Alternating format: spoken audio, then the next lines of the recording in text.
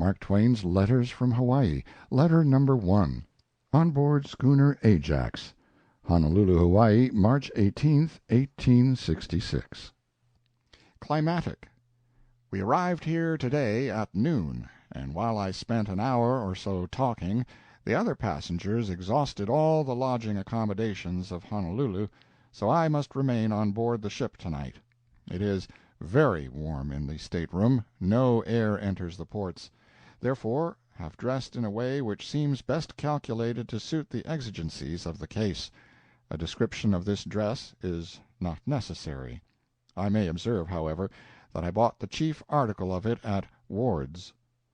There are a good many mosquitoes around tonight, and they are rather troublesome. But it is a source of unalloyed satisfaction to me to know that the 2 millions I sat down on a minute ago will never sing again. Sea-going outfit. I will bunch the first 4 or 5 days of my log of this voyage and make up a few paragraphs therefrom. We backed out from San Francisco at 4 p.m., all full.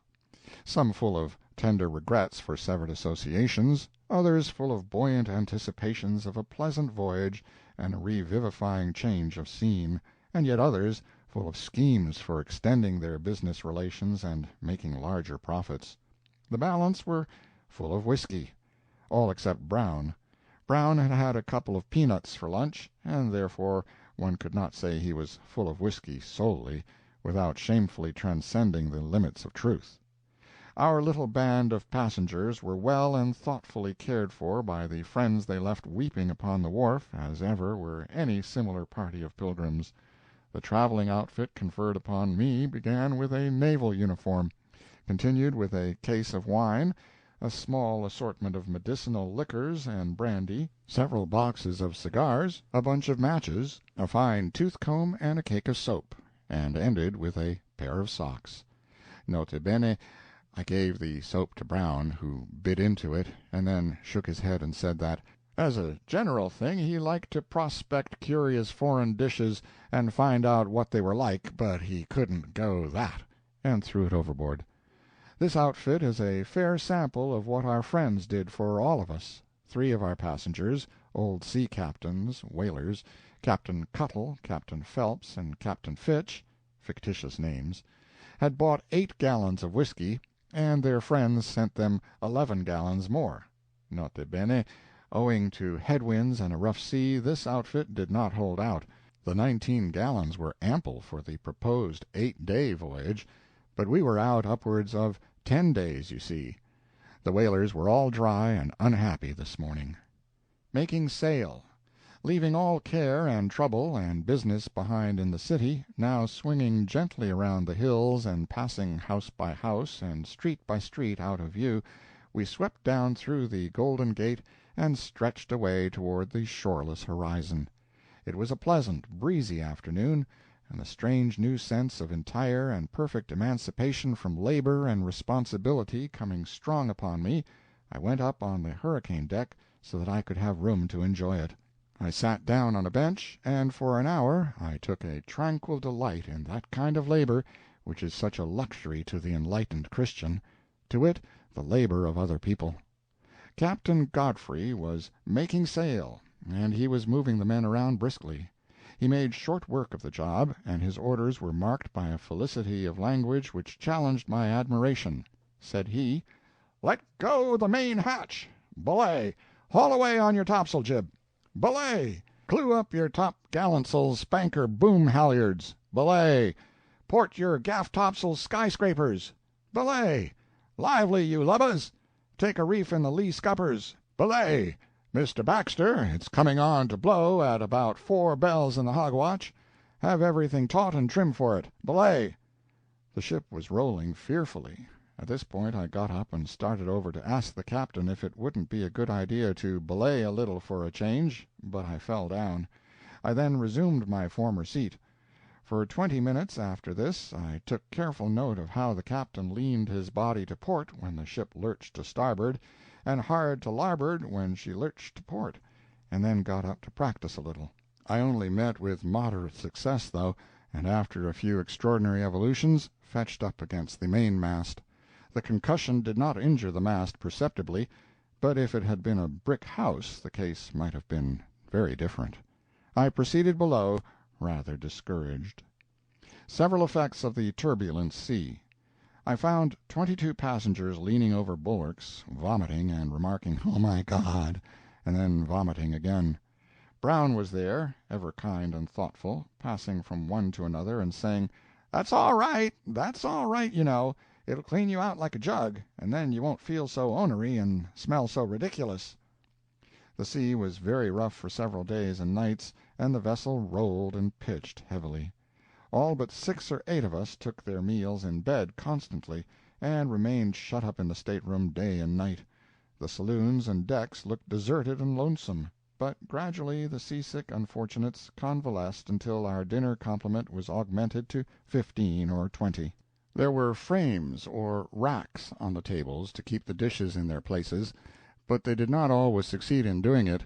An occasional heavy lurch would hoist out a dozen and start them prospecting for the deck.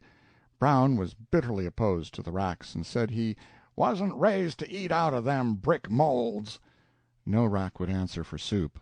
The soup plate had to be held in the hand and nicely tilted from side to side to accommodate the fluid to the pitching of the ship.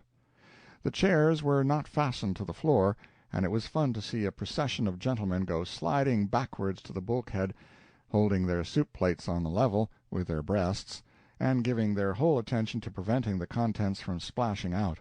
They would come back with the flow tide and sail away again on the ebb. It would not do to set a glass of water down. The attentive waiters kept bringing water to Brown, who was always talking, and would not see the glass set down in time to make his remark heard: "Frank, don't bring me any water. Have to drink it at a gulp to keep it from spilling, and I've had more'n enough already." And yet about once every 2 minutes some passenger opposite would put up his hands and shrink behind them and exclaim, "Your water, Mr. Brown, your water! Look out for your water!" And lo, the suffering Brown would find his glass once more replenished and canting dangerously to leeward. It would be instantly seized and emptied. At the end of a quarter of an hour Brown had accomplished nothing in the way of dinner, on account of these incessant watery interruptions. The boy Frank brought another glass of water, and said, "Will you have some beefsteak, Mr. Brown?" "Take that water and go to blazes with it. Beefsteak? No. I've drank 11 gallons of water in 15 minutes, and there ain't room enough in me for a sirloin steak off'n a sand-fly." Journal. Heaving my log, I find the following entries on my tablets. Wednesday, 7th. Left San Francisco at 4 p.m. Rough night. Thursday. Weather still rough. Passengers nearly all sick. Only half a dozen at breakfast out of 30. Friday. Strong gale all night. Heavy sea on this evening. Black overhead. Saturday. Weather same, or more so. You can rake that 4 days' dose of your infamous Pacific, Mr. Balboa, and digest it, and you may consider it well for your reputation in California that we had pretty fair weather the balance of the voyage. If we hadn't, I would have given you a blast in this letter that would have made your old dry bones rattle in your coffin, you shameless old foreign humbug. Mark Twain. End of letter 1.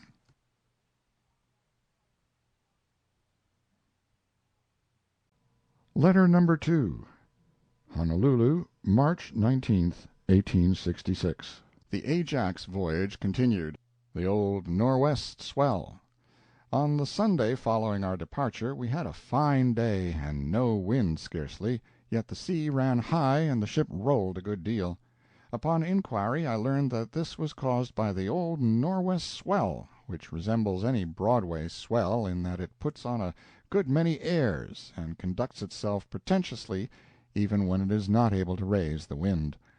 The old nor'west swell, produced by the prevailing wind from that quarter, is always present in these seas, ever drifting on its eternal journey across the waters of the Pacific, year after year, and century after century as well, no doubt, and piling its billows aloft careless whether it be storm or calm. The wind and the swell both die out just above the equator. Another wind and another swell come up around Cape Horn from the opposite direction, and these die out just below the equator, so that a windless, waveless belt is left at the center of the earth, which marks the equator as distinctly as does the little black line on the map. Ships drift idly on that glassy sea, under the flaming sun of the tropics, for weeks together, without a breath of wind to flutter the drooping sails or fan the sweltering and blasphemous sailors. A blast for Balboa, the discoverer. We hear all our lives about the gentle, stormless Pacific, and about the smooth and delightful route to the Sandwich Islands, and about the steady, blowing trades that never vary, never change, never chop around, and all the days of our boyhood we read how that infatuated old ass Balboa looked out from the top of a high rock upon a broad sea as calm and peaceful as a sylvan lake, and went into ecstasy of delight, like any other greaser over any other trifle, and shouted in his foreign tongue and waved his country's banner, and named his great discovery Pacific, thus uttering a lie which will go on deceiving generation after generation of students while the old ocean lasts. If I had been there, with my experience, I would have said to this man Balboa, "Now, if you think you have made a sufficient display of yourself, cavorting around on this conspicuous rock, you had better fold up your old rag and get back into the woods again, because you have jumped to a conclusion and christened this sleeping boy baby by a girl's name, without stopping to inquire into the sex of it." For all I can discover, if this foreign person had named this ocean the 4 months Pacific, he would have come nearer the mark. My information is to the effect that the summer months give fine weather, smooth seas, and steady winds, with a month and a few days good weather at the fag end of spring and the beginning of autumn; and that for the other 7 or 8 months of the year one can calculate pretty regularly on head winds and stern winds, and winds on the quarter, and winds several points abaft the beam, and winds that blow straight up from the bottom, and still other winds that come so straight down from above that the fore-stunsail spanker jib-boom makes a hole through them as clean as a telescope, and the sea rolls and leaps and chops and surges thwartships, and up and down and fore and aft by turns, when the gales are blowing; and when they die out, the old nor'west swell comes in and takes a hand, and stands a watch, and keeps up the marine earthquake until the winds are rested and ready to make trouble again. In a word, the Pacific is rough for 7 or 8 months in the year. Not stormy, understand me, not what one could justly call stormy, but contrary, baffling, and very rough. Therefore, if that Balboa constrictor had constructed a name for it that had wild or untamed to it, there would have been a majority of 2 months in the year in favor and in support of it. A word to the commercially wise. If the Pacific were always Pacific, and its trades blew steadily the year around, there would never be any necessity for steamers between Honolulu and San Francisco. But as it is, a trade is building up between the two ports, a considerable share of which is going to consist of fast freight and passengers, and only steamers can extend and develop this and conduct it successfully. You see, we plowed through the tangled seas and against the headwinds this trip in a fraction over 10 days, arriving a day after one of the fast clippers which left San Francisco a matter of 3 weeks before. The passage back at this rate is about 5 to 7 days longer for the clipper, but not more than a day and a half or 2 days longer for the Ajax. You can rest assured that in the tremendous trade that is to spring up between California and the islands during the next few years, the fast freight and passengers must be carried by steamers for 7 or 8 months in the year. I will remark here that my information about the character of this ocean route is obtained from old ship captains, one of whom has commanded in the packet trade for many years, and who has sailed these seas, whaling and otherwise, for 46 years. But the main argument in favor of a line of fast steamers is this: they would soon populate these islands with Americans, and loosen that French and English grip which is gradually closing around them, and which will result in a contest before many years as to which of the two shall seize and hold them.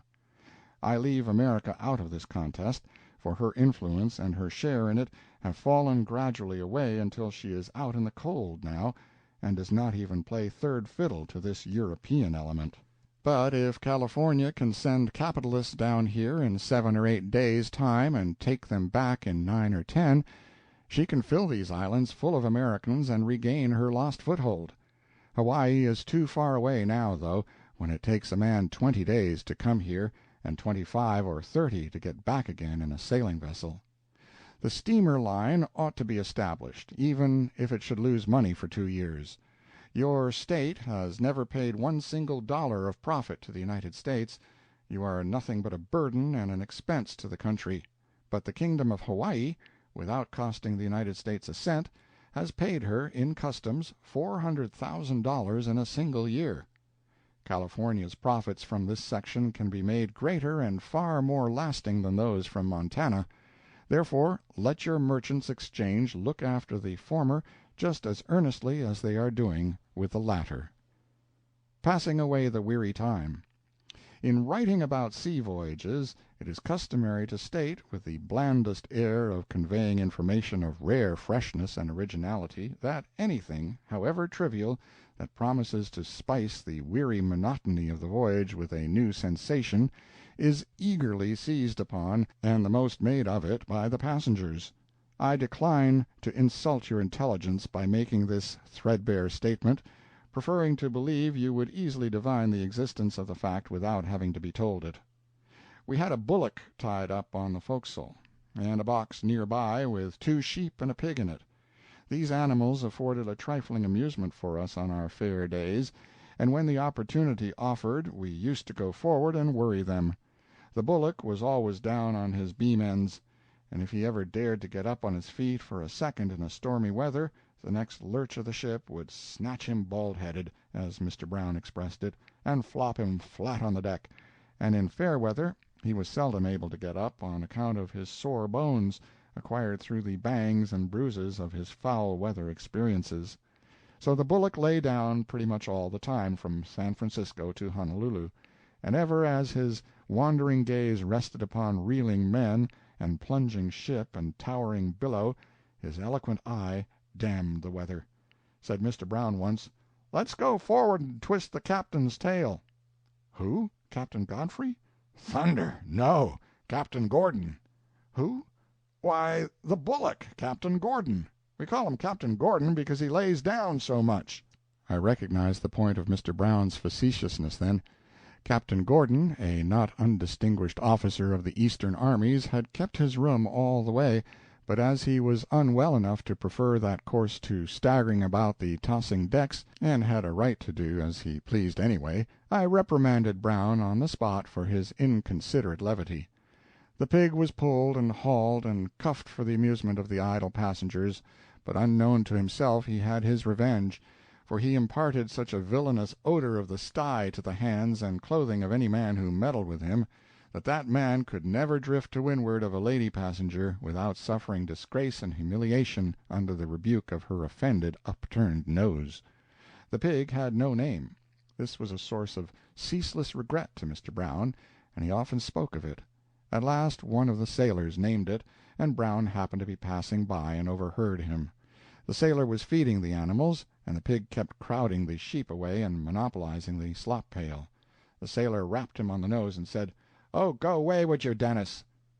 To have heard the passengers go into explosions of laughter when Brown rushed in a state of wild excitement and related this circumstance, one might have supposed that this ship had been sailing round and round the world for dreary ages, and that this was the first funny circumstance that had ever blessed with a gleam of cheerfulness the dismal voyage. But, as other writers have said before, even so diluted a thing as this can send a thrill of delight through minds and bodies growing torpid under the dull sameness of a long sea voyage. From that day forward it was Dennis here and Dennis there and Dennis everywhere. Dennis was in everybody's mouth. Dennis was mentioned twice where the everlasting wonder, "How many miles we made yesterday," was expressed once. A stranger's curiosity would have been excited to the last degree to know who this rival to General Grant in notoriety was, that had so suddenly sprung up, this so thoroughly canvassed, discussed, and popular Dennis. But on the 16th of March Dennis was secretly executed by order of the steward, and Brown said that when the fact became generally known there was not a dry eye in the ship. He fully believed what he said, too. He has a generous heart and a fervent imagination, and a capacity for creating impossible facts and then implicitly believing them himself, which is perfectly marvelous. Dennis was served up on the 17th for our St. Patrick's dinner, and gave me a stomach-ache that lasted 24 hours. In life he was lovely, and behold, he was powerful in death. Peace to his ashes. The most steady-going amusement the gentlemen had on the trip was euchre, and the most steady-going the ladies had was being seasick. For days and nights together we used to sit in the smoking-room and play euchre, on the same table so sacredly devoted to 7-Up by the livelier set of passengers who traveled last voyage in the Ajax. It took me some little time to learn to play euchre with those old sea captains, because they brought in so many terms that are neither in Hoyle nor the dictionary. Hear how they talked. Captain Fitch: "Who hove that ace on there?" Captain Phelps: "Why, I did." Captain Cuttle: "No, you didn't either. I hove it myself." Captain Phelps: "You didn't, by the eternal. You hove the king." Captain Fitch: "Well, now, that's just the way, always jawing about who hove this and who hove that, always sailing on a taut bowline. Why can't you go slow? You keep heaving on 'em down so fast that a man can't tell nothing about it." Captain Phelps: "Well, I don't care. Let it go. I can stand it. I call late. Here goes for euchre." Here the captain played an odd suit ace. "Swing your bower if you've got it, but I'll take them 3 last tricks or break a rope yarn." I, as partner to Captain Phelps, got bewildered and made a bad play. Captain Phelps: "Now what did you trump my ace for? That ain't any way to do. You're always a sailing too close to the wind." In a moment or two I make another bad play. Captain Phelps: "Great Scotland! What in the nation you dumping that blubber at such a time as this for? Rip! I knowed it. Took with a 9-spot. Royals, stunsails, everything gone to smash, and nobody euchred." It is necessary to explain that those ancient, incomprehensible whalers always called worthless odd-suit cards blubber. At home. We passengers are all at home now, taking meals at the American Hotel, and sleeping in neat white cottages, buried in noble shade-trees and enchanting tropical flowers and shrubbery. Mark Twain. End of letter number 2. Letter number 3. Honolulu, March 1866. Still at sea. I have been here a day or two now, but I do not know enough concerning the country yet to commence writing about it with confidence, so I will drift back to sea again. The Ajax, her officers. The Ajax is a 2,000-ton propeller, and one of the strongest bulk vessels afloat. All her timber work is very heavy and fastened and bolted together as if to hold for a century. She was intended for a warship, and this accounts for her extraordinary strength. She has excellent cabin accommodations for 60 passengers, without crowding, and bunks for 40 more. She has room for over 1,200 tons of freight after her coal and stores for the round trip are all in. And when a coal depot is established for her hereafter at Honolulu, so that she need carry only fuel enough for half the voyage, she can take 200 or 300 tons more. Her principal officers all served in the war. Captain Godfrey and the chief mate, Baxter, were both in our Navy, and Sanford, the chief engineer, has seen a great deal of service. He held his commission as chief engineer in the Navy for 16 years, and was in 7 battles in the Mexican War and 6 during the Rebellion, a very good record. Height, the purser, served under General Sherman in the Paymaster's Department with the rank of captain. The steamer's engines. The Ajax has a Harp engine laid horizontally, so as to be entirely below the waterline, a judicious arrangement in view of the ship's intended duty originally. in a service where cannon balls and shells would pelt her, instead of the rain showers of the Pacific. The horizontal engine takes up much less room than when placed in an upright position. It packs as closely as sardines in a box, and gives the ship a good deal of extra space for freight and passengers. Every portion of the Ajax engine and fire rooms is kept in perfect neatness and good order by the chief's crew of 18 men. In this place I would drop a hint of caution to all romantic young people who yearn to become bold sailor boys and ship as firemen on a steamer. Such a berth has its little drawbacks, inconveniences, which not all the romance in the world can reconcile one to.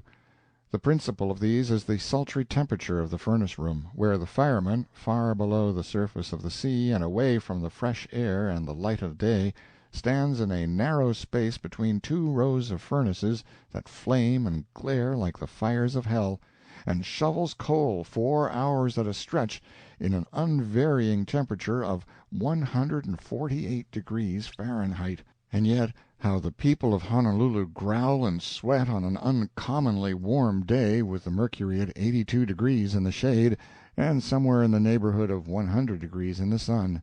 Steamer firemen do not live, on average, over 5 years. The importance of the Hawaiian trade. It is a matter of the utmost importance to the United States that her trade with these islands should be carefully fostered and augmented, because it pays. There can be no better reason than that. In actual revenue, California is a burden to the country. She always falls behind. She always leaves a deficit at the end of the year to be made up by the nation. She never yields revenue enough to support the government establishments within her borders. In contrast with this, the Sandwich Islands, which cost the United States but little, have paid her, in customs, as high as $400,000 in gold coin in a single year. Duties paid upon sugar, etc., received in American ports and subtracted from the profits of the producer here. I will give the figures. They were compiled by the late N. Lombard Ingalls, Secretary of the San Francisco Board of Brokers, regarded as one of the best accountants and financial statisticians that ever visited these islands. The following estimate is for 1864. Coffee, 14,854 pounds, duty 5 cents per pound, $742.70. Molasses, 259,469 gallons, duty 8 cents per gallon, $23,757.52. Pulu, 664,600 pounds, at 7 cents per pound, $46,522, at 20%, $9,304.40. Salt, 308,000 pounds, at 18 cents per 100 pounds, $554.40. Sugar, 885,957 pounds, at 3 cents average duty, $265,558.71. Rice, 337,978 pounds, at 2½ cents per pound, $9,449.45. Unenumerated, at least $2,000. Being for San Francisco alone fully, $311,367.18. Mr. Ingalls then adds sugar and molasses sent to Portland, Oregon, the same year, on which $40,000 duties were paid, making over $350,000 paid in revenues to the United States for Sandwich Island products on the Pacific coast alone. Mr. Ingalls then says, "The Eastern vessels' cargoes consist mostly of oil transshipped from American whalers, and therefore duty-free. The balance of their cargoes are hides, wool, and sundries. I think it would be safe to estimate that the whole of them did not pay over $50,000 to the custom house." You will acknowledge that a trade which pays so well, albeit with no risk and small expense to the United States, ought to be encouraged, extended, and irrevocably secured. There are 2 ways of doing this. Let Congress moderate the high duties somewhat. Secondly, let the islands be populated with Americans. To accomplish the latter, a steamer is indispensable. The sailing vessels can carry freight easily enough, but they are too slow and uncertain to build up the passenger trade from which immigration and permanent settlement here must naturally result. In California people are always pressed for time. It is only a few scattering idlers and pleasure-seekers who can look serenely upon such an appalling sacrifice of precious hours as a tedious voyage of 3 weeks hither in a baffled and buffeted sailing vessel, and a return trip occupying 4 or 5 weeks. But business men and capitalists would run down here by the steamer when they knew the sea voyage could be ciphered down to days and hours before starting, and a short number of days at that. And with the influx of capital would come population, and then I could not ride over mile after mile of fertile soil, as I did yesterday, without seeing half a dozen human habitations. How our trade must be extended, if it is done at all. An important question to be considered is how a steamer is to be made to pay during the year or two that she is populating the islands, doubling their productions, and establishing a profitable trade for herself, for more than one-half of the export trade is now in the hands of the sailing vessels, secured to them by joint ownership in ships and plantations, by long contracts for transportation, and by advance money to planters, and will remain so for some time.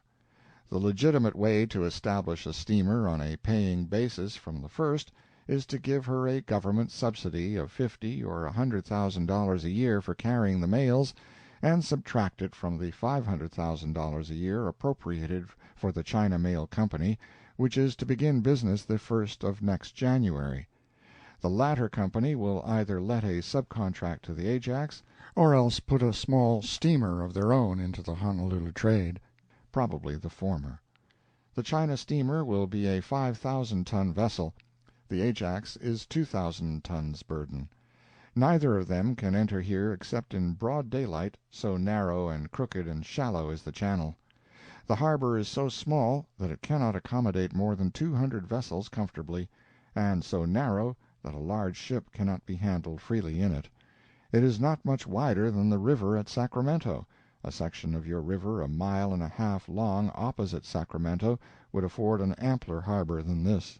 For half a mile a ship coming in winds about through a channel as crooked as a dog's hind leg, and marked by long lines of upright posts on either side, and in this channel there is not good room enough for 2 ships to pass abreast.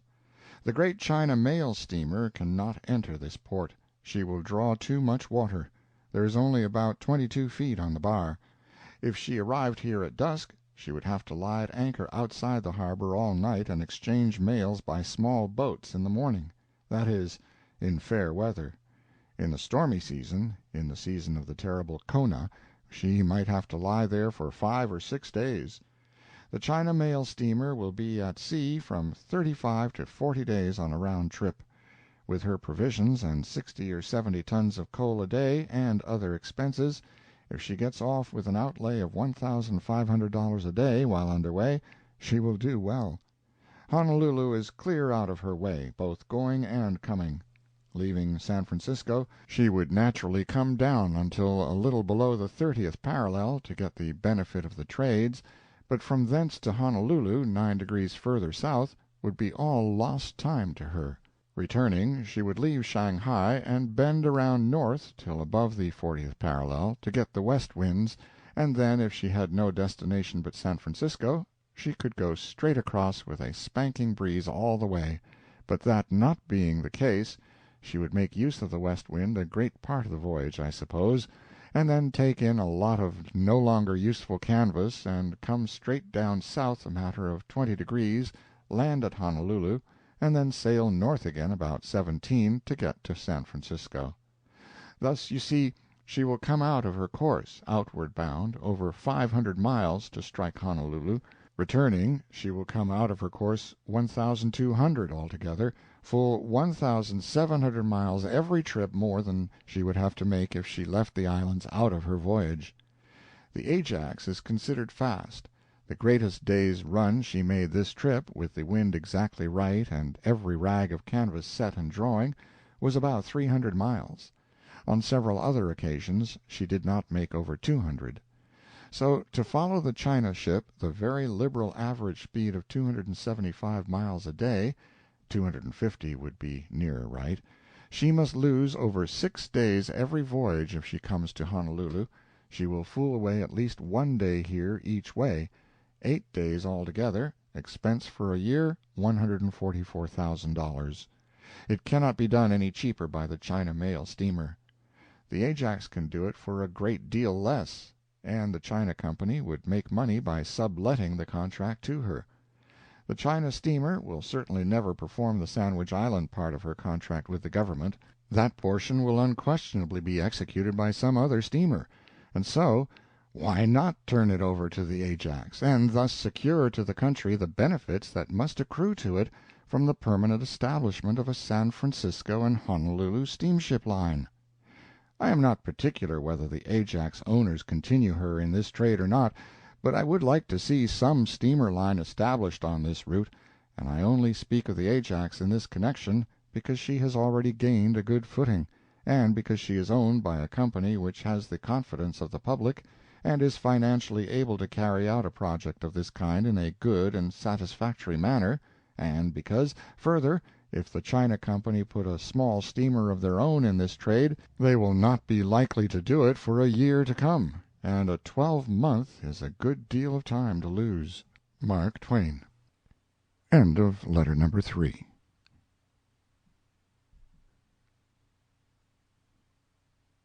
Letter number 4. Honolulu, March, 1866. Our arrival elaborated a little more. We came in sight of two of this group of islands, Oahu and Molokai, pronounced Oahu and Molokai, on the morning of the 18th, and soon exchanged the dark blue waters of the deep sea for the brilliant light blue of sounding. The fat, ugly birds, said to be a species of albatross, which had skimmed after us on tireless wings clear across the ocean, left us, and an occasional flying fish went skimming over the water in their stead. Oahu loomed high, rugged, useless, barren, black and dreary out of the sea, and in the distance Molokai lay like a homely sway-backed whale on the water. The Hawaiian flag. As we rounded the promontory of Diamond Head, bringing into view a grove of cocoanut trees, first ocular proof that we were in the tropics, we ran up the Stars and Stripes at the main spencer gaff, and the Hawaiian flag at the fore. The latter is suggestive of the prominent political elements of the islands. It is part French, part English, part American, and is Hawaiian in general. The Union is the English cross. The remainder of the flag, horizontal stripes, looks American, but has a blue French stripe in addition to our red and white ones. The flag was gotten up by foreign legations in council with the Hawaiian government. The 8 stripes refer to the 8 islands which are inhabited, the other 4 are barren rocks incapable of supporting a population. Reflections. As we came in sight we fired a gun, and a good part of Honolulu turned out to welcome the steamer. It was Sunday morning, and about church time, and we steamed through the narrow channel to the music of 6 different church bells, which sent their mellow tones far and wide over hills and valleys, which were peopled by naked, savage, thundering barbarians only 50 years ago. 6 Christian churches within 5 miles of the ruins of a pagan temple, where human sacrifices were daily offered up to hideous idols in the last century. We were within pistol shot of one of a group of islands whose ferocious inhabitants closed in upon the doomed and helpless Captain Cook and murdered him 87 years ago, and lo, their descendants were at church. Behold what the missionaries have wrought. The crowd on the pier. By the time we had worked our slow way up to the wharf, under the guidance of McIntyre, the pilot, a mixed crowd of 400 or 500 people had assembled. Chinamen in the costume of their country, foreigners and the better class of natives, and half-whites, in carriages and dressed in Sacramento summer fashion. Other native men on foot, some in the cast-off clothing of white folks, and a few wearing a battered hat, an old ragged vest, and nothing else, at least nothing but an unnecessarily slender rag passed between the legs. Native women clad in a single garment, a bright-colored robe or wrapper as voluminous as a balloon, with full sleeves. This robe is gathered from shoulder to shoulder, before and behind, and then descends in ample folds to the feet, seldom a chemise or any other undergarment. Fits like a circus tent fits the tent pole, and no hoops. These robes were bright yellow or bright crimson, or pure black occasionally, or gleaming white, but solid colors and stunning ones were the rule. They wore little hats such as the sex wear in your cities, and some of the younger women had very pretty faces and splendid black eyes and heavy masses of long black hair, occasionally put up in a net. Some of these dark, gingerbread-colored beauties were on foot, generally on barefoot, I may add, and others were on horseback, astraddle. They never ride any other way, and they ought to know which way is best, for there are no more accomplished horsewomen in the world, it is said. The balance of the crowd consisted chiefly of little half-naked native boys and girls. All were chattering in the chatty, chopped-up Kanaka language, but what they were chattering about will always remain a mystery to me. The King. Captain Fitch said, "There's the King. That's him in the buggy. I know him far as I can see him." I had never seen a king in my life, and I naturally took out my notebook and put him down: tall, slender, dark, full-bearded, green frock coat with lapels and collar bordered with gold band an inch wide, plug hat, broad gold band around it. Royal costume looks too much like a livery. This man isn't as fleshy as I thought he was. I had just got these notes entered when Captain Fitch discovered that he had got hold of the wrong king, or, rather, that he had got hold of the king's driver, or a carriage-driver of one of the nobility. The king was not present at all. It was a great disappointment to me. I heard afterward that the comfortable, easy-going King Kamehameha, pronounced Ka-me-ah-me-ah, the fifth, had been seen sitting on a barrel on the wharf the day before, fishing. But there was no consolation in that. That did not restore to me my lost king. Honolulu. The town of Honolulu, said to contain between 12,000 and 15,000 inhabitants, is spread over a dead level, has streets from 20 to 30 feet wide, solid and level as a floor, most of them straight as a line, and a few as crooked as a corkscrew. Houses 1 and 2 stories high, built of wood, straw, dobies, and dull cream-colored pebble and shell-conglomerated coral, cut into oblong square blocks and laid in cement, but no brick houses.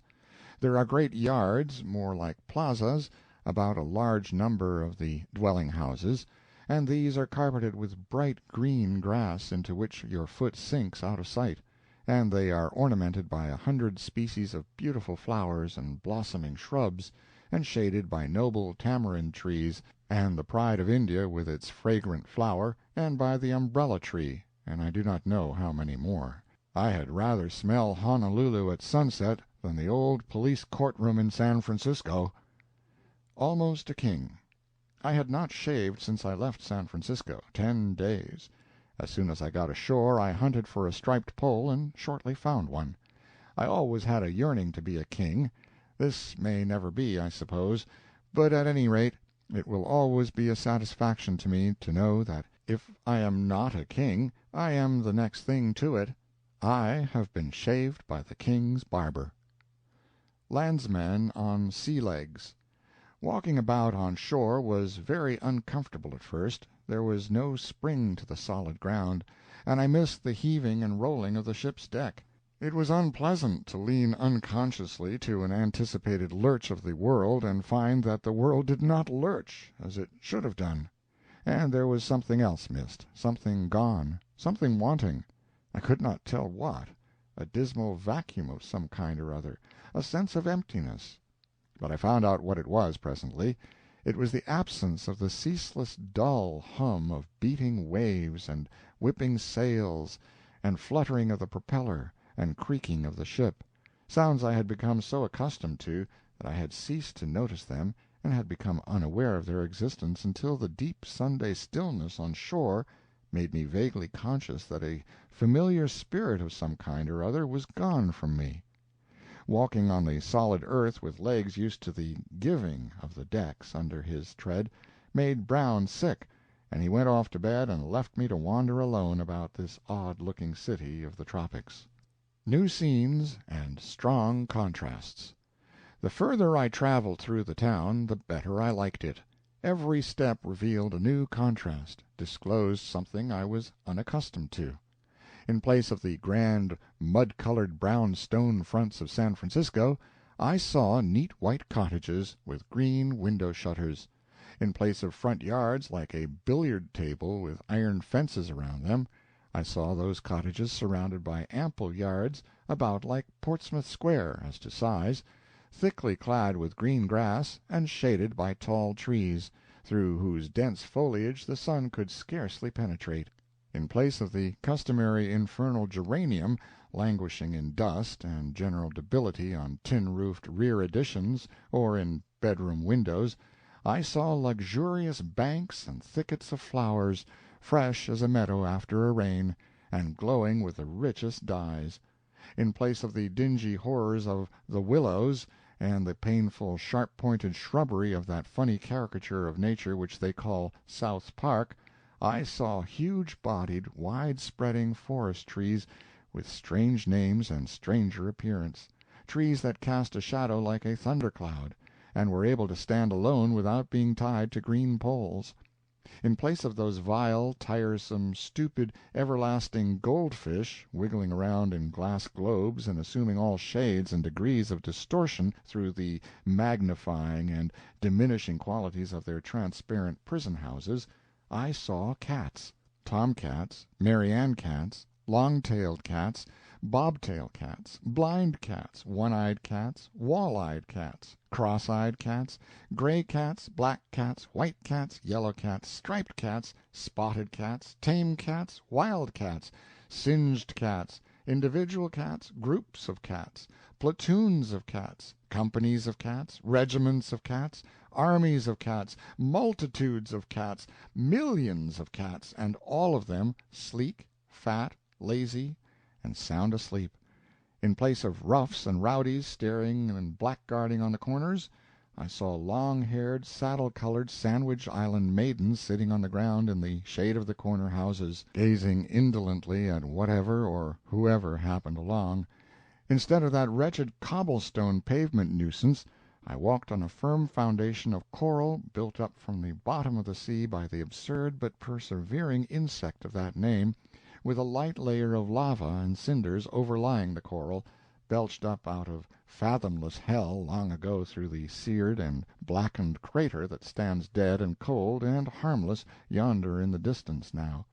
Instead of cramped and crowded street-cars, I met dusky native women sweeping by, free as the wind, on fleet horses and astraddle, with gaudy riding sashes streaming like banners behind them. Instead of the combined stenches of Sacramento Street, Chinadom, and Brannan Street slaughterhouses, I breathed the balmy fragrance of jasmine, oleander, and the pride of India. Instead of the hurry and bustle and noisy confusion of San Francisco, I moved in the midst of a Summa calm as tranquil as dawn in the Garden of Eden.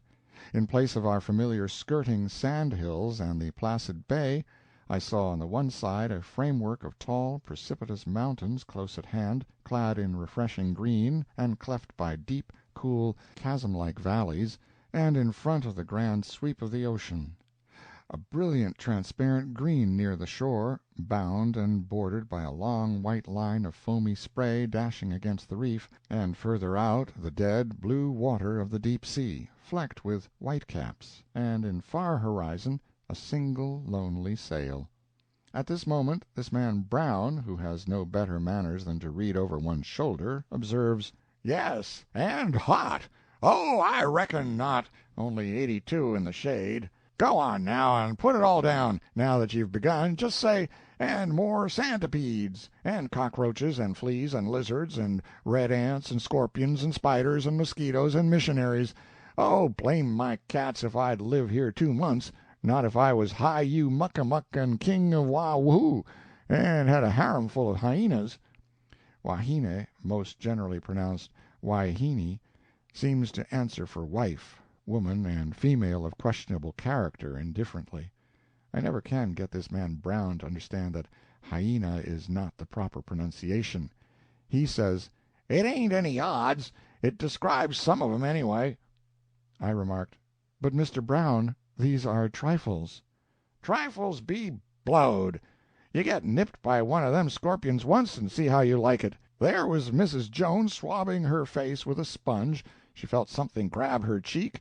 She dropped the sponge, and out popped a scorpion an inch and a half long. Well, she got up and danced the Highland Fling for 2 hours and a half, and yell? Why, you could 'a' heard her from Lubbow to Hula Hula, with the wind fair. And for 3 days she soaked her cheek in brandy and salt, and it swelled up as big as your two fists. And you want to know what made me light out of bed so sudden last night? Only a centipede. Nothing, only a centipede, with 42 legs on a side, and every foot hot enough to burn a hole through a rawhide. Don't you know one of them things grabbed Miss Boone's foot when she was riding one day? He was hid in the stirrup, and just clamped himself round her foot and sunk his fangs plumb through her shoe, and she just throwed her whole soul into one war-whoop and then hinted. And she didn't get out of bed nor set that foot on the floor again for 3 weeks. And how did Captain Godfrey always get off so easy? Why, because he always carried a bottle full of scorpions and centipedes soaked in alcohol, and whenever he got bit he bathed the place with that devilish mixture, or took a drink out of it, I don't recollect which. And how did he have to do once, when he hadn't his bottle along?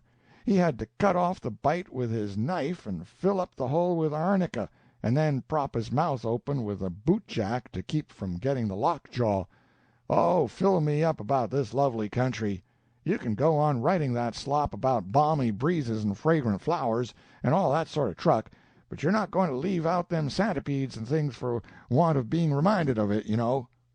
I said mildly, "But, Mr. Brown, these are the mere—" "Mere your grandmother!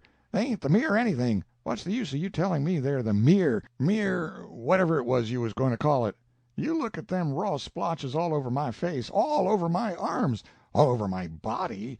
Mosquito bites. Don't tell me about mere things. You can't get around them mosquito bites. I took and brushed out my bar (mosquito net) good night before last, and tucked it in all around, and before morning I was eternally chawed up anyhow. And the night before I fastened her up all right, and got in bed and smoked that old strong pipe until I got strangled and smothered and couldn't get out, and then they swarmed in there and jammed their bills through my shirt and sucked me as dry as a life-preserver before I got my breath again. And how did that deadfall work? I was 2 days making it, and sweated 2 buckets full of brine, and blame the mosquito ever went under it, and sloshing around in my sleep I ketched my foot in it and got it flattened out so that it wouldn't go into a green turtle shell 44 inches across the back. Jim Ayers grinding out 7 double verses of poetry about wow-hoo, and crying about leaving the blasted place in the last 2 verses. And you slobbering here about—well, there you are. Now, what do you say? That yellow spider could straddle over a saucer just like nothing, and if I hadn't been here to set that spittoon on him, he would have been between your sheets in a minute. He was traveling straight for your bed. He had his eye on it. Just pull that web that he's been stringing after him, pretty near as hard to break as sewing silk, and look at his feet sticking out all around the spittoon. Oh, confound wow-hoo!" I am glad Brown has got disgusted at that murdered spider and gone. I don't like to be interrupted when I am writing, especially by Brown, who is one of those men who always looks at the unpleasant side of everything, and I seldom do. Mark Twain. End of letter number 4.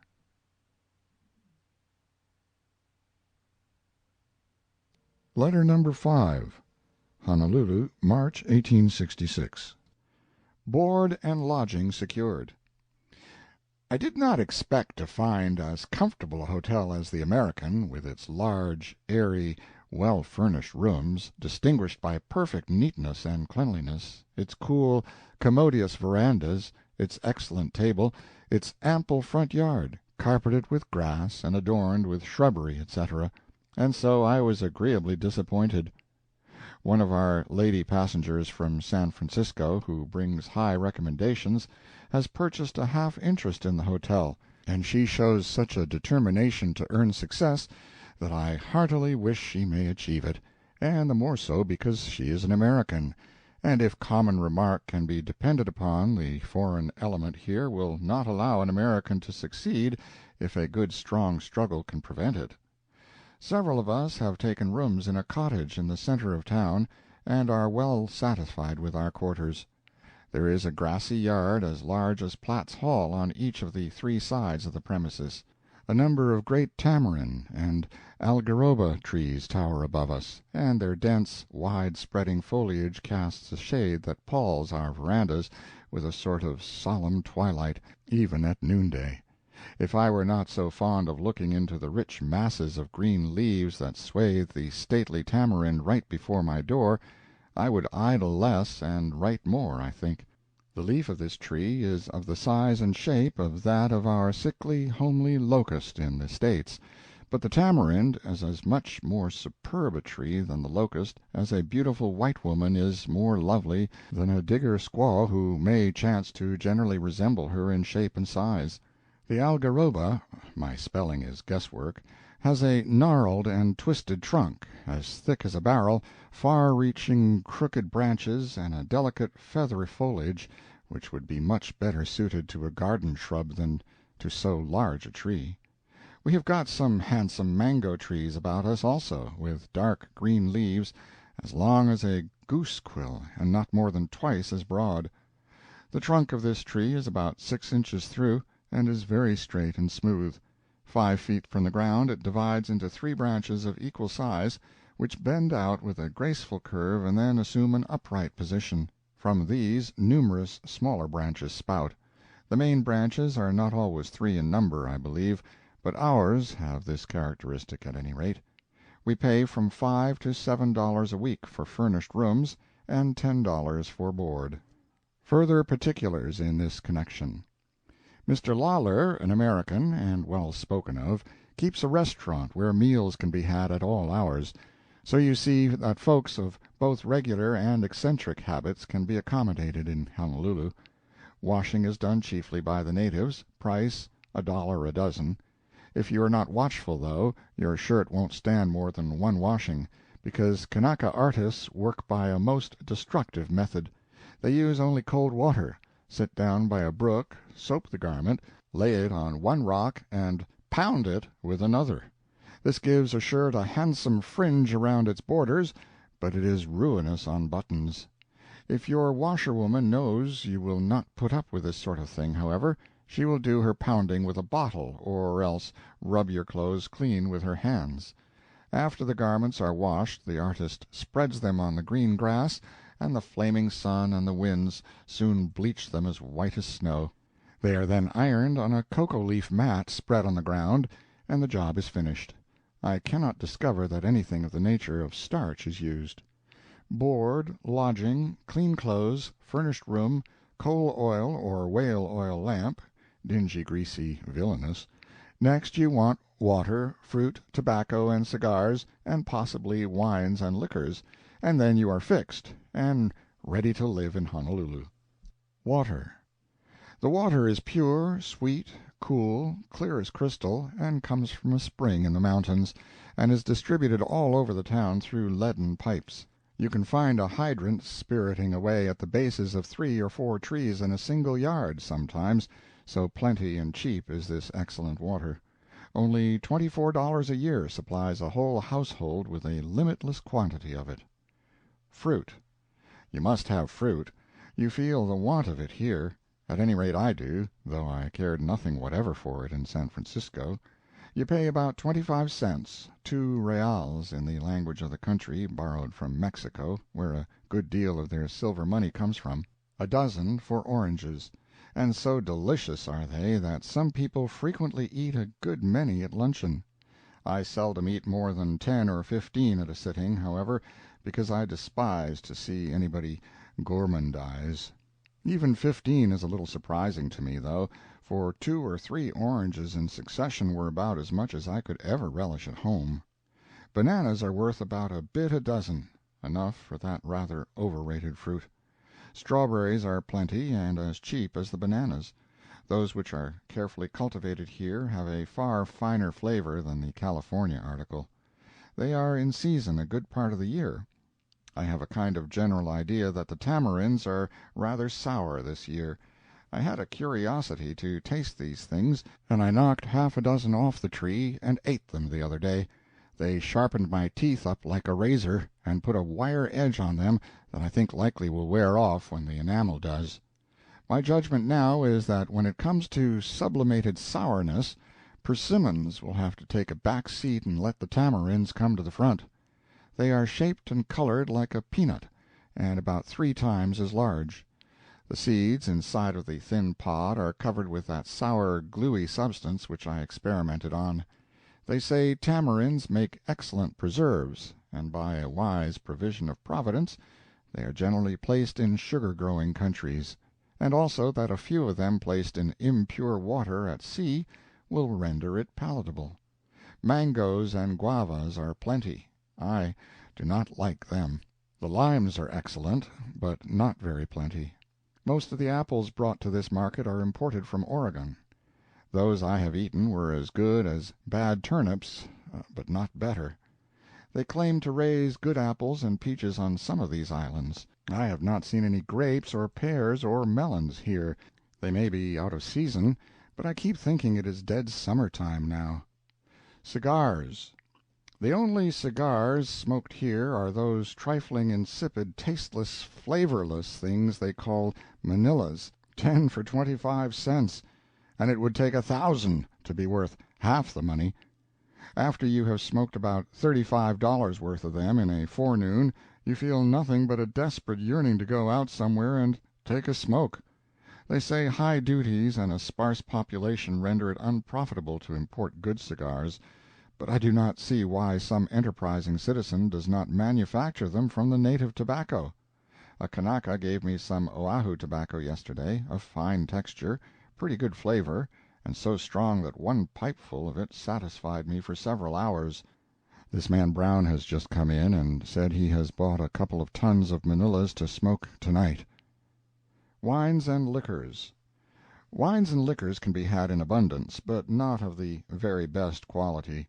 The duty on brandy and whiskey amounts to about $3 a gallon, and on wines from 30 to 60 cents a bottle, according to market value. And just here I would caution Californians who design visiting these islands against bringing wines or liquors with their baggage, lest they provoke the confiscation of the latter. They will be told that to uncork the bottles and take a little of the contents out will compass the disabilities of the law, but they may find it dangerous to act upon such a suggestion, which is nothing but an unworthy evasion of the law at best. It is incumbent upon the custom officers to open trunks and search for contraband articles, and although I think the spirit of the law means to permit foreigners to bring a little wine or liquor ashore for private use, I know the letter of it allows nothing of the kind.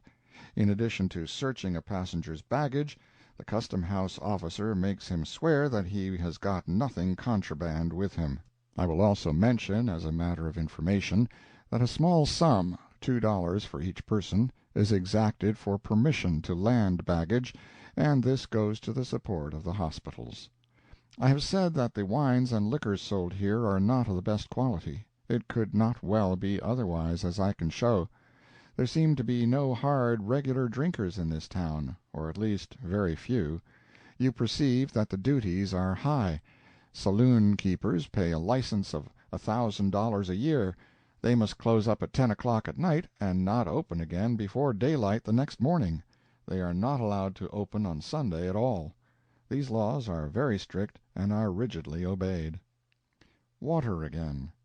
I must come back to water again, though I thought I had exhausted the subject, as no ice is kept here, and as the notion that snow is brought to Honolulu from the prodigious mountains on the island of Hawaii is a happy fiction of some imaginative writer, the water used for drinking is usually kept cool by putting it into monkeys and placing those animals in open windows, where the breezes of heaven may blow upon them.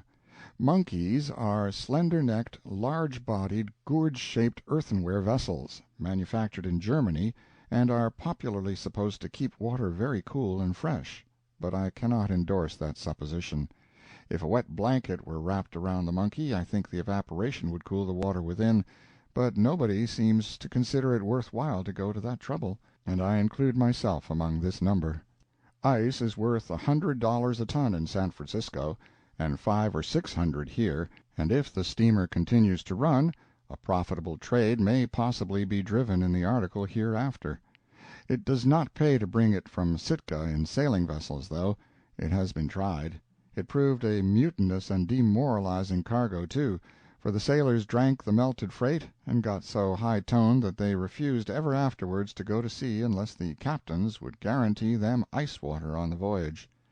Brown got the latter fact from Captain Phelps, and says he "coppered it in consideration of the source." To copper a thing, he informs me, is to bet against it. Etiquette. If you get into conversation with a stranger in Honolulu, and experience that natural desire to know what sort of ground you are treading on by finding out what manner of man your stranger is, strike out boldly and address him as Captain. Watch him narrowly, and if you see by his countenance that you are on the wrong tack, ask him where he preaches. It is a safe bet that he is either a missionary or captain of a whaler. I am now personally acquainted with 72 captains and 96 missionaries. The captains and ministers form one half of the population. The third fourth is composed of common Kanakas and mercantile foreigners and their families, and the final fourth is made up of high officers of the Hawaiian government, and there are just about cats enough for 3 apiece all around. A solemn stranger met me in the suburbs yesterday, and said, "Good morning, your reverence. Preach in the stone church yonder, no doubt?" "No, I don't. I'm not a preacher." "Really? I beg your pardon, Captain. I trust you had a good season. How much oil—" "Oil? Why, what do you take me for? I'm not a whaler." "Oh, I beg 1,000 pardons, your Excellency. Major General in the household troops, no doubt. Minister of the Interior, likely. Secretary of War? First Gentleman of the Bedchamber. Commissioner of the Royal—" "Stuff, man, I'm no official. I'm not connected in any way with the government." "Bless my life, then who the mischief are you? What the mischief are you? And how the mischief did you get here, and where in thunder did you come from?" "I'm only a private personage, an unassuming stranger, lately arrived from America." "No! Not a missionary, not a whaler, not a member of His Majesty's government, not even Secretary of the Navy. Ah, heaven! It is too blissful to be true. Alas, I do but dream. And yet that noble, honest countenance, those oblique, ingenuous eyes, that massive head, incapable of anything. Your hand, give me your hand, bright waif. Excuse these tears. For 16 weary years I have yearned for a moment like this, and—" Here his feelings were too much for him, and he swooned away. I pitied this poor creature from the bottom of my heart. I was deeply moved. I shed a few tears on him, and kissed him for his mother. I then took what small change he had, and shoved. Mark Twain. End of letter number 5.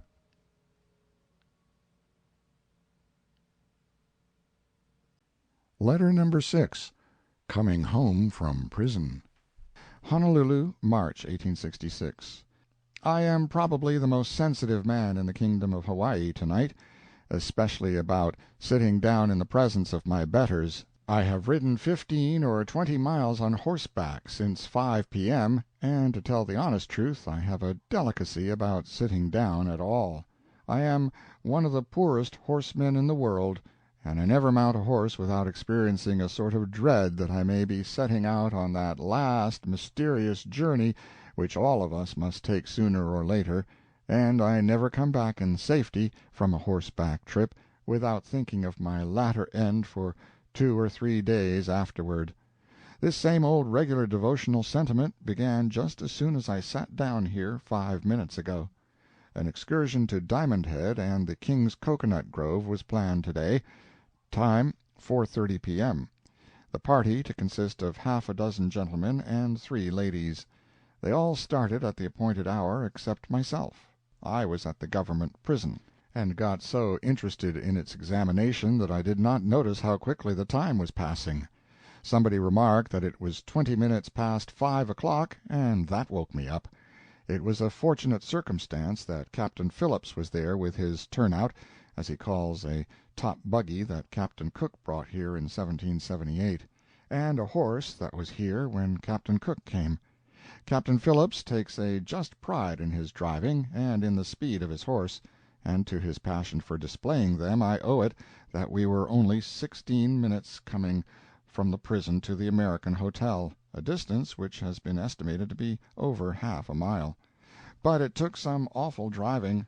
The captain's whip came down fast, and the blows started so much dust out of the horse's hide that during the last half of the journey we rode through an impenetrable fog, and ran by a pocket compass in the hands of Captain Fish, a whaler captain of 26 years' experience, who sat there through that perilous voyage as self-possessed as if he had been on the euchre deck of his own ship, and calmly said, "Port your helm, port," from time to time, and "Hold her a little free steady, so," and "Luff, hard down to starboard," and never once lost his presence of mind or betrayed the least anxiety by voice or manner.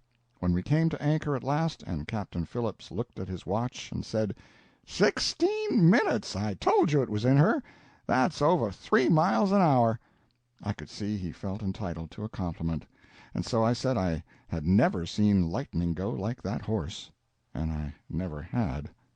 The steed Oahu.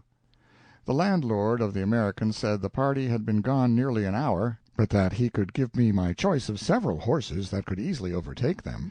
I said never mind, I preferred a safe horse to a fast one. I would like to have an excessively gentle horse, a horse with no spirit whatever, a lame one, if he had such a thing. Inside of 5 minutes I was mounted and perfectly satisfied with my outfit. I had no time to label him, "This is a horse," and so if the public took him for a sheep I cannot help it. I was satisfied, and that was the main thing. I could see that he had as many fine points as any man's horse, and I just hung my hat on one of them, behind the saddle, and swabbed the perspiration from my face, and started. I named him after this island, Oahu, pronounced O-wow-hoo. The first gate he came to he started in. I had neither whip nor spur, and so I simply argued the case with him. He firmly resisted argument, but ultimately yielded to insult and abuse. He backed out of that gate and steered for another one on the other side of the street. I triumphed by my former process. Within the next 600 yards he crossed the street 14 times and attempted 13 gates, and in the meantime the tropical sun was beating down and threatening to cave the top of my head in, and I was literally dripping with perspiration and profanity. I am only human, and I was sorely aggravated. I shall behave better next time. He quit the gate business after that and went along peaceably enough, but absorbed in meditation. I noticed this latter circumstance, and it soon began to fill me with the gravest apprehension. I said to myself, this malignant brute is planning some new outrage, some fresh deviltry or other. No horse ever thought over a subject so profoundly as this one is doing, just for nothing. The more this thing preyed upon my mind, the more uneasy I became, until at last the suspense became unbeatable, and I dismounted to see if there was anything wild in his eye, for I had heard that the eye of this noblest of our domestic animals is very expressive. I cannot describe what a load of anxiety was lifted from my mind when I found out that he was only asleep. I woke him up and started him into a faster walk, and then the inborn villainy of his nature came out again. He tried to climb over a stone wall, 5 or 6 feet high. I saw that I must apply force to this horse, and that I might as well begin first as last. I plucked a stout switch from a tamarind tree, and the moment he saw it, he gave in. He broke into a convulsive sort of a canter, which had 3 short steps in it and 1 long one, and reminded me alternately of the clattering shake of the great earthquake and the sweeping plunging of the Ajax in a storm. Out of prison, but in the stocks. And now it occurs to me that there can be no fitter occasion than the present to pronounce a fervent curse upon the man who invented the American saddle. There is no seat to speak of about it. One might as well sit in a shovel. And the stirrups are nothing but an ornamental nuisance. If I were to write down here all the abuse I expended on those stirrups, it would make a large book, even without pictures. Sometimes I got one foot so far through that the stirrup partook of the nature of an anklet, sometimes both feet were through, and I was handcuffed by the legs, and sometimes my feet got clear out, and left the stirrups wildly dangling about my shins. Even when I was in proper position and carefully balanced upon the balls of my feet, there was no comfort in it, on account of my nervous dread that they were going to slip one way or the other in a moment. But the subject is too exasperating to write about. About horses and Kanaka shrewdness. This is a good time to drop in a paragraph of information. There is no regular livery stable in Honolulu, or indeed in any part of the kingdom of Hawaii. Therefore, unless you are acquainted with wealthy residents, who all have good horses, you must hire animals of the vilest description from the Kanakas. Any horse you hire, even though it be from a white man, is not often of much account, because it will be brought in for you from some ranch, and has necessarily been leading a hard life. If the Kanakas who have been caring for him, inveterate riders they are, have not ridden him half to death every day themselves, you can depend upon it they have been doing the same thing by proxy, by clandestinely hiring him out. At least, so I am informed. The result is that no horse has a chance to eat, drink, rest, recuperate, or look well or feel well, and so strangers go about in the islands mounted as I was to-day. In hiring a horse from a Kanaka you must have all your eyes about you, because you can rest satisfied that you are dealing with as shrewd a rascal as ever patronized a penitentiary.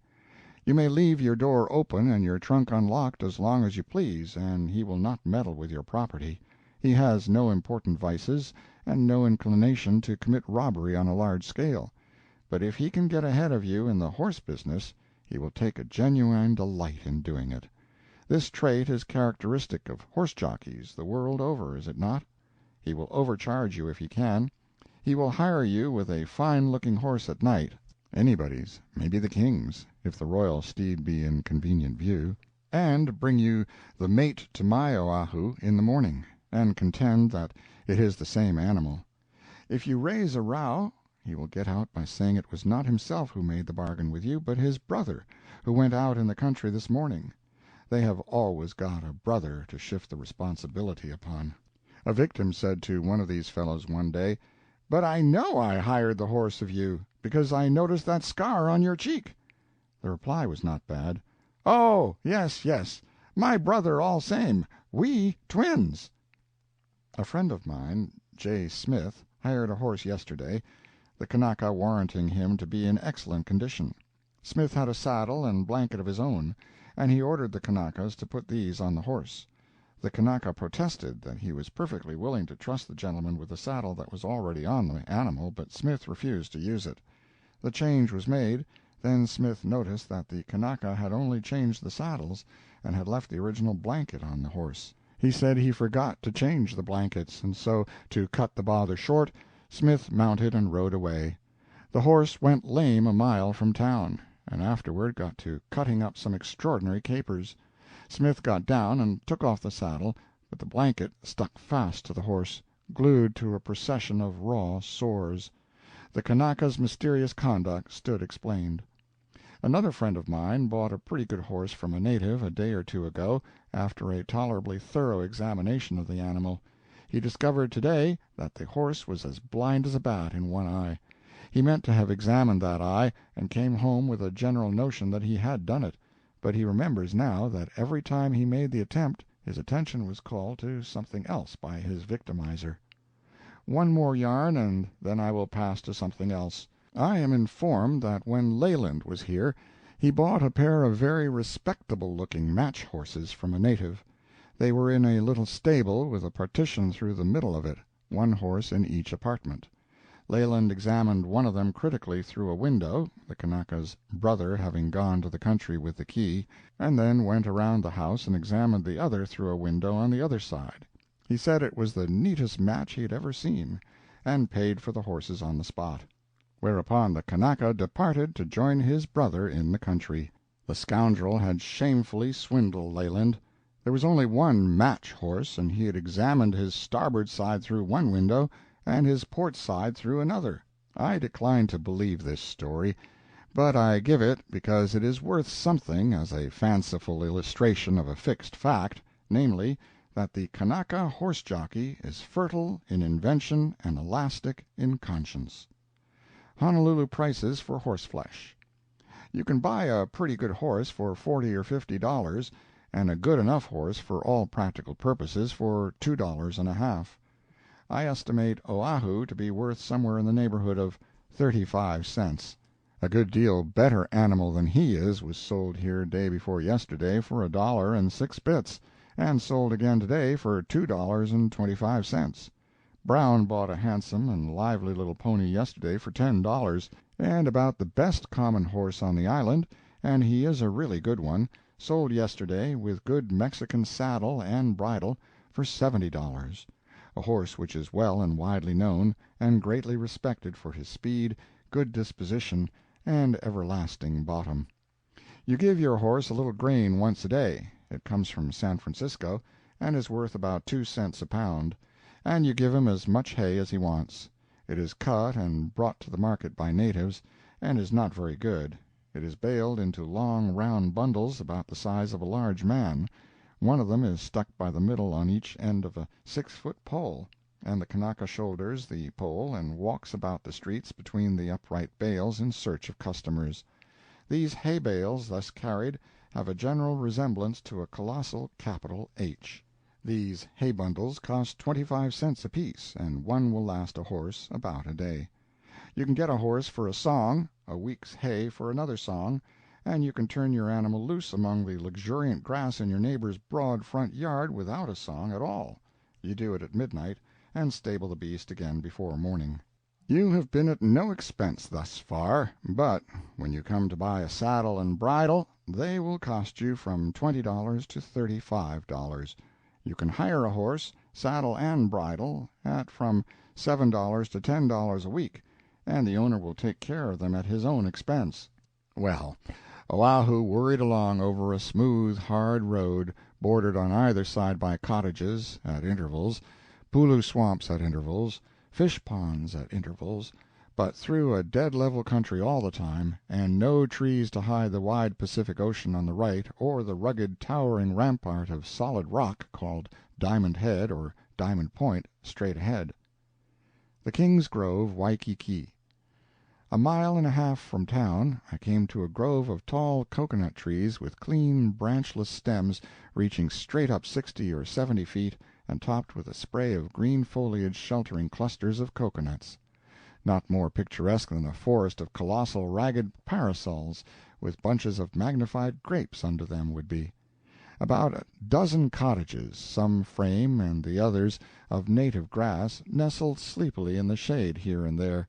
The grass cabins are of a grayish color, are shaped much like our own cottages, only with higher and steeper roofs usually, and are made of some kind of weed strongly bound together in bundles. The roofs are very thick, and so are the walls. The latter have square holes in them for windows. At a little distance these cabins have a furry appearance, as if they might be made of bearskins. They are very cool and pleasant inside. The King's flag was flying from the roof of one of the cottages, and His Majesty was probably within. He owns the whole concern thereabouts, and passes his time there frequently, on sultry days, laying off. The spot is called the King's Grove. Ruins of an ancient heathen temple.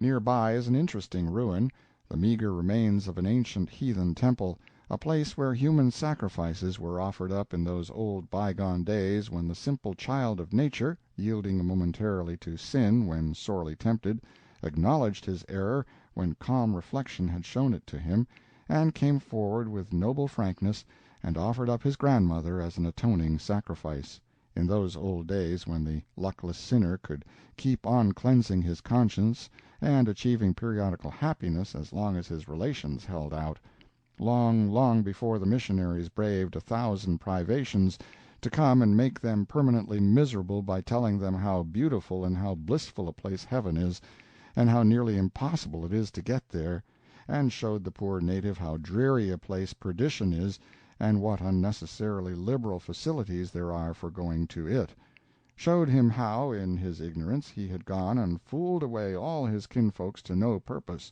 showed him what rapture it is to work all day long for 50 cents to buy food for next day with, as compared with fishing for pastime and lolling in the shade through eternal summer, and eating of the bounty that nobody labored to provide but nature. How sad it is to think of the multitudes who have gone to their graves in this beautiful island and never knew there was a hell. And it inclines right-thinking people to weep rather than to laugh when he reflects how surprised they must have been when they got there. This ancient temple was built of rough blocks of lava, and was simply a roofless enclosure 130 feet long and 70 wide, nothing but naked walls, very thick but not much higher than a man's head. They will last for ages, no doubt, if left unmolested. Its 3 altars and other sacred appurtenances have crumbled and passed away years ago.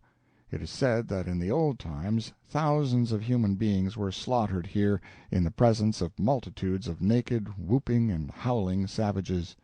If these mute stones could speak, what tales they could tell, what pictures they could describe, of fettered victims, writhing and shrieking under the knife, of dense masses of dusky forms straining forward out of the gloom, with eager and ferocious faces lit up with the weird light of sacrificial fires, of the vague background of ghostly trees, of the mournful sea washing the dim shore, of the dark pyramid of Diamond Head standing sentinel over the dismal scene, and the peaceful moon looking calmly down upon it through rifts in the drifting clouds.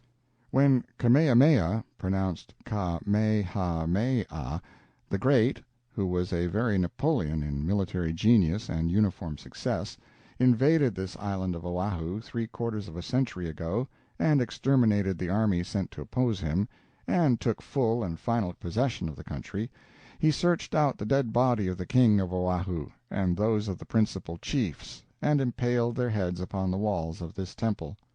Those were savage times when this old slaughter-house was in its prime.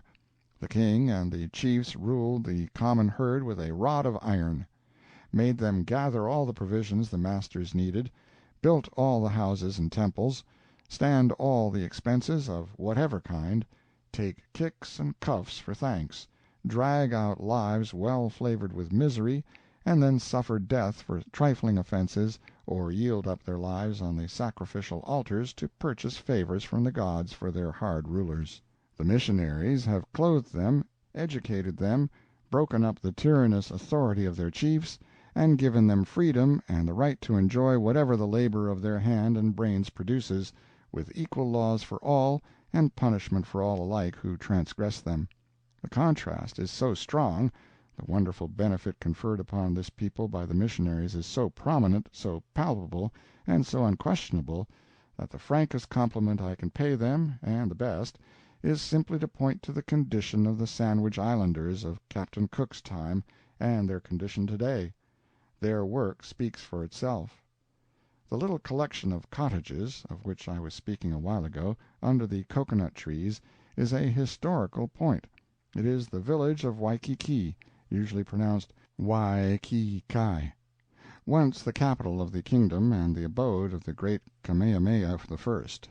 In 1801, while he lay encamped at this place with 7,000 men, preparing to invade the island of Kauai, he had previously captured and subdued the 7 other inhabited islands of the group, one after another.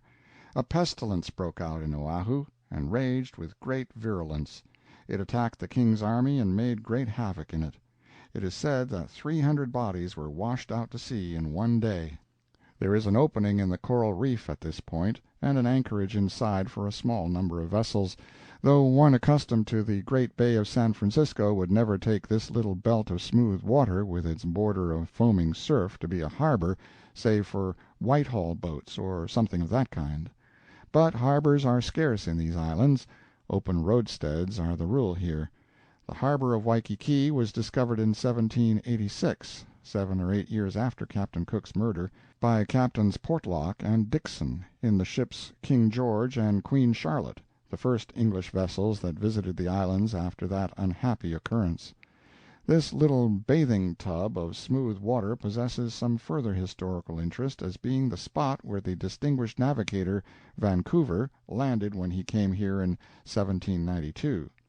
In a conversation with a gentleman today about the scarcity of harbors among the islands, and in all the islands of the South Pacific, he said the natives of Tahiti have a theory that the reason why there are harbors wherever fresh water streams empty into the sea, and none elsewhere, is that the fresh water kills the coral insect, or so discommodes or disgusts it that it will not build its stony wall in its vicinity, and instanced what is claimed as fact, viz., that the break in the reef is always found where the fresh water passes over it, in support of this theory. This notable equestrian excursion will be concluded in my next, if nothing happens. Mark Twain. End of Letter 6. Coming home from prison.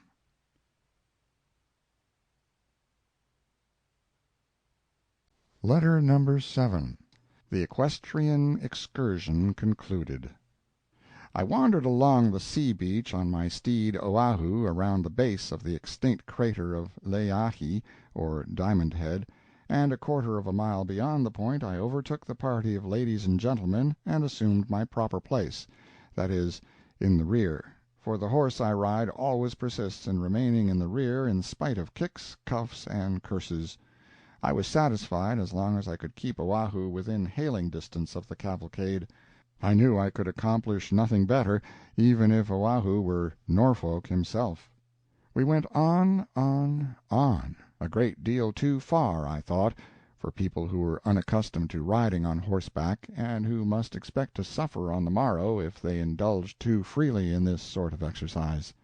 Finally we got to a point which we were expecting to go around in order to strike an easy road home. But we were too late. It was full tide and the sea had closed in on the shore. Young Henry McFarlane said he knew a nice comfortable route over the hill, a short cut, and the crowd dropped into his wake. We climbed a hill 150 feet high, and about as straight up and down as the side of a house, and as full of rough lava blocks as it could stick, not as wide perhaps as the broad road that leads to destruction, but nearly as dangerous to travel, and apparently leading in the same general direction. I felt for the ladies, but I had no time to speak any words of sympathy, by reason of my attention being so much occupied by Oahu. The place was so steep that at times he stood straight up on his tiptoes and clung by his forward toe-nails, with his back to the Pacific Ocean and his nose close to the moon, and thus situated we formed an equestrian picture which was as uncomfortable to me as it may have been picturesque to the spectators. You may think I was afraid, but I was not. I knew I could stay on him as long as his ears did not pull out. It was a great relief to me to know that we were all safe and sound on the summit at last, because the sun was just disappearing in the waves, night was abroad in the land, candles and lamps were already twinkling in the distant town, and we gratefully reflected that Henry had saved us from having to go back around the rocky, sandy beach. But a new trouble arose while the party were admiring the rising moon and the cool, balmy night breeze, with its odor of countless flowers, for it was discovered that we had got into a place we could not get out of. We were apparently surrounded by precipices. Our pilot's chart was at fault, and he could not extricate us, and so we had the prospect before us of either spending the night in the admired night breeze under the admired moon, or of clambering down the way we came in the dark. However, a Kanaka came along presently and found a first-rate road for us down an almost imperceptible decline, and the party set out on a cheerful gallop again, and Oahu struck up his miraculous canter once more. The moon rose up and flooded mountain and valley and ocean with silvery light, and I was not sorry we had lately been in trouble, because the consciousness of being safe again raised our spirits and made us more capable of enjoying the beautiful scene than we would have been otherwise. I never breathed such a soft, delicious atmosphere before, nor one freighted with such rich fragrance. A barber shop is nothing to it. Battleground whose history is forgotten. Gaily laughing and talking, the party galloped on, and with set teeth and bouncing body I clung to the pommel and cantered after. Presently we came to a place where no grass grew, a wide expanse of deep sand. They said it was an old battle-ground. All around, everywhere, not 3 feet apart, the bleached bones of men gleamed white in the moonlight. We picked up a lot of them for mementos.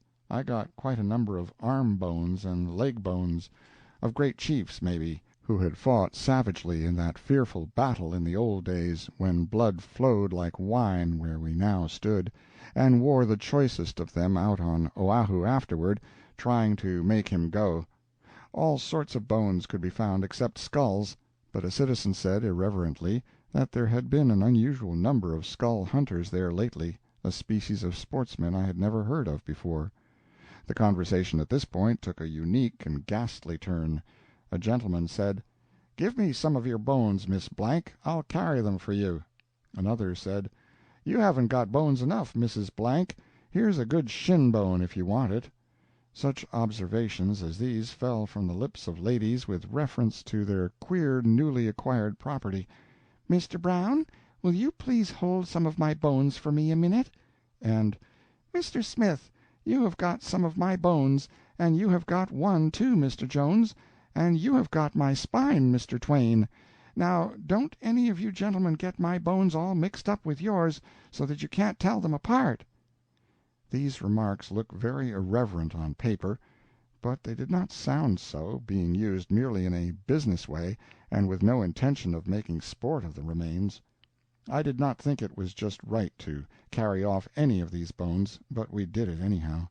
We considered that it was at least as right as it is for the Hawaiian government and the city of Honolulu, which is the most excessively moral and religious town that can be found on the map of the world, to permit those remains to lie decade after decade, to bleach and rot in sun and wind and suffer desecration by careless strangers and by the beasts of the field, unprotected by even a worm fence.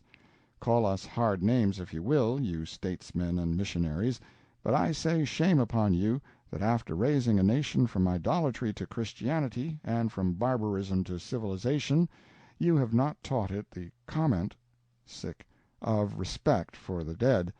Your work is incomplete. Legendary.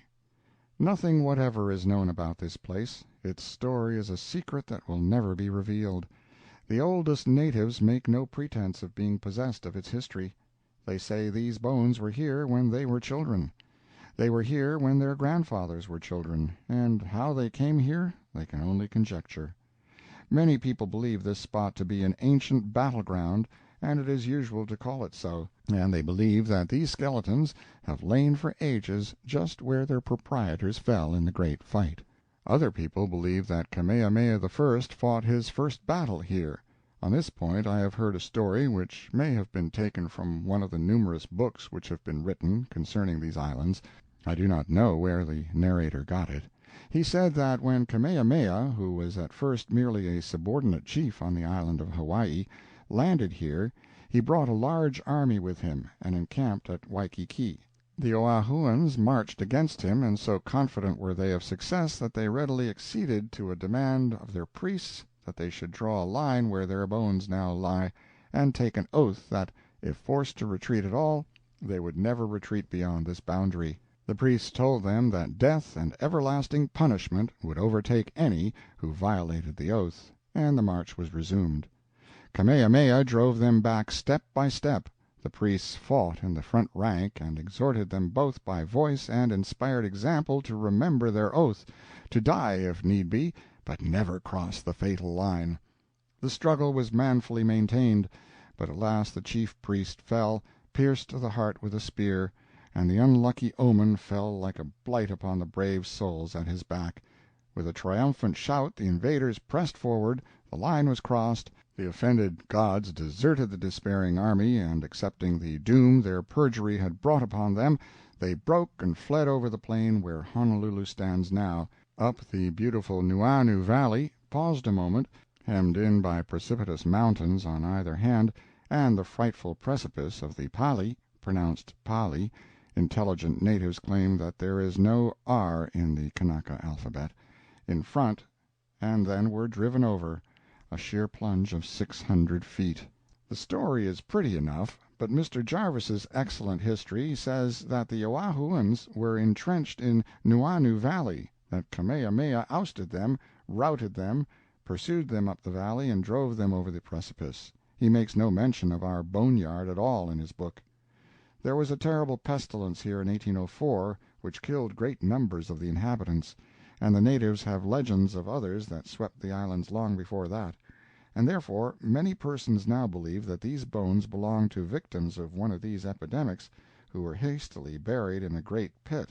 It is by far the most reasonable conjecture, because Jarvis says that the weapons of the islanders were so rude and inefficient that their battles were not often very bloody. If this was a battle, it was astonishingly deadly, for in spite of the depredations of skull hunters, we rode a considerable distance over ground so thickly strewn with human bones that the horses' feet crushed them, not occasionally, but at every step. Sentiment. Impressed by the profound silence and repose that rested over the beautiful landscape, and being, as usual, in the rear, I gave voice to my thought. I said, "What a picture is here slumbering in the solemn glory of the moon! How strong the rugged outlines of the dead volcano stand out against the clear sky! What a snowy fringe marks the bursting of the surf over the long curved reef! How calmly the dim city sleeps yonder in the plain! How soft the shadows lie upon the stately mountains that border the dream-haunted Manoa Valley! What a grand pyramid of billowy clouds towers above the storied Pali!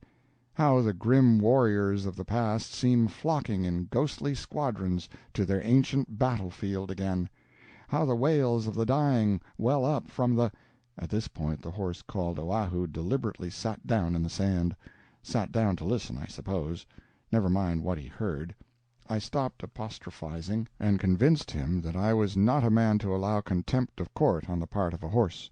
I broke the backbone of a chief over his rump, and set out to join the cavalcade again. Very considerably fagged out, we arrived in town at 9 o'clock at night, myself in the lead, for when my horse finally came to understand that he was homeward bound and hadn't far to go, he threw his legs wildly out before and behind him, depressed his head and laid his ears back, and flew by the admiring company like a telegram. In 5 minutes he was far away ahead of everybody. We stopped in front of a private residence, Brown and I did, to wait for the rest and see that none were lost.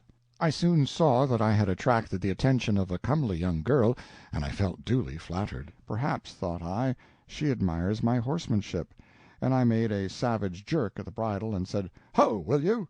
to show how fierce and unmanageable the beast was, though, to say truly, he was leaning up against a hitching post peaceably enough at the time.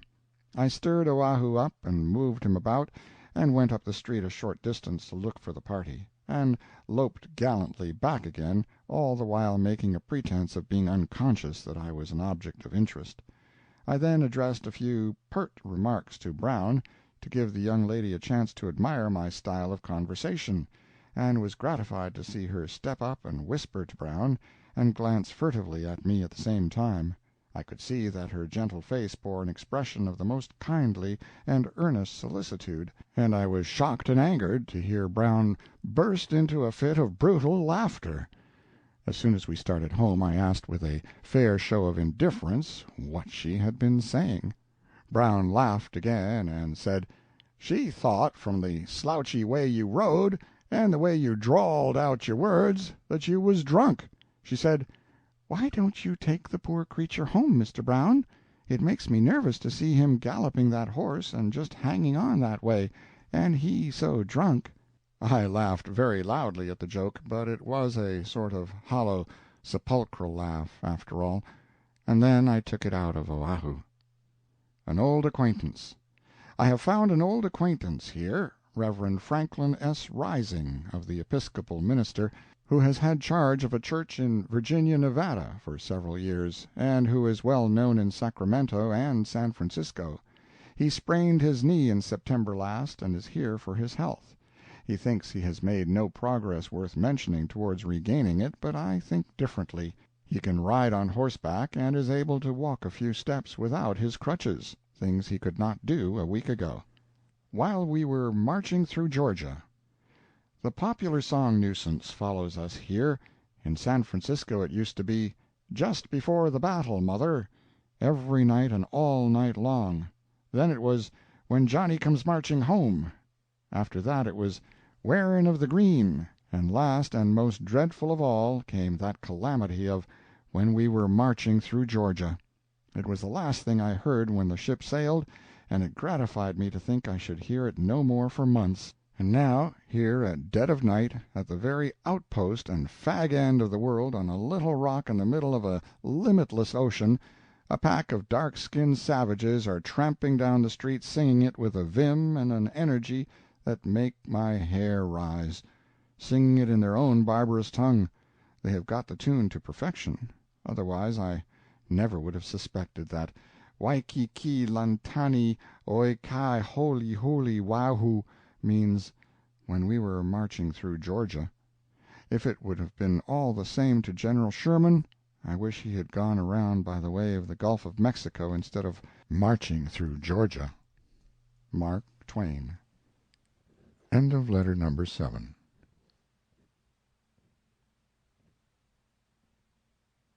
Letter number 8. Honolulu, Sandwich Islands, April 1866. Off. Mounted on my noble steed Hawaii, pronounced Hawaii, stress on second syllable, a beast that costs $13 and is able to go his mile in 3, with a bit of margin to it, I departed last Saturday week for any place that might turn up. Saturday in Honolulu. Passing through the marketplace, we saw that feature of Honolulu under its most favorable auspices, that is, in the full glory of Saturday afternoon, which is a festive day with the natives. The native girls, by 2s and 3s, and parties of a dozen, and sometimes in whole platoons and companies, went cantering up and down the neighboring streets astride of fleet but homely horses, and with their gaudy riding habits streaming like banners behind them. Such a troop of free and easy riders in their natural home, which is the saddle, makes a gay and graceful and exhilarating spectacle. The riding habit I speak of is simply a long, broad scarf, like a tavern tablecloth, brilliantly colored, wrapped around the loins once, then apparently passed up between the limbs, and each end thrown backward over the same, and floating and flapping behind on both sides beyond the horse's tail like a couple of fancy flags, and then, with a girl that throws her chest forward and sits up like a major general and goes sweeping by like the wind. "Gay?" says Brown, with a fine irony. "Oh, you can't mean it."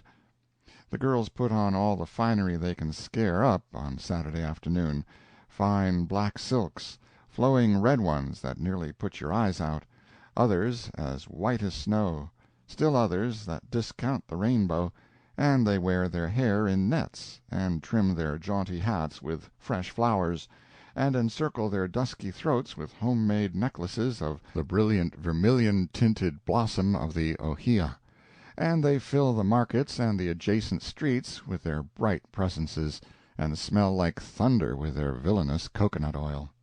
Occasionally you see a heathen from the sunny isles away down in the South Seas with his face and neck tattooed till he looks like the customary unfortunate from Ree's River who has been blown up in a mine.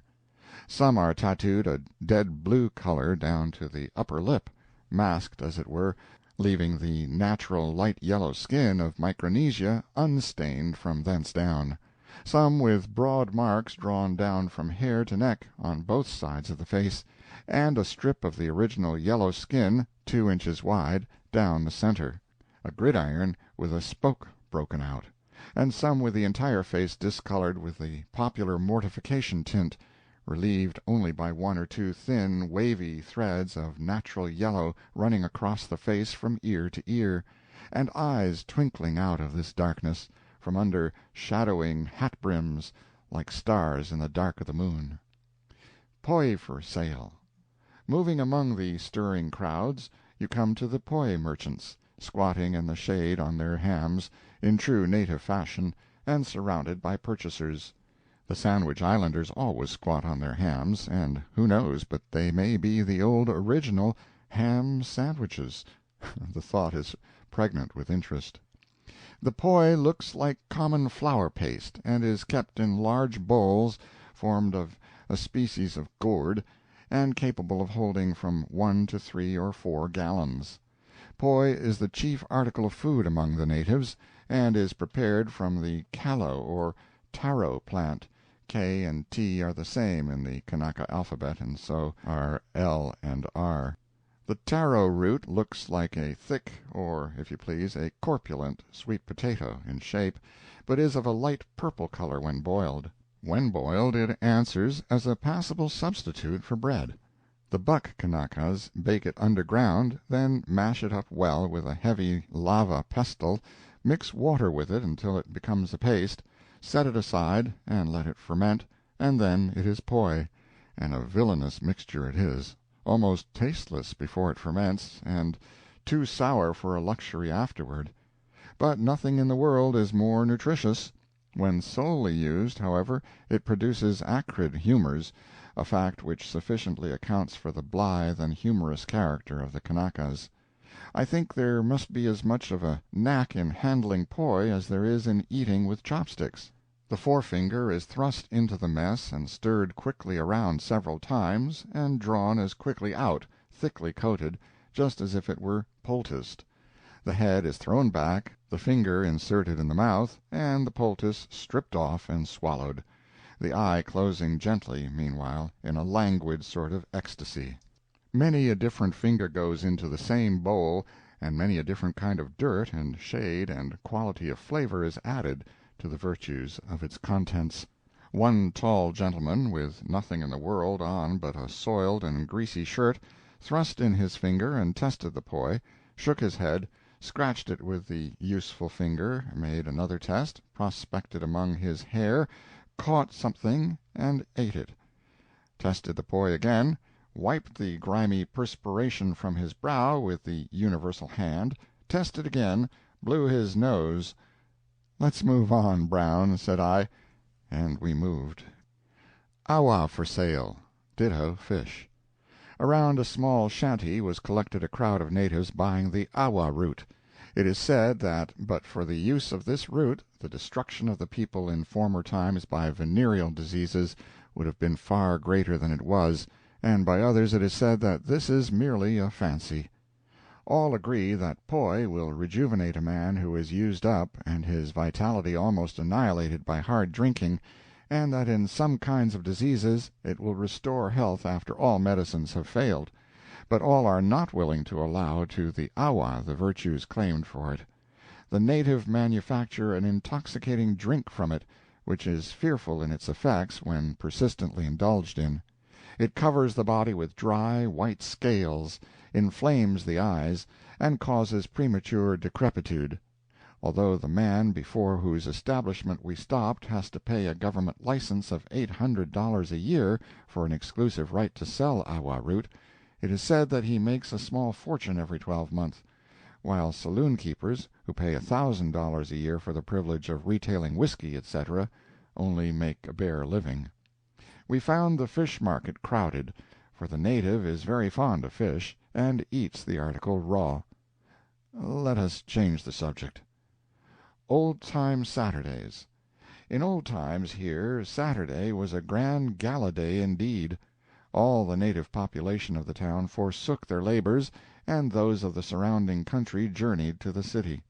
Then the white folks had to stay indoors, for every street was so packed with charging cavaliers and cavalieresses that it was next to impossible to thread one's way through the cavalcades without getting crippled.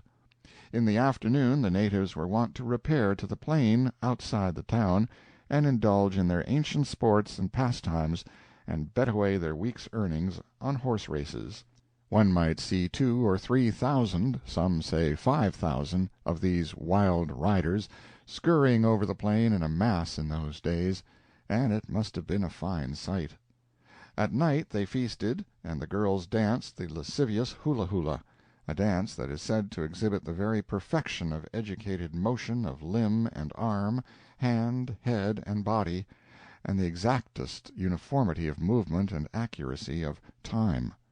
It was performed by a circle of girls with no raiment on them to speak of, who went through with an infinite variety of motions and figures without prompting, and yet so true was their time, and in such perfect concert did they move, that when they were placed in a straight line, hands, arms, bodies, limbs, and heads waved, swayed, gesticulated, bowed, stooped, whirled, squirmed, twisted, and undulated, as if they were part and parcel of a single individual, and it was difficult to believe they were not moved in a body by some exquisite piece of mechanism. Of late years, however, Saturday has lost most of its quondam gala features. This weekly stampede of the natives interfered too much with labor and the interests of the white folks, and by sticking in a law here and preaching a sermon there, and by various other means, they gradually broke it up. The demoralizing hula-hula was forbidden to be performed, save at night, with closed doors, in presence of few spectators, and only by permission duly procured from the authorities and the payment of $10 for the same. There are few girls nowadays able to dance this ancient national dance in the highest perfection of the art. The Government Prison. Cantering across the bridge and down the firm, level, gleaming white coral turnpike that leads toward the south, or the east, or the west, or the north, the points of the compass being all the same to me, inasmuch as, for good reasons, I have not had an opportunity thus far of discovering whereabouts the sun rises in this country. I know where it sets, but I don't know how it gets there nor which direction it comes from. We presently arrived at a massive coral edifice which I took for a fortress at first, but found out directly that it was the Government Prison. A soldier at the great gate admitted us without further authority than my countenance, and I suppose he thought he was paying me a handsome compliment when he did so, and so did I, until I reflected that the place was a penitentiary. However, as far as appearances went, it might have been the King's palace, so neat and clean and white, and so full of fragrance of flowers was the establishment, and I was satisfied. We passed through a commodious office whose walls were ornamented with linked strands of polished handcuffs and fetters, through a hall, and among the cells above and below. The cells for the men were 8 or 10 feet high, and roomy enough to accommodate the 2 prisoners and their hammocks, usually put in each, and have space left over for several more.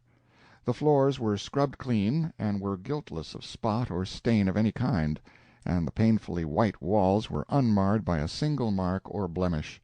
Through ample gratings one could see the blue sky and get his hair blown off by the cool breeze. They call this a prison, the pleasantest quarters in Honolulu. There are 4 wards, and 132 prisoners can be housed in rare and roomy comfort within them. There were a number of native women in the female department. Poor devils, they hung their heads under the prying eyes of our party as if they were really ashamed of being there. In the condemned cell, and squatting on the floor, all swathed in blankets, as if it were cold weather, was a brown-faced, gray-bearded old scallywag, who, in a frolicsome mood, had massacred 3 women and a batch of children, his own property, I believe, and reflects upon that exploit with genuine satisfaction to this hour, and will go to the gallows as tranquilly indifferent as a white man would go to dinner. Out at the back door. The prison yard, that sad enclosure which, in the prisons of my native America, is a cheerless barren, and yieldeth no vegetation save the gallows tree, with its sorrowful human fruit, is a very garden. The beds, bordered by rows of inverted bottles, the usual style here, were filled with all manner of dainty flowers and shrubs. Chinese mulberry and orange trees stood here and there, well stocked with fruit. A beautiful little pine tree, rare and imported from the far South Seas, occupied the center, with sprays of gracefully arching green spears springing outward like parasol tops, at marked and regular intervals, up its slender stem, and diminishing in diameter with mathematical strictness of graduation, till the sprouting plume at the top stood over a perfect pyramid. Vines clambered everywhere, and hid from view and clothed with beauty everything that might otherwise have been suggestive of chains and captivity. There was nothing here to remind one of the prison save a brace of dove-cotes, containing several pretty birds brought hither from strange, strange lands beyond the sea. These sometimes may pine for liberty, and their old free life among the clouds, or in the shade of the orange groves, or abroad on the breezy ocean, but if they do, it is likely they take it out in pining, as a general thing. Captain Tate, scriptural student. Against one wall of the prison house stands an airy little building which does duty as a hospital. A harmless old lunatic named Captain Tate has his quarters here. He has a wife and children in the town, but he prefers the prison hospital, and has demanded and enjoyed its hospitality slip of the pen, no joke intended for years. He visits his family at long intervals, being free to go and come as he pleases, but he always drifts back to the prison again after a few days. His is a religious mania, and he professes to read 60 chapters of the Bible every day, and write them down in a book. He was about down to chapter 35 when I was introduced to him, I should judge, as it was nearly 2 in the afternoon. I said, "What book are you reading, Captain?" "The precious of the precious, the book of books, the sacred Scriptures, sir." "Do you read a good deal in it?" "60 chapters every day," with a perceptible show of vanity, but a weary look in the eye withal. "60 chapters every day, and write them all down, in a plain, legible hand." "It is a good deal. At that rate you must ultimately get through and run short of material." "Ah, but the Lord looks out for his own. I am in his hands. He does with me as he wills. I often read some of the same chapters over again, for the Lord tells me what to read, and it is not for me to choose. Providence always shows me the place." "No hanging fire? I mean, can you always depend on this information coming to time every day, so to speak?" "Always, always, sir. I take the sacred volume in my hand, in this manner, every morning, in a devout and prayerful spirit, and immediately and without any volition on my part, my fingers insert themselves between the leaves, so directed from above," with a sanctified glance aloft, "and I know that the Lord desires me to open at that place and begin. I never have to select the chapter myself, the Lord always does it for me." I heard Brown mutter, "The old man appears to have a good thing, anyway, and his poi don't cost him anything, either. Providence looks out for his regular 60, the prison looks out for his hash, and his family looks out for itself. I've never seen any sounder maniac than him, and I've been around considerable." General George Washington. We were next introduced to General George Washington, or at least to an aged, limping negro man who calls him by that honored name. He was supposed to be 70 years old, and he looked it. He was as crazy as a loon, and sometimes, they say, he grows very violent. He was a Samson in a small way. His arms were corded with muscle, and his legs felt as hard as if they were made of wood. He was in a peaceable mood at present, and strongly manacled. They have a hard time with him occasionally, and some time or other he will get in a lively way and eat up the garrison of that prison, no doubt. The native soldiers who guard the palace are afraid of him, and he knows it. His history is a sealed book, or at least all that part of it which transpired previously to the entry of his name as a pensioner upon the Hawaiian government 15 years ago.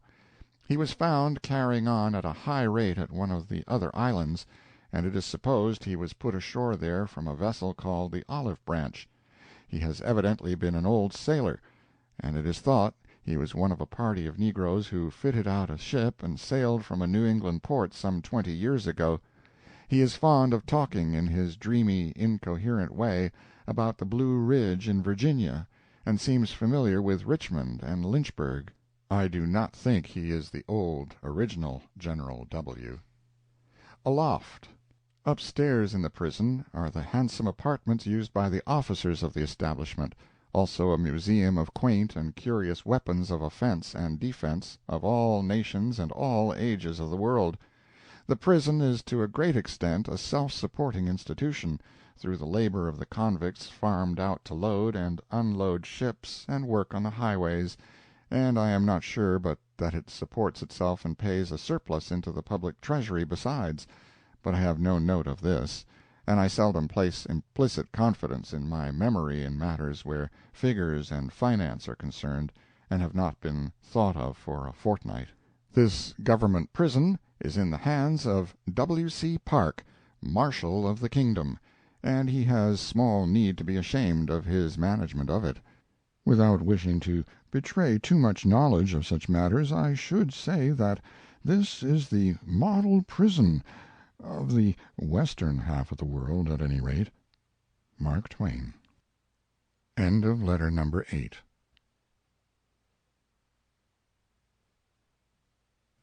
Letter number 8. Honolulu, April, 1866. Sad accident. I have just met an estimable lady, Mrs. Captain Jollopson, whose husband, with her assistance, commands the whaling bark Lucretia Wilkerson, and she said, "Oh, I've never had such a time of it. I'm clean out of luck, I do believe. The wind's been dead ahead with me all this day. It appears to me that I can't do no way but that it comes out wrong. First I turned out this morning, and says I, here's a go, 8 bells and no duff yet. I just know it's going to blow great guns for me to-day, and so it's come out. Start fair, sail fair, otherwise just the reverse. Well, I hove on my dress and cleared for the market, and took the big basket, which I don't do when I'm alone, because I'm on the short lay when it comes to eating. But when the old man's in port it's different, you know, and I go fixed when I recruit for him. Never come back in ballast then, because he's on the long lay, and it's expensive, too.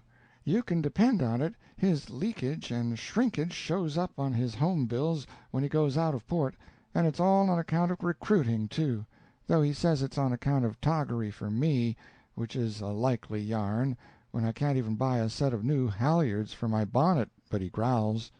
And what few slops I do have I've got to smuggle 'em, and yet, bless you, if we were to ship 'em the freight on mine wouldn't pay primage on his. But where was I? Oh, yes, I hove on my dress and hove down toward the market, and while I was laying off and on before the post-office, here comes a ship-keeper round the corner, 3 sheets in the wind and his dead-light stove in, and I see by the way he was bulling that if he didn't sheer off and shorten sail he'd foul my larboard stun'sle boom, which I had my basket on, because, you see, he'd been among his friends having a bit of a gam, and had got about 1 fid too much aboard, and his judgment had fetched away in the meantime, and so he steered bad, and was making latitude all the time when he ought to have been making longitude, and here he was to windward of me, but making so much leeway that—well, you see how it was. I backed off fast as I could, and sung out to him to port his helm, but it warn't no use.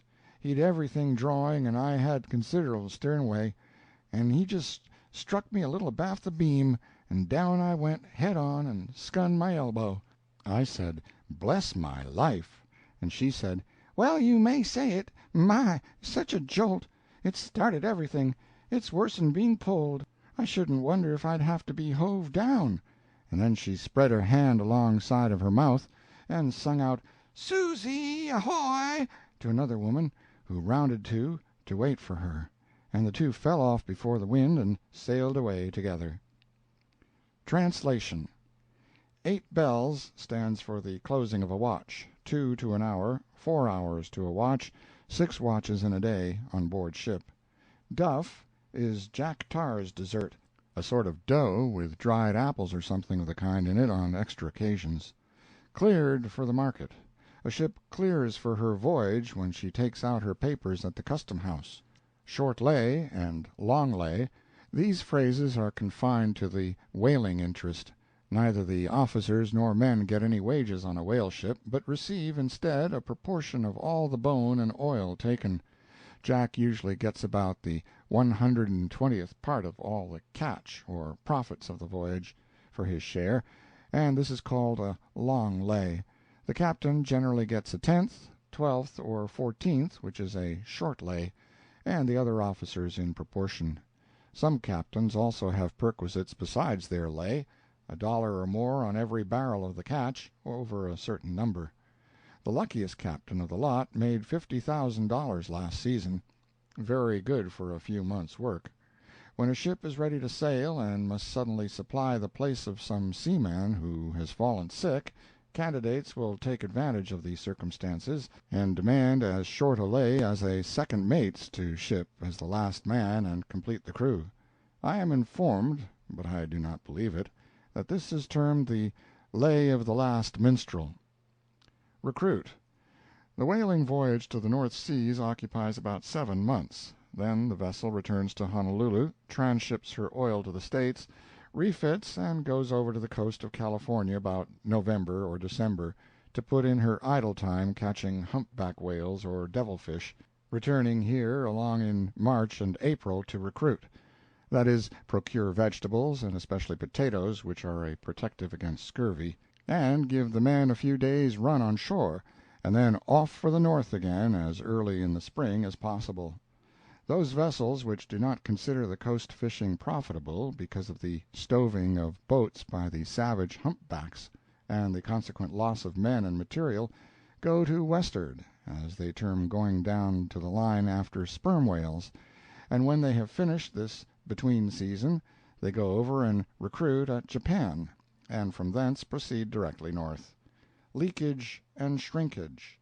When a whaler returns here with her cargo, the United States Consul estimates its probable value in the East, and buys the interests of the officers and men on behalf of the owners of the ship, and pays for the same in gold. To secure the ship owner against loss, a bill of contingencies is brought against poor Jack by the Consul, leakage and shrinkage being among the items, which reduces the profits of his long voyage about 1/2 or 2/3. For instance, take the case of the whaling bark last year. The Consul considered oil to be worth between $1.75 and $2 a gallon in greenbacks in the States.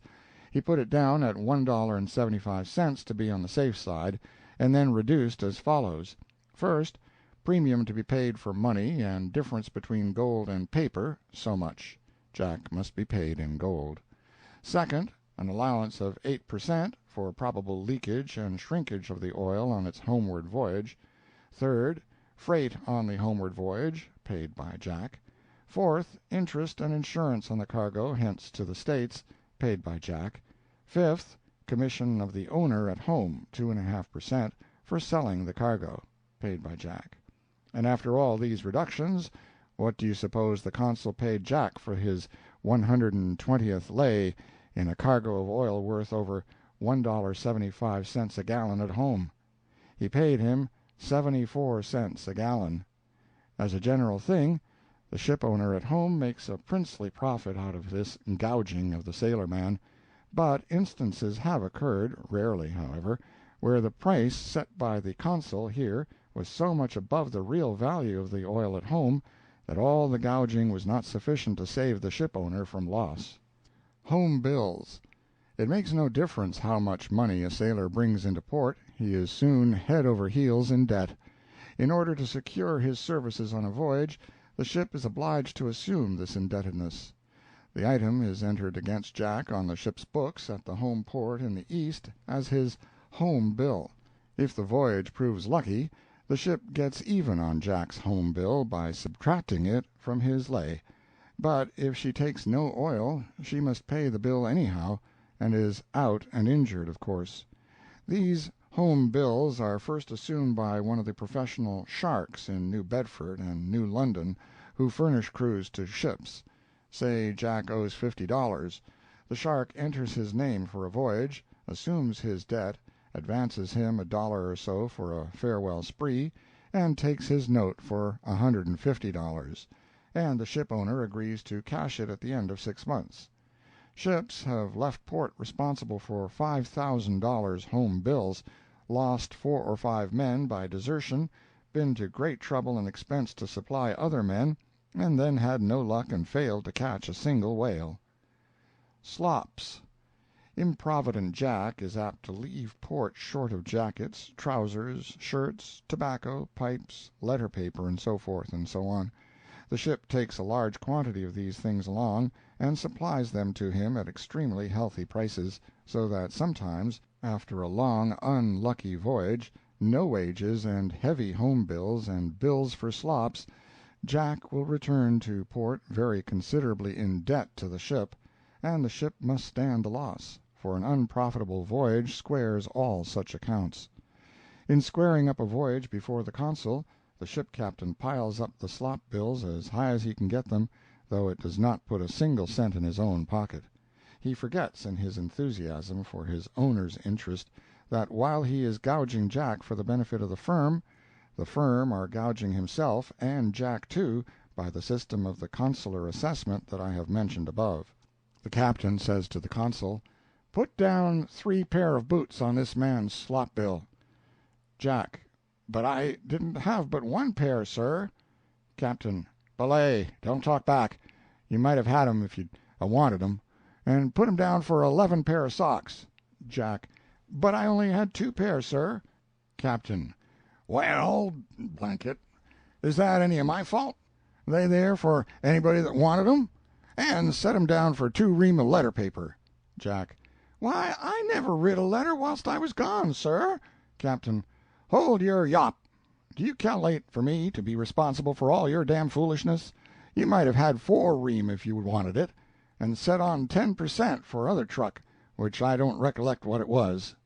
And so Jack is gouged by the captain for the owner's exclusive benefit, and both are fleeced by that same owner with strict impartiality. Perhaps the captain's lay will go east to be sold, and the firm will sell at $1.50 and then report to him that the market had fallen and they only got $1 for it. Thus ungrateful are they to the captain who gouged the seamen on his slops for their sole benefit. Primage. This term obtains in most seaports. No man can tell now what gave it birth, for it is very ancient, and its origin is long ago forgotten. It is a tax of 5% on a ship's freight bills, and in old times went to her captain. In our day, however, it goes to the ship owner with the other freight money, although it forms a separate item in the freight bill, or is turned over to the agent who procured a cargo for a vessel as his commission. When you engage for the shipment of a lot of freight, you make no mention of this 5% primage, but you perfectly understand that it will be added, and you must pay it. Therefore, when you are ostensibly shipping at 20 cents, you are really shipping at 21. Laying off and on. A sailor phrase, sufficiently well understood by landsmen to need no explanation. Shipkeeper. A man who stands guard on a whaler and takes care of the ship when the boats and the crew are off after whales. Bulling. A term usually applied to the chafing of the vessels together when riding at anchor in harbors subject to chopping swells. Some whalers say that one reason why they avoid San Francisco is that this bulling process in our bay is more damaging to their vessels, frequently, than a long voyage. Gam. The whaleman's phrase for gossip, very common here. Fid. The whaleman's term for our smile, drink. A fid is an instrument which the sailor uses when he splices the main brace on board ship. Fetched away. A nautical phrase signifying to break loose from fastenings in a storm, such as the fetching away of furniture, rigging, etc. Scunned. After examining various authors, I have discovered that this is a provincial distortion of our word skinned. Pulled. A term signifying the arraigning of a ship's officers before the courts by the crew to answer for alleged cruelties practiced upon them on the high seas, such as the pulling of captains and mates by the crews of the Mercury, the White Swallow, the Great Republic, etc., in the San Francisco courts. Here is another reason why, out of the 87 American whale ships that will fish in the North Seas this summer, only about 16 will venture to touch at San Francisco, either going or coming. They find it safer and cheaper to rendezvous and procure supplies here, and save 4,200 miles extra sailing, than to start from and return to San Francisco and run the chance of getting "pulled." Honolulu would not amount to anything at all without her whaling trade, and so Jack cannot "pull" his captain here. No matter what his grievance was, he could not easily get it before these courts. The lawyer who ventured to take his case would stand a fair chance of being run out of town by the enraged community. But the whaler man says, "You drop into 'Frisco, and great Neptune, your men'll pull you before you get your anchor down, and there you are for 3 months on expenses, waiting on them courts, and they'll go in and swear to the infernalest pack of lies, and the jury'll believe every word of it, and the judge'll read you a sermon that'll take the hair off your head, and then he'll take and jam you into jail. Oh, no, it don't pay a whale ship to stop at San Francisco." Hove down. In ports where there are no docks, damaged vessels are hauled out and hove down on their sides when repairs to their bottoms are required. By this time, if you will go back and read the first paragraphs of this letter, you may be able to understand them. Every section of our Western Hemisphere seems supplied with a system of technicalities, etiquette, and slang peculiar to itself. The above chapter is intended to give you a somewhat exaggerated idea of the technicalities of conversation in Honolulu, bred from the great whaling interest which centers here, and naturally infused into the vocabulary of the place. Your favorite California similes were bred from the technicalities of surface mining. Those of Washoe come from the profound depths of the main lead, and those of the Honolulian were born of whalebone, blubber, and the traffic of the seas. Perhaps no single individual would use more than 2 or 3 of the nautical and whaling phrases I have quoted in any one conversation, but you might hear all of them in the course of a week if you talked with a good many people. And etiquette varies according to one's surroundings. In the mining camps of California, when a friend tenders you a smile or invites you to take a blister, it is etiquette to say, "Here's hoping your dirt'll pan out gay." In Washoe, when you are requested to "put in a blast," or invited to take your regular pison, etiquette admonishes you to touch glasses and say, "Here's hoping you'll strike it rich in the lower level." And in Honolulu, when your friend the whaler asks you to take a fid with him, it is simple etiquette to say, "Here's 1,800 barrels, old salt."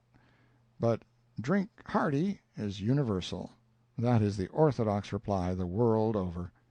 In San Francisco sometimes, if you offend a man, he proposes to take his coat off and inquires, "Are you on it?" If you are, you can take your coat off too. In Virginia City, in former times, the insulted party, if he were a true man, would lay his hand gently on his 6-shooter and say, "Are you heeled?" But in Honolulu, if Smith offends Jones, Jones asks, with a rising inflection on the last word, which is excessively aggravating, "How much do you weigh?" Smith replies, 1,640 pound, and you?" 2 ton to a dot, at 11:15 this forenoon. Peel yourself, you're my blubber." Apologetic and explanatory. When I began this letter I meant to furnish some facts and figures concerning the great Pacific whaling traffic, to the end that San Francisco might take into consideration the expediency of making an effort to divert the patronage of the fleet to herself, if it seemed well to do so, and chiefly I meant to try and explain why that patronage does not gravitate to that center naturally and of its own accord. True, many know the reason already, and need no explanation, but many more do not understand it so well, or know so much about it. But not being in a sufficiently serious mood today, I have wisely left for my next letter the discussion of a subject of such overwhelming gravity. Mark Twain. End of letter number 9.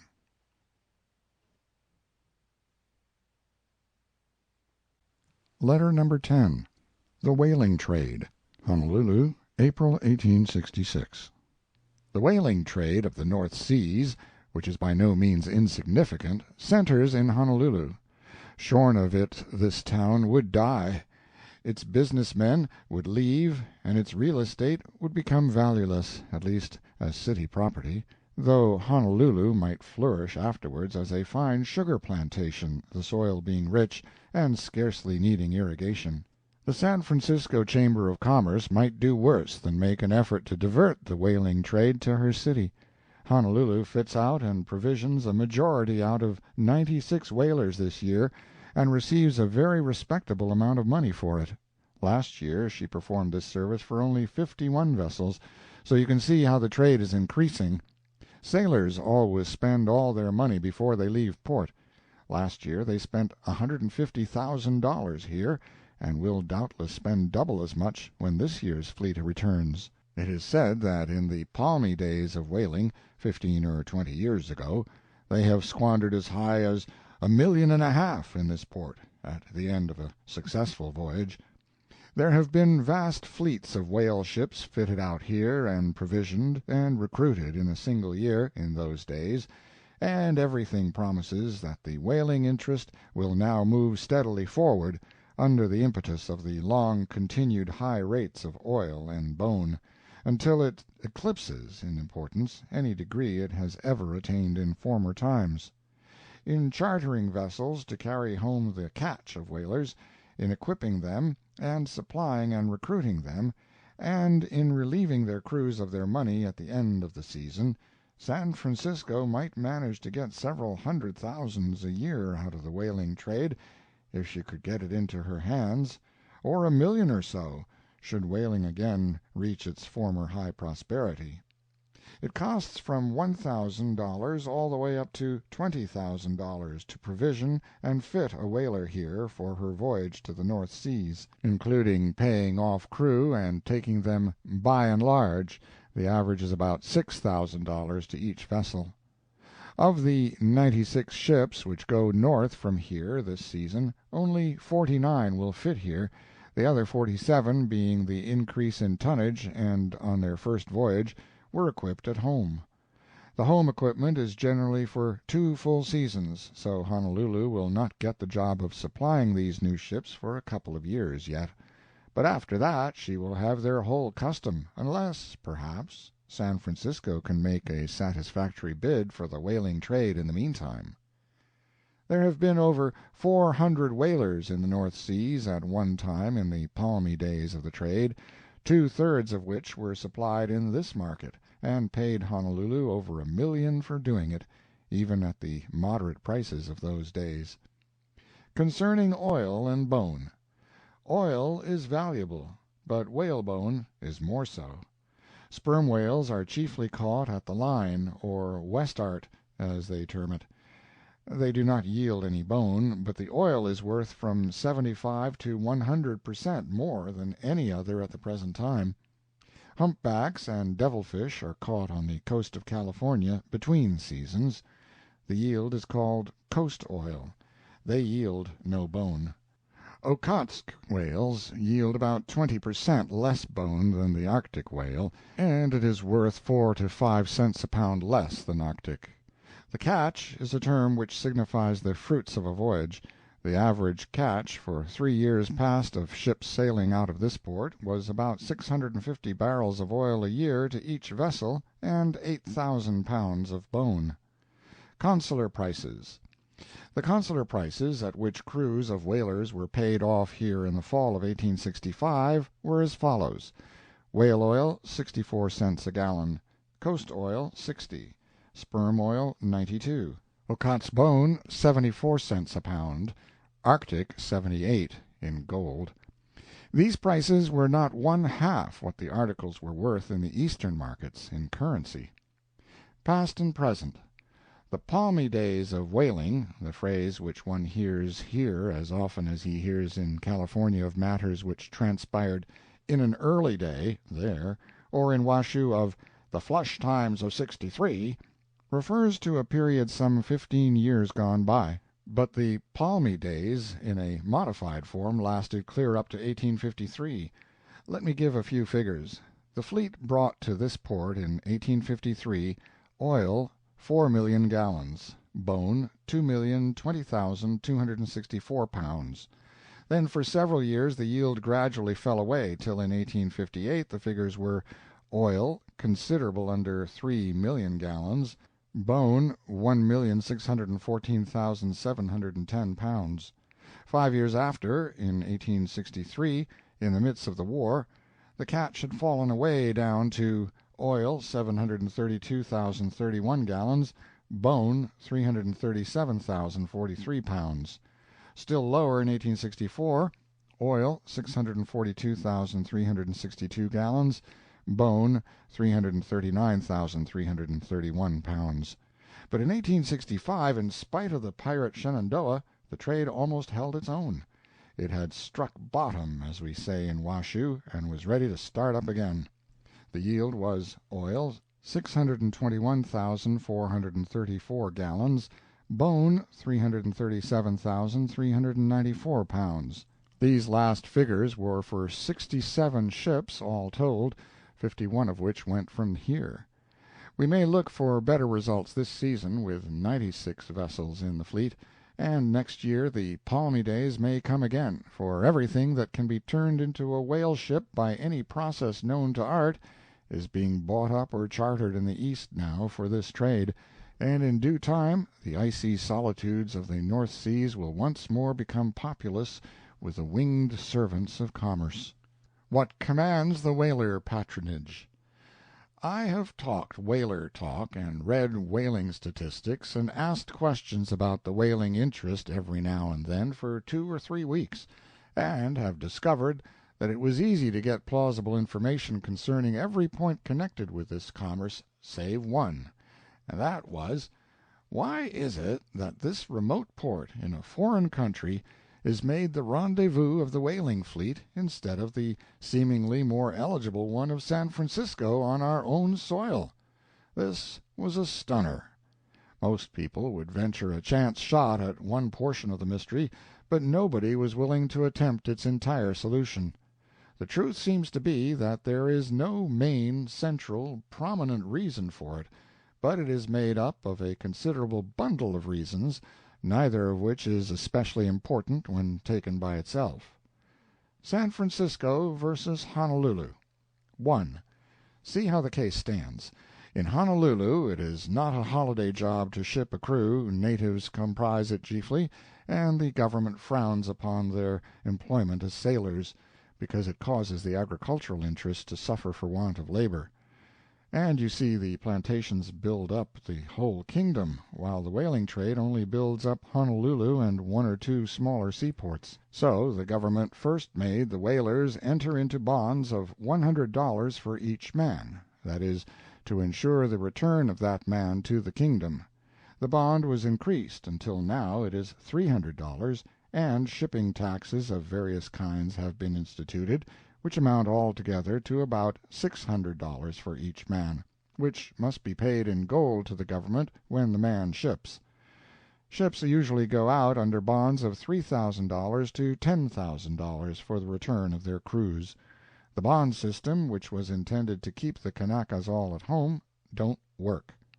The whalers still are obliged to take natives or go without crews. So, urged by the agricultural interest, an attempt will be made in the legislature, which convenes 2 weeks hence, to pass a bill entirely forbidding the shipping of natives. If this is accomplished, it will give San Francisco one good chance to get the whaling patronage, and it is a better and more permanent and safer thing to have than rich but ephemeral mines. In favor of San Francisco, it is acknowledged that as soon as it became the established whaling rendezvous, whaling crews would repair to it, and men could be shipped at small expense and without bonds. 2. It is 2,100 miles from San Francisco to Honolulu, so that these whalers, by coming here, do 4,200 miles more sailing than they need to do, and waste about a month and a half of time in doing it. 3. They cannot insure directly here. The policies must go all the way to the East, and then maybe the insurance office may approve them, and maybe it may reject them, and perchance the ship may be lost in the meantime. In San Francisco insurance could be directly affected. 4. Here the whole whaling fleet, nearly, is paid off at once, and in gold, and of course exchange goes up to a high figure, started at 5 or 6 last fall and went up to 10% premium. It stands at 2.5 even now, when there is no especial call for money. In San Francisco it need never go to 2.5 at any time. Whalemen's bills are the best paper in the country, being always sure and prompt. Scarcely a single failure to pay them is recorded. 5. Facilities for transshipment of oil eastward would be much greater in San Francisco than here. 6. Facilities for chartering, equipping, provisioning, and recruiting whalers would be much greater and cheaper in San Francisco than here. 7. Here it takes a mild eternity for a whaler or his agent to communicate with the ship owner at home. In San Francisco, your steamers, overland stages, and telegraphs bring them face to face. I think I have stated the case fairly, in facilities for shipping crews, in economy of time and distance of travel of a voyage, in facilities for insuring, in cheapness of money, in facilities for transshipping cargoes, ditto for chartering and equipping vessels, and ditto for communicating with owners. Honolulu cannot begin to compete with San Francisco.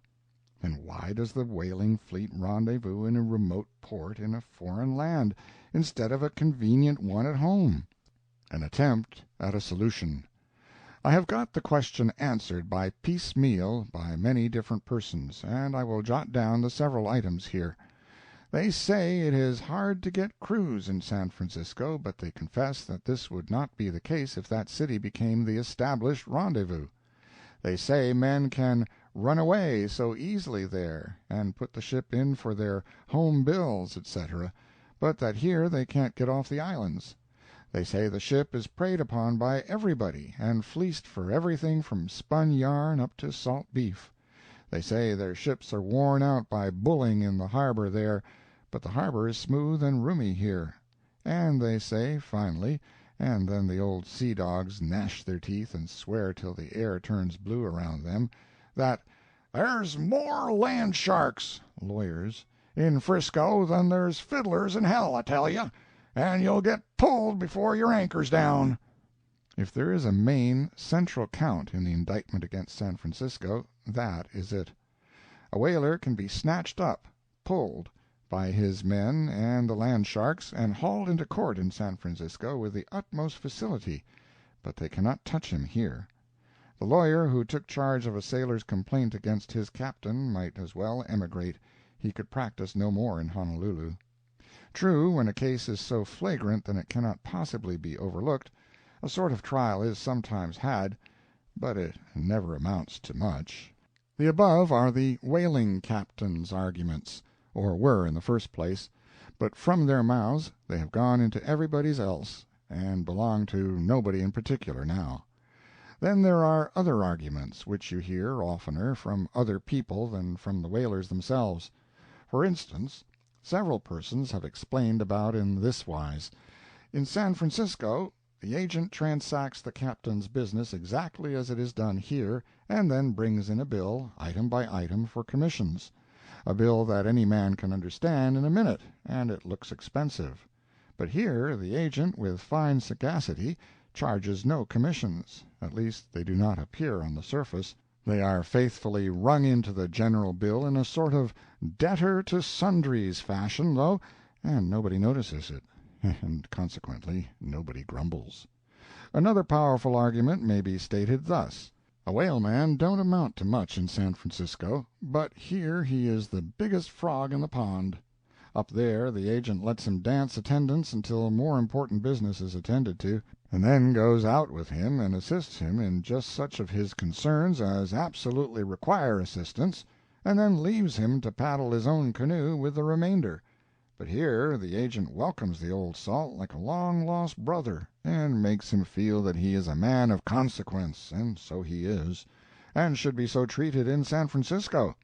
And the agent attends closely to all the whaler's shore business, of every kind whatever, if it is desired, and thus the captain's stay in port is a complete holiday. A suggestion: if I were going to advise San Franciscans as to the best strategy to employ In order to secure the whaling trade, I would say, cripple your facilities for "pulling" sea captains on every pretense that sailors can trump up, and show the whaler a little more consideration when he is in port. All other objections will die of themselves. A step made. A nucleus is already formed up there. Swift and Allen have opened a branch of their New Bedford house in San Francisco, and their ships—they have 8 at sea now—will rendezvous there hereafter. They are going to add several vessels to their fleet this season. 16 whalers, and possibly many more, will rendezvous at San Francisco this year. Those captains who have tried that port during the past 2 years are satisfied with it, all but 1 or 2 who have been pulled. Mark Twain. End of letter number 10.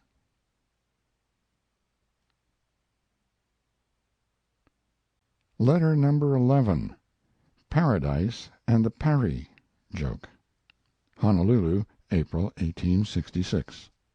I have ridden up the handsome Nuuanu Valley, noted the mausoleum of the departed kings of Hawaii by the wayside, admired the neat residences, surrounded by beautiful gardens that border the turnpike, stood at last, after 6 miles of travel, on the famous Pari, the Divide, we would call it, and looked down the precipice of 600 or 800 feet over which old Kamehameha I drove the army of the King of Oahu 3/4 of a century ago, and gazed upward at a sharp peak close at my left, springing several hundred feet above my head like a colossal church spire.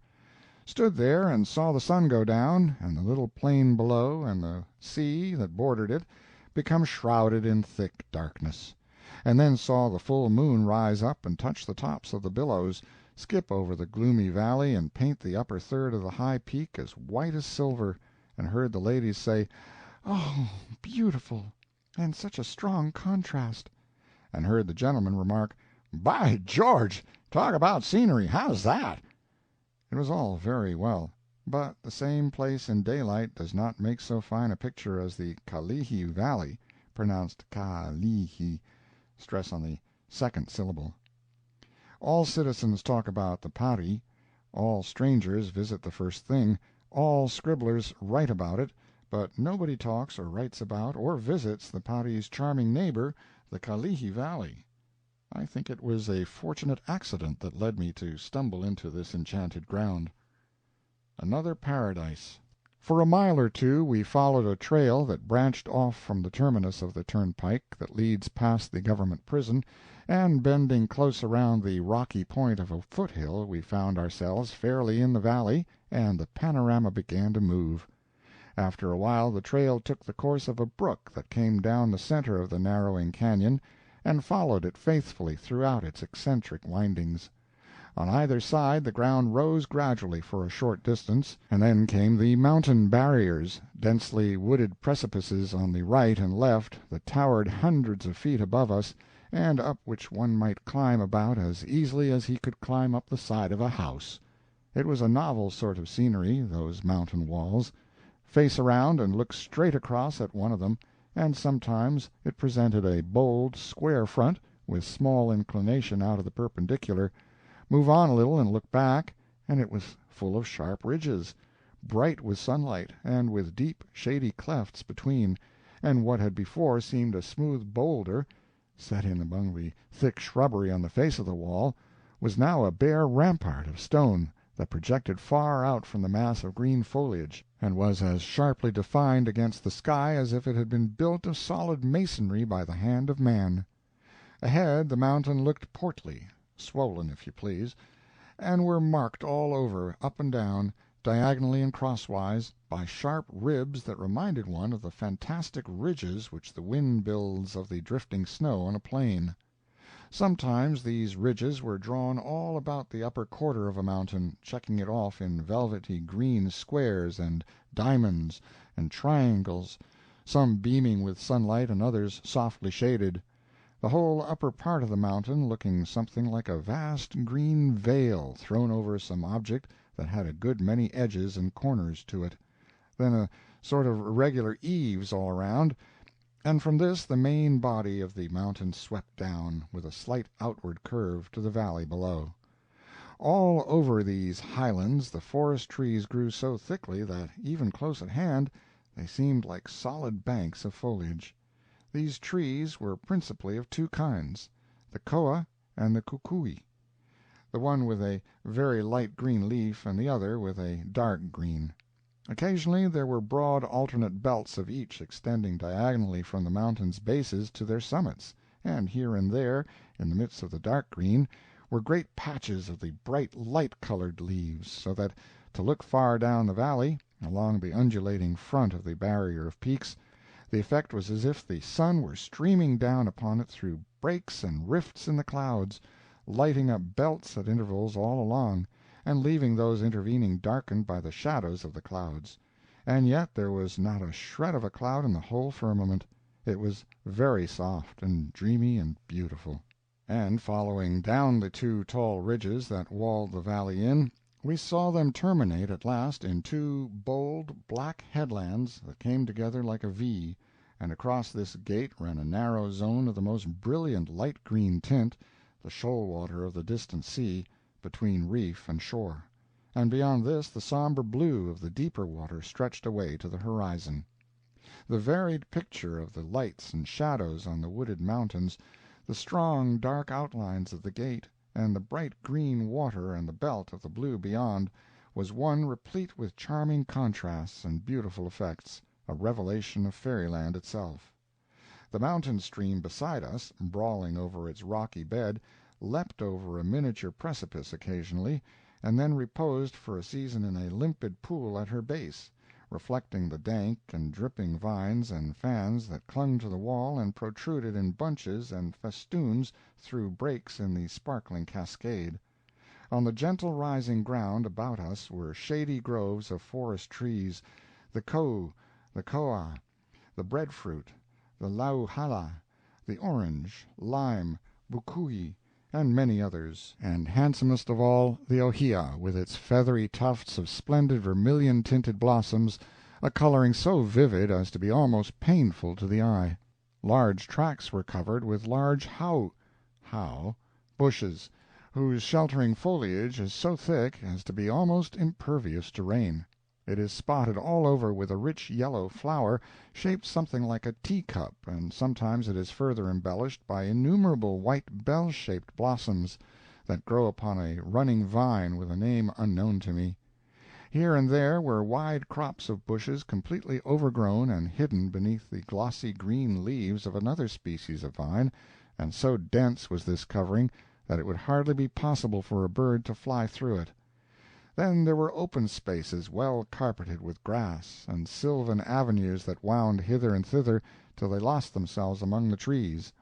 In one open spot a vine of the species I last mentioned had taken possession of two tall dead stumps, and wound around and about them, and swung out from their tops and twined their meeting tendrils together into a faultless arch. Man with all his art could not have improved its symmetry. Verily, with its rank luxuriance of vines and blossoms, its groves of forest trees, its shady nooks and grassy lawns, its crystal brook and its wild and beautiful mountain scenery, with that charming far-off glimpse of the sea, Kalihi is the Valley of Enchantment come again. Sam Brannan's Palace. While I am on the subject of scenery, I might as well speak of Sam Brannan's Palace, or the Bungalow, as it is popularly called. Years ago it was built and handsomely furnished by Shillaber, now of San Francisco, at a cost of between $30,000 and $40,000, and in the day of its glory must have considerably outshone its regal neighbor, the Palace of the King. It was a large mansion, with compact walls of coral, dimensions, say 60 or 70 feet front, and 80 feet depth, perhaps, including the ample veranda or portico in front. This portico was supported by 6 or 8 tall fluted Corinthian columns, some 3 feet in diameter.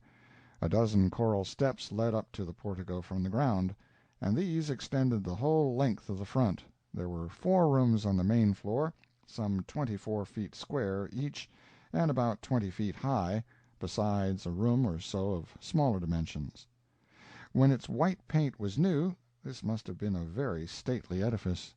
But finally it passed into Brannan's hands, for the sum of $30,000, never mind the particulars of the transaction, and it has been going to decay for the past 10 years. It has arrived there now, and it is the completest ruin I ever saw.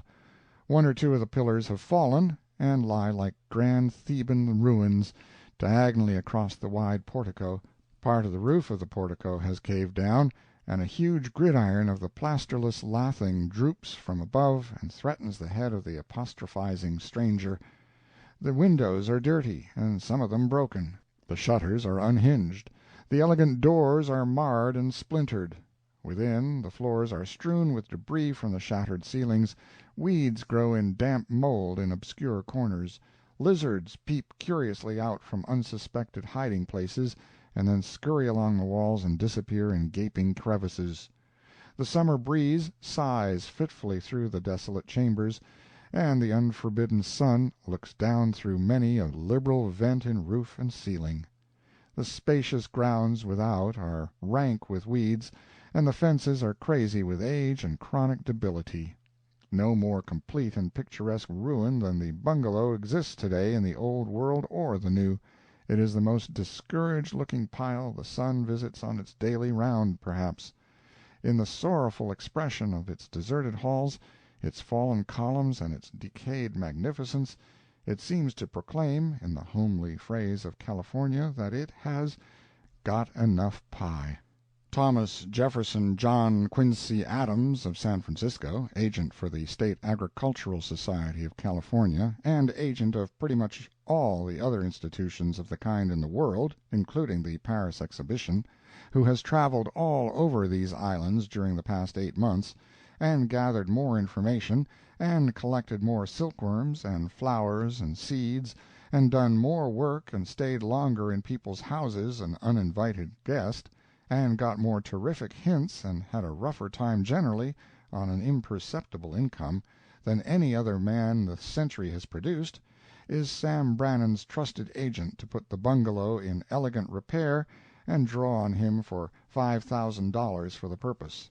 It is not possible for me to say when the work will be commenced or who will take the daring contract, but I can say that so small a sum as $5,000 expended on the bungalow would only spoil it as an attractive ruin, without making it amount to much as a human habitation. Let it alone, Brannan, and give your widely known and much discussed agent another job. The King's Palace stands not far from the melancholy bungalow, in the center of grounds extensive enough to accommodate a village. The place is surrounded by neat and substantial coral walks, but the gates pertaining to them are out of repair, and so was the soldier who admitted us, or at any rate his uniform was. He was an exception, however, for the native soldiers usually keep their uniforms in good order. The palace is a large, roomy frame building, and was very well furnished once, though now some of the appurtenances have lost some of their elegance.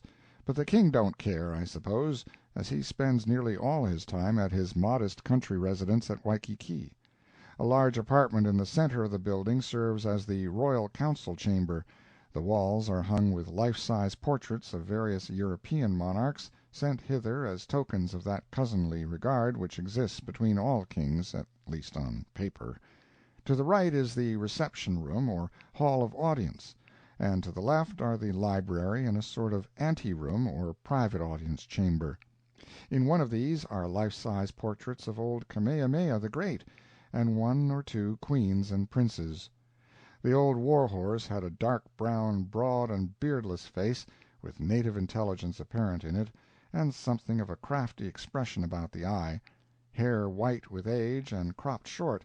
In the picture he is clad in a white shirt, long red vest, and with a famous feather war-cloak over all. We were permitted to examine the original cloak. It is very ample in its dimensions, and is made entirely of the small, silky, bright yellow feathers of the man-of-war or tropic bird, closely woven into a strong, coarse netting of grass by a process which promises shortly to become a lost art, inasmuch as only one native, and he an old man, is left who understands it in its highest elegance. These feathers are rare and costly, because each bird has but two of them, one under each wing, and the birds are not plenty. It requires several generations to collect the materials and manufacture this cloak, and had the work been performed in the United States, under our fine Army contract system, it would have cost the government more millions of dollars than I can estimate without a large arithmetic and blackboard. In old times, when a king put on his gorgeous feather war cloak, it meant trouble. Some other king and his subjects were going to catch it. We were shown other war cloaks, made of yellow feathers, striped and barred with broad bands of red ones, fine specimens of barbaric splendor.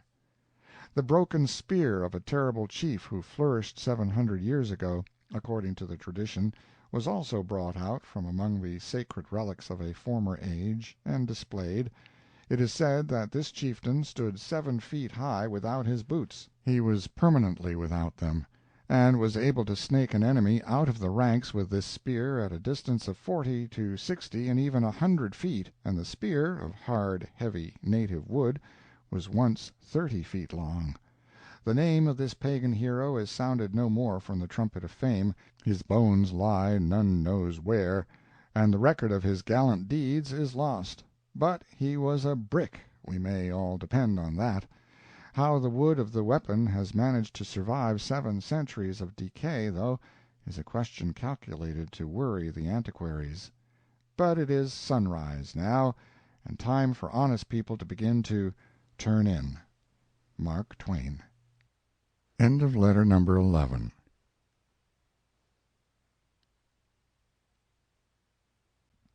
Letter 12.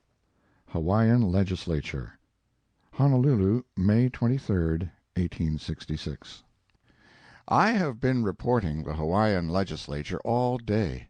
This is my first visit to the capital. I expected to be present on the 25th of April and see the King open his Parliament in state and hear his speech, but I was in Maui then, and legislatures had no charms for me.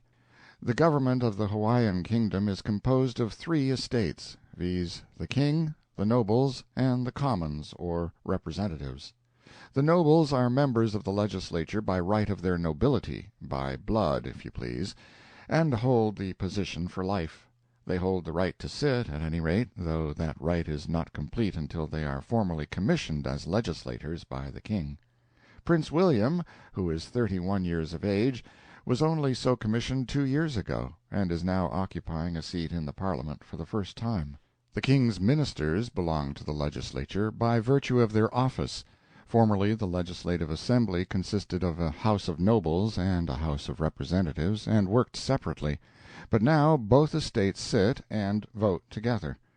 The object of the change was to strengthen the hands of the nobles by giving them a chance to overawe the commons, the latter being able to outvote the former by about 3 to 1, and it works well. The handful of nobles and ministers, being backed by the King and acting as his mouthpieces, outweigh the common multitude on the other side of the House and carry things pretty much their own way.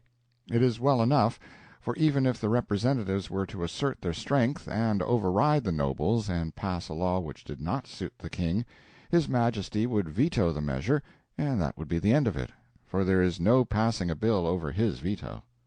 Once, when the legislative bodies were separate and the representatives did not act to suit the late King, Kamehameha IV, he took Cromwell's course, prorogued the Parliament instanter, and sent the members about their business. When the present King called a convention a year or 2 ago to frame a new constitution, he wanted a property qualification to vote incorporated (universal suffrage was the rule before), and desired other amendments, which the convention refused to sanction. He dismissed them at once, and fixed the Constitution up to suit himself, ratified it, and it is now the fundamental law of the land, although it has never been formally ratified and accepted by the people or the legislature. He took back a good deal of power which his predecessors had surrendered to the people, abolished the universal suffrage clause, and denied the privilege of voting to all save such as were possessed of $100 worth of real estate or had an income of $75 a year. And if my opinion were asked, I would say he did a wise thing in this last-named matter. The King is invested with very great power, but he is a man of good sense and excellent education, and has an extended knowledge of business, which he acquired through long and arduous training as Minister of the Interior under the late King, and therefore he uses his vast authority wisely and well. The Capitol, an American sovereign snubbed. The Legislature meets in the Supreme Court room, an apartment which is larger, lighter, and better fitted and furnished than any courtroom in San Francisco. A railing across the center separates the legislators from the visitors. When I got to the main entrance of the building, and was about to march boldly in, I found myself confronted by a large placard, upon which was printed, "No admittance by this entrance except to members of the Legislature and foreign officials." It shocked my Republican notions somewhat, but I pocketed the insinuation that I was not high-toned enough to go in at the front door, and went around and entered meekly at the back one. If ever I come to these islands again, I will come as the Duke of San Jose, and put on as many frills as the best of them. The King's Father. I found the Legislature to consist of half a dozen white men and some 30 or 40 natives. It was a dark assemblage. The nobles and ministers, about a dozen of them altogether, occupied the extreme left of the hall, with David Kalakaua, the King's Chamberlain, and Prince William at the head. The President of the Assembly, His Royal Highness M. Kekuanoa, and the Vice President, Rhodes, sat in the pulpit, if I may so term it. The President is the King's father. He is an erect, strongly built, massive-featured, white-haired, swarthy old gentleman of 80 years of age or thereabouts. He was simply but well dressed, in a blue cloth coat and white vest, and white pantaloons, without spot, dust, or blemish upon them. He bears himself with a calm, stately dignity, and is a man of noble presence. He was a young man and a distinguished warrior under that terrific old fighter, Kamehameha I, more than half a century ago, and I could not help saying to myself, this man, naked as the day he was born, and war-club and spear in hand, has charged at the head of a horde of savages against other hordes of savages far back in the past, and reveled in slaughter and carnage, has worshipped wooden images on his bended knees, has seen hundreds of his race offered up in heathen temples as sacrifices to hideous idols, at a time when no missionary's foot had ever pressed this soil and he had never heard of the white man's God, has believed his enemy could secretly pray him to death, has seen the day, in his childhood, when it was a crime punishable by death for a man to eat with his wife, or for a plebeian to let his shadow fall upon the king. And now look at him, an educated Christian, neatly and handsomely dressed, a high-minded, elegant gentleman, a traveler in some degree, and one who has been the honored guest of royalty in Europe, a man practiced in holding the reins of an enlightened government, and well versed in the politics of his country and in general practical information. Look at him, sitting there presiding over the deliberations of a legislative body, among whom are white men, a grave, dignified, statesman-like personage, and as seemingly natural and fitted to the place as if he had been born in it and had never been out of it in his lifetime. Lord, how the experiences of this old man's strange, eventful life must shame the cheap inventions of romance. Kekuanaoa is not of the blood royal. He derives his princely rank from his wife, who was a daughter of Kamehameha the Great. Under other monarchies the male line takes precedence of the female in tracing genealogies, but here the opposite is the case. The female line takes precedence. Their reason for this is exceedingly sensible, and I recommend it to the aristocracy of Europe. They say it is easy to know who a man's mother was, but etc., etc. A comprehensive slur. The mental caliber of the Legislative Assembly is up to the average of such bodies the world over, and I wish it were a compliment to say it, but it is hardly so. I have seen a number of legislatures, and there was a comfortable majority in each of them that knew just about enough to come in when it rained, and that was all.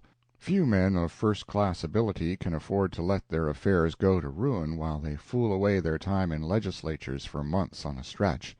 Few such men care a straw for the small beer distinction one is able to achieve in such a place. But your chattering, one-horse village lawyer likes it, and your solemn ass from the cow counties, who don't know the Constitution from the Lord's Prayer enjoys it, and these you will always find in the Assembly. The one gabble, gabble, gabbling threadbare platitudes and "give me liberty or give me death" buncombe from morning till night, and the other asleep, with his slab-soled brogans set up like a couple of gravestones on the top of his desk. Among the Commons in this Legislature are a number of Kanakas, with shrewd, intelligent faces, and a gift of gab that is appalling. The nobles are able, educated, fine-looking men who do not talk often, but when they do they generally say something, a remark which will not apply to all their white associates in the same House. If I were not ashamed to digress so often, I would like to expatiate a little upon the noticeable fact that the nobility of this land, as a general thing, are distinguishable from the common herd by their large stature and commanding presence, and also set forth the theories in vogue for accounting for it, but for the present I will pass the subject by. In session, Bill Ragsdale. At 11 a.m. His Royal Highness the President called the House to order. The roll call was dispensed with for some reason or other, and the chaplain, a venerable-looking white man, offered up a prayer in the native tongue. And I must say that this curious language, with its numerous vowels and its entire absence of hissing sounds, fell very softly and musically from his lips. A white chief clerk read the journal of the preceding day's proceedings in English, and then handed the document to Bill Ragsdale, a half-white and half-Kanaka, who translated it and clattered it off in Kanaka with a volubility that was calculated to make a slow-spoken man like me distressingly nervous. Bill Ragsdale stands up in front of the Speaker's pulpit, with his back against it, and fastens his quick black eye upon any member who rises, lets him say half a dozen sentences, and then interrupts him, and repeats his speech in a loud, rapid voice, turning every Kanaka speech into English and every English speech into Kanaka with a readiness and felicity of language that are remarkable, waits for another installment of talk from the member's lips, and goes on with his translation as before. His tongue is in constant motion from 11 in the forenoon till 4 in the afternoon, and why it does not wear out is the affair of Providence, not mine. There is a spice of deviltry in the fellow's nature, and it crops out every now and then when he is translating the speeches of slow old Kanakas who do not understand English. Without departing from the spirit of a member's remarks, he will, with apparent unconsciousness, drop in a little voluntary contribution occasionally in the way of a word or two that will make the gravest speech utterly ridiculous. He is careful not to venture upon such experiments, though, with the remarks of persons able to detect him. I noticed when he translated for His Excellency David Kalakaua, who is an accomplished English scholar, he asked, "Did I translate you correctly, Your Excellency?" or something to that effect. The rascal. Familiar characteristics. This legislature is like all other legislatures. A wooden head gets up and proposes an utterly absurd something or other, and he and half a dozen other wooden heads discuss it with windy vehemence for an hour, the remainder of the House sitting in silent patience the while, and then a sensible man, a man of weight, a big gun, gets up and shows the foolishness of the matter in 5 sentences. A vote is taken, and the thing is tabled. Now, on one occasion, a Kanaka member, who paddled over here from some barren rock or other out yonder in the ocean, some scalawag who wears nothing but a pair of socks and a plug hat when he is at home, or possibly is even more scantily arrayed in the popular malo, got up and gravely gave notice of a bill to authorize the construction of a suspension bridge from Oahu to Hawaii, a matter of 150 miles. He said that natives would prefer it to the inter-island schooners, and they wouldn't suffer from sea-sickness on it. Up came Honorables Ku and Kulaui and Kaukau and Kiwahu and a lot of other clacking geese, and harried and worried this notable internal improvement until some sensible person rose and choked them off by moving the previous question. Do not do an unjust thing now, and imagine Kanaka legislatures do stupider things than other similar bodies. Rather blush to remember that once, when a Wisconsin legislature had the affixing of a penalty for the crime of arson under consideration, a member got up and seriously suggested that when a man committed the damning crime of arson, they ought either to hang him or make him marry the girl. To my mind, the suspension bridge man was a Solomon compared to this idiot. I shall have to stop at this point and finish this subject tomorrow. There is a villain over the way yonder who has been playing Get Out of the Wilderness on a flute ever since I sat down here tonight, sometimes fast, sometimes slow, and always skipping the first note in the second bar, skipping it so uniformly that I have got to waiting and painfully looking out for it latterly. Human nature cannot stand this sort of torture. I wish his funeral was to come off at 11:30 tomorrow, and I had nothing to do. I would attend it. Explanatory. It has been 6 weeks since I touched a pen. In explanation and excuse I offer the fact that I spent that time, with the exception of 1 week, on the island of Maui. I only got back yesterday. I never spent so pleasant a month before, or bade any place good-bye so regretfully. I doubt if there is a mean person there, from the homeliest man on the island, Lures, down to the oldest, Talent. I went to Maui to stay a week, and remained 5. I had a jolly time. I would not have fooled away any of it writing letters under any consideration whatever. It will be 5 or 6 weeks before I write again. I sail for the island of Hawaii tomorrow, and my Maui notes will not be written up until I come back. Mark Twain. End of Letter 12.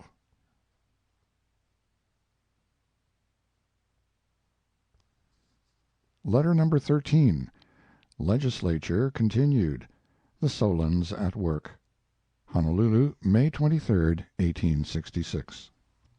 The first business that was transacted today was the introduction of a bill to prohibit the intermarrying of old persons with young ones, because of the non-fruitfulness of such unions. The measure was discussed, laughed over, and finally tabled. I will remark here that I noticed that there seemed to be no regular order of business observed. Motions, resolutions, notices, introductions, and third reading of bills, etc., were jumbled together. This may be convenient enough for the members, but it must necessarily be troublesome to the clerks and reporters. Then a special committee reported back favorably a bill to prohibit Chinamen from removing their male children from the islands, and the report was adopted, which I thought was rather hard on the Chinamen. War. Next, the gentleman from Kohala offered a resolution requesting the Minister of the Interior to bring his books into the House and separate the Bishop of England's printing account from his omnibus of sundries, and show just how my lord's account with the government printing office stood. Sensation. A member jumped up and moved to amend by requesting a general inquisition into printing affairs, and to strike out the offensive clause particularizing the bishop's bill. The Minister of the Interior, an Englishman, Dr. Hutchinson, opposed the motion angrily, said it "showed the animus of the thing the way it stood." He said he was ready to produce the books, and went at once and brought them in. Another member moved to table the original motion. Harris, Minister of Finance, wanted the motion to stand unamended. He said it showed the animus of the thing, too. Said it was the old insinuation, emanating from outside the walls of this House, that the Minister of the Interior was diverting the public funds to the support of the Anglican Church. The ancient insinuation that he was recreant to his duty, etc. Said the animus was prominent enough in the language of the resolution, which denied to the Lord Bishop of Honolulu the title which all the world recognized as his, and called him the Bishop of England. Said the bishop always paid his bills. He, Harris, always paid his bills, and gave money frequently to the Anglican Church, was a member of it, would like to know of a single solitary instance where the Congregationalist member from Kohala had ever contributed $1, 1 shilling, one infinitesimal fraction of a farthing to the support of the Reformed Catholic Church of the Lord Bishop. But a king's minister couldn't be honest, oh, no, and a minister couldn't be a gentleman, certainly not, impossible, oh, utterly. and so forth and so on, wandering further and further from the question before the House, and quacking about stuff that had no more to do with the subject under discussion than the Decalogue has got to do with the Declaration of Independence. This man was on his feet every 5 minutes for an hour. One timid commoner feebly moved the previous question once, with a vague hope of shutting up the minister, but he never got a second, and was snubbed in a moment, and went in his hole, as they say in California. The original motion was finally tabled, but it made a fearful stir among the ministers during its brief existence. It created a bitter discussion, and showed how malignant are the jealousies that rankle in the breasts of the rival religious denominations here. The Vice President said he was sorry the motion had been offered, that it was an insult to the government, to the Bishop of Honolulu, to the House, and to all parties concerned, and it grieved him to have to put it to a vote. In the debate His Excellency Minister Harris was the champion of the Reformed Catholic Church, though to save my soul I could not see what any church had to do, that is, openly and above board, with the question before the House. He was the champion, and without any ill feeling toward him, I will yet express the conviction that about 2 more such champions would bring ruin and destruction upon any cause under the sun. Minister Harris is 6 feet high, bony and rather slender, middle-aged, has long, ungainly arms, stands so straight that he leans back a little, has small side-whiskers. From my distance his eyes seemed blue, and his teeth looked too regular and too white for an honest man. He has a long head the wrong way, that is, up and down, and a bogus Roman nose, and a great long cadaverous undertaker's countenance, displayed upon which his ghastly attempts at humorous expressions were as shocking as a facetious leer on the face of a corpse. He is a native of New Hampshire, but is unworthy of the name of American. I think, from his manner and language today, that he belongs, body and soul, and boots, to the King of the Sandwich Islands, and the Lord Bishop of Honolulu. He has no command of language or ideas. His oratory is all show and pretense. He makes considerable noise and a great to-do, and impresses his profoundest incoherencies with an oppressive solemnity and ponderous windmill gesticulation with his flails. He raises his hand aloft, and looks piercingly at the interpreter, and launches out into a sort of prodigious declamation, thunders upward, higher and higher towards his climax, words, awful 4-syllable words, given with a convincing emphasis that almost inspires them with meaning, and just as you take a sustaining breath and stand by for the crash, his poor little rocket fizzes faintly in the zenith and goes out ignominiously. The sensation one experiences is the same a miner feels when he puts in a blast which he thinks will send the whole top of a mountain to the moon, and after running 1/4 of a mile in 10 seconds to get out of the way, is disgusted to hear it make a trifling dull report, discharge a pipe full of smoke, and barely jolt half a bushel of dirt. After one of these incomprehensible ravings, Mr. Harris bends down and smiles a horrid smile of self-complacency in the face of the Minister of the Interior, bends to the other side and continues it in the face of the Minister of Foreign Affairs, beams it serenely upon the admiring lobby, and finally confers the remnants of it upon the unhappy interpreter, all of which pantomime says as plainly as words could say, "Eh, but wasn't it an awful shot?" Harris says the weakest and most insipid things, and then tries by the expression of his countenance to swindle you into the conviction that they are the most blighting sarcasms. And in 7 years I have never lost my cheerfulness and wanted to lay me down in some secluded spot and die and be at rest until I heard him try to be funny today. If I had had a double-barreled shotgun, I would have blown him into a million fragments. Harris deals in long paragraphs of personalities that would not be permitted in any other legislature. This man has the reputation of being an able man, yet he was talking pretty much all the time today, and all the good sound sense or point there was in his vaporings could have been boiled down into half a page of foolscap. Harris is not a man of first-class abilities, but that is only my opinion, you know, not Harris's. He knows some things, though. He knows that his salary of $4,000 is little enough in all conscience, especially as he gets nothing as acting Attorney General and is not allowed to engage in outside business.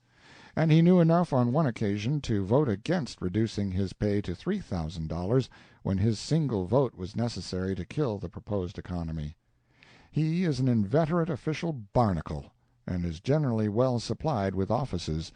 Some people say the Hawaiian government is a wheelbarrow, and that Harris is the wheel.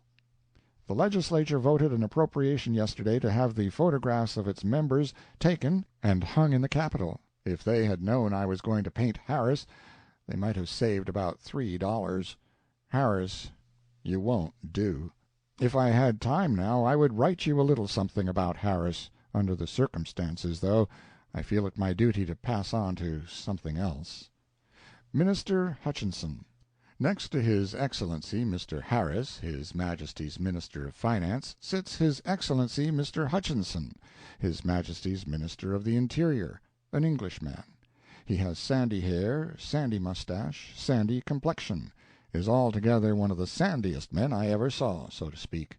Is a tall, stooped-shouldered, middle-aged, lowering-browed, intense-eyed, irascible man, and looks like he might have his little prejudices and partialities. He has got one good point, however: he don't talk. The other ministers. Near Dr. Hutchinson sit His Excellency the Governor of Oahu, born in this country of Italian and American parentage and considered an American, and His Excellency M. de Varigny, acting Minister of Foreign Affairs, a Frenchman. These are merely sensible, unpretentious men, nothing particularly remarkable about their manner or appearance. If Varigny were as hopelessly bad as his English pronunciation, nothing but a special intervention of Providence could save him from perdition hereafter. The millennium at hand. I have found at least one startling peculiarity about this Hawaiian legislature. They do not accuse its members of being stained with bribery and corruption. It is a new and pleasant sensation to me. Some people ascribe this singular purity to innate virtue, while others, less charitable, say the members are not offered bribes because they are such leaky vessels that they would be sure to let it out. Doubtless, in some cases, one theory is correct, and the other correct in other cases. I hope it is somehow that way. At any rate, I haven't time to discuss it. Legislative etiquette. Legislative etiquette is of a low grade everywhere, I believe. I find no exception to the rule here. All hands smoke during the session, from the highest down to the pock-marked messenger. Cow County members, or perhaps I should say taro patch members, lay the sides of their faces on the desks, encircle them with their arms, and go to sleep for a few moments at a time. I know they must put their feet on the desk sometimes, but I could not catch them at it. I saw them eating crackers and cheese, though, and freely excused them for it, because they hold long, fatiguing sessions, from 11 till 4 o'clock, without intermission. I am grieved to say that their etiquette is a shade superior to that of the early Washoe legislature. Horse Williams was a member of one of them, and he used to always prop his vast feet upon his desk and get behind them and eat a raw turnip during prayer by the chaplain. More characteristics. So much for the legislature. I came away and left them at the favorite occupation of such bodies, crowding the finance officers' estimates to the utmost limit. The last thing they did was to provide a clerk for the sheriff of Maui, with a salary of $1,000, which was well enough, considering that for $2,000 a year and some trifling perquisites, that officer acts as sheriff of the island of Maui, postmaster of Lahaina, custom-house officer, tax collector of the island of Lanai, and probably does a little in a general way in the missionary line, though he is better at entertaining a temporary guest, as I am aware. But you know the inevitable result. Every sheriff of every little dab of rock in this group will have to have $1,000 clerk now. Mr. Brown disappointed. Brown has been keeping sharp lookout for the King for nearly 3 months now. When we came out of the Capitol we heard His Majesty had been at the door a few minutes before. Said the impetuous child of nature, "Blame that king! Ain't I ever—" "Peace, son," said I. "Respect the sacred name of royalty." A correction.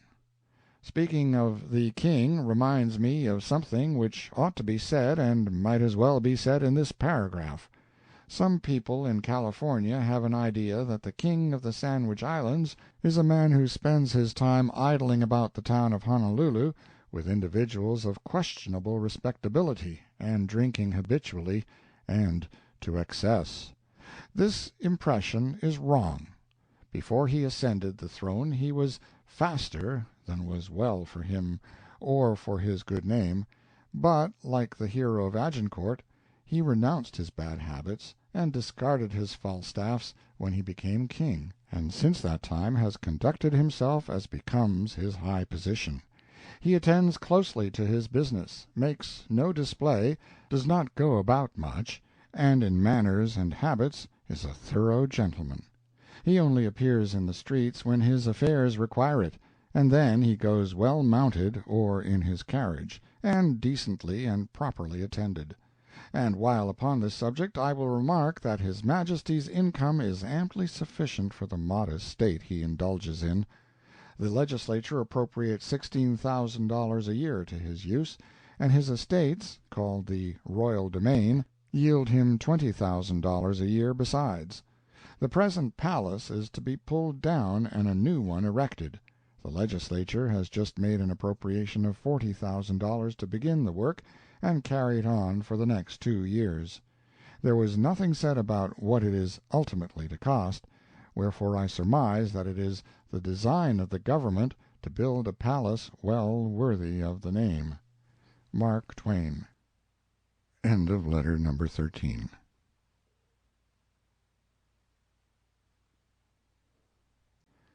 Letter number 14. Home Again. Honolulu, June 22, 1866. I have just got back from a 3 weeks' cruise on the island of Hawaii, and an eventful sojourn of several days at the great volcano. But of that trip I will speak hereafter.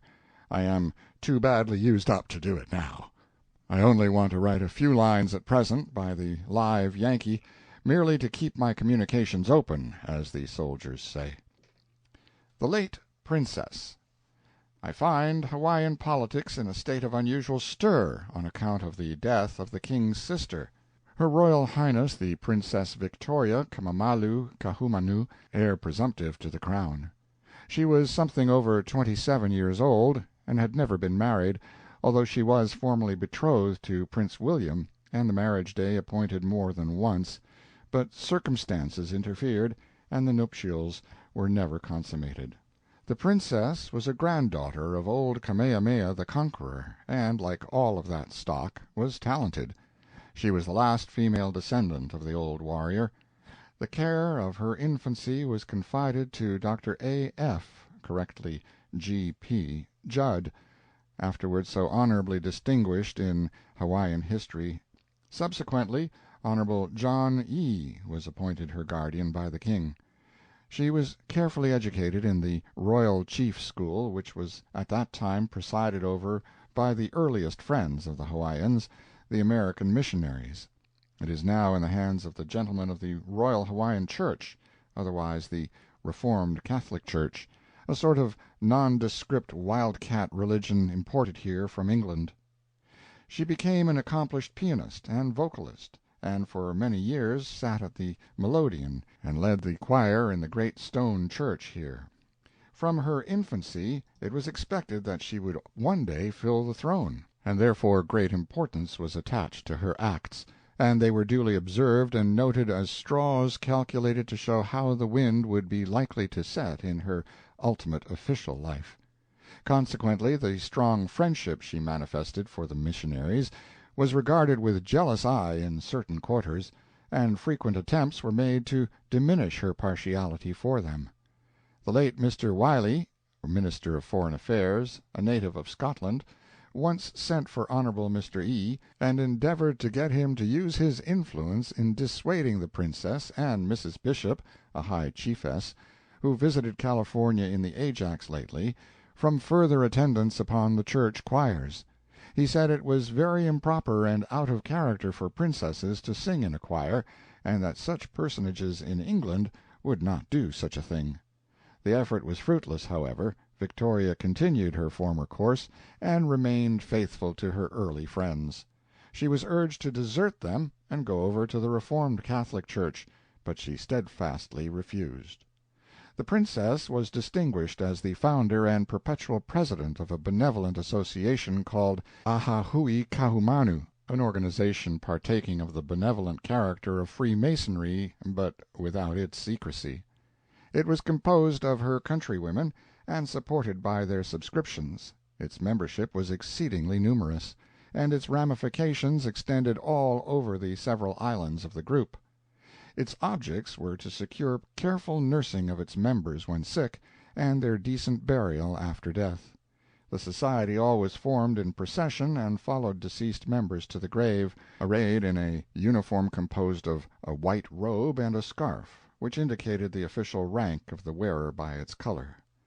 The Princess was possessed of immense landed estates, and formerly kept up considerable state. She rode in a fine carriage, and had her guards and sentries about her several residences, in European fashion.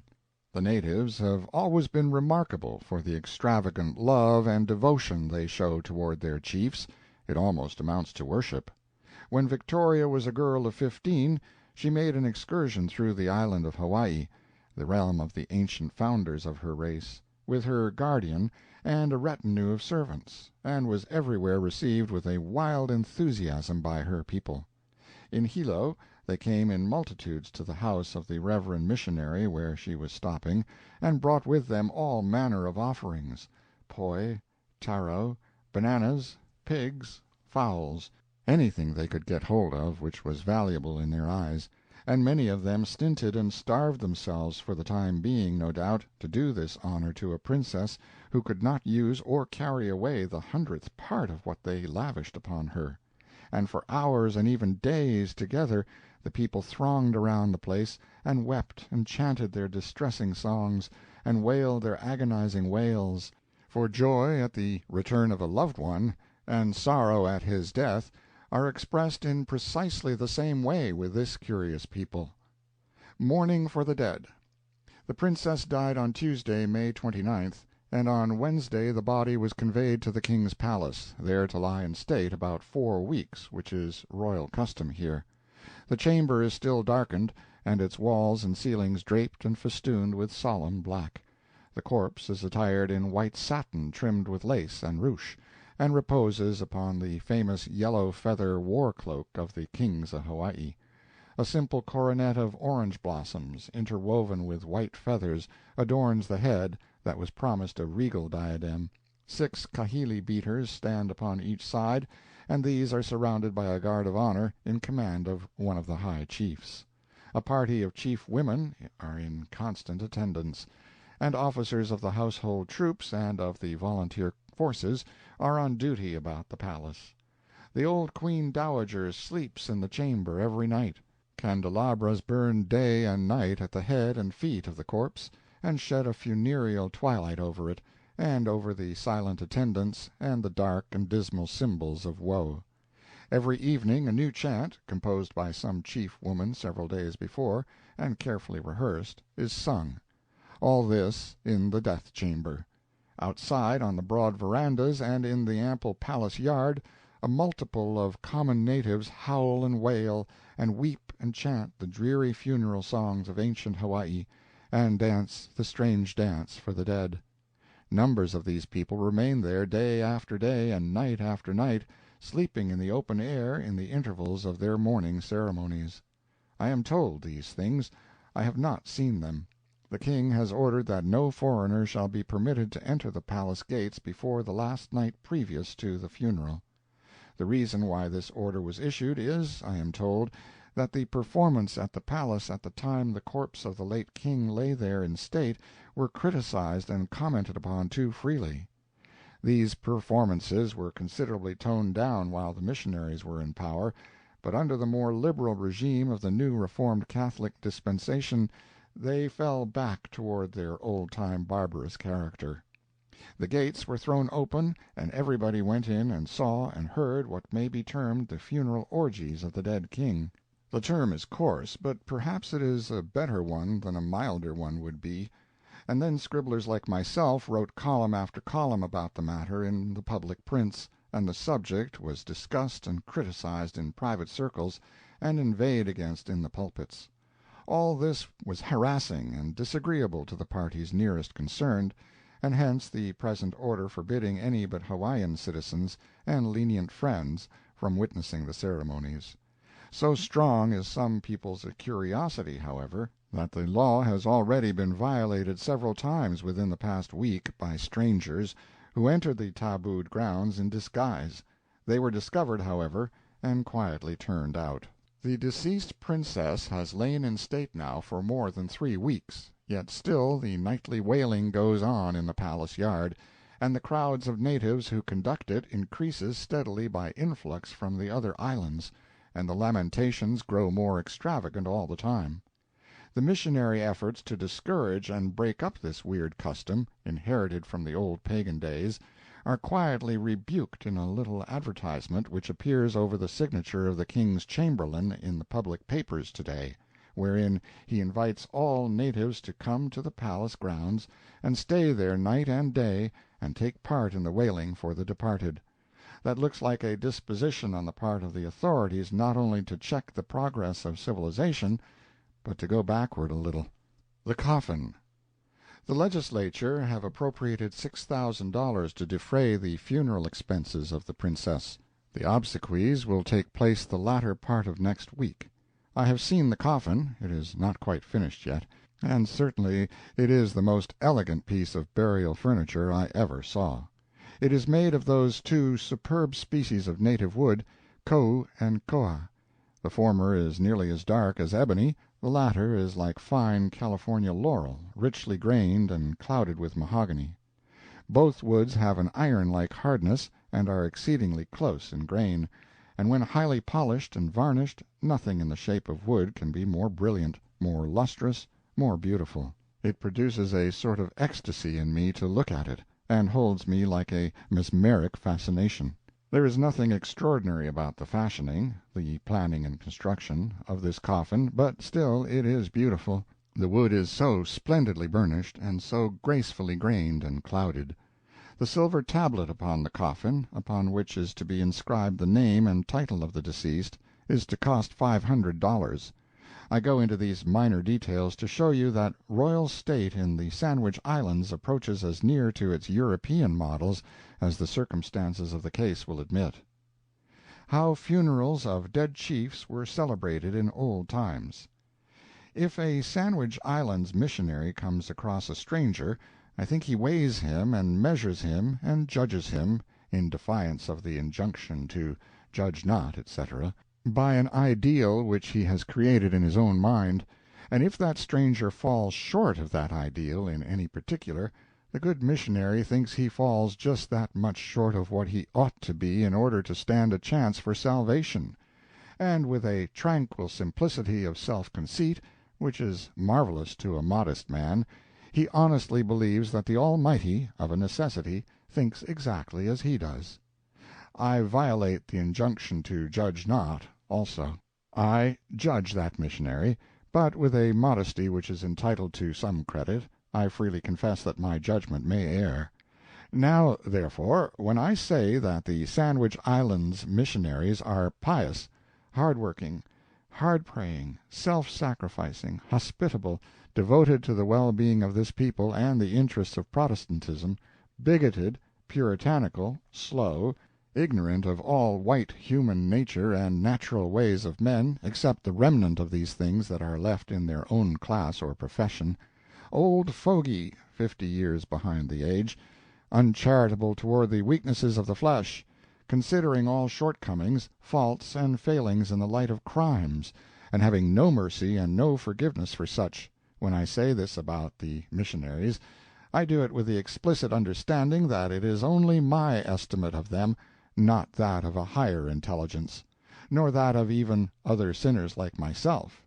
It is only my estimate, and it may fall far short of being a just one. Now, after the above free confession of my creed, I think I ought to be allowed to print a word of defense of these missionaries without having that eternal charge of partiality and prejudice launched at me that is generally sure to be discharged at any man here who ventures, in certain quarters, to give them any credit or offer to defend them from ill-natured aspersions. Mr. Staley, my Lord Bishop of Honolulu, who was built into a lord by the English Bishop of Oxford and shipped over here with a fully equipped established church in his pocket, has frequently said that the natives of these islands are morally and religiously in a worse condition today than they were before the American missionaries ever came here. Now, that is not true, and in that respect the statement bears a very strong family likeness to many other of the Bishop's remarks about our missionaries. Our missionaries are our missionaries, and even if they were our devils, I would not want any English prelate to slander them. I will not go into an argument to prove that the natives have been improved by missionary labor, because facts are stronger than argument.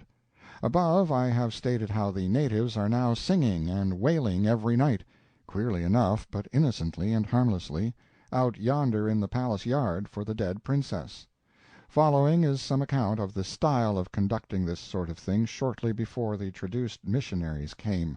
I quote from Jarvie's History of the Sandwich Islands. The ceremonies observed on the death of any important personage were exceedingly barbarous. The hair was shaved or cut close, teeth knocked out, and sometimes the ears were mangled. Some tattooed their tongues in a corresponding manner to the other parts of their bodies. Frequently the flesh was cut or burnt, eyes scooped out, and other even more painful personal outrages inflicted. But these usages, however shocking they may appear, were innocent compared with the horrid saturnalia which immediately followed the death of a chief of the highest rank. Then the most unbounded license prevailed, law and restraint were cast aside, and the whole people appeared more like demons than human beings. Every vice and crime was allowed, property was destroyed, houses fired and old feuds revived and avenged. Gambling, theft, and murder were as open as the day. Clothing was cast aside as a useless encumbrance. Drunkenness and promiscuous prostitution prevailed throughout the land, no women, excepting the widows of the deceased, being exempt from the grossest violation. There was no passion, however lewd, or desire, however wicked, but could be gratified with impunity during the continuance of this period which, happily, from its own violence, soon spent itself. No other nation was ever witness to a custom which so entirely threw off all moral and legal restraints and incited the evil passions to unresisted riot and wanton debauchery.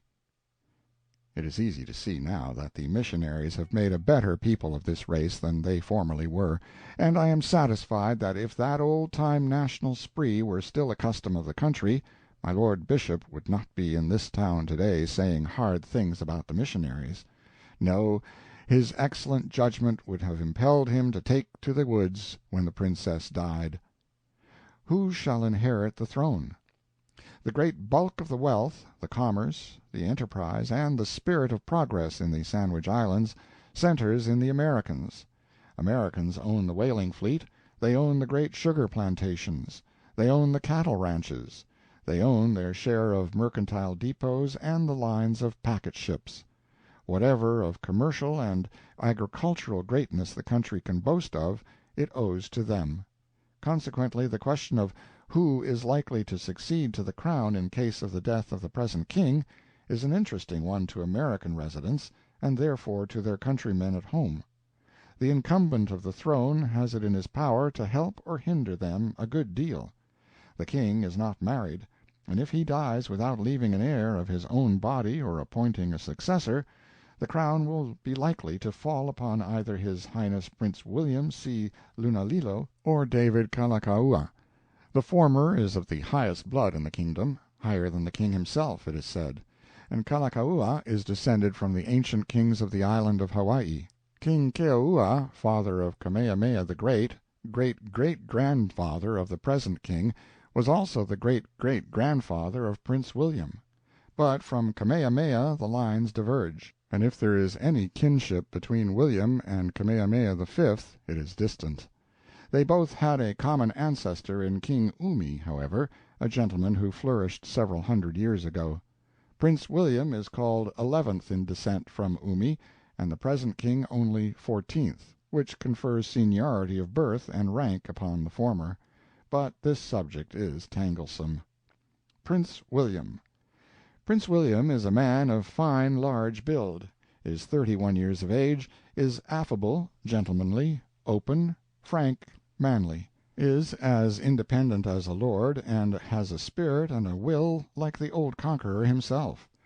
He is intelligent, shrewd, sensible, is a man of first-rate abilities, in fact.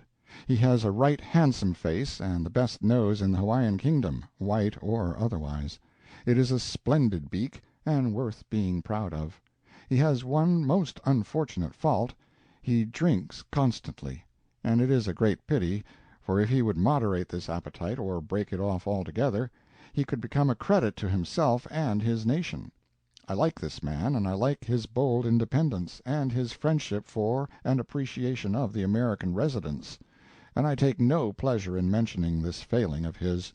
If I could print a sermon that would reform him, I would cheerfully do it. David Kalakaua.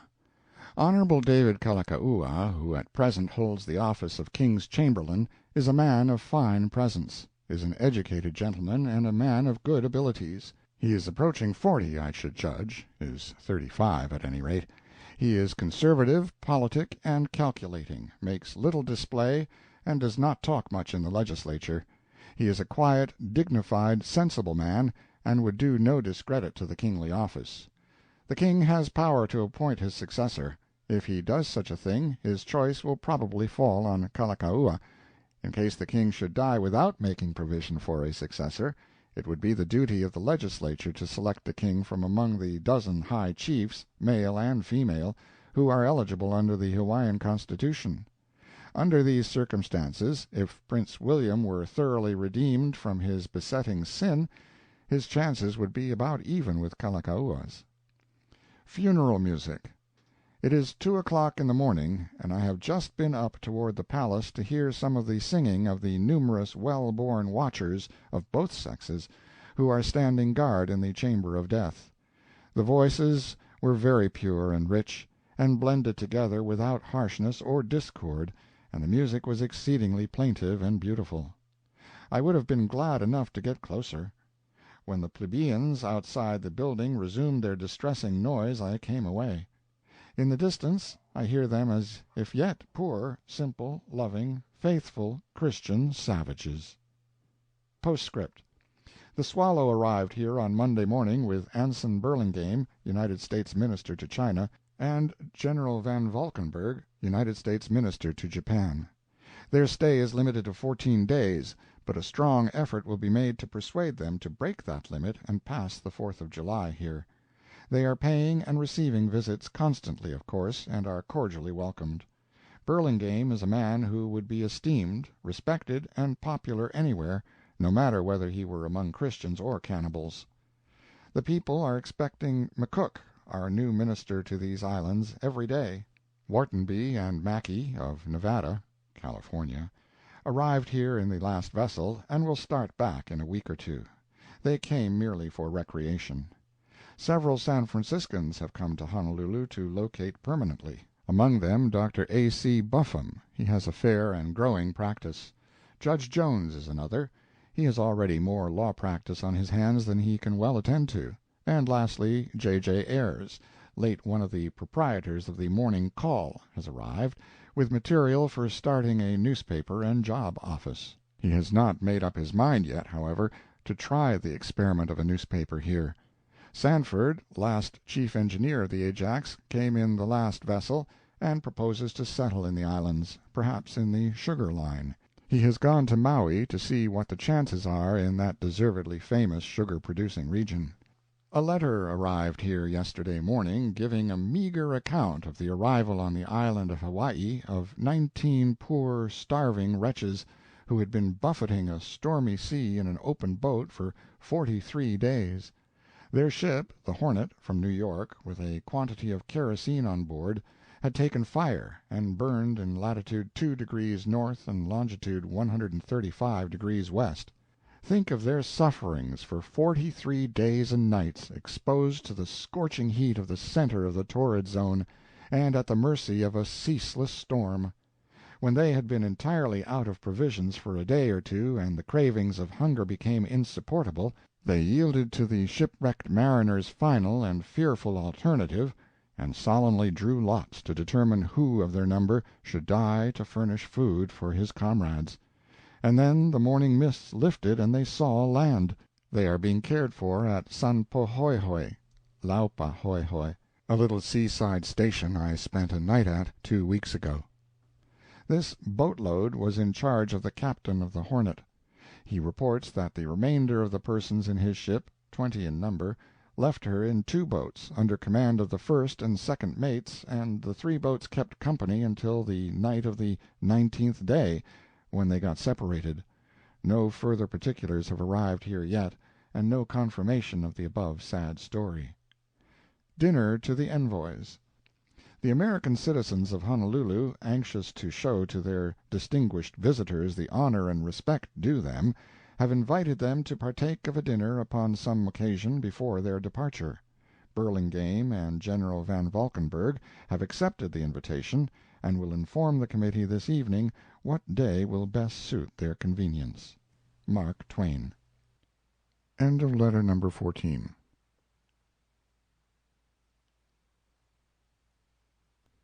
Letter number 15. Burning of the clipper ship Hornet at sea.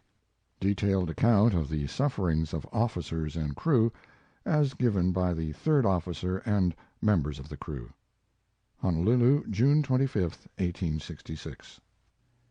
In the postscript to a letter which I wrote 2 or 3 days ago, and sent by the ship Live Yankee, I gave you the substance of a letter received here from Hilo by Walker, Allen & Company, informing them that a boat containing 15 men, in a helpless and starving condition, had drifted ashore at Laupahoehoe, island of Hawaii, and that they had belonged to the clipper ship Hornet, Mitchell master, and had been afloat on the ocean since the burning of that vessel, about 100 miles north of the equator, on the 3rd of May, 43 days. The third mate and 10 of the seamen have arrived here and are now in the hospital. Captain Mitchell, 1 seaman named Antonio Passene, and 2 passengers, Samuel and Henry Ferguson of New York City, young gentlemen, aged respectively 18 and 28, are still at Hilo, but are expected here within the week. In the captain's modest epitome of this terrible romance, which you have probably published, you detect the fine old hero through it. It reads like Grant. The third mate. I have talked with the seamen and with John S. Thomas, third mate, but their accounts are so nearly alike in all substantial points that I will merely give the officer's statement, and weave into it such matters as the men mentioned in the way of incidents, experiences, emotions, etc. Thomas is very intelligent, and a very cool and self-possessed young man, and seems to have kept a pretty accurate log of his remarkable voyage in his head. He told his story, of 3 hours' length, in a plain, straightforward way, and with no attempt at display, and no straining after effect. Wherever any incident may be noted in this paper, where any individual has betrayed any emotion or enthusiasm, or has departed from strict stoical self-possession, or had a solitary thought that was not an utterly unpoetical and essentially practical one, remember that Thomas, the third mate, was not that person. He has been 11 days on shore, and already looks sufficiently sound and healthy to pass almost anywhere without being taken for an invalid. He has the marks of a hard experience about him, though, when one looks closely. He is very much sunburned and weather-beaten, and looks 32 years old. He is only 24, however, and has been a sailor 15 years. He was born in Richmond, Maine, and still considers that place his home. Sailing of the Hornet, Pacific Railroad's iron. The following is the substance of what Thomas said.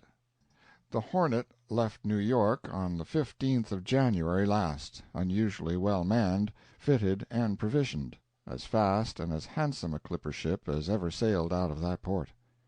She had a general cargo, a little of everything, a large quantity of kerosene oil in barrels, several hundred cases of candles, also 400 tons Pacific Railroad iron and 3 engines.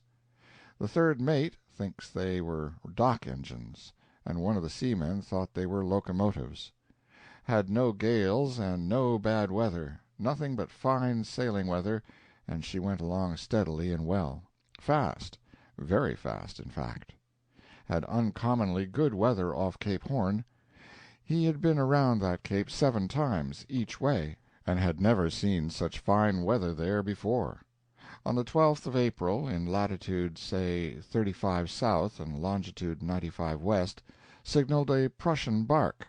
She set Prussian ensign, and the Hornet responded with her name, expressed by means of Merritt's system of signals. She was sailing west, probably bound for Australia. This was the last vessel ever seen by the Hornet's people until they floated ashore at Hawaii in the longboat, a space of 64 days. The ship on fire. At 7 o'clock on the morning of the 3rd of May, the chief mate and 2 men started down into the hold to draw some bright varnish from a cask. The captain told him to bring the cask on deck, that it was dangerous to have it where it was, in the hold. The mate, instead of obeying the order, proceeded to draw a can full of the varnish first. He had an open light in his hand, and the liquid took fire. The can was dropped. The officer in his consternation neglected to close the bung, and in a few seconds the fiery torrent had run in every direction, under bales of rope, cases of candles, barrels of kerosene, and all sorts of freight, and tongues of flame were shooting upward through every aperture and crevice toward the deck. The ship was moving along under easy sail. The watch on duty were idling here and there in such shade as they could find, and the listlessness and repose of morning in the tropics was upon the vessel and her belongings. But as 6 bells chimed, the cry of fire rang through the ship, and woke every man to life and action. And following the fearful warning, and almost as fleetly, came the fire itself. It sprang through hatchways, seized upon chairs, tables, cordage, anything, everything. And almost before the bewildered men could realize what the trouble was, and what was to be done, the cabin was a hell of angry flames. The main mast was on fire, its rigging was burnt asunder. One man said all this had happened within 18 or 20 minutes after the first alarm. 2 others say in 10 minutes. All say that 1 hour after the alarm the main and mizzen masts were burned in 2 and fell overboard. Captain Mitchell ordered the 3 boats to be launched instantly, which was done, and so hurriedly that the long-boat, the one he left the vessel in himself, had a hole as large as a man's head stove in her bottom. A blanket was stuffed into the opening and fastened to its place. Not a single thing was saved, except such food and other articles as lay about the cabin and could be quickly seized and thrown on deck. Thomas was sent into the long-boat to receive its proportion of these things, and, being barefooted at the time, and bareheaded, and having no clothing on save an undershirt and pantaloons, of course he never got a chance afterward to add to his dress.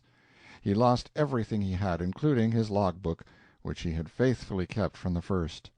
40 minutes after the fire alarm, the provisions and the passengers were on board the 3 boats, and they rowed away from the ship, and to some distance, too, for the heat was very great. 20 minutes afterward the 2 masts I have mentioned, with their rigging and their broad sheets of canvas wreathed in flames, crashed into the sea. All night long the 31 unfortunates sat in their frail boats and watched the gallant ship burn. and felt as men feel when they see a tried friend perishing and are powerless to help him. The sea was illuminated for miles around, and the clouds above were tinged with a ruddy hue. The faces of the men glowed in the strong light as they shaded their eyes with their hands and peered out anxiously upon the wild picture, and the gunwales of the boats and the idle oars shone like polished gold. At 5 o'clock on the morning after the disaster, in latitude 2 degrees 20 minutes north, longitude 112 degrees 8 minutes west, the ship went down, and the crew of the Hornet were alone on the great deep, or, as one of the seamen expressed it, we felt as if somebody or something had gone away, as if we hadn't any home any more. Captain Mitchell divided his boat's crew into 2 watches, and gave the third mate charge of one and took the other himself. He had saved a studding sail from the ship, and out of this the men fashioned a rude sail with their knives. They hoisted it, and taking the first and second mate's boats in tow, they bore away upon the ship's course, northwest, and kept in the track of vessels bound to or from San Francisco, in the hope of being picked up. Their water, provisions, etc. I have said that in the few minutes' time allowed him Captain Mitchell was only able to seize upon the few articles of food and other necessaries that happened to lie about the cabin. Here is the list: 4 hams, 7 pieces of salt pork, each piece weighed about 4 pounds, 1 box of raisins, 100 pounds of bread, about 1 barrel, 12 2-pound cans of oysters, clams, and assorted meats, 6 buckets of raw potatoes, which rotted so fast they got but little benefit from them, a keg with 4 pounds of butter in it, 12 gallons of water in a 40-gallon tierce or scuttlebutt, 4 1-gallon demijohns full of water, 3 bottles of brandy, the property of passengers, some pipes, matches, and 100 pounds of tobacco. Had no medicines. That was all these poor fellows had to live on for 43 days, the whole 31 of them. Each boat had a compass, a quadrant, a copy of Bowditch's Navigator, and a nautical almanac, and the captain's and chief mate's boat had chronometers. Rations. Of course all hands were put on short allowance at once. The day they set sail from the ship each man was allowed a small morsel of salt pork, or a little piece of potato if he preferred it, and half a sea biscuit 3 times a day. To understand how very light this ration of bread was, it is only necessary to know that it takes 7 of these sea biscuits to weigh a pound. The first 2 days they only allowed 1 gill of water a day to each man, but for nearly a fortnight after that the weather was lowering and stormy, and frequent rain squalls occurred. The rain was caught in canvas, and whenever there was a shower the 40-gallon cask and every other vessel that would hold water was filled. Even all the boots that were watertight were pressed into this service, except such as the matches and tobacco were deposited in to keep dry. So for 14 days. There were luxurious occasions, when there was plenty of water to drink, but after that how they suffered the agonies of thirst for 4 long weeks. Hoping against hope. For 7 days the boat sailed on, and the starving men ate their fragment of biscuit and their morsel of raw pork in the morning, and hungrily counted the tedious hours until noon and night should bring their repetitions of it. And in the long intervals they looked mutely into each other's faces, or turned their wistful eyes across the wild sea in search of the succoring sail that was never to come. "Didn't you talk?" I asked one of the men. "No. We were too downhearted, that is, the first week or more. We didn't talk. We only looked at each other and over the ocean, and thought, I suppose. Thought of home, of shelter from storms, of food and drink and rest. The hope of being picked up hung to them constantly, was ever present to them, and in their thoughts, like hunger. And in the captain's mind was the hope of making the Clarion Islands, and he clung to it many a day. The nights were very dark. They had no lantern and could not see the compass, and there were no stars to steer by. Thomas said of the boat, "She handled easy, and we steered by the feel of the wind in our faces and the heave of the sea."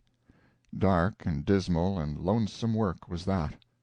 Sometimes they got a fleeting glimpse of the sailor's friend, the North Star, and then they lighted a match and hastened anxiously to see if their compass was faithful to them, for it had to be placed close to an iron ring-bolt in the stern, and they were afraid during those first nights that this might cause it to vary.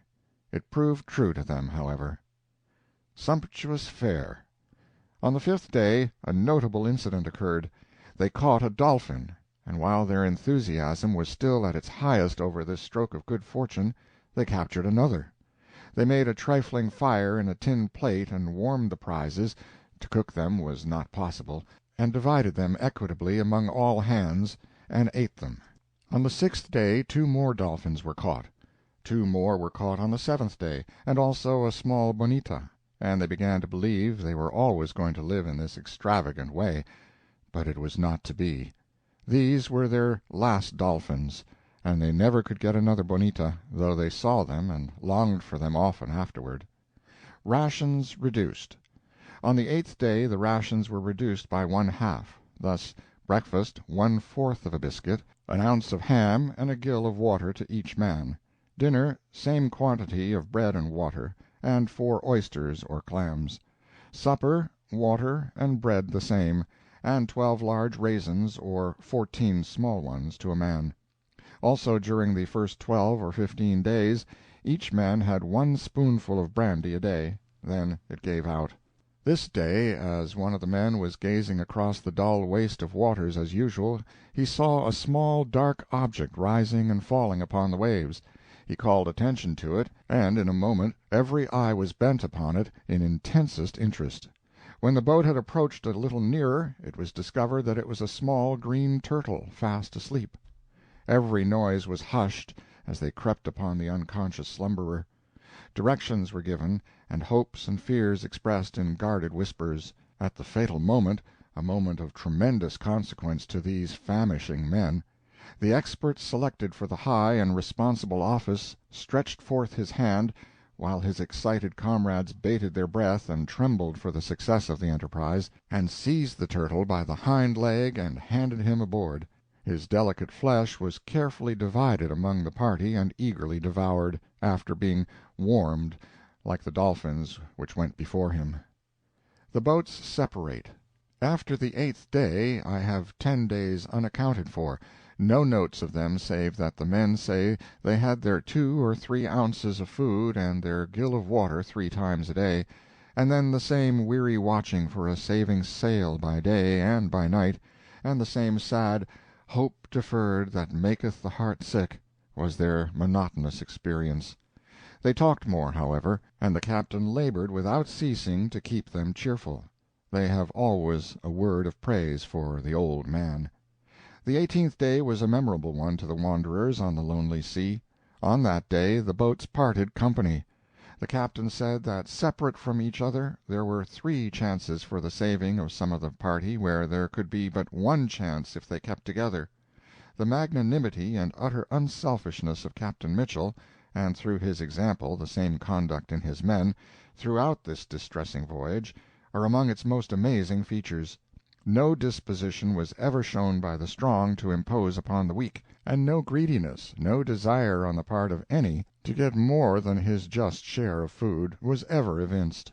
On the contrary, they were thoughtful of each other and always ready to care for and assist each other to the utmost of their ability.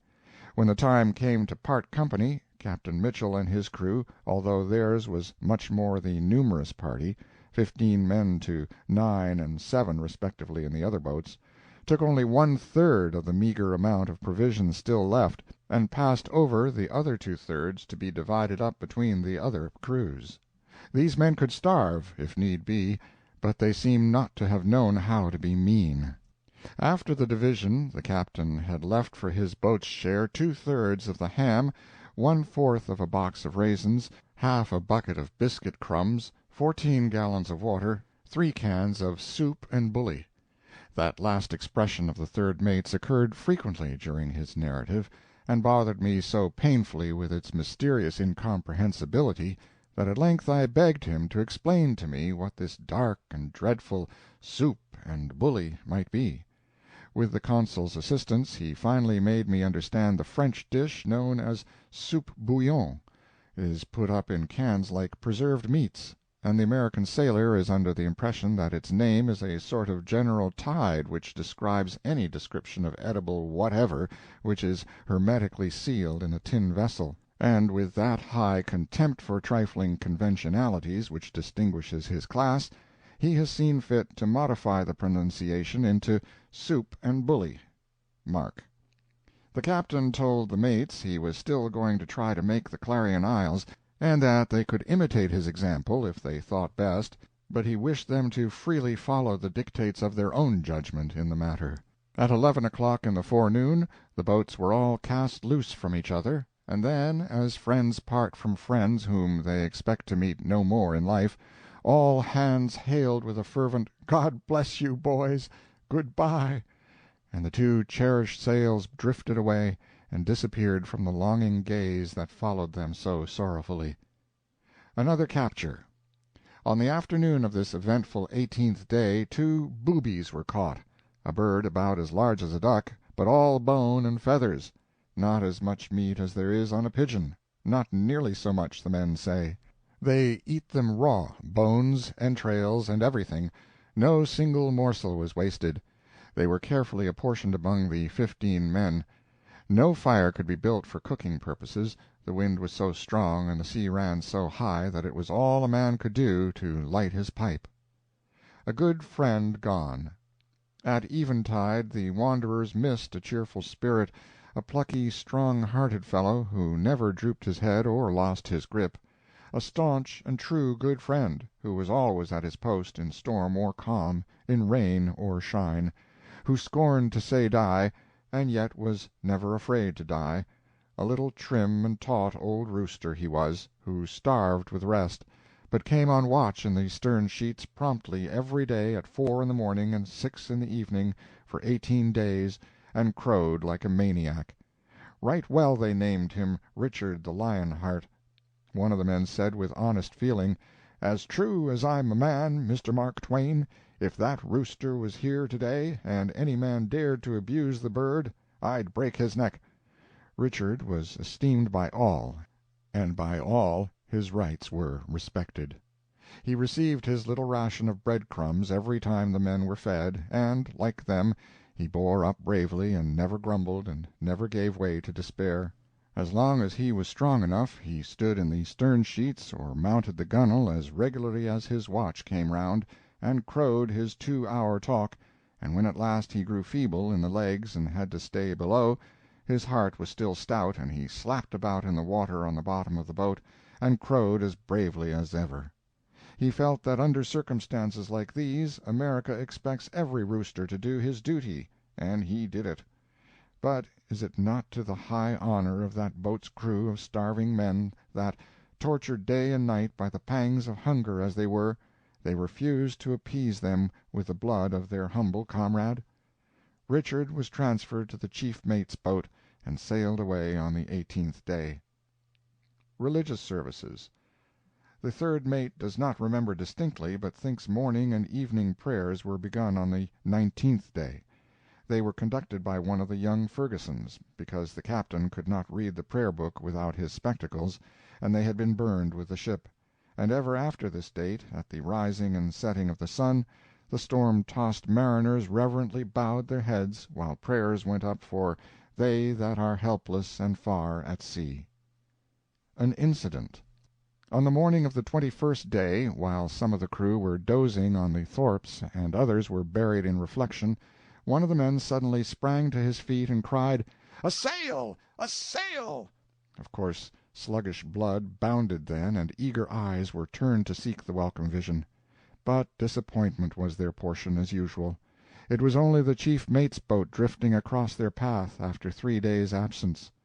In a short time the two parties were abreast each other and in hailing distance. They talked 20 minutes, the mate reported all well, and then sailed away, and they never saw him afterward. Further reduction of rations. On the 24th day Captain Mitchell took an observation, and found that he was in latitude 16 degrees north and longitude 117 degrees west, about 1,000 miles from where his vessel was burned. The hope he had cherished so long that he would be able to make the Clarion Isles deserted him at last. He could only go before the wind, and he was now obliged to attempt the best thing the southeast trades could do for him, blow him to the American group or the Sandwich Islands, and therefore he reluctantly and with many misgivings turned his prow towards those distant archipelagos. Not many mouthfuls of food were left, and these must be economized. The third mate said that under this new program of proceedings we could see that we were living too high. We had got to let up on them raisins or the soup and bullies, one, because it stood to reason that we weren't going to make land soon, and so they wouldn't last. It was a matter which had few humorous features about it to them, and yet a smile is almost pardonable at this idea, so gravely expressed, of living high on 14 raisins at a meal. The rations remained the same as fixed on the 8th day, except that only 2 meals a day were allowed, and occasionally the raisins and oysters were left out. What these men suffered during the next 3 weeks no mortal man may hope to describe. Their stomachs and intestines felt to the grasp like a couple of small tough balls, and the gnawing hunger pains and the dreadful thirst that was consuming them in those burning latitudes became almost insupportable. And yet, as the men say, the captain said funny things and talked cheerful talk until he got them to conversing freely, and then they used to spend hours together describing delicious dinners they had eaten at home, and earnestly planning interminable and preposterous bills of fare for dinners they were going to eat on shore, if they ever lived through their troubles to do it, poor fellows. The captain said plain bread and butter would be good enough for him all the days of his life, if he could only get it. But the saddest things were the dreams they had. An unusually intelligent young sailor named Cox said, "In those long days and nights we dreamed all the time, not that we ever slept. I don't mean—no, we only sort of dozed, 3/4 of the faculties awake and the other fourth benumbed into the counterfeit of a slumber. Oh no, some of us never slept for 23 days, and no man ever saw the captain asleep for upward of 30. But we barely dozed that way, and dreamed, and always of such feasts, bread and fowls and meat, everything a man could think of, piled upon long tables, and smoking hot, and we sat down and seized upon the first dish in our reach, like ravenous wolves, and carried it to our lips, and then we woke up and found the same starving comrades about us, and the vacant sky and the desolate sea. These things are terrible even to think of." Rations still further reduced. It even startles me to come across that significant heading so often in my notebook, notwithstanding I have grown so familiar with its sound by talking so much with these unfortunate men. On the 28th day the rations were 1 teaspoonful of breadcrumbs and about an ounce of ham for the morning meal, a spoonful of breadcrumbs alone for the evening meal, and 1 gill of water 3 times a day. A kitten would perish eventually under such sustenance. At this point the third mate's mind reverted painfully to an incident of the early stages of their sufferings. He said there were 2 between decks, on board the Hornet, who had been lying there sick and helpless for he didn't know how long, but when the ship took fire they turned out as lively as anyone under the spur of the excitement. One was a Portuguese, he said, and always of a hungry disposition. When all the provisions that could be got had been brought aft and deposited near the wheel to be lowered into the boats, that sick Portuguese watched his chance, and when nobody was looking he harnessed the provisions and eat up nearly a quarter of the barrel of bread before the old man caught him, and he had more than 2 notions to put his lights out. The third mate dwelt up on this circumstance as upon a wrong he could not fully forgive, and intimated that the Portuguese stole bread enough, if economized in 28th day rations, to have run the long-boat party 3 months. They capture a prize. 4 little flying fish, the size of the sardines of these latter days, flew into the boat on the night of the 28th day. They were divided among all hands and devoured raw. On the 29th day they caught another, and divided it into 15 pieces, less than a teaspoonful apiece. On the 30th day they caught a third flying fish and gave it to the revered old captain, a fish of the same poor little proportions as the others, 4 inches long, a present a king might be proud of under such circumstances, a present whose value, in the eyes of the men who offered it, was not to be found in the Bank of England, yea, whose vaults were notable to contain it. The old captain refused to take it. The men insisted. The captain said no, he would take his 15th, they must take the remainder. They said in substance, though not in words, that they would see him in Jericho first, so the captain had to eat the fish. I believe I have done the third mate some little wrong in the beginning of this letter. I have said he was as self-possessed as a statue, that he never betrayed emotion or enthusiasm. He never did except when he spoke of the old man. It always thawed through his ice then. The men were the same way. The captain is their hero, their true and faithful friend, whom they delight to honor. I said to one of these infatuated skeletons, "But you wouldn't go quite so far as to die for him?" A snap of the finger. "As quick as that. I wouldn't be alive now if it hadn't been for him." We pursued the subject no further. Rations still further reduced. I still claim the public's indulgence and belief, at least Thomas and his men do through me. About the 32nd day the bread gave entirely out. There was nothing left now, but mere odds and ends of their stock of provisions. 5 days afterward, on the 37th day, latitude 16 degrees 30 minutes north and longitude 170 degrees west, kept off for the American group, "which don't exist and never will, I suppose," said the third mate. Ran directly over the ground said to be occupied by these islands, that is, between latitude 16 degrees and 17 degrees north and longitude 133 degrees to 136 degrees west. Ran over the imaginary islands and got into 136 degrees west, and then the captain made a dash for Hawaii, resolving that he would go till he fetched land, or at any rate as long as he and his men survived. The last ration. On Monday, the 38th day after the disaster, we had nothing left, said the third mate, but a pound and a half of ham, the bone was a good deal the heaviest part of it, and one soup and bully tin. These things were divided among the 15 men, and they ate it all, 2 ounces of food to each man. I do not count the ham bone, as that was saved for the next day. For some time now the poor wretches had been cutting their old boots into small pieces and eating them. They would also pound wet rags to a sort of pulp and eat them. Starvation fare. On the 39th day the ham bone was divided up into rations, and scraped with knives and eaten.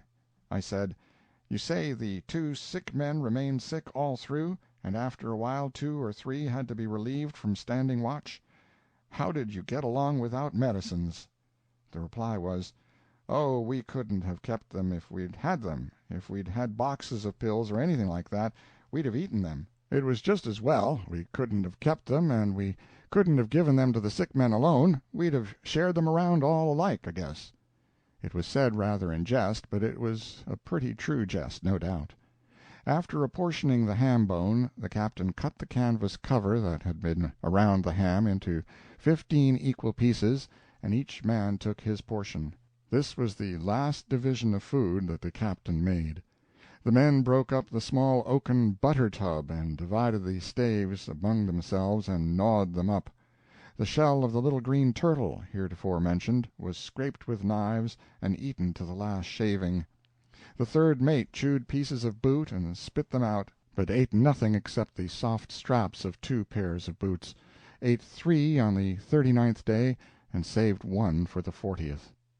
The awful alternative. The men seem to have thought in their own minds of the shipwrecked mariner's last dreadful resort, cannibalism, but they do not appear to have conversed about it. They only thought of the casting lots and killing one of their number as a possibility. But even when they were eating rags and bone and boots and shell and hard oak wood, they seem to have still had a notion that it was remote. They felt that some one of the company must die soon, which one they well knew, and during the last 3 or 4 days of their terrible voyage they were patiently but hungrily waiting for him. I wonder if the subject of these anticipations knew what they were thinking of. He must have known it, he must have felt it. They had even calculated how long he would last. They said to themselves, but not to each other, I think they said, "He will die Saturday, and then—" There was one exception to the spirit of delicacy I have mentioned. a Frenchman, who kept an eye of strong personal interest upon the sinking man, and noted his failing strength with untiring care and some degree of cheerfulness.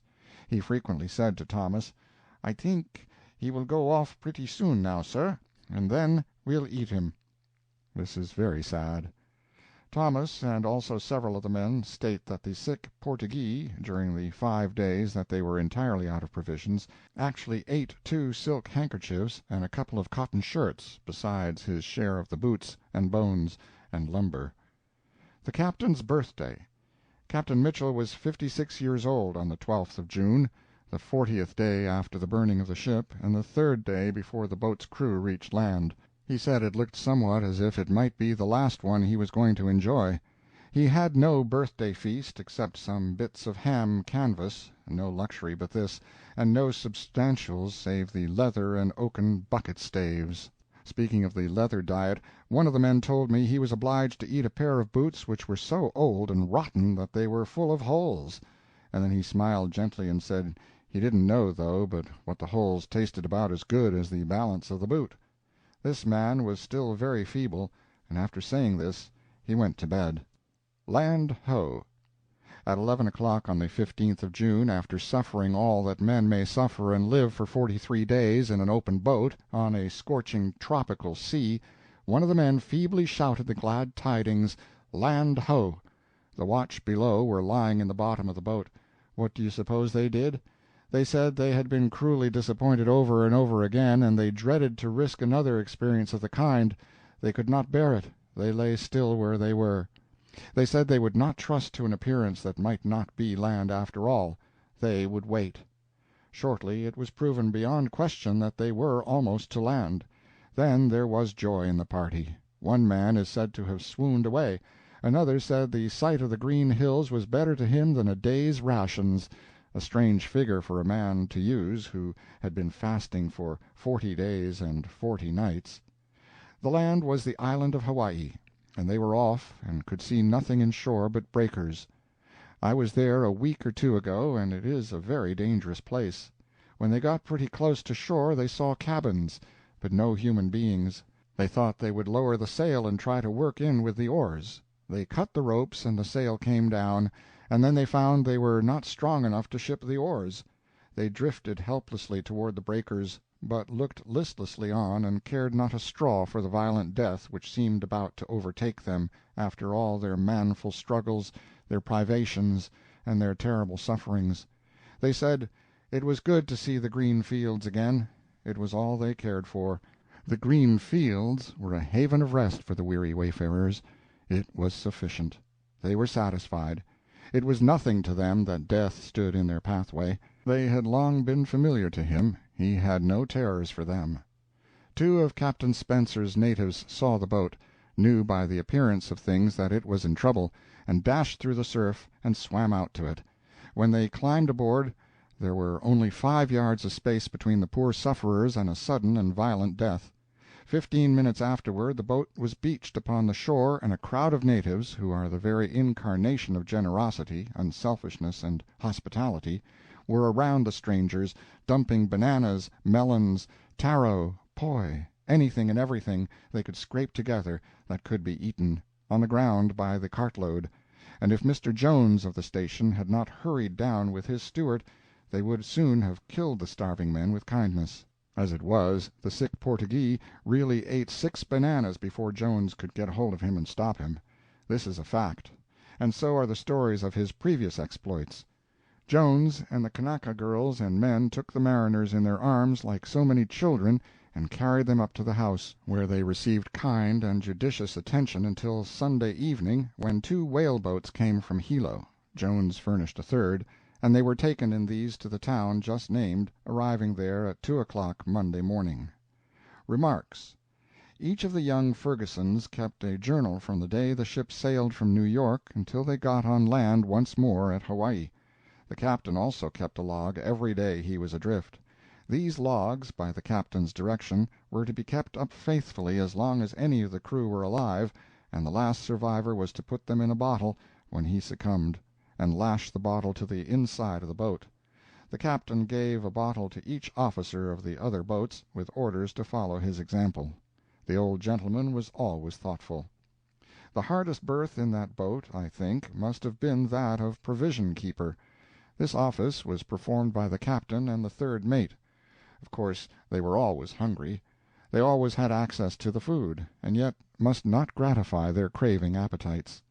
The young Fergusons are very highly spoken of by all the boat's crew as patient, enduring, manly, and kind-hearted gentlemen.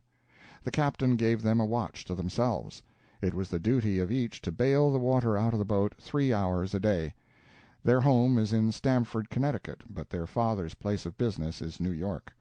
In the chief mate's boat was a passenger, a gentlemanly young fellow of 20 years, named William Lang, son of a stockbroker in New York. The chief mate, Samuel Hardy, lived in Chatham, Massachusetts. Second mate belonged in Shields, England. The cook, George Washington, negro, was in the chief mate's boat, and also the steward, negro. The carpenter was in the second mate's boat. Captain Mitchell. To this man's good sense, cool judgment, perfect discipline, close attention to the smallest particulars which could conduce to the welfare of his crew or render their ultimate rescue more probable, that boat's crew owe their lives. He has shown brain and ability that make him worthy to command the finest frigate in the United States, and a genuine unassuming heroism that should entitle him to a Congressional medal. I suppose some of the citizens of San Francisco who know how to appreciate this kind of a man will not let him go on hungry forever after he gets there. In the above remarks I am only echoing the expressed opinions of numbers of persons here who have never seen Captain Mitchell, but who judge him by his works, among others Hon. Anson Burlingame and our minister to Japan, both of whom have called at the hospital several times and held long conversations with the men. Burlingame speaks in terms of the most unqualified praise of Captain Mitchell's high and distinguished abilities, as evinced at every point throughout his wonderful voyage. The sick. Captain Mitchell, one sailor, and the 2 Fergusons are still at Hilo. The 2 first mentioned are pretty feeble, from what I can learn. The captain's sense of responsibility kept him strong and awake all through the voyage, but as soon as he landed, and that fearful strain upon his faculties was removed, he was prostrated, became the feeblest of the boat's company. The seamen here are doing remarkably well, considering all things. They already walk about the hospital a little, and very stiff-legged, because of the long inaction their muscles have experienced. When they came ashore at Hawaii, no man in the party had had any movement of his bowels for 18 days, several not for 25 or 30, one not for 37, and one not for 44 days. As soon as any of the men can travel, they will be sent to San Francisco. I have written this lengthy letter in a great hurry in order to get it off by the bark Milton Badger, if the thing be possible, and I may have made a good many mistakes, but I hardly think so. All the statistical information in it comes from Thomas, and he may have made mistakes, because he tells his story entirely from memory, and although he has naturally a most excellent one, it might well be pardoned for inaccuracies concerning events which transpired during a series of weeks that never saw his mind strongly fixed upon any thought save the weary longing for food and water. But the log books of the captain and the 2 passengers will tell the terrible romance from the first day to the last in faithful detail, and these I shall forward by the next mail if I am permitted to copy them. Mark Twain. End of letter number 15.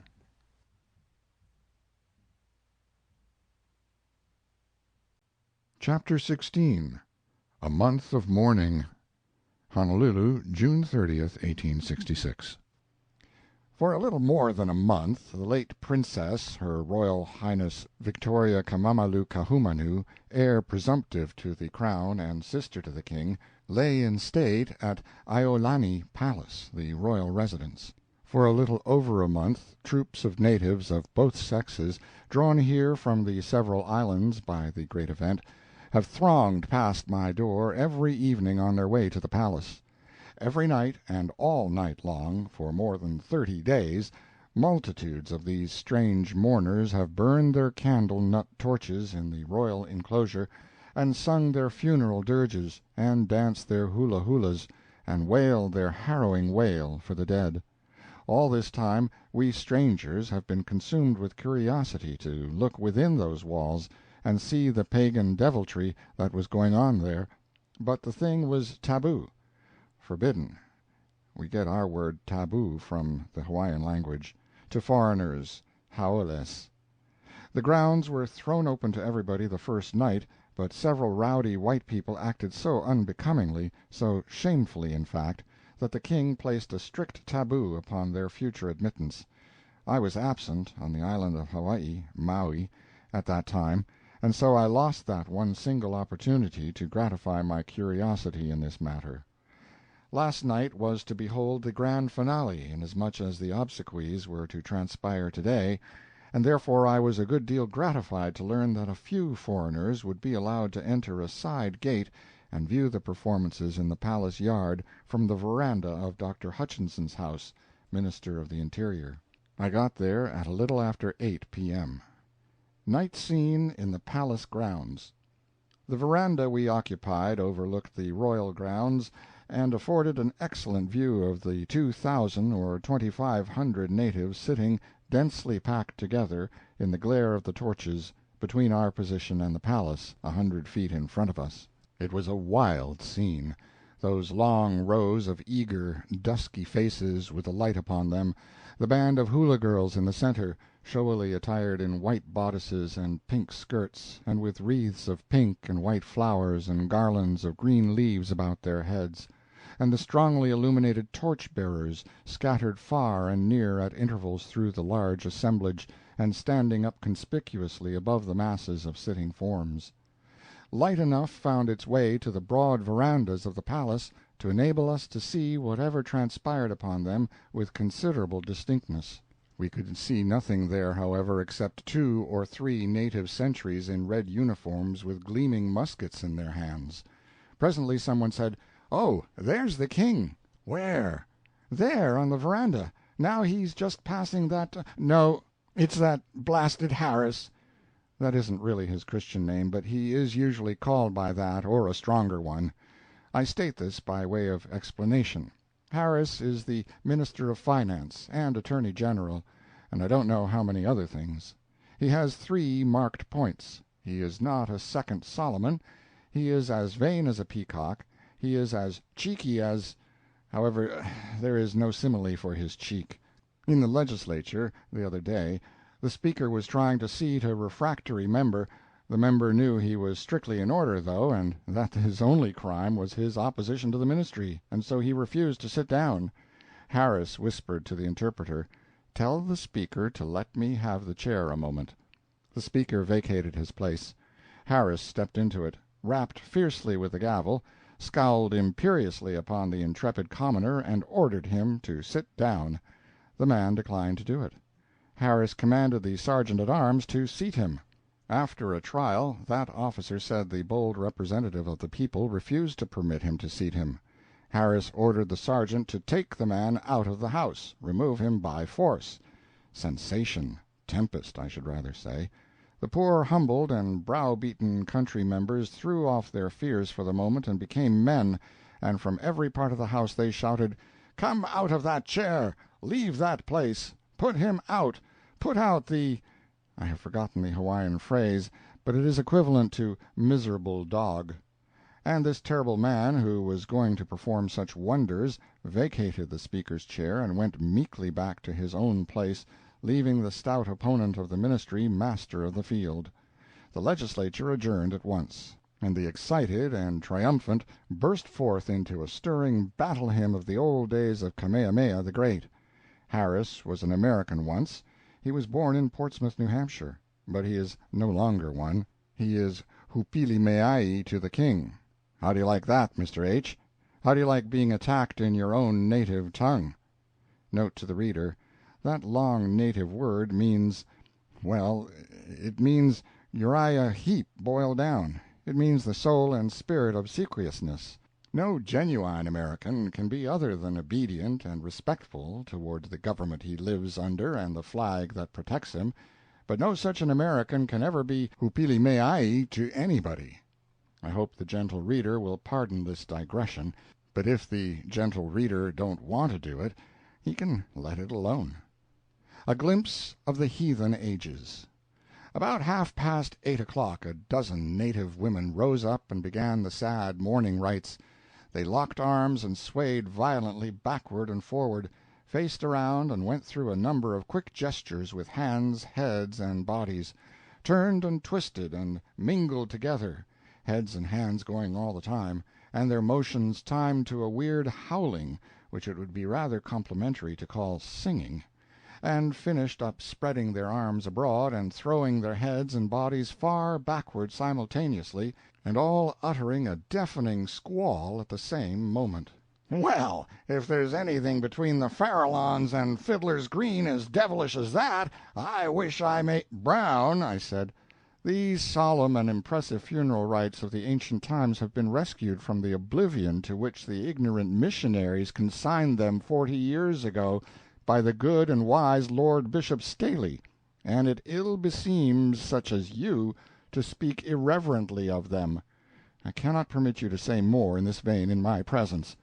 When the women had finished, the multitude clapped their hands boisterously in token of applause. A number of native boys next stood up and went through a performance a good deal like that which I have just described, singing, at the same time, a strange unmusical chant. The audience applauded again. Harris came out once more on that part of the veranda which could be seen best by the great assemblage, and assumed an attitude and expression so suggestive of his being burdened with the cares of state of 60 or 70 kingdoms that, if I had been a stranger, I must have said to myself, the trifles Richelieu had to contend with were foolishness to what this man has got on his hands. Christianity and Civilization in Warm Quarters. Next, about 20 native women dressed in black rose up and sang some hymns like ours, but in the Kanaka tongue, and made good music of them. Some of the voices were very rich and sweet, the harmony was excellent, and the time perfect. Every now and then, while this choir sang, and in fact all the evening, old-time natives scattered through the crowd would suddenly break out into a wild, heartbroken wail that would almost startle one's pulse into stillness. And there was one old fellow near the center who would get up often, no matter what was going on, and branch forth into a sort of sing-song recitation, which he would eventually change into a stump speech. He seemed to make a good many hits, judging by the cordial applause he got from a coterie of admirers in his immediate vicinity. More heathen deviltry. A dozen men performed next, howled and distorted their bodies and flung their arms fiercely about like very maniacs. God bless my soul, just listen at that racket! Your opinion is your opinion, and I don't quarrel with it, and my opinion is my opinion, and I say, once for all, that if I was mayor of this town I would just get up here and read the riot act once if I died for it the next. Brown, I cannot allow this language. These touching expressions of mourning were instituted by the good bishop, who has come from his English home to teach this poor benighted race to follow the example and imitate the sinless ways of the Redeemer. And did not he mourn for the dead Lazarus? Do not the sacred Scriptures say Jesus wept? I overheard this person Brown muttering something about the imitation being rather overdone or improved on, or something of that kind, but I paid no attention to it. The man means well. His ignorance is his misfortune, not his crime. 20 Kanakas in striped knit shirts now filed through the dense crowd and sat down in a double row on the ground. Each bore an immense gourd, more than 2 feet long, with a neck near one end and a head to it. The other, or largest end, was a foot in diameter. These things were dry and hollow, and are the native tom-toms, or drums. Each man set his gourd on end, and supported it with a hand on each side. At a given signal, every drummer launched out into a dismal chant and slapped his drum twice in quick succession with his open hands, then 3 times, then twice again, then— well, I cannot describe it. They slapped the drums in every conceivable way, and the sound produced was as dull and dry as if the drums had been solid stone. Then they held them above their heads a few moments, or over their shoulders, or in front of their faces, or behind their necks, and then brought them simultaneously to the ground with a dead, hollow thump, and then they went on slapping them as before. They kept up this most dreary and unexciting performance for 20 minutes or more, and the great concourse of natives watched every motion with rapt and eager admiration, and loudly applauded the musicians. Brown muttered, under the vile pretense of not intending to be overheard, "Jesus wept." "Brown," I said, "your conduct is shameful. It has always been conceded that in following the example set us by the Savior we may be allowed some latitude, but I will not argue with a man who is so bigoted, fault-finding, and uncharitable. I will have nothing further to say to you upon this subject." He wept." I thought I heard those words, but Brown's head was out of the window, and I was not certain. I was already irritated to that degree that to speak would be to lose my temper, and therefore I allowed the suspected mutinous language to pass unnoticed. The celebrated national dance, hula hula.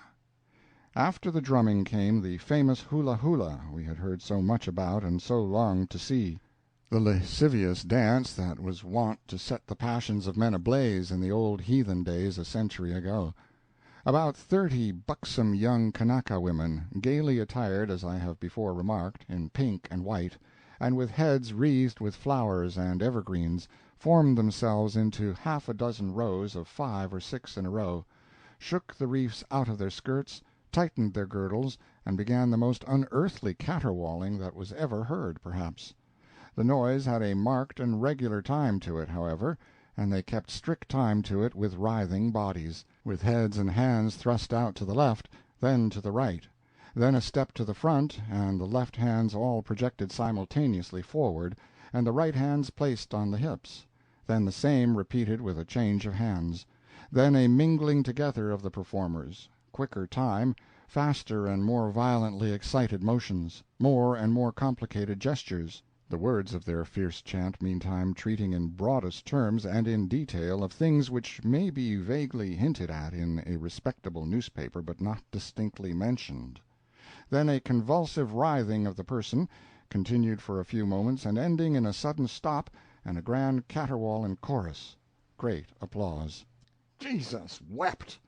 I barely heard the words, and that was all. They sounded like blasphemy.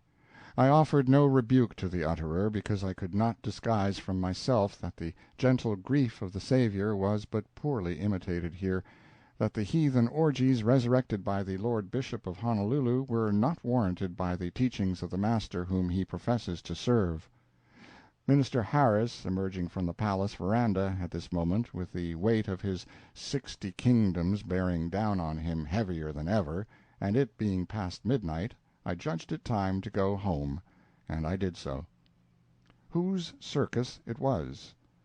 It is reported that the King has said, "The foreigners like their religion, let them enjoy it, and freely, but the religion of my fathers is good enough for me."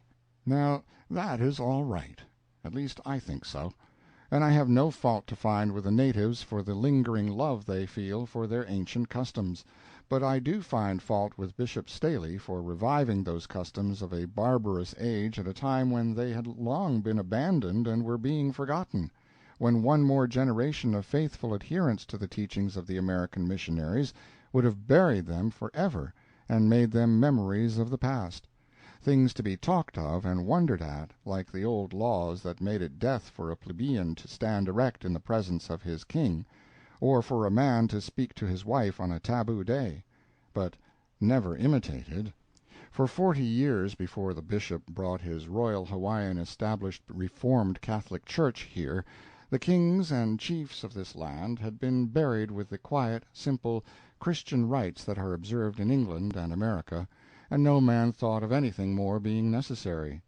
But one of the first things Bishop Staley did when he arrived here a few years ago was to write home that the missionaries had deprived the natives of their innocent sports and pastimes, such as the lascivious hula hula and the promiscuous bathing in the surf of nude natives of opposite sexes, and one of the next things he did was to attend a hula hula at Waikiki with his holy head tricked out in the flower and evergreen trumpery worn by the hula girls. When the late king died, the bishop revived the half-forgotten howling and hula dancing and other barbarisms in the palace yard, and officiated there as a sort of master of ceremonies. For many a year before he came, that wretchedest of all wretched musical abortions, the tom-tom, had not been heard near the heart of Honolulu, but he has reinstated it and brought it into its ancient esteem and popularity. The old superstitions of this people were passing away far faster than is the case with the inhabitants of the unfrequented and sparsely populated country districts of America, France, and Wales, but Bishop Staley is putting a stop to progress in this direction. We owe the strange and unpleasant scenes of last night to him. There are not 10 white men in the kingdom who have ever seen their like before in public, and I am told that he is appalled at the work of his own hands, that he is ashamed, that he dreads to think of the comments it will provoke in Christian lands; in a word, that he finds, too late, that he has made a most melancholy blunder. Bishop Staley. If I may speak freely, I think this all comes of elevating a weak, trivial-minded man to a position of rank and power, of making a bishop out of very inferior material, of trying to construct greatness out of constitutional insignificance. My estimate of Bishop Staley is not carelessly formed, there is evidence to back it. He gossips habitually. He lacks the common wisdom to keep still that deadly enemy of a man, his own tongue. He says ill-advised things in public speeches, and then in other public speeches denies that he ever said them. He shows spite, a trait which is not allied to greatness. He is fond of rushing into print, like mediocrity the world over, and is vainer of being my Lord Bishop over a diocese of 15,000 men and women, albeit they belong to other people's churches, than some other men would be of wielding the world-wide power of the Pope. And finally, every single important act of his administration has evinced a lack of sagacity and an unripeness of judgment which might be forgiven a youth, but not a full-grown man, or, if that seems too severe, which might be forgiven a restless visionary nobody, but not a bishop. My estimate of Bishop Staley may be a wrong one, but it is at least an honest one. Persons who are intimate with Bishop Staley say he is a good man, and a well-educated and cultivated one, and that in social life he is companionable, pleasant, and liberal-spirited when church matters are not the topic of conversation. This is no doubt true, but it is my province to speak of him in his official, not in his private capacity. He has shown the temerity of an incautious, inexperienced, and immature judgment in rushing in here fresh from the heart and home of a high English civilization, and throwing down the gauntlet of defiance before a band of stern, tenacious, unyielding, tireless, industrious, devoted old Puritan knights, who have seen 40 years of missionary service, whose time was never fooled away in theorizing, but whose lightest acts always meant business, who landed here 20 years ago, full of that fervent zeal and resistless determination inherited from their pilgrim forefathers, and marched forth and seized upon this people with a grip of iron, and infused into their being, wrought into their very natures, the spirit of democracy and the religious enthusiasm that animated themselves, whose grip is still upon the race, and can never be loosened till they, of their own free will and accord, shall relax it. He showed a marvelous temerity, one weak, inexperienced man against a host of drilled and hardy veterans, and among them great men who would be great in wider and broader spheres than that they have chosen here. He miscalculated the force, the confidence, the determination of that Puritan spirit which subdued America and underlies her whole religious fabric today, which has subdued these islanders, and whose influence over them can never be unseated. The Reformed Catholic Church, the court religion. His church was another miscalculation. It was a mistake to appeal by imposing ceremonies and showy display to a people imbued with a thorough Puritan distaste for such things, and who had never been much accustomed to anything of the kind at any period of their history. There is little in common between the simple evergreen decorations and the tom-toms and the hula-hulas of the natives, and the cheap magnificence of the Bishop's cathedral altar, his gaudily painted organ pipes, and the monotonous and unattractive ceremonials of his church service. He is fighting with good nerve, but his side is weak.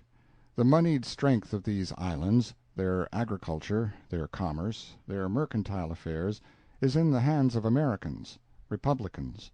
The religious power of the country is wielded by Americans, Republicans. The whole people are saturated with the spirit of democratic Puritanism, and they are Republicans. This is a republic, to the very narrow, and over it sit a king, a dozen nobles, and a half-dozen ministers.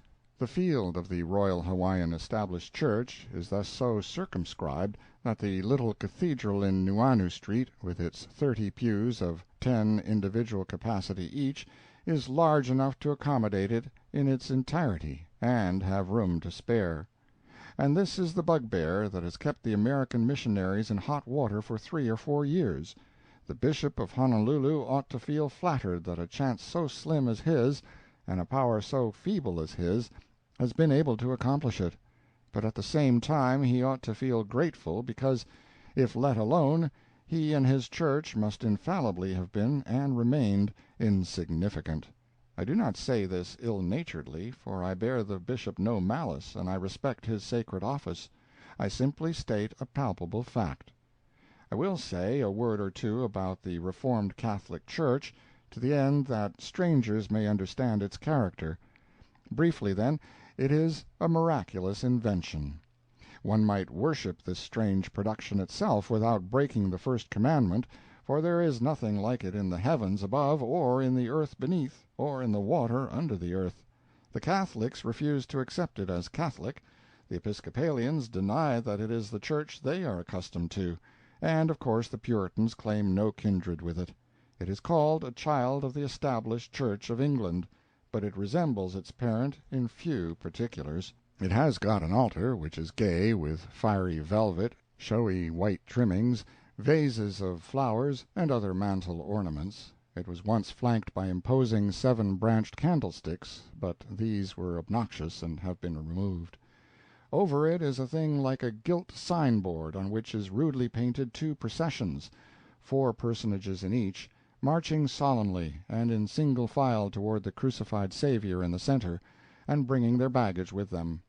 The design of it is a secret known only to the artist and his maker. Near the pulpit is a red-canopied shower-bath, it looks like one, upon which is inscribed, "Separated unto the Gospel of God." The Bishop sits under it at a small desk, when he has got nothing particular to do. The organ pipes are colored with a groundwork of blue, which is covered all over with a flower-work wrought in other colors. Judging by its striking homeliness, I should say that the artist of the altar-piece had labored here also. Near the door of the church, but inside, of course, stands a small pillar surmounted by a large shell. It may be for holy water, or it may be a contribution box. If the latter be the case, I must protest that this ghastly pun, this mute suggestion to "shell out," is ill-suited to the sacred character of the place, and it is only with the profoundest pain that I force myself to even think for a moment upon so distressing a circumstance. Against the wall is a picture of the future cathedral of Honolulu, a more imposing structure than the present one. That many a year may elapse before it is built is no wish of mine. A dozen acolytes, Chinese, Kanaka, and half-white boys, arrayed in white robes, hold positions near the altar, and during the early part of the service they sing and go through some performances suggestive of the regular Catholic services. After that, the majority of the boys go off on furlough. The Bishop reads a chapter from the Bible, then the organist leaves his instrument and sings a litany peculiar to this church, and not to be heard elsewhere. There is nothing stirring or incendiary about his mild nasal music. The congregation join the chorus. After this a third clergyman preaches the sermon. These 3 ecclesiastics all wear white surplices. I have described the evening services. When the Bishop first came here he indulged in a good deal of showy display and ceremony in his church, but these proved so distasteful, even to Episcopalians, that he shortly modified them very much. I have spoken rather irreverently once or twice in the above paragraph, and am ashamed of it, but why write it over? I would not be likely to get it any better. I might make the matter worse. And say that, Brown, have you, in defiance of all my reproofs, been looking over my shoulder again? Yes, but that's all right, you know. That's all right. Just say that the Bishop works as hard as any man, and makes the best fight he can, and that's a credit to him, anyway. Brown, that is the first charitable sentiment I have ever heard you utter. At a proper moment I will confer upon you a fitting reward for it, but for the present, good night, son. Go, now. Go to your innocent slumbers, and wash your feet, Brown, or perhaps it is your teeth. At any rate, you are unusually offensive this evening. Remedy the matter. Never mind explaining. Good night. The Roman Catholic Mission. The French Roman Catholic Mission here, under the Right Reverend Lord Bishop Maigret, goes along quietly and unostentatiously, and its affairs are conducted with a wisdom which betrays the presence of a leader of distinguished ability. The Catholic clergy are honest, straightforward, frank, and open. They are industrious and devoted to their religion and their work. They never meddle. Wherever they do, can be relied on as being prompted by a good and worthy motive. These things disarm resentment. Prejudice cannot exist in their presence. Consequently, Americans are never heard to speak ill or slightingly of the French Catholic Mission. Their religion is not nondescript. It is plain, out and out, undisguised, and unmistakably Catholicism. You know right where to find them when you want them. The American missionaries have no quarrel with these men. They honor and respect and esteem them, and bid them Godspeed. There's an anomaly for you. Puritan and Roman Catholic striding along, hand in hand, under the banner of the cross. Mark Twain. End of letter number 16.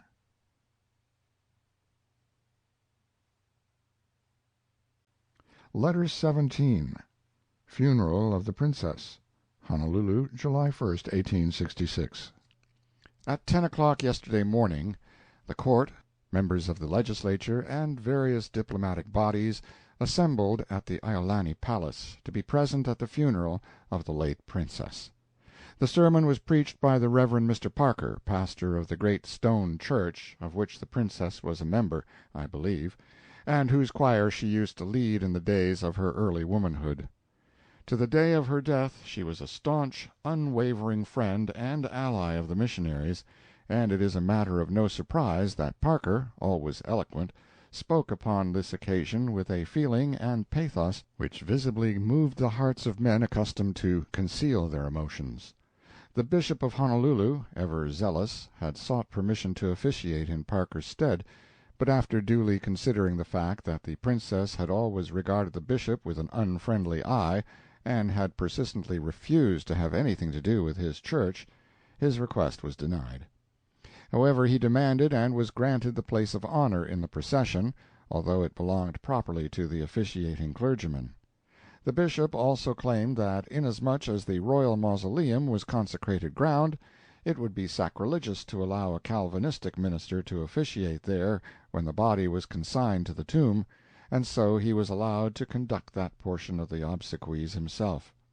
However, he explained that it was not the custom of his church to read a burial service or offer up a prayer over such as had never belonged to that church, and therefore the departed princess was consigned to her last resting place with no warmer or kindlier a recommendation than a meager, non-committal benediction, a sort of chilly funereal politeness, nothing more. But then we should not blame the bishop in this matter, because he has both authority and example to sustain his position, as I find by reference to a review by W. D. Alexander of one of his pastoral addresses. I quote from Alexander: "Only last December, Thomas Powell, near Peterborough, in England, wished to have his son buried in the parish churchyard, and a dissenting minister to officiate. When the friends had gathered around the grave, a messenger arrived from the clergyman of the established church, one Ellaby, stating that he was ready to perform the episcopal service. This was courteously declined, upon which the rector issued from the church and forbade the burial. Even the right of silent interment was denied them, and when the afflicted father would himself perform the last sad offices at the grave of his child, the spade was wrenched from his hand by the sexton. In offering this defense of the Bishop of Honolulu, I do so simply with an unselfish wish to do him justice and save him from hasty and injurious criticism, and not through a mean desire to curry favor with him. The Grand Funereal Pageant. As the hour of 11 approached, large bodies of white and native residents, chiefly on horseback, moved toward the palace through the quiet streets, to see the procession form. All business houses were closed, of course, and many a flag, half-mast high, swung lazily in the summer air. The procession began to move at 11, amid the solemn tolling of bells and the dull booming of minute-guns from the heights overlooking the city. A glance of the eye down the procession revealed a striking and picturesque spectacle. Large bodies of women, in melancholy black, and roofed over with a far-reaching double line of black umbrellas; troops of men and children, in black; carriages, with horses clad from head to foot in sable velvet; and in strong contrast with all this were the bright colors flashing here and there along the pageant: swarthy zouaves in crimson raiment, soldiers in blue and white and other lively hues; mounted lancers with red and white pennants fluttering from their weapons; nobles and great offices in splendid uniforms; and, conspicuous amid its gloomy surroundings, the catafalque, flanked on either side with gorgeously tinted kahilis; the slow and measured tread of the marching squadrons; the mournful music of the bands; the chanting of the virtues of the dead and the warrior deeds of her ancestors by a gray and venerable woman here and there; the wild wail that rang out at times from some bereaved one to whom the occasion brought back the spirit of the buried past—these completed the effect. The kahilis. The kahilis are symbols of mourning, which are sacred to the aristocracy. They are immense plumes, mounted upon tall poles, and are made of feathers of all bright and beautiful colors. Some are rich purple, some crimson, others brown, blue, white and black, etc. These are all dyed, but the costly kahilis formed of the yellow feather of royalty, taboo to the common herd, were tinted by the hand of nature, and come from the tropic bird, which, as I have said in a previous letter, has but two of them, one under each wing. One or two kahilis, also, made of red feathers from a bird called by sailors the marlinspike bird, had no artificial coloring about them. These feathers are very long and slender, hence the fowl's name, and each bird's tail is furnished with two, and only two of them. The birds of the Sandwich Islands seem uncommonly indigent in the matter of strictly ornamental feathers. A dozen or more of these gaudy kahilis were upheld by pall-bearers of high blood, and fenced in the stately catafalque with a vari-colored wall as brilliant as a rainbow. Through the arches of the catafalque could be seen the coffin, draped with that badge and symbol of royalty, the famous yellow feather war-cloak, whose construction occupied the toiling hands of its manufacturers during 9 generations of Hawaiian kings. Style. We have here, in this little land of 50,000 inhabitants, the complete machinery, in its minutest detail, of a vast and imposing empire, done in miniature. We have all the sounding titles, all the grades and castes, all the pomp and circumstance of a great monarchy. To the curious, the following published program of the procession will not be uninteresting. After reading the long list of dignitaries, etc., and remembering the sparseness of the population, one is almost inclined to wonder where the material for that portion of the procession devoted to Hawaiian population generally is going to be procured. Details. The Ahahui Kaahumanu, a benevolent society instituted and presided over by the late Princess for the nursing of the sick and the burial of the dead, was numerously represented. It is composed solely of native women. They were dressed in black, and wore sashes of different colors. His Majesty the King, attended by a guard of nobles and princes, whose uniforms were splendid, with bright colors and loops and braids of gold, rode with his venerable father in the first carriage in the rear of the catafalque. The Bishop of Honolulu occupied the place of honor in that portion of the procession which preceded the catafalque. The servants of the King and the late Princess would have made quite a respectable procession by themselves. They numbered 250, perhaps. 4 or 5 poodle dogs, which had been the property of the deceased, were carried in the arms of individuals among these servants of peculiar and distinguished trustworthiness. It is likely that all the Christianity the Hawaiians could absorb would never be sufficient to wean them from their almost idolatrous affection for dogs. And these dogs, as a general thing, are the smallest, meanest, and most spiritless, homely, and contemptible of their species. As the procession passed along the broad and beautiful Nuuanu Street, an innocent native would step out occasionally from the ranks, procure a slice of watermelon or a pineapple or a lighted pipe from some dusky spectator, and return to his place and enjoy the refreshing luxury as he kept step with the melancholy music. When we had thoroughly examined the pageant we retired to a back street and galloped ahead to the mausoleum, 2 miles from the center of the town, and sat down to wait. This mausoleum is a neat edifice, built of dressed blocks of coral, has a high, sharp, slated roof, and its form is that of a Greek cross. The remains of the later kings repose in it, but those of ancient times were hidden or burned, in compliance with a custom of the Dark Ages. Some say to prevent evil-disposed persons from getting hold of them and thus being enabled to pray a descendant to death. Others say to prevent the natives from making fish-hooks out of them, it being held that there were superior fish-hook virtues in the bones of a high chief. There are other theories for accounting for this custom, but I have forgotten what they are. It is said that it was usual to send a friend to hide the bones, after they had been stripped of the flesh and neatly tied in a bundle, and then waylay him and kill him as he came back, whereby it will be observed that to do a favor of this kind was attended with consequences which could not be otherwise than disagreeable to the party assuming the kindly office of undertaker to a dead dignitary. Of course, as you will easily divine, the man was killed to prevent the possibility of his divulging his precious secret. The mausoleum is large enough to accommodate many dead kings and princes. It stands in the middle of a large grass-clad lawn, which is enclosed by a stone wall. Arrival of the procession. As the procession filed through the gate, the military deployed handsomely to the right and left and formed an avenue through which the long column of mourners passed to the tomb.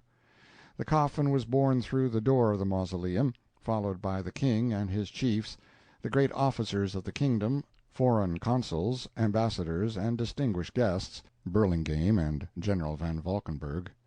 Several of the kahilis were then fastened to a framework in front of the tomb, there to remain until they decay and fall to pieces, or, forestalling this, until another scion of royalty dies. At this point of the proceedings the multitude set up such a dismal, heartbroken wailing as I hope never to hear again. The soldiers fired 3 volleys of musketry, the wailing being previously silenced to permit of the guns being heard. His Highness Prince William, in a showy military uniform, who was formerly betrothed to the Princess but was not allowed to marry her, stood guard and paced back and forth within the door. The privileged few who followed the coffin into the mausoleum remained some time, but the King soon came out and stood in the door and near one side of it. A stranger could have guessed his rank, although he was so simply and unpretentiously dressed, by the profound deference paid him by all persons in his vicinity, by seeing his high officers receive his quiet orders and suggestions with bowed and uncovered heads, and by observing how careful those persons who came out of the mausoleum were to avoid crowding him, although there was room enough in the doorway for a wagon to pass, for that matter. How respectfully they edged out sideways, scraping their backs against the wall, and always presenting a front view of their persons to His Majesty, and never putting their hats on until they were well out of the royal presence. The King is 34 years of age, it is said, but looks all of 50. He has an observant, inquiring eye, a heavy, massive face, a lighter complexion than is common with his race, tolerably short, stiff hair, a moderate mustache, and imperial, large stature, inclining somewhat to corpulence. I suppose he weighs fully 180, maybe a little over. Has fleshy hands, but a small foot for his size, is about 6 feet high, is thoughtful and slow of movement, has a large head firmly set upon broad shoulders, and is a better man and a better looking one than he is represented to be in the villainous popular photographs of him, for none of them are good. That last remark is surplusage, however, for no photograph ever was good yet of anybody. Hunger and thirst and utter wretchedness overtake the outlaw who invented it. It transforms into desperadoes the meekest of men, depicts sinless innocence upon the pictured faces of ruffians, gives the wise man the stupid leer of a fool, and a fool an expression of more than earthly wisdom. If a man tries to look merely serious when he sits for his picture, the photograph makes him as solemn as an owl. If he smiles, the photograph smirks repulsively. If he tries to look pleasant, the photograph looks silly. If he makes the fatal mistake of attempting to seem pensive, the camera will surely write him down an ass. The sun never looks through the photographic instrument that it does not print a lie.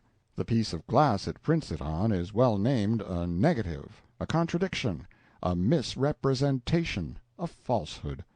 I speak feelingly of this matter, because by turns the instrument has represented me to be a lunatic, a Solomon, a missionary, a burglar, and an abject idiot, and I am neither. The King was dressed entirely in black, dress coat and silk hat, and looked rather democratic in the midst of the showy uniforms about him. On his breast he wore a large gold star, which was half hidden by the lapel of his coat. He remained at the door a half hour, and occasionally gave an order to the men who were erecting the kahilis before the tomb. He had the good taste to make one of them substitute black crape for the ordinary hempen rope he was about to tie one of them to the framework with.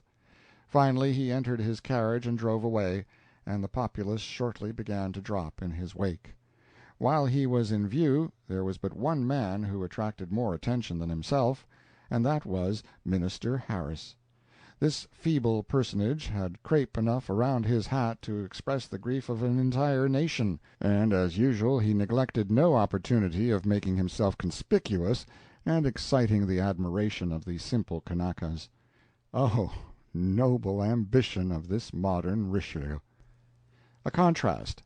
How they did in ancient times. It is interesting to contrast the funeral ceremonies of the Princess Victoria with those of her great ancestor Kamehameha the Conqueror, who died less than 50 years ago. In 1819, the year before the first missionaries came, "On the 8th of May, 1819, at the age of 66, he died, as he had lived, in the faith of his country. It was his misfortune not to have come in contact with men who could have rightly influenced his religious aspirations. Judged by his advantages, and compared with the most eminent of his countrymen, he may be justly styled not only great, but good. To this day his memory warms the heart and elevates the national feelings of Hawaiians. They are proud of their old warrior king, they love his name.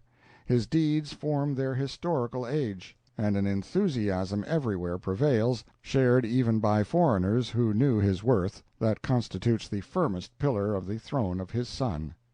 In lieu of human victims, the custom of that age, a sacrifice of 300 dogs attended his obsequies, no mean holocaust when their national value and the estimation in which they were held are considered.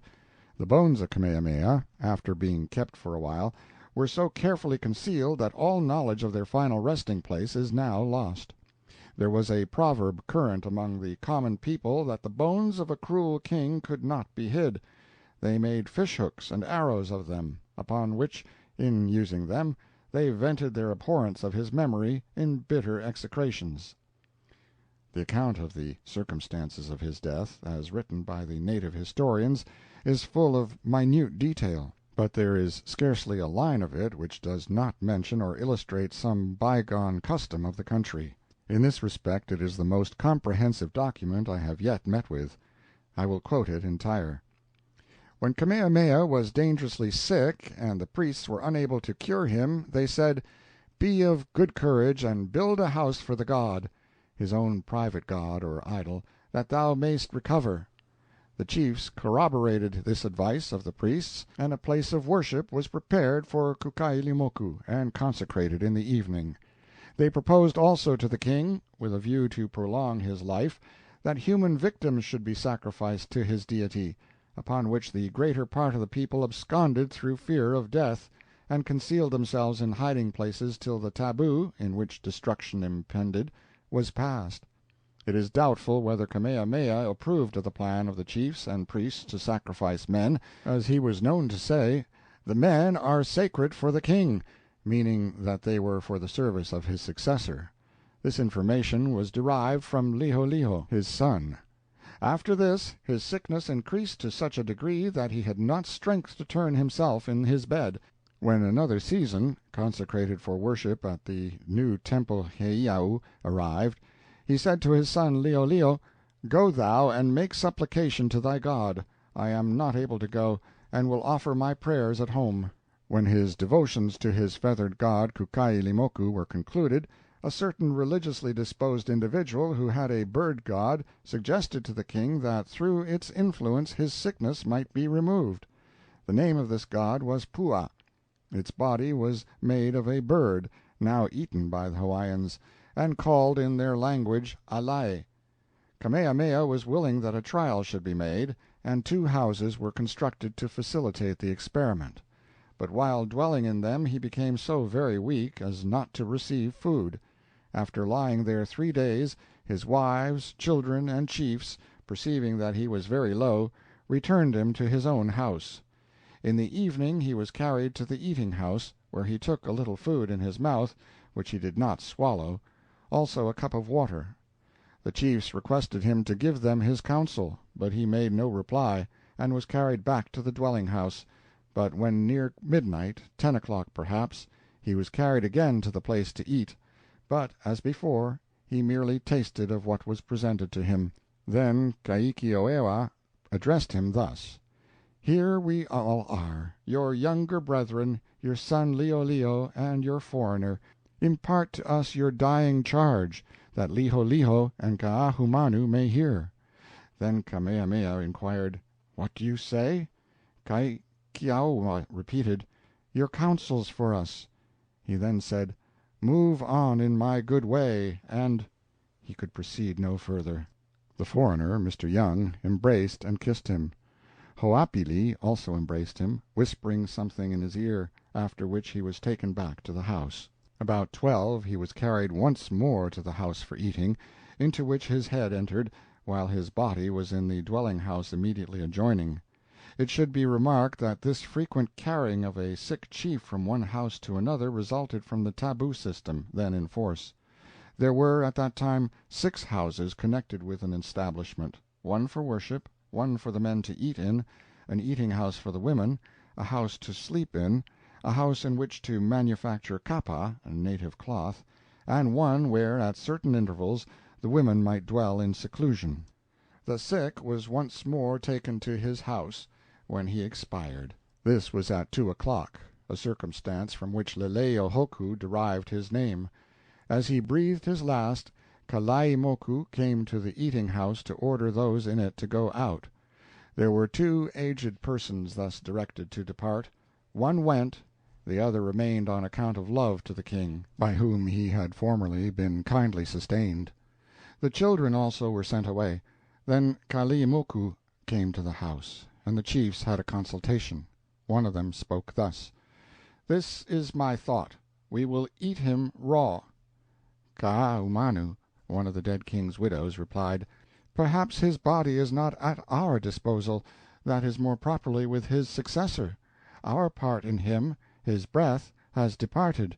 His remains will be disposed of by Liholiho."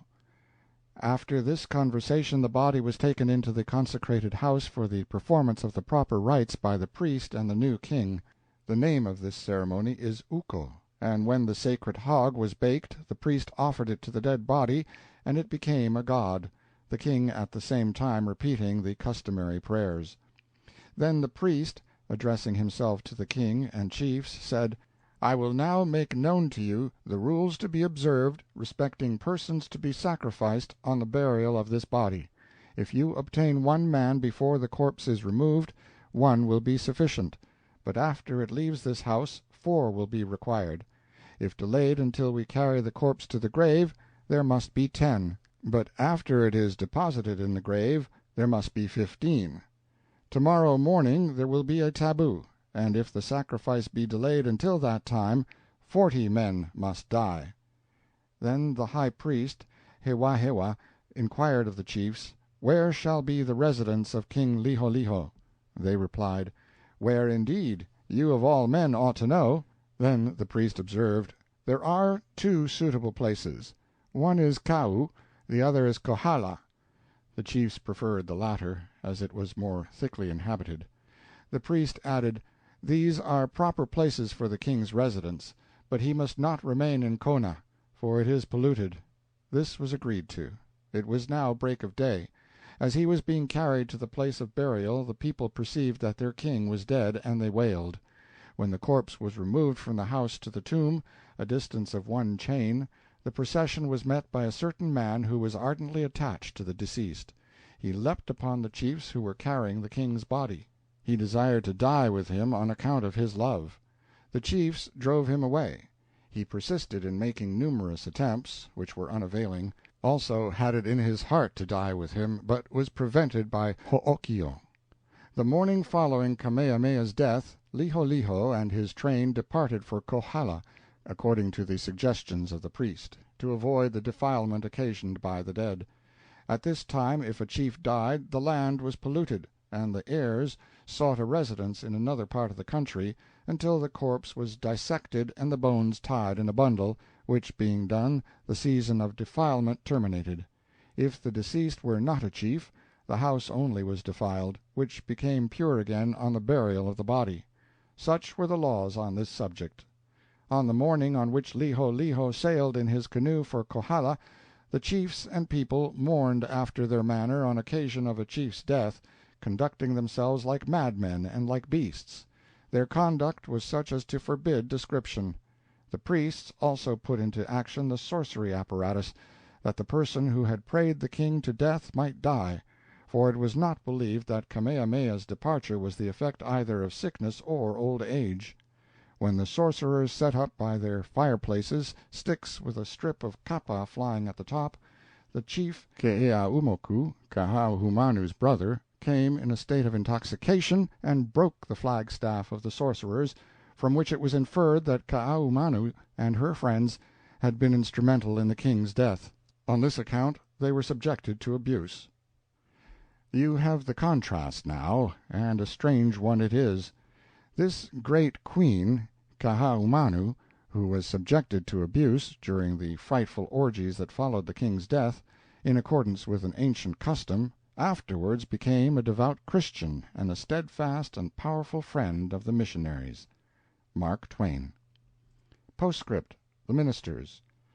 Burlingame and Van Valkenburg, United States ministers to China and Japan, are ready to sail, but are delayed by the absence of 2 attachés, who went to Hawaii to see the volcano, and who were not aware how slow a country this is to get around in. The journey to Hilo, which would be made anywhere else almost in 18 or 20 hours, requires a week in the little inter-island schooners. Colonel Kalakaua, the King's Chamberlain, has invited the ministerial party to a great luau native dinner at Waikiki. General Van Valkenburg has achieved a distinguished success as a curiosity finder, not hunter, standing on the celebrated Pari a day or 2 ago, and amusing himself by idly punching into the compact lava wall through which the road is cut. He crumbled away a chunk of it, and observing something white sticking to it, he instituted an examination, and found a sound, white, unmarred, unblemished, human jaw-tooth firmly embedded in the lava. Now the question is, how did it get there, in the side, where a road had been cut in, of a mountain of lava, 700 feet above the valley? A mountain which has been there for ages, this being one of the oldest islands in the group. Burlingame was present, and saw the General unearth his prize. I have critically examined it, but, as I half expected myself. The world knows as much about how to account for the wonder now as if I had let it alone. In old times the bones of chiefs were often thrown into the volcanoes, to make sure that no enemy could get a chance to meddle with them, and Brown has given it as his deliberate opinion that "that old snag used to belong to one of them fellows." Possibly, but the opinion comes from a source which entitles it to but little weight. However, that tooth is as able a curiosity as any I have yet seen in the Sandwich Islands. M.T. End of letter 17. Letter number 18. At Sea Again. Honolulu, July, 1866. Bound for Hawaii, to visit the great volcano and behold the other notable things which distinguish this island above the remainder of the group, we sailed from Honolulu on a certain Saturday afternoon in the good schooner Boomerang. The Boomerang was about as long as 2 street-cars, and about as wide as one. She was so small, though she was larger than the majority of the inter-island coasters, that when I stood on her deck I felt but little smaller than the Colossus of Rhodes must have felt when he had a man-of-war under him. I could reach the water when she lay over under a strong breeze. When the captain and Brown and myself and 4 other gentlemen and the wheelsman were all assembled on the little after portion of the deck, which is sacred to the cabin passengers, it was full. There was not room for any more quality folks. Another section of the deck, twice as large as ours, was full of natives of both sexes, with their customary dogs, mats, blankets, pipes, calabashes of poi, fleas, and other luxuries and baggage of minor importance. As soon as we set sail, the natives all laid down on the deck as thick as negroes in a slave pen, and smoked and conversed and captured vermin and ate them, spit on each other, and were truly sociable. The little low-ceiled cabin below was rather larger than a hearse, and as dark as a vault. It had 2 coffins on each side, 2 bunks, though Mr. Brown, with that spirit of irreverence which is so sad a feature of his nature, preferred to call the bunk he was allotted his shelf. A small table, capable of accommodating 3 persons at dinner, stood against the forward bulkhead, and over it hung the dingiest whale-oil lantern that ever peopled the obscurity of a dungeon with grim and ghostly shapes. The floor-room, unoccupied, was not extensive. One might swing a cat in it, perhaps, but then it would be fatal to the cat to do it. The hold forward of the bulkhead had but little freight in it, and from morning till night a villainous old rooster, with a voice like Balaam's ass, and the same disposition to use it, strutted up and down in that part of the vessel and crowed. He usually took dinner at 6 o'clock, and then, after an hour devoted to meditation, he mounted a barrel and crowed a good part of the night. He got hoarser and hoarser all the time, but he scorned to allow any personal consideration to interfere with his duty, and kept up his labors in defiance of threatened diphtheria. Sleeping was out of the question when he was on watch. He was a source of genuine aggravation and annoyance to me. It was worse than useless to shout at him or apply offensive epithets to him. He only took these things for applause, and strained himself to make more noise. Occasionally, during the day, I threw potatoes at him through an aperture in the bulkhead, but he simply dodged them and went on crowing. The first night, as I lay in my coffin, idly watching the dim lamp swinging to the rolling of the ship, and snuffing the nauseous odors of bilge-water, I felt something gallop over me. Lazarus did not come out of his sepulchre with a more cheerful alacrity than I did out of mine. However, I turned in again when I found it was only a rat. Presently something galloped over me once more. I knew it was not a rat this time, and I thought it might be a centipede, because the captain had killed one on deck in the afternoon. I turned out. The first glance at the pillow showed me a repulsive sentinel perched upon each end of it, cockroaches as large as peach leaves. fellows with long quivering antennae and fiery malignant eyes. They were grating their teeth like tobacco worms, and appeared to be dissatisfied about something. I had often heard that these reptiles were in the habit of eating of sleeping sailors' toe-nails down to the quick, and I would not get in the bunk any more. I laid down on the floor. But a rat came and bothered me, and shortly afterward a procession of cockroaches arrived and camped in my hair. In a few moments the rooster was crowing with uncommon spirit, and a party of fleas were throwing double somersets about my person in the wildest disorder, and taking a bite every time they struck. I was beginning to feel really annoyed. I got up and put my clothes on and went on deck. The above is not an attempt to be spicy. It is simply an attempt to give a truthful sketch of inter-island schooner life. There is no such thing as keeping a vessel in elegant condition, I think, when she carries molasses and Kanakas. Roll on, silver moon. It was compensation for all my sufferings to come unexpectedly upon so beautiful a scene as met my eye, to step suddenly out of the sepulchral gloom of the cabin and stand under the strong light of the moon, in the center, as it were, of a glittering sea of liquid silver, to see the broad sails straining in the gale, the ship keeled over on her side, and the angry foam hissing past her lee bulwarks, and sparkling sheets of spray dashing high over her bows and raining upon her decks, to brace myself and hang fast to the first object that presented itself, with hat jammed down and coat-tails whipping in the breeze, and feel that exhilaration that thrills in one's hair and quivers down his backbone, when he knows that every inch of canvas is drawing, and the vessel cleaving through the billows at her utmost speed.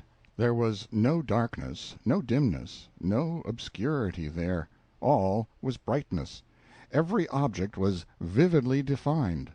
Every prostrate Kanaka, every coil of rope, every calabash of poi, every puppy, every seam in the flooring, every bolt-head, every object, however minute, showed sharp and distinct in its every outline, and the shadow of the broad mainsail lay black as a pall upon the deck, leaving Brown's white upturned face glorified, and his body in a total eclipse.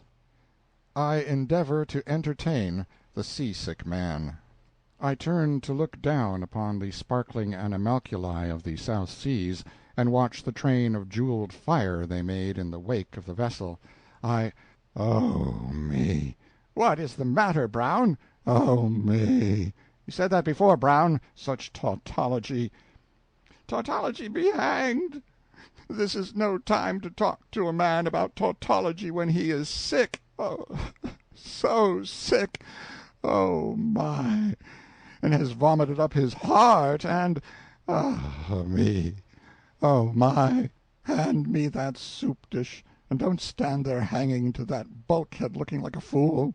I handed him the absurd tin shaving-pot called berth-pan, which they hang by a hook to the edge of a berth for the use of distressed landsmen with unsettled stomachs.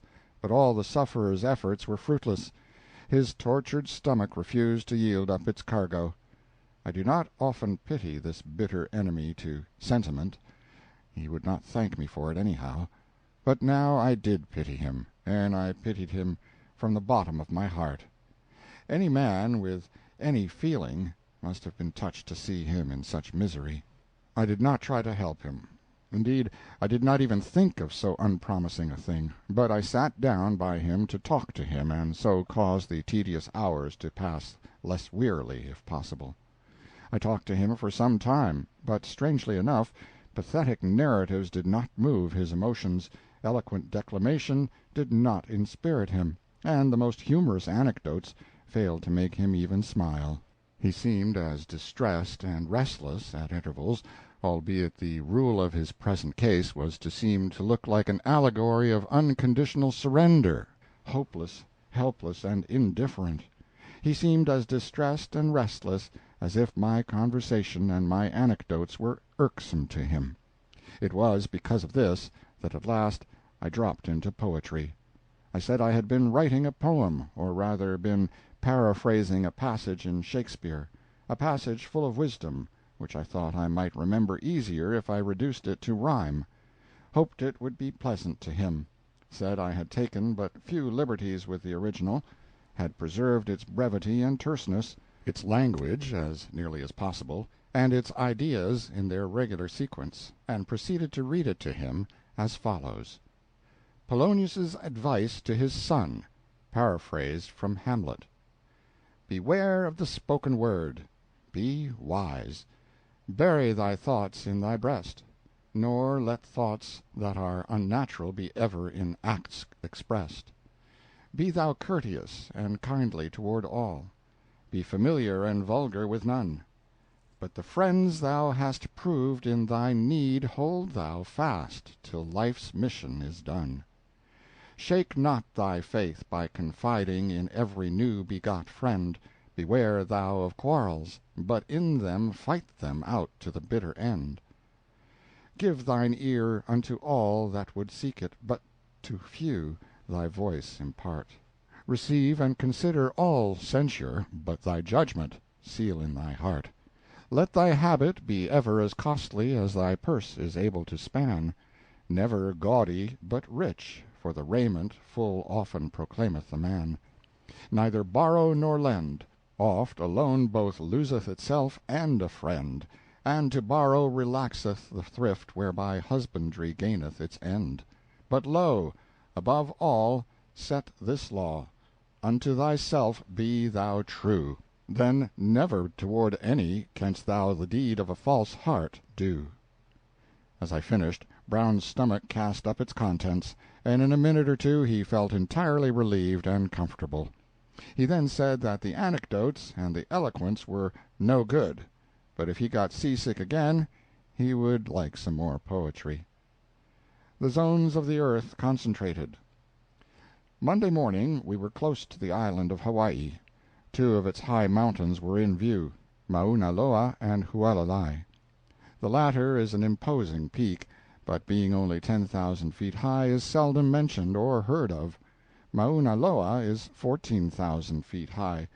The rays of glittering snow and ice that clasped its summit like a claw looked refreshing when viewed from the blistering climate we were in.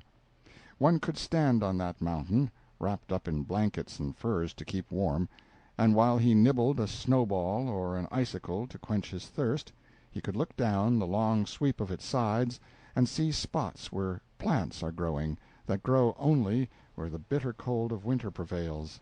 Lower down he could see sections devoted to productions that thrive in the temperate zone alone, and at the bottom of the mountain he could see the home of the tufted coca palms and other species of vegetation that grow only in the sultry atmosphere of eternal summers. He could see all the climes of the world at a single glance of the eye, and that glance would only pass over a distance of 8 or 10 miles as the bird flies. The refuge for the weary. We landed at Kailua, pronounced Kai-lu-ah, a little collection of native grass houses reposing under tall cocoanut trees, the sleepiest, quietest, Sundayest-looking place you can imagine. Ye weary ones that are sick of the labor and care and the bewildering turmoil of the great world, and sigh for a land where ye may fold your tired hands and slumber your lives peacefully away, pack up your carpet-sacks and go to Kailua. A week there ought to cure the saddest of you all. An old ruin of lava-block walls down by the sea was pointed out as a fort built by John Adams for Kamehameha I, and mounted with heavy guns, some of them 32-pounders, by the same sagacious Englishman. I was told that the fort was dismantled a few years ago and the guns sold in San Francisco for old iron, which was very improbable. I was told that an adjacent ruin was old Kamehameha's sleeping house, another his eating house, another his god's house, another his wife's eating house, for by the ancient taboo system it was death for a man and woman to eat together.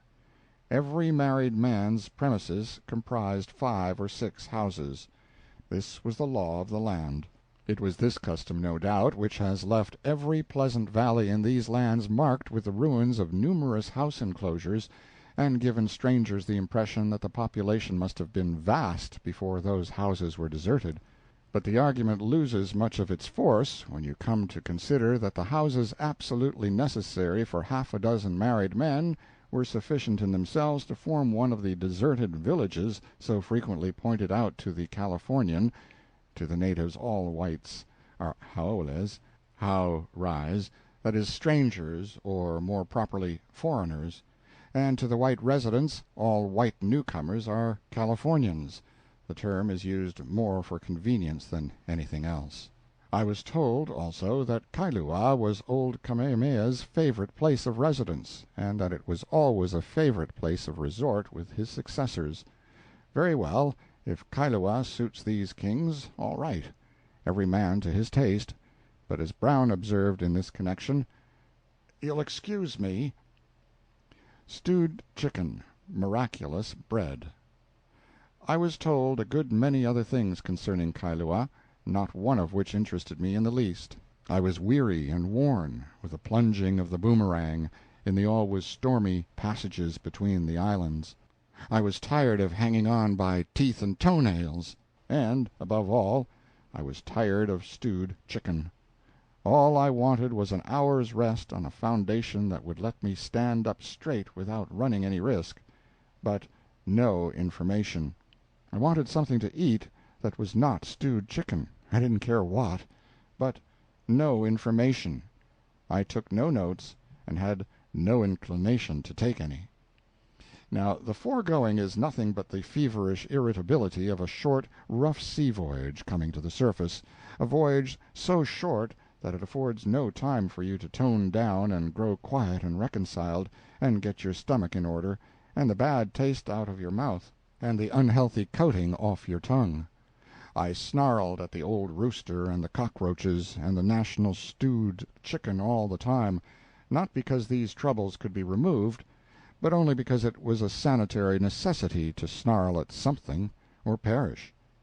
One's salt-water spleen must be growled out of the system. There is no other relief. I pined, I longed, I yearned to growl at the captain himself, but there was no opening. The man had had such passengers before, I suppose, and knew how to handle them, and so he was polite and painstaking and accommodating, and most exasperatingly patient and even-tempered. So I said to myself, I will take it out of your old schooner anyhow. I will blackguard the boomerang in the public prints, to pay for your shameless good nature when your passengers are peevish and actually need somebody to growl at for very relief.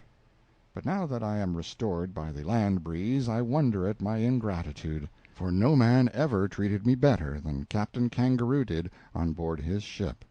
As for the stewed chicken, that last and meanest substitute for something to eat, that soothing rubbish for toothless infants, that diet for cholera patients in the rice-water stage, it was, of course, about the best food we could have at sea, and so I only abused it because I hated it, as I do sardines or tomatoes, and because it was stewed chicken, and because it was such a relief to abuse somebody or something.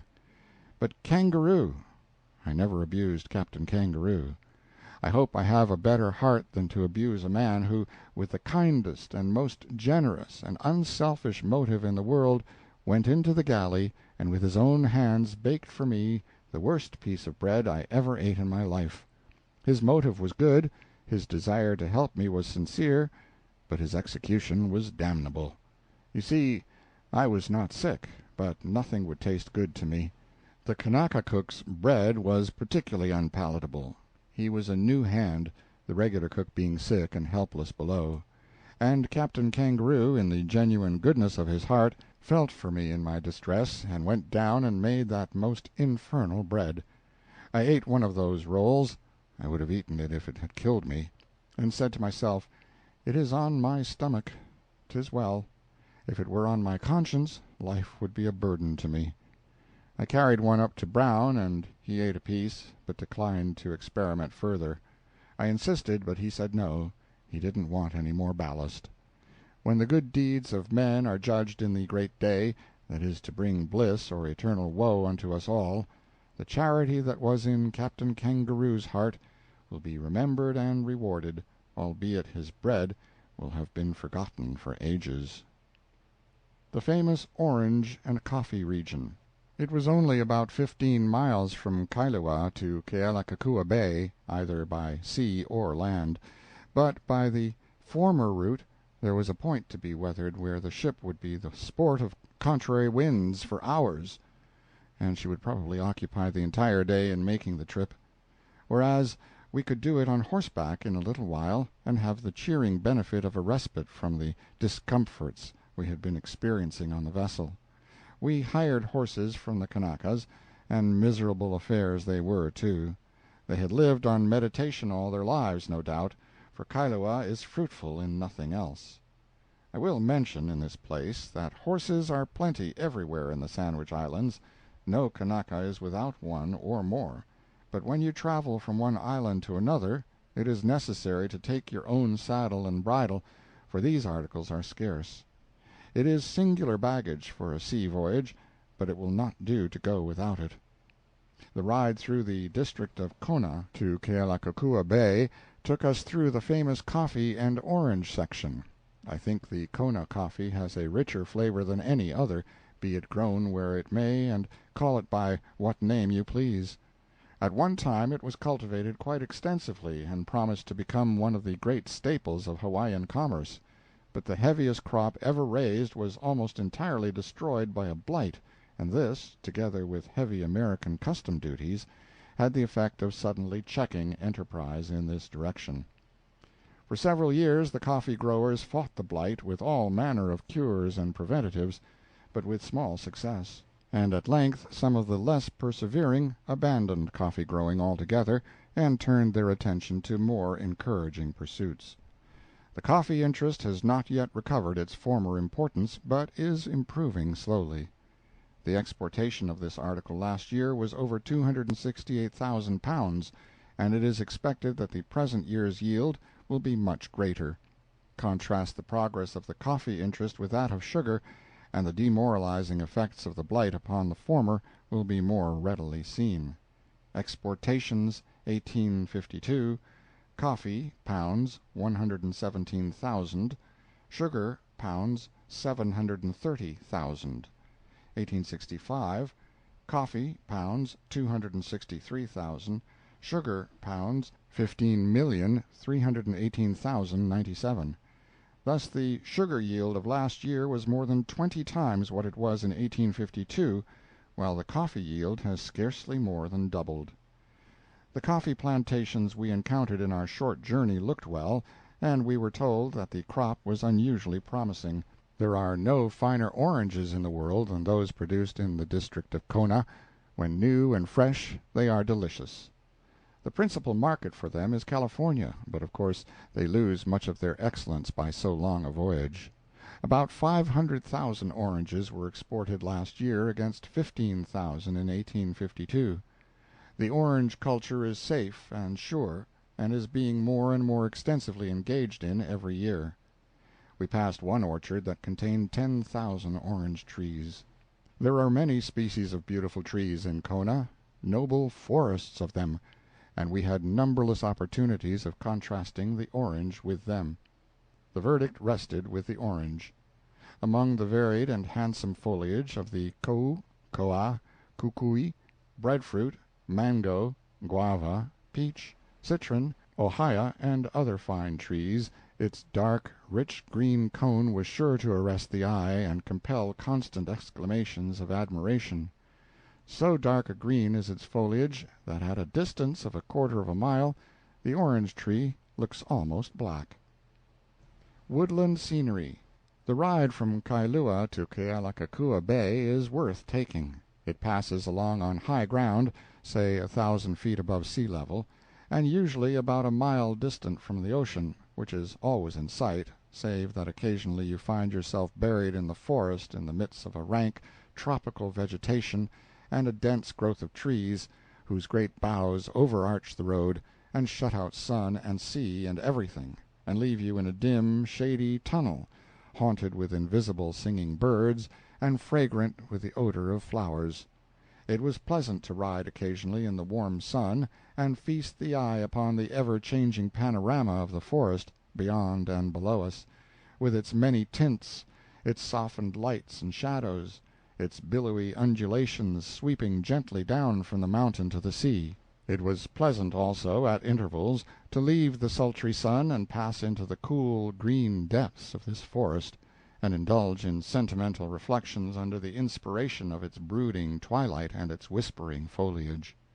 The jaunt through Kona will always be to me a happy memory. Mark Twain. End of letter number 18.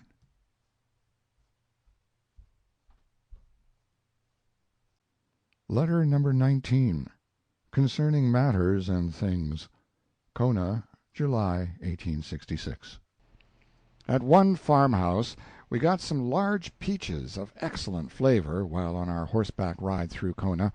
This fruit, as a general thing, does not do well in the Sandwich Islands.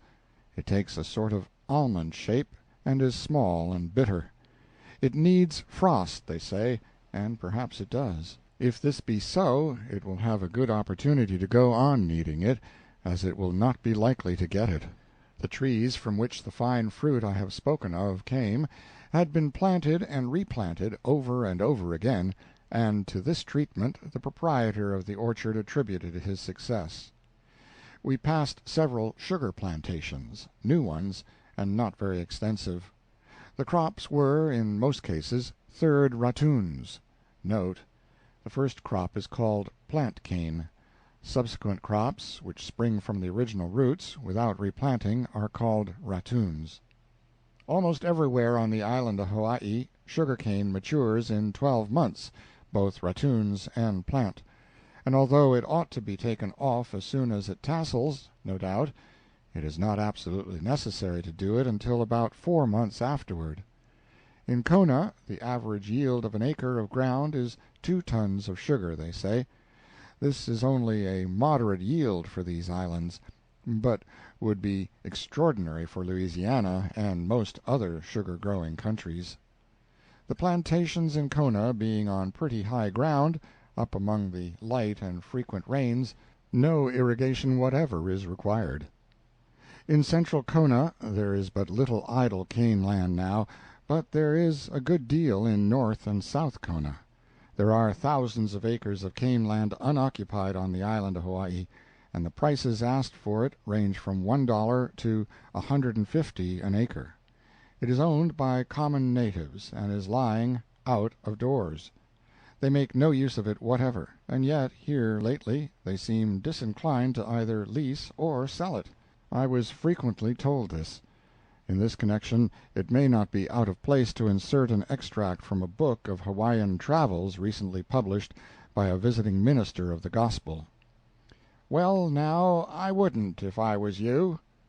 Brown, I wish you wouldn't look over my shoulder when I am writing, and I wish you would indulge yourself in some little respite from my affairs, and interest yourself in your own business sometimes." "Well, I don't care. I'm disgusted with these mush and milk preacher travels, and I wouldn't make an extract from one of them.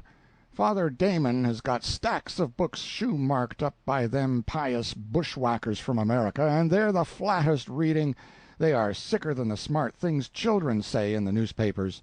Every preacher that gets lazy comes to the Sandwich Islands to recruit his health, and then he goes back home and writes a book.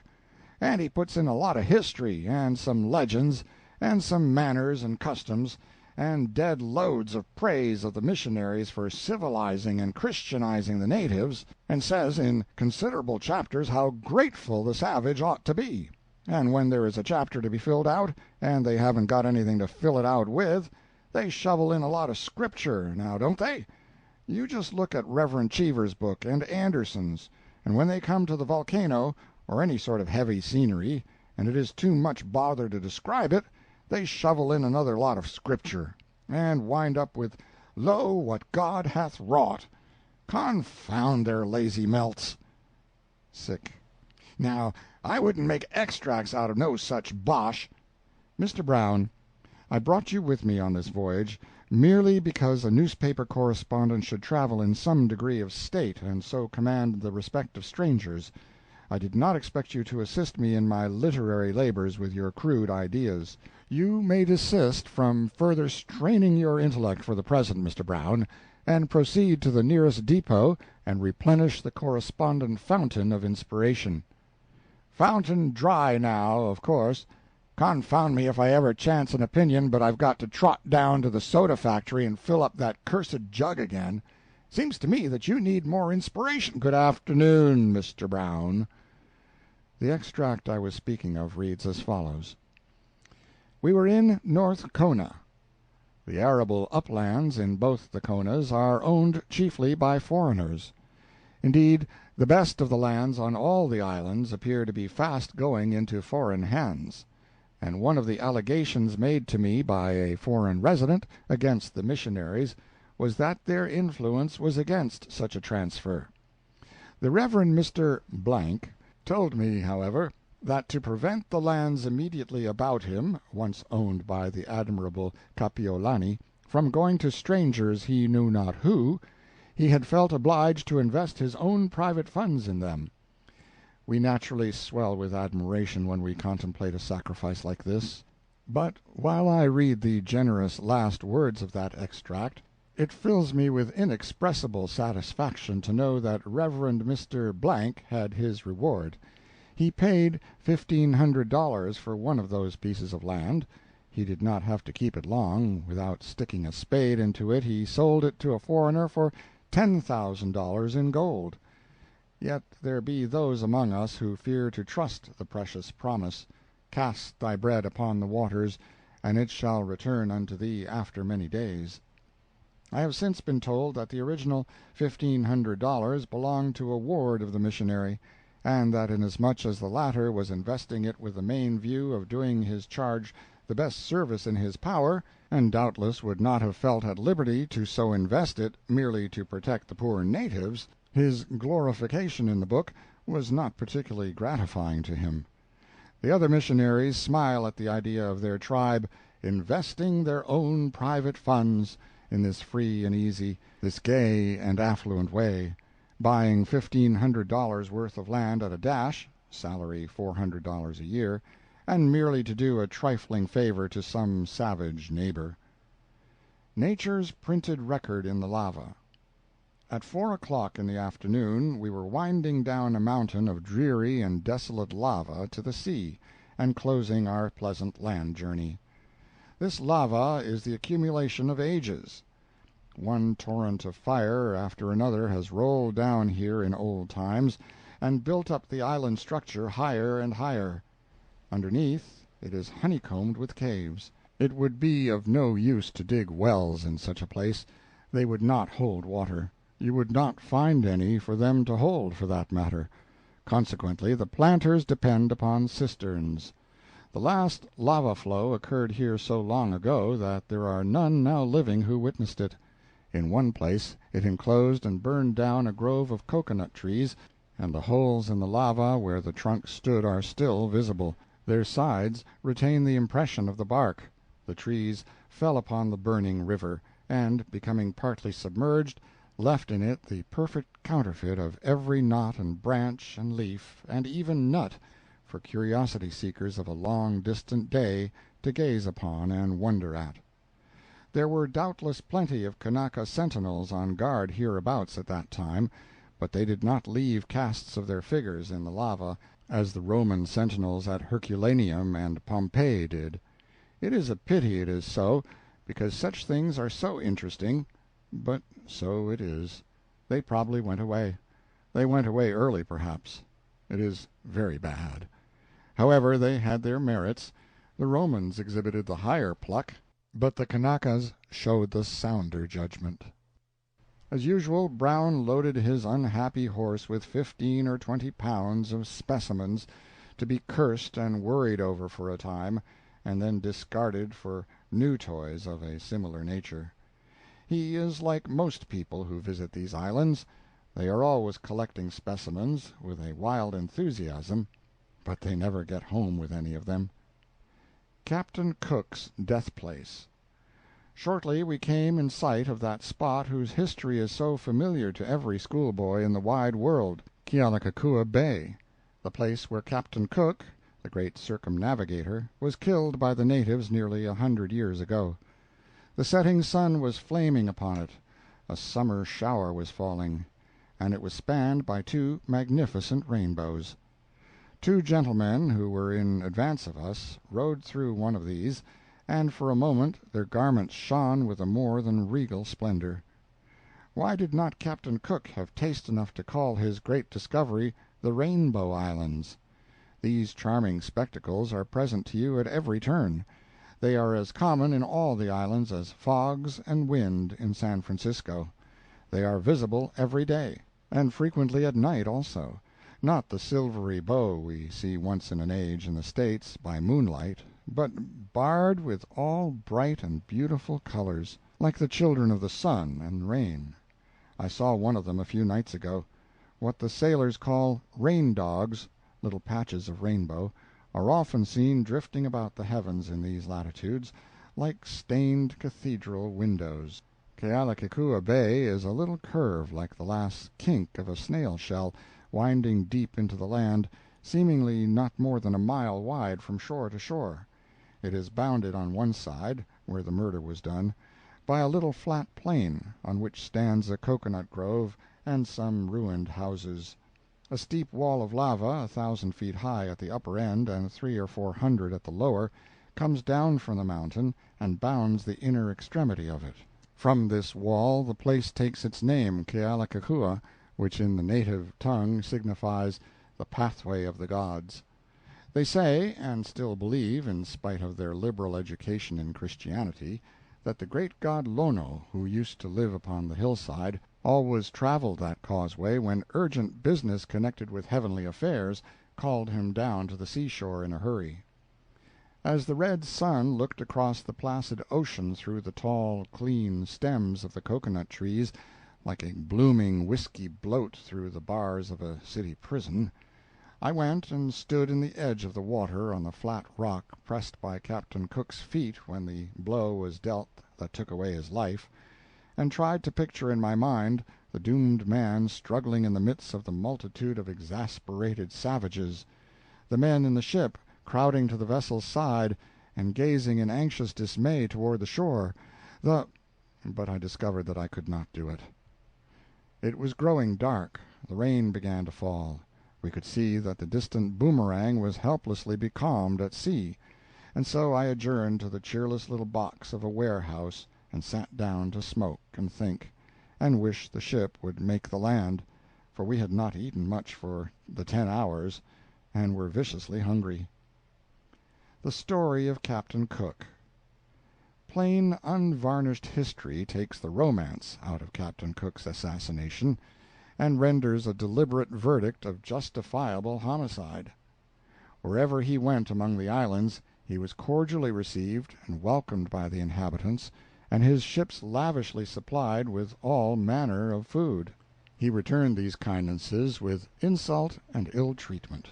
When he landed at Kealakekua Bay, a multitude of natives, variously estimated at from 10 to 15,000, flocked about him and conducted him to the principal temple with more than royal honors, with honors suited to their chiefest god, for such they took him to be.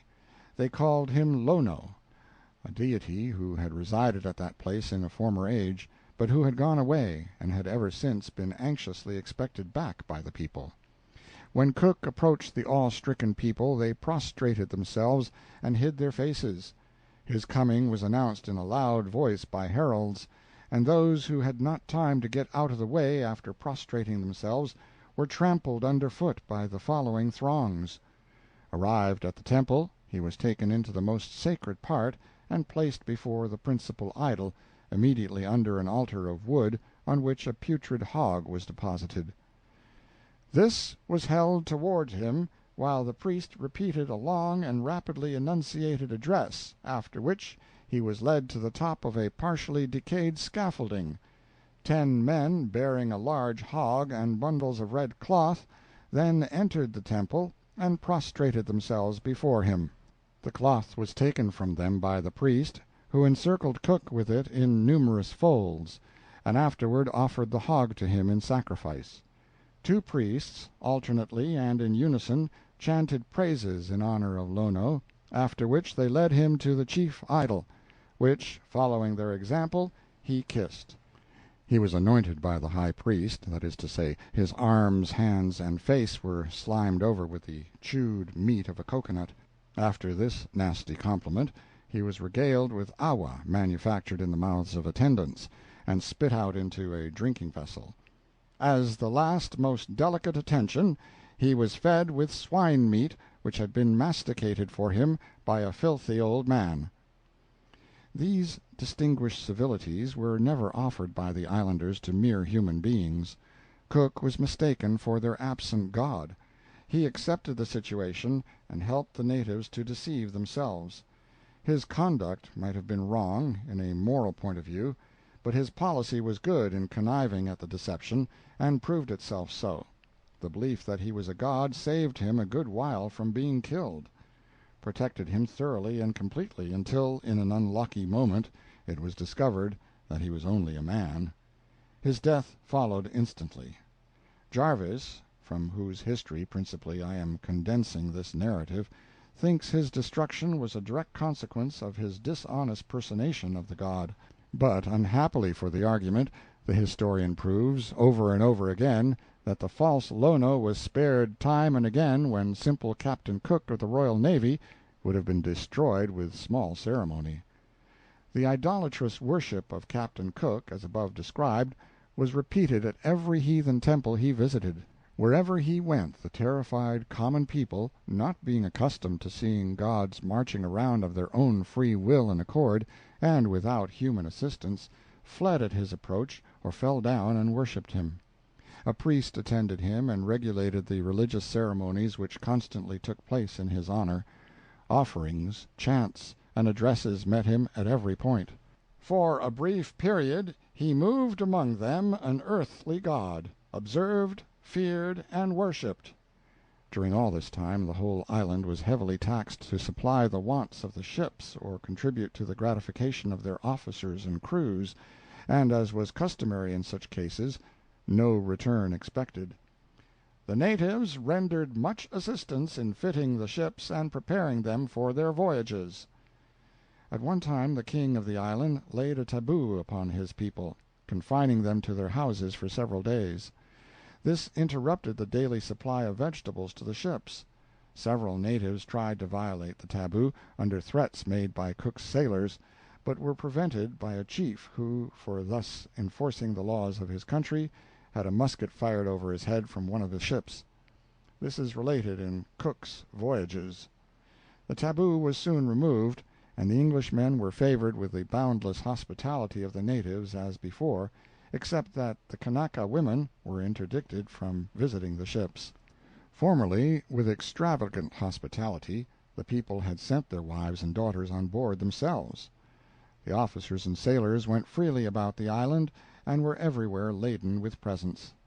The king visited Cook in royal state, and gave him a large number of exceeding costly and valuable presents, in return for which the resurrected Lono presented his majesty a white linen shirt and a dagger, an instance of illiberality in every way discreditable to a god.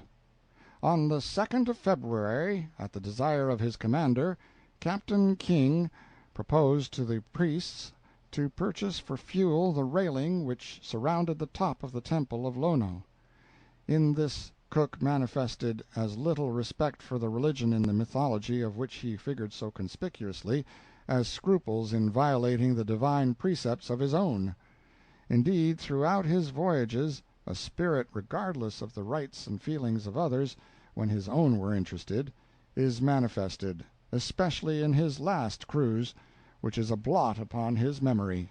Cook desecrated the holy places of the temple by storing supplies for his ships in them, and by using the level grounds within the enclosures as a general workshop for repairing his sails, etc., ground which was so sacred that no common native dared to set his foot upon it.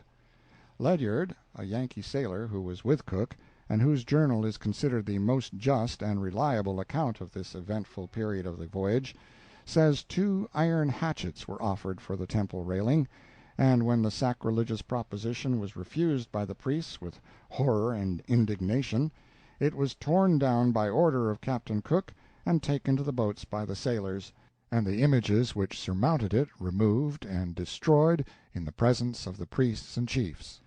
The abused and insulted natives finally grew desperate under the indignities that were constantly being heaped upon them by men whose wants they had unselfishly relieved at the expense of their own impoverishment, and, angered by some fresh baseness, they stoned a party of sailors and drove them to their boats. From this time onward Cook and the natives were alternately friendly and hostile, until Sunday the 14th, whose setting sun saw the circumnavigator a corpse. Ledyard's account and that of the natives vary in no important particulars. A Kanaka, in revenge for a blow he had received at the hands of a sailor, the natives say he was flogged, stole a boat from one of the ships and broke it up to get the nails out of it. Cook determined to seize the king and remove him to his ship and keep him a prisoner until the boat was restored. By deception and smoothly worded persuasion he got the aged monarch to the shore, but when they were about to enter the boat a multitude of natives flocked to the place, and one raised a cry that their king was going to be taken away and killed. Great excitement ensued, and Cook's situation became perilous in the extreme. He had only a handful of marines and sailors with him, and the crowd of natives grew constantly larger and more clamorous every moment. Cook opened the hostilities himself. Hearing a native make threats, he had him pointed out and fired on him with a blank cartridge. The man, finding himself unhurt, repeated his threats, and Cook fired again and wounded him mortally. A speedy retreat of the English party to the boats was now absolutely necessary, and as soon as it was begun Cook was hit with a stone, and discovering who threw it, he shot the man dead. The officer in the boats, observing the retreat, ordered the boats to fire. This occasioned Cook's guard to face about and fire also, and then the attack became general. Cook and Lieutenant Phillips were together a few paces in the rear of the guard, and perceiving a general fire without orders, quitted the king and ran to the shore to stop it, but not being able to make themselves heard, and being close pressed upon by the chiefs, they joined the guard, who fired as they retreated.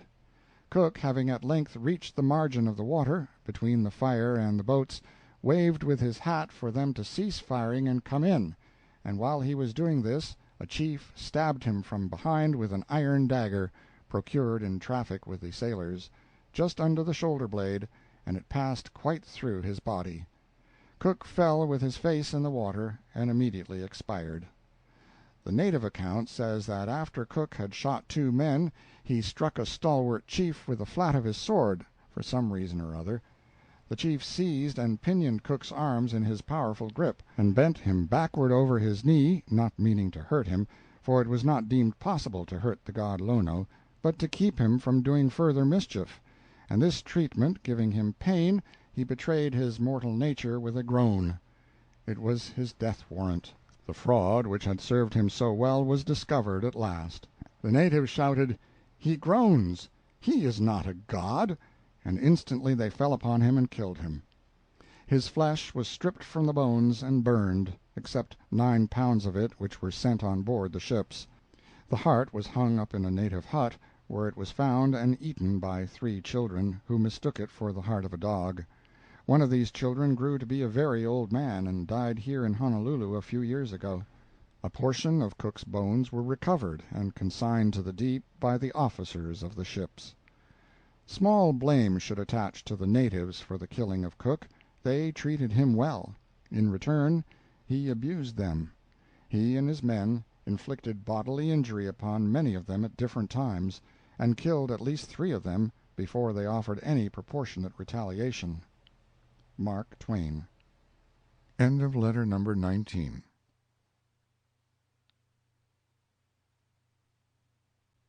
Letter number 20. Great Britain's Queer Monument to Captain Cook. Kealakekua Bay, Sandwich Islands, 1866. Great Britain's Queer Monument to Captain Cook. When I digressed from my personal narrative to write about Cook's death, I left myself, solitary, hungry, and dreary, smoking in the little warehouse at Kealakekua Bay. Brown was out somewhere gathering up a fresh lot of specimens, having already discarded those he dug out of the old lava flow during the afternoon. I soon went to look for him.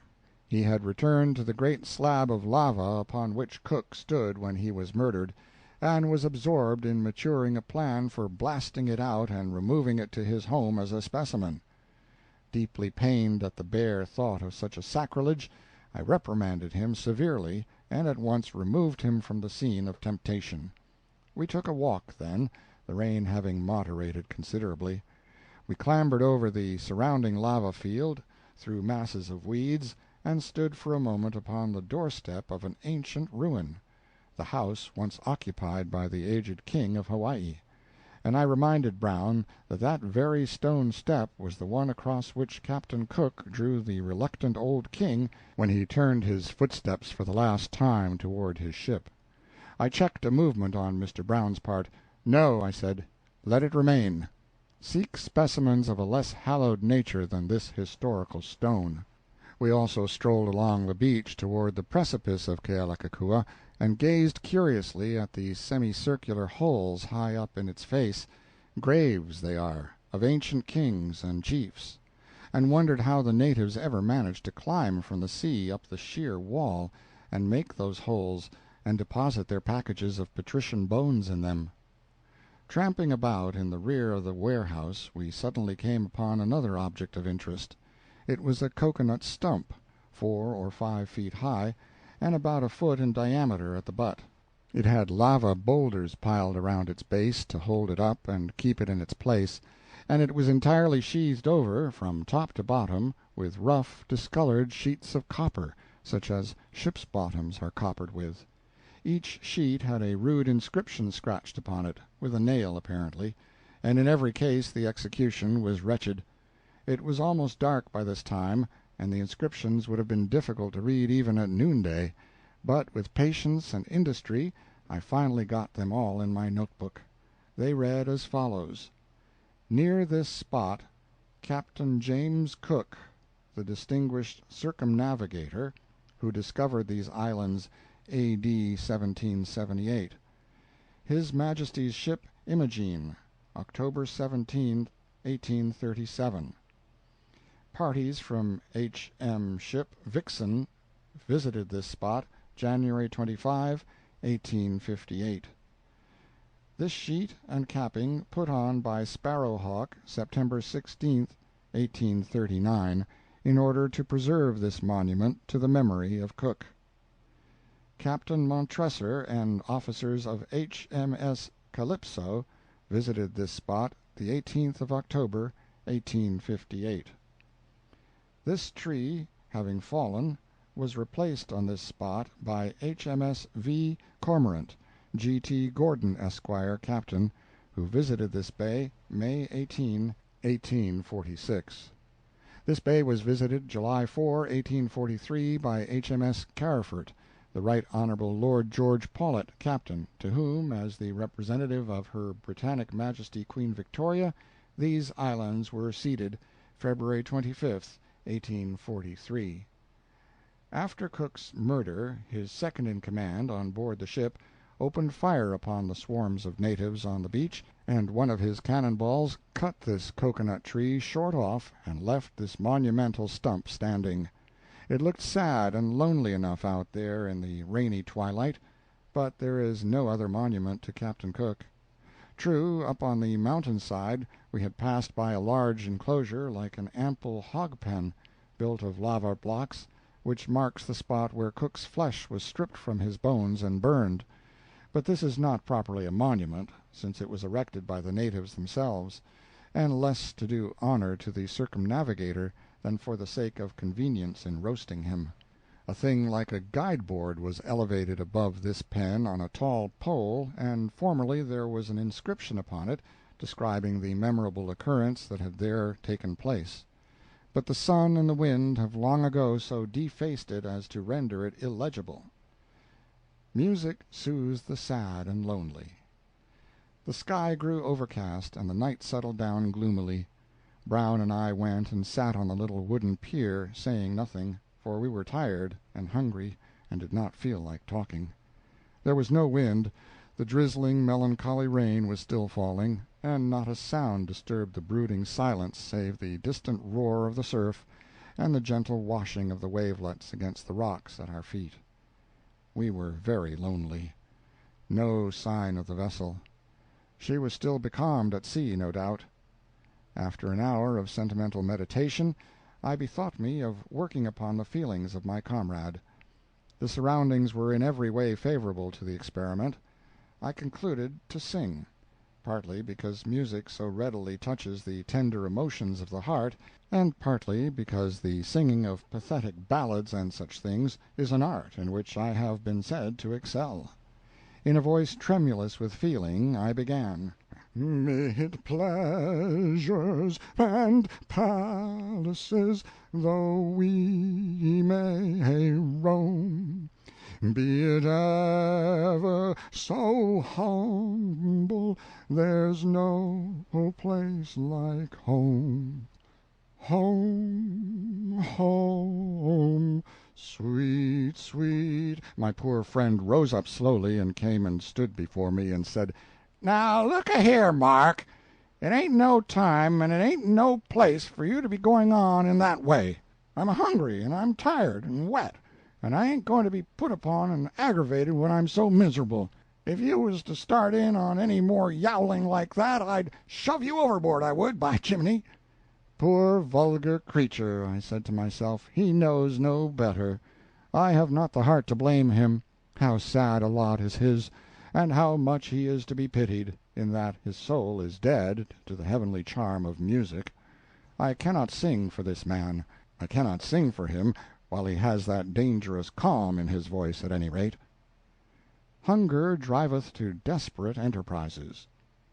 We spent another hour in silence and in profound depression of spirits. It was so gloomy and so still, and so lonesome, with nothing human anywhere near save those bundles of dry, kingly bones hidden in the face of the cliff. Finally Brown said it was hard to have to sit still and starve with plenty of delicious food and drink just beyond our reach—rich young cocoanuts. I said, "What an idiot you are not to have thought of it before! Get up and stir yourself. In 5 minutes we shall have a feast, and be jolly and contented again." The thought was cheering in the last degree, and in a few moments we were in the grove of cocoa-palms, and their ragged plumes were dimly visible through the wet haze, high above our heads. I embraced one of the smooth, slender trunks, with the thought of climbing it, but it looked very far to the top, and of course there are no knots or branches to assist the climber, and so I sighed and walked sorrowfully away. Thunder! What was that? It was only Brown. He had discharged a prodigious lava-block at the top of a tree, and it fell back to the earth with a crash that tore up the dead silence of the palace like an avalanche. As soon as I understood the nature of the case I recognized the excellence of the idea. I said as much to Brown, and told him to fire another volley. I cannot throw lava-blocks with any precision, never having been used to them, and therefore I apportioned our labor with that fact in view, and signified to Brown that he would only have to knock the cocoanuts down, I would pick them up myself.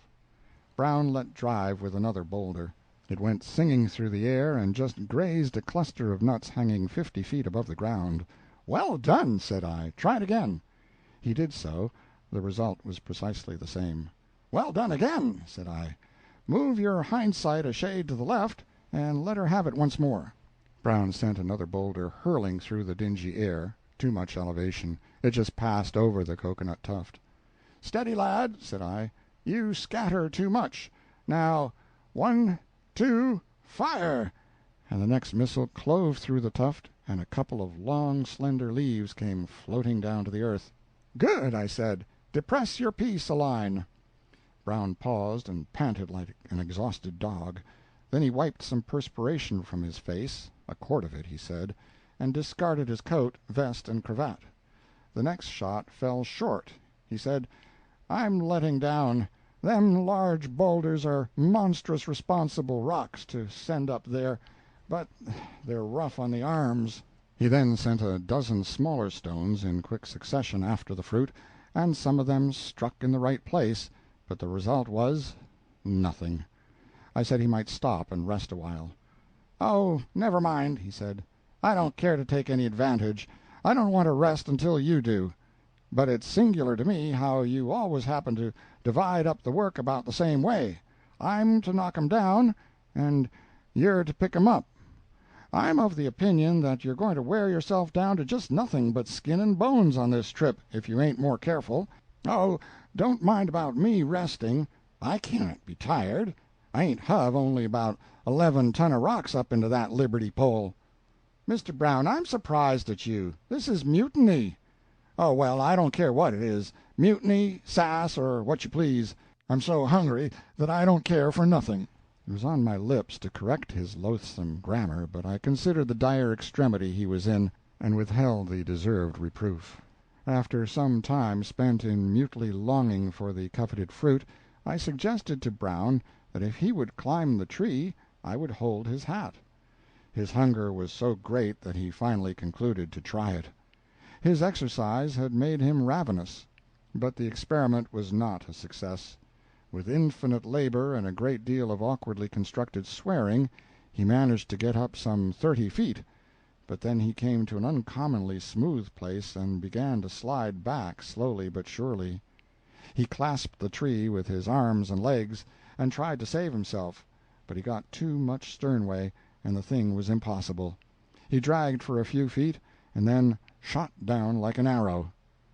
"It is taboo," he said sadly. "Let's go back to the Pia. The transom to my trousers is all fetched away, and the legs of them are riddled to rags and ribbons. I wish I was drunk or dead or something, anything so as to be out of this misery." I glanced over my shoulders as we walked along, and observed that some of the clouds had parted and left a dim lighted doorway through to the skies beyond. In this place, as in an ebony frame, our majestic palm stood up and reared its graceful crest aloft. The slender stem was a clean black line, the feathers of the plume, some erect, some projecting horizontally, some drooping a little, and others hanging languidly down toward the earth, were all sharply cut against the smooth gray background. "A beautiful, beautiful tree is the cocoa palm," I said reverently.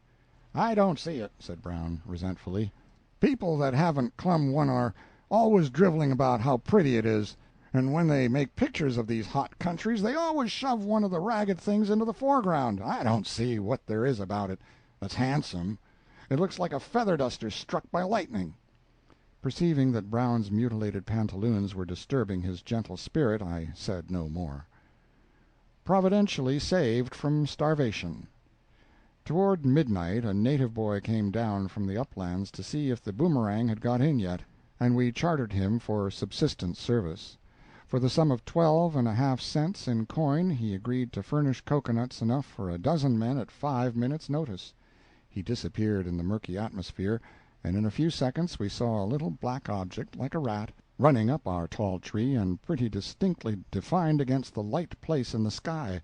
It was our Kanaka, and he performed his contract without tearing his clothes, but then he had none on, except those he was born in. He brought 5 large nuts, and tore the tough green husks off with his strong teeth, and thus prepared the fruit for use. We perceived then that it was about as well that we failed in our endeavors, as we never could have gnawed the husks off. I would have kept Brown trying, though, as long as he had any teeth. We punched the eye-holes out, and drank the sweet, and at the same time pungent, milk of 2 of the nuts, and our hunger and thirst were satisfied. The boy broke them open, and we ate some of the mushy white paste inside for pastime, but we had no real need of it. After a while a fine breeze sprang up, and the schooner soon worked into the bay and cast anchor. The boat came ashore for us, and in a little while the clouds and the rain were gone. The moon was beaming tranquilly down on land and sea, and we two were stretched upon the deck, sleeping the refreshing sleep and dreaming the happy dreams that are only vouchsafed to the weary and the innocent. Mark Twain. End of letter number 20.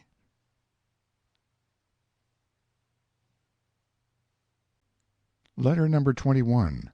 A Funny Scrap of History. Kealakekua Bay, July, 1866. In my last I spoke of the old cocoanut stump, all covered with copper plates bearing inscriptions commemorating the visits of various British naval commanders to Captain Cook's death place at Kealakekua Bay. The most magniloquent of these is that left by the Right Honorable Lord George Paulet, to whom, as the representative of Her Britannic Majesty Queen Victoria, the Sandwich Islands were ceded February 25, 1843. Lord George, if he is alive yet, would like to tear off that plate and destroy it, no doubt. He was fearfully snubbed by his government shortly afterward for his acts as Her Majesty's representative upon the occasion to which he refers with such manifest satisfaction. A pestilent fellow by the name of Charlton had been Great Britain's consul at Honolulu for many years. He seems to have employed his time in sweating, fuming, and growling about everything and everybody; in acquiring property by devious and inscrutable ways; in blackguarding the Hawaiian government and the missionaries; in scheming for the transfer of the islands to the British Crown; in getting the King drunk and laboring diligently to keep him so; in working to secure a foothold for the Catholic religion when its priests had been repeatedly forbidden by the King to settle in the country; in promptly raising thunder every time an opportunity offered; and in making himself prominently disagreeable and a shining nuisance at all times. You will thus perceive that Charlton had a good deal of business on his hands. There was "a heap of trouble on the old man's mind."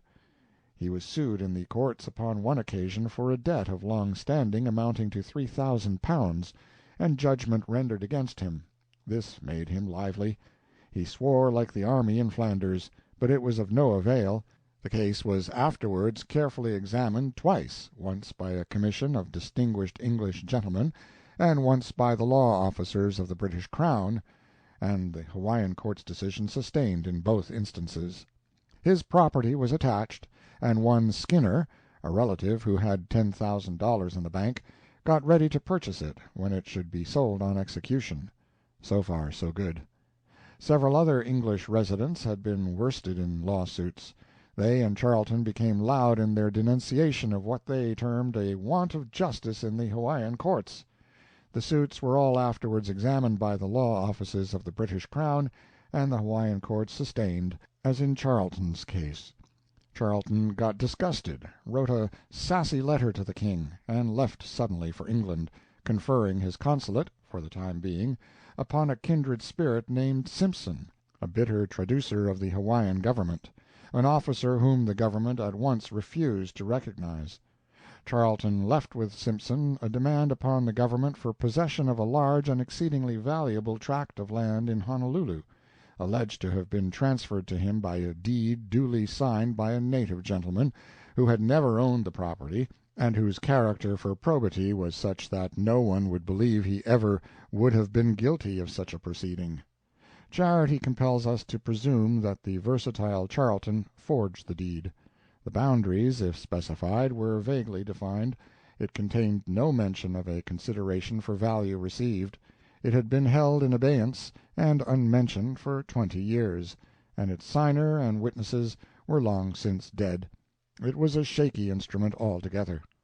On his way to England Charlton met my Lord George in a Queen's ship, and laid his grievances before him, and then went on. My lord sailed straight to Honolulu and began to make trouble.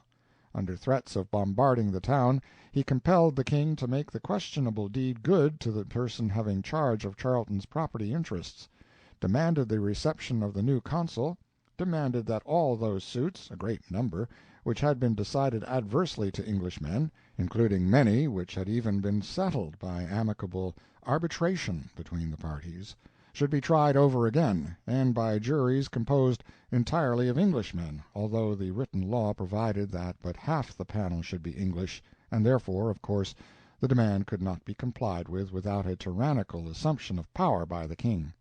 He stopped the seizure and sale of Charlton's property. He brought in a little bill, gotten up by the newly created and promptly emasculated consul, Simpson, for $117,000 and some odd change, enough to bust the Hawaiian exchequer 2 or 3 times over, to use a popular missionary term, for all manner of imaginary damages sustained by British subjects at divers and sundry times, and among the items was one demanding $3,000 to indemnify Skinner for having kept his $10,000 lying idle for 4 months, expecting to invest it in Charlton's property, and then not getting a chance to do it on account of Lord George having stopped the sale. An exceedingly nice party was Lord George, take him all round. For days and nights together the unhappy Kamehameha III was in bitterest distress. He could not pay the bill, and the law gave him no power to comply with the other demands. He and his ministers of state pleaded for mercy, for time to remodel the laws to suit the emergency, but Lord George refused steadfastly to accede to either request, and finally, in tribulation and sorrow, the king told him to take the islands and do with them as he would. He knew of no other way. His government was too weak to maintain its right against Great Britain. And so Lord George took them and set up his government, and hauled down the Royal Hawaiian ensign, and hoisted the English colors over the archipelago, and the sad king notified his people of the event in a proclamation which is touching in its simple eloquence. "Where are you, chiefs, people and commons from my ancestors, and people from foreign lands? Hear ye, I make known to you that I am in perplexity by reason of difficulties into which I have been brought without cause, therefore I have given away the life of our land, hear ye. But my rule over you, my people, and your privileges will continue, for I have hope that the life of the land will be restored when my conduct is justified. Kamehameha III." And then, I suppose, my Lord George Paulet, temporary king of the Sandwich Islands, went complacently skirmishing around his dominions in his ship, and feeding fat on glory, for we find him, 4 months later, visiting Kealakekua Bay, and nailing his rusty sheet of copper to the memorial stump set up to glorify the great cook, and imagining, no doubt, that his visit had conferred immortality upon a name which had only possessed celebrity before. But my lord's happiness was not to last long. His superior officer, Rear Admiral Thomas, arrived at Honolulu a week or 2 afterward, and as soon as he understood the case, he immediately showed the new government the door, and restored Kamehameha to all his ancient powers and privileges. It was the 31st of July, 1843. There was immense rejoicing on Oahu that day. The Hawaiian flag was flung to the breeze. The king and as many of his people as could get into the great stone church went there to pray, and the balance got drunk. The 31st of July is Independence Day in the Sandwich Islands, and consequently in these times there are 2 grand holidays in the islands in the month of July. The Americans celebrate the 4th with great pomp and circumstance, and the natives outdo them if they can on the 31st, and the speeches disgorged upon both occasions are regularly inflicted in cold blood upon the people by the newspapers, that have a dreary fashion of coming out just a level week after one has forgotten any given circumstance they talk about. A lucrative office. When I woke up on the schooner's deck in the morning, the sun was shining down right fervently, everybody was astir, and Brown was gone. Gone in a canoe to Captain Cook's side of the bay, the captain said. I took a boat and landed on the opposite shore at the port of entry.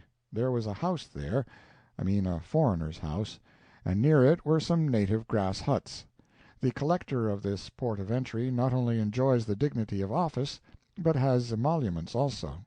He makes it very nice, of course. He gets $5 for boarding every foreign ship that stops there, and $2 more for filling out certain blanks attesting such visit. As many as 3 foreign ships stop there in a single year sometimes. Yet, notwithstanding this wild rush of business, the late collector of the port committed suicide several months ago. The foreign ships which visit this place are whalers in quest of water and potatoes. The present collector lives back somewhere, has a den up the mountain several thousand feet, but he comes down fast enough when a ship heaves in sight. Washoe men. I found 2 Washoe men at the house, but I was not surprised.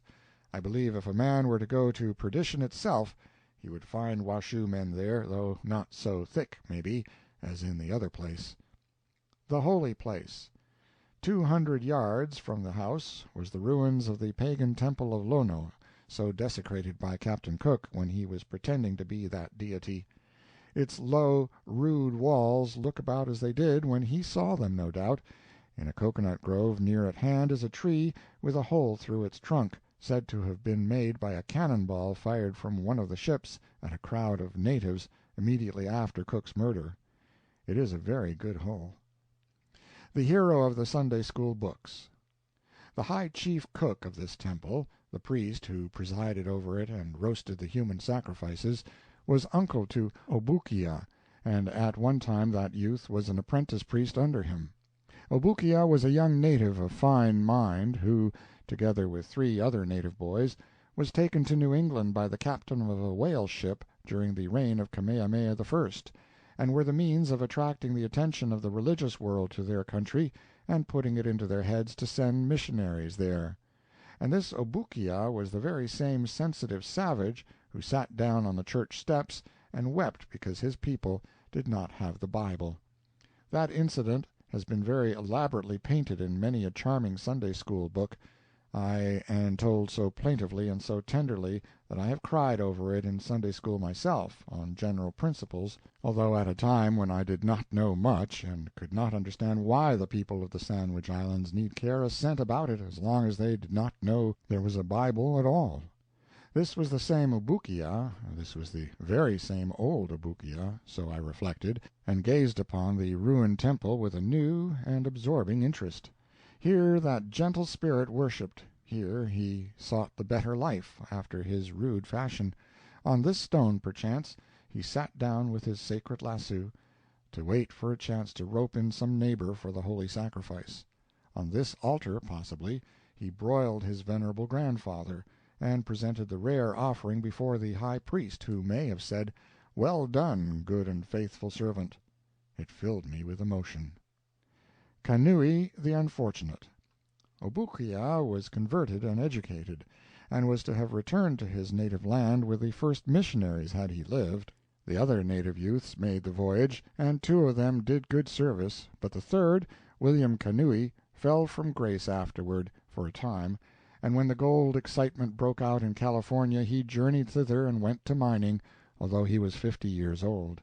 He succeeded pretty well, but the failure of Page, Bacon & Company relieved him of $6,000, and then, to all intents and purposes, he was a bankrupt community. Thus, after all his toils, all his privations, all his faithful endeavors to gather together a competence, the blighting hand of poverty was laid upon him in his old age, and he had to go back to preaching again. One cannot but feel sad to contemplate such afflictions as these cast upon a creature so innocent and deserving. And finally he died in Honolulu in 1864. The Rev. Mr. Damon's paper, referring, in the obituary notice, to Page Bacon's unpaid certificates of deposit in the unhappy man's possession, observes that he departed this life leaving the most substantial and gratifying evidence that he was prepared to die. And so he was, poor fellow, so he was. He was cleaned out, as you may say, and was prepared to go. He was all ready and prepared. Page Bacon had attended to that for him. All he had to do was to shed his mortal coil. Then he was all right. Poor, poor old fellow. One's heart bleeds for him. For some time after his bereavement in the matter of finances, he helped Rev. M. Rowell to carry on the Bethel Church in San Francisco, and gave excellent satisfaction for a man who was so out of practice. Sleep in peace, poor tired soul. You were out of luck many a time in your long checkered life, but you are safe now, where care and sorrow and trouble can never assail you any more. Temple to the Rain God. Quite a broad tract of land near that port of entry, extending from the sea to the mountain top, was sacred to the god Lono in olden times, so sacred that if a common native set his sacrilegious foot upon it, it was time for him to make his will, because his time was come. He might go around it by water, but he could not cross it.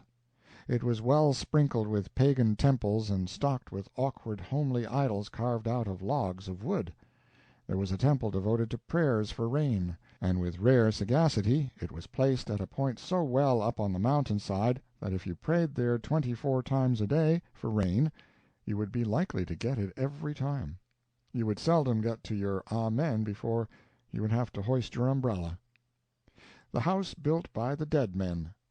And there was a large temple near at hand, which was built in a single night, in the midst of storm and thunder and rain, by the ghastly hands of dead men. Tradition says that by the weird glare of the lightning a noiseless multitude of phantoms were seen at their strange labor far up the mountainside at dead of night, flitting hither and thither, and bearing great lava blocks clasped in their nerveless fingers, appearing and disappearing as the fitful lightning fell upon their pallid forms and faded away again. Even to this day, it is said, the natives hold this dread structure in awe and reverence, and will not pass by it in the night. Venus at the bath. At noon I observed a bevy of nude native young ladies bathing in the sea, and went down to look at them. But with a prudery which seems to be characteristic of that sex everywhere, they all plunged in with a lying scream, and when they rose to the surface they only just poked their heads out, and showed no disposition to proceed any further in that direction. I was naturally irritated by such conduct, and therefore I piled their clothes up on a boulder in the edge of the sea, and sat down on them, and kept the wenches in the water until they were pretty well used up. I had them in the door, as the missionaries say. I was comfortable, and I just let them beg. I thought I could freeze them out, maybe, but it was impractical. I finally gave it up and went away, hoping that the rebuke I had given them would not be lost upon them. I went and undressed, and went in myself, and then they went out. I never saw such singular perversity.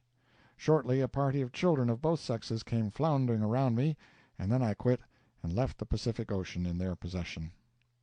The shameless Brown.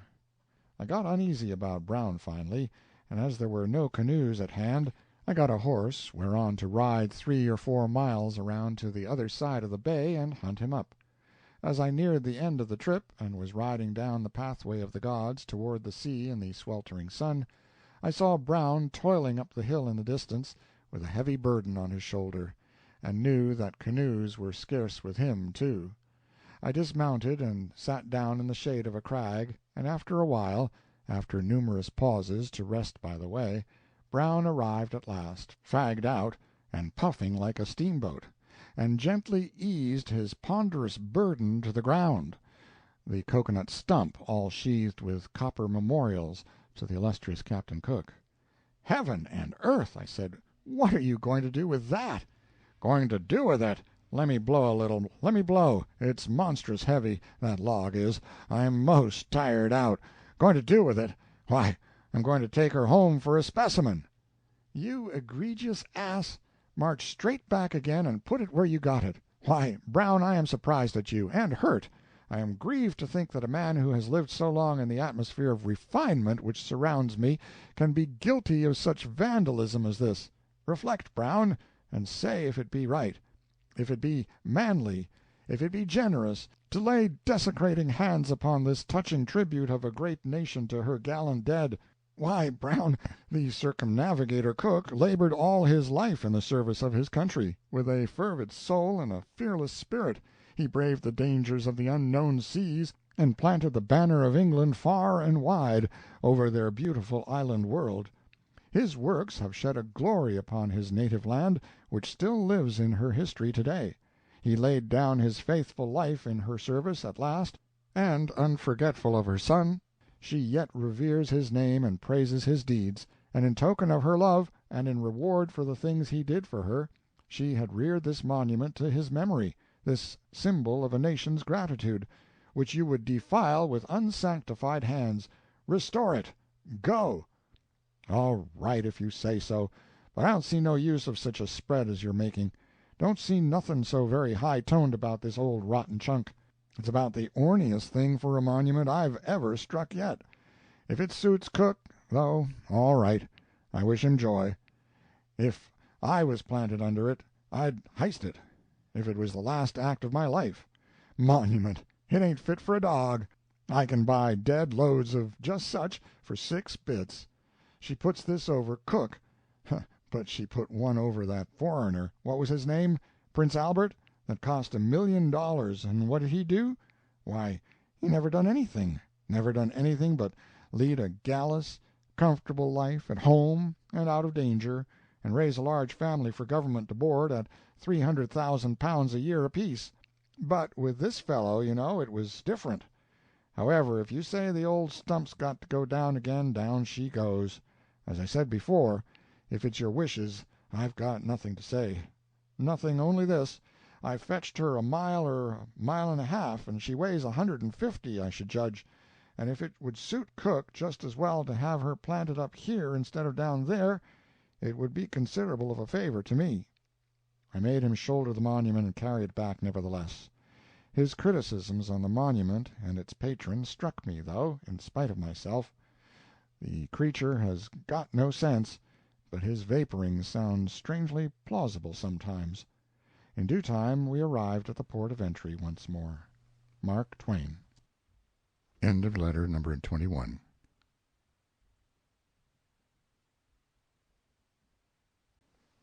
Letter number 22. The Romantic God, Lono. Kealakekua Bay, July, 1866. I have been writing a good deal of late about the great god Lono and Captain Cook's personation of him. Now, while I am here in Lono's home, upon ground which his terrible feet have trodden in remote ages, unless these natives lie, and they would hardly do that, I suppose, I might as well tell who he was. The idol the natives worshipped for him was a slender, unornamented staff 12 feet long. Unpoetical history says he was a favorite god on the island of Hawaii, a great king who had been deified for meritorious services, just our own fashion of rewarding heroes, with the difference that we would have made him a postmaster instead of a god, no doubt. In an angry moment he slew his wife, a goddess named Kaikilani Ailii. Remorse of conscience drove him mad, and tradition presents us the singular spectacle of a god traveling "on the shoulder," for in his gnawing grief he wandered about from place to place, boxing and wrestling with all whom he met. Of course this pastime soon lost its novelty, inasmuch as it must necessarily have been the case that when so powerful a deity sent a frail human opponent to grass, he never came back any more. Therefore he instituted games called makahiki, and ordered that they should be held in his honor, and then sailed for foreign lands on a 3-cornered raft, stating that he would return some day, and that was the last of Lono. He was never seen any more. His raft got swamped, perhaps, but the people always expected his return, and they were easily led to accept Captain Cook as the restored god. The poetic tradition. But there is another tradition which is rather more poetical than this bald historical one. Lono lived in considerable style up here on the hillside. His wife was very beautiful, and he was devoted to her. One day he overheard a stranger proposing an elopement to her, and without waiting to hear her reply, he took the stranger's life, and then upbraided Kaikilani so harshly that her sensitive nature was wounded to the quick. She went away in tears, and Lono began to repent of his hasty conduct almost before she was out of sight. He sat him down under a cocoanut tree to await her return, intending to receive her with such tokens of affection and contrition as should restore her confidence and drive all sorrow from her heart. But hour after hour winged its tardy flight, and yet she did not come. The sun went down and left him desolate. His all-wise instincts may have warned him that the separation was final, but he hoped on, nevertheless, and when the darkness was heavy he built a beacon fire at his door to guide the wanderer home again, if by any chance she had lost her way. But the night waxed and waned, and brought another day, but not the goddess. Lono hurried forth and sought her far and wide, but found no trace of her. At night he set his beacon fire again, and kept lone watch, but still she came not. And a new day found him a despairing, broken-hearted god. His misery could no longer brook suspense and solitude, and he set out to look for her. He told his sympathizing people he was going to search through all the island world for the lost light of his household, and he would never come back any more till he found her. The natives always implicitly believed that he was still pursuing his patient quest, and that he would find his peerless spouse again some day and come back. And so, for ages, they waited and watched in trusting simplicity for his return. They gazed out wistfully over the sea at any strange appearance on its waters, thinking it might be their loved and lost protector. But Lono was to them as the rainbow-tinted future seen in happy visions of youth, for he never came. Some of the old natives believed Cook was Lono to the day of their death, but many did not, for they could not understand how he could die if he was a god. The field of the vanquished gods. Only a mile or so from Kealakekua Bay is a spot of historic interest, the place where the last battle was fought for idolatry. Of course we visited it and came away as wise as most people do who go and gaze upon such mementos of the past when in an unreflective mood. While the first missionaries were on their way around the Horn, the idolatrous customs which had obtained in the islands as far back as tradition reached were suddenly broken up. Old Kamehameha I was dead, and his son Liholiho, the new king, was a free liver, a roistering, dissolute fellow, and hated the restraints of the ancient taboo. His assistant in the government, Kaahumanu, the queen dowager, was proud and high-spirited, and hated the taboo because it restricted the privilege of her sex and degraded all women very nearly to the level of brutes. So the case stood. Liholiho had half a mind to put his foot down. Kaahumanu had a whole mind to badger him into doing it, and whiskey did the rest. It was probably the first time whiskey ever prominently figured as an aid to civilization. Liholiho came up to Kailua as drunk as a piper, and attended a great feast. The determined queen spurred his drunken courage up to a reckless pitch, and, while all the multitude stared in blank dismay, he moved deliberately forward and sat down with the women. They saw him eat from the same vessel with them, and were appalled. Terrible moments drifted slowly by, and still the king ate, still he lived, still the lightnings of the insulted gods were withheld. Then conviction came like a revelation. The superstitions of 100 generations passed from before the people like a cloud, and a shout went up, "The taboo is broken! The taboo is broken!" Thus did King Liholiho and his dreadful whiskey preach the first sermon and prepare the way for the new gospel that was speeding southward over the waves of the Atlantic. The taboo broken, and destruction failing to follow the awful sacrilege, the people, with that childlike precipitancy which has always characterized them, jumped to the conclusion that their gods were a weak and wretched swindle, just as they formerly jumped to the conclusion that Captain Cook was no god, merely because he groaned, and promptly killed him without stopping to inquire whether a god might not groan as well as a man, if it suited his pleasure to do it. And satisfied that the idols were powerless to protect themselves, they went to work at once and pulled them down, hacked them to pieces, applied the torch, annihilated them. The pagan priests were furious, and well they might be. They had held the fattest offices in the land, and now they were beggared. They had been great, they had stood above the chiefs, and now they were vagabonds.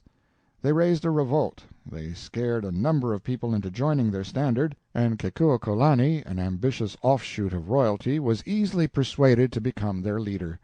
In the first skirmish the idolaters triumphed over the royal army sent against them, and full of confidence they resolved to march upon Kailua. The king sent an envoy to try and conciliate them, and came very near being an envoy short by the operation. The savages not only refused to listen to him, but wanted to kill him. So the king sent his men forth under Major General Kalaimoku, and the two hosts met at Kuamu.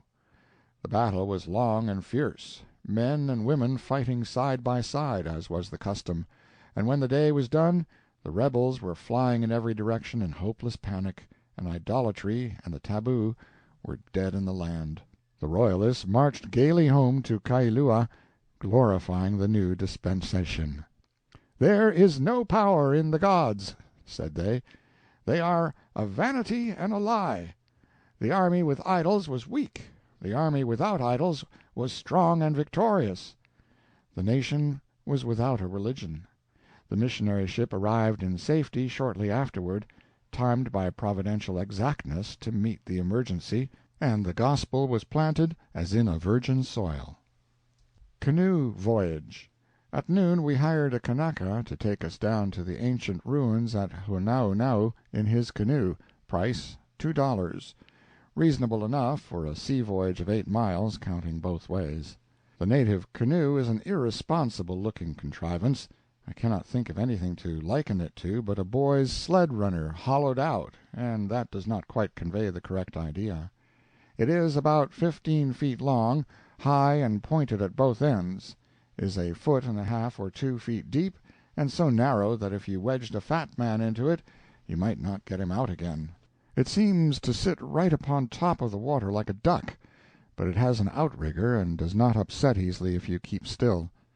This outrigger is formed of 2 long bent sticks like plow handles, which project from one side, and to their outer ends is bound a curved beam composed of an extremely light wood, which skims along the surface of the water and thus saves you from an upset on that side, while the outrigger's weight is not so easily lifted as to make an upset on the other side a thing to be greatly feared. Still, until one gets used to sitting perched upon this knife-blade, he is apt to reason within himself that it would be more comfortable if there were just an outrigger or so on the other side also. Sleepy Scenery. I had the bow seat, and Brown sat amidships and faced the Kanaka, who occupied the stern of the craft and did the paddling.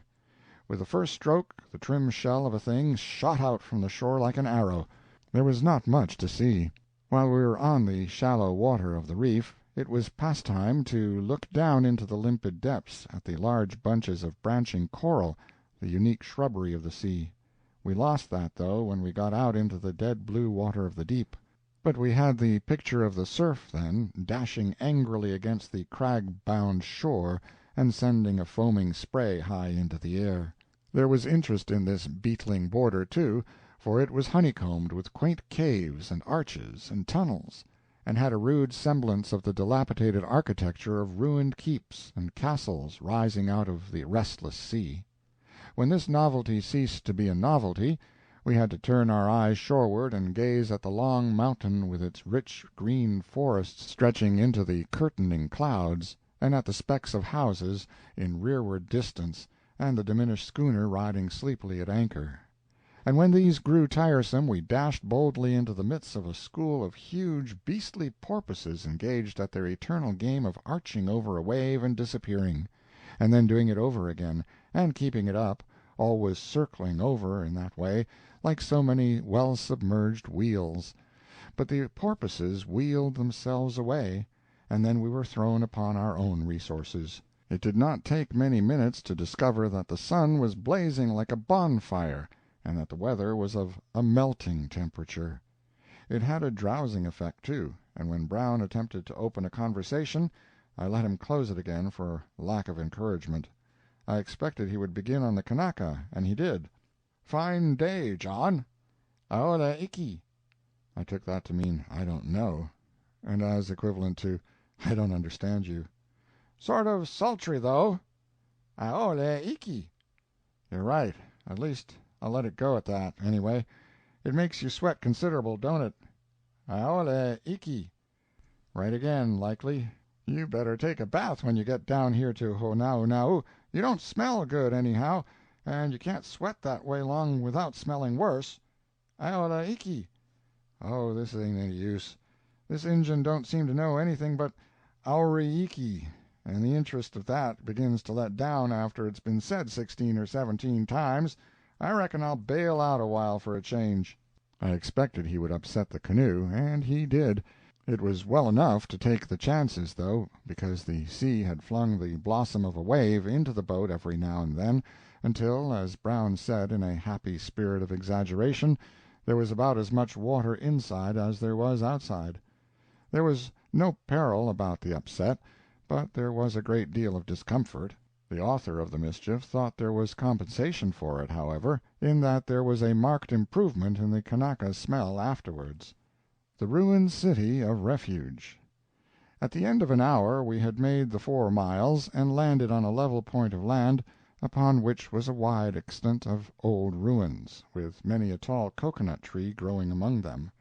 Here was the ancient City of Refuge, a vast enclosure, whose stone walls were 20 feet thick at the base, and 15 or 20 feet high, an oblong square 1,040 feet one way, and a fraction under 700 the other. Within this enclosure, in early times, have been 3 rude temples. Each was 210 feet long by 100 wide, and 13 high. In those days, if a man killed another anywhere on the island, the relatives of the deceased were privileged to take the murderer's life, and then a chase for life and liberty began, the outlawed criminal flying through pathless forests and over mountains and plain, with his hopes fixed upon the protecting walls of the City of Refuge, and the avenger of blood following hotly after him. Sometimes the race was kept up to the very gates of the temple, and the panting pair sped through long files of excited natives, who watched the contest with flashing eye and dilated nostril, encouraging the hunted refugee with sharp and spirited ejaculations, and sending up a ringing shout of exultation when the saving gates closed upon him and the cheated pursuer sank exhausted at the threshold. But sometimes the flying criminal fell under the hand of the avenger at the very door, when one more brave stride, one more brief second of time, would have brought his feet upon the sacred ground and barred him against all harm. Where did these isolated pagans get this idea of a city of refuge, this ancient Jewish custom? This old sanctuary was sacred to all, even to rebels in arms and invading armies. Once within its walls, and confession made to the priest, and absolution obtained, the wretch with a price on his head could go forth without fear or without danger. He was taboo, and to harm him was death. The routed rebels in the lost battle for idolatry fled to this place to claim sanctuary, and many were thus saved. The place of execution. Close to a corner of the great enclosure is a round structure of stone, some 6 or 8 feet high, with a level top about 10 or 12 feet in diameter. This was the place of execution. A high palisade of cocoanut piles shut out its cruel scenes from the vulgar multitude. Here criminals were killed, the flesh stripped from the bones and burned, and the bones secreted in holes in the body of the structure. If the man had been guilty of a high crime, the entire corpse was burned. A study for the curious. The walls of the temple are a study. The same food for speculation that is offered the visitor to the pyramids of Egypt he will find here, the mystery of how they were constructed by a people unacquainted with science and mechanics. The natives have no invention of their own for hoisting heavy weights, they had no beasts of burden, and they have never even shown any knowledge of the properties of the lever. Yet some of the lava blocks quarried out, brought over rough, broken ground, and built into this wall, 6 or 7 feet from the ground, are of prodigious size and would weigh tons. How did they transport and how raise them? Both the inner and outer surfaces of the walls present a smooth front and are very creditable specimens of masonry. The blocks are of all manner of shapes and sizes, but yet are fitted together with the neatest exactness. The gradual narrowing of the wall from the base upward is accurately preserved. No cement was used, but the edifice is firm and compact, and is capable of resisting storm and decay for centuries. Who built this temple, and how was it built, and when, are mysteries that may never be unraveled. There were giants in those days. Outside of these ancient walls lies a sort of coffin-shaped stone 11 feet 4 inches long and 3 feet square at the small end (it would weigh a few thousand pounds), which the high chief who held sway over this district many centuries ago brought hither on his shoulder one day to use as a lounge. This circumstance is established by the most reliable traditions. He used to lie down on it, in his indolent way, and keep an eye on his subjects at work for him, and see that there was no soldiering done. And no doubt there was not any done to speak of, because he was a man of that sort of build that incites to attention to business on the part of an employee. He was 14 or 15 feet high. When he stretched himself at full length on his lounge, his legs hung down over the end, and when he snored, he woke the dead. These facts are all attested by irrefragable tradition. Brown said, "I don't say anything against this Injun's inches, but I copper his judgment. He didn't know his own size, because if he did, why didn't he fetch a rock that was long enough while he was at it?" Kaahumanu's Rock. On the other side of the temple is a monstrous 7-ton rock, 11 feet long, 7 feet wide, and 3 feet thick. It is raised a foot or a foot and a half above the ground, and rests upon half a dozen little stony pedestals. The same old 14-footer brought it down from the mountain, merely for fun. He had his own notions about fun, and they were marked by a quaint originality as well. And propped it up as we find it now, and as others may find it at a century hence, for it would take a score of horses to budge it from its position. They say that 50 or 60 years ago the proud Queen Kaahumanu used to fly to this rock for safety, whenever she had been making trouble with her fierce husband, and hide under it until his wrath was appeased. But these Kanakas will lie, and this statement is one of their ablest efforts, for Kaahumanu was 6 feet high, she was bulky, she was built like an ox, and she could no more have squeezed under that rock than she could have passed between the cylinders of a sugar-mill. What could she gain by it, even if she succeeded? To be chased and abused by her savage husband could not be otherwise than humiliating to her high spirit, yet it could never make her feel so flat as an hour's repose under that rock would. Science among Barbarians. We walked a mile over a raised macadamized road of uniform width, a road paved with flat stones and exhibiting in its every detail a considerable degree of engineering skill. Some say that wise old pagan Kamehameha I planned and built it, but others say it was built so long before his time that the knowledge of who constructed it has passed out of the traditions. In either case, however, as the handiwork of an untaught and degraded race, it is a thing of pleasing interest. The stones are worn and smooth, and pushed apart in places, so that the road has the exact appearance of those ancient paved highways leading out of Rome which one sees in pictures. A petrified Niagara.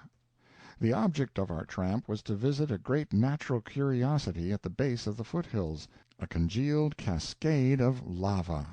Some old forgotten volcanic eruption sent its broad river of fire down the mountainside here, and it poured down in a great torrent from an overhanging bluff some 50 feet high to the ground below. The flaming torrent cooled in the winds from the sea, and remains there today, all seamed and frost and tippled, a petrified Niagara. It is very picturesque, and withal so natural that one might almost imagine it still flowed. A smaller stream trickled over the cliff and built up an isolated pyramid about 30 feet high, which has the resemblance of a mass of large gnarled and knotted vines and roots and stems intricately twisted and woven together. Nature's mining achievements. We passed in behind the cascade and the pyramid, and found the bluff pierced by several cavernous tunnels, whose crooked courses we followed about 50 feet, but with no notable result, save that we made a discovery that may be of high interest to men of science. We discovered that the darkness in there was singularly like the darkness observable in other particularly dark places.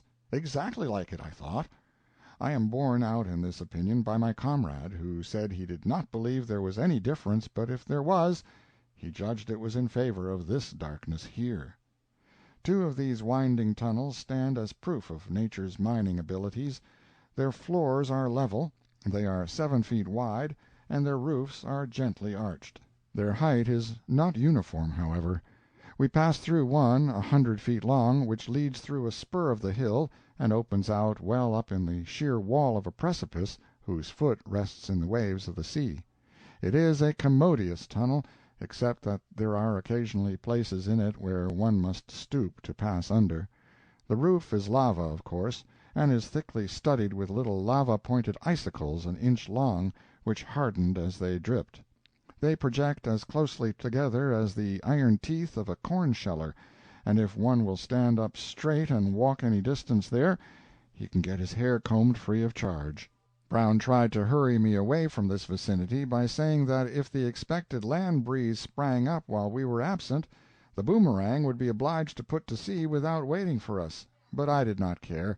I knew she would land our saddles and shirt collars at Kau, and we could sail in the superior schooner Emmeline, Captain Crane, which would be entirely to my liking, wherefore we proceeded to ransack the country for further notable curiosities. Mark Twain. End of letter number 22.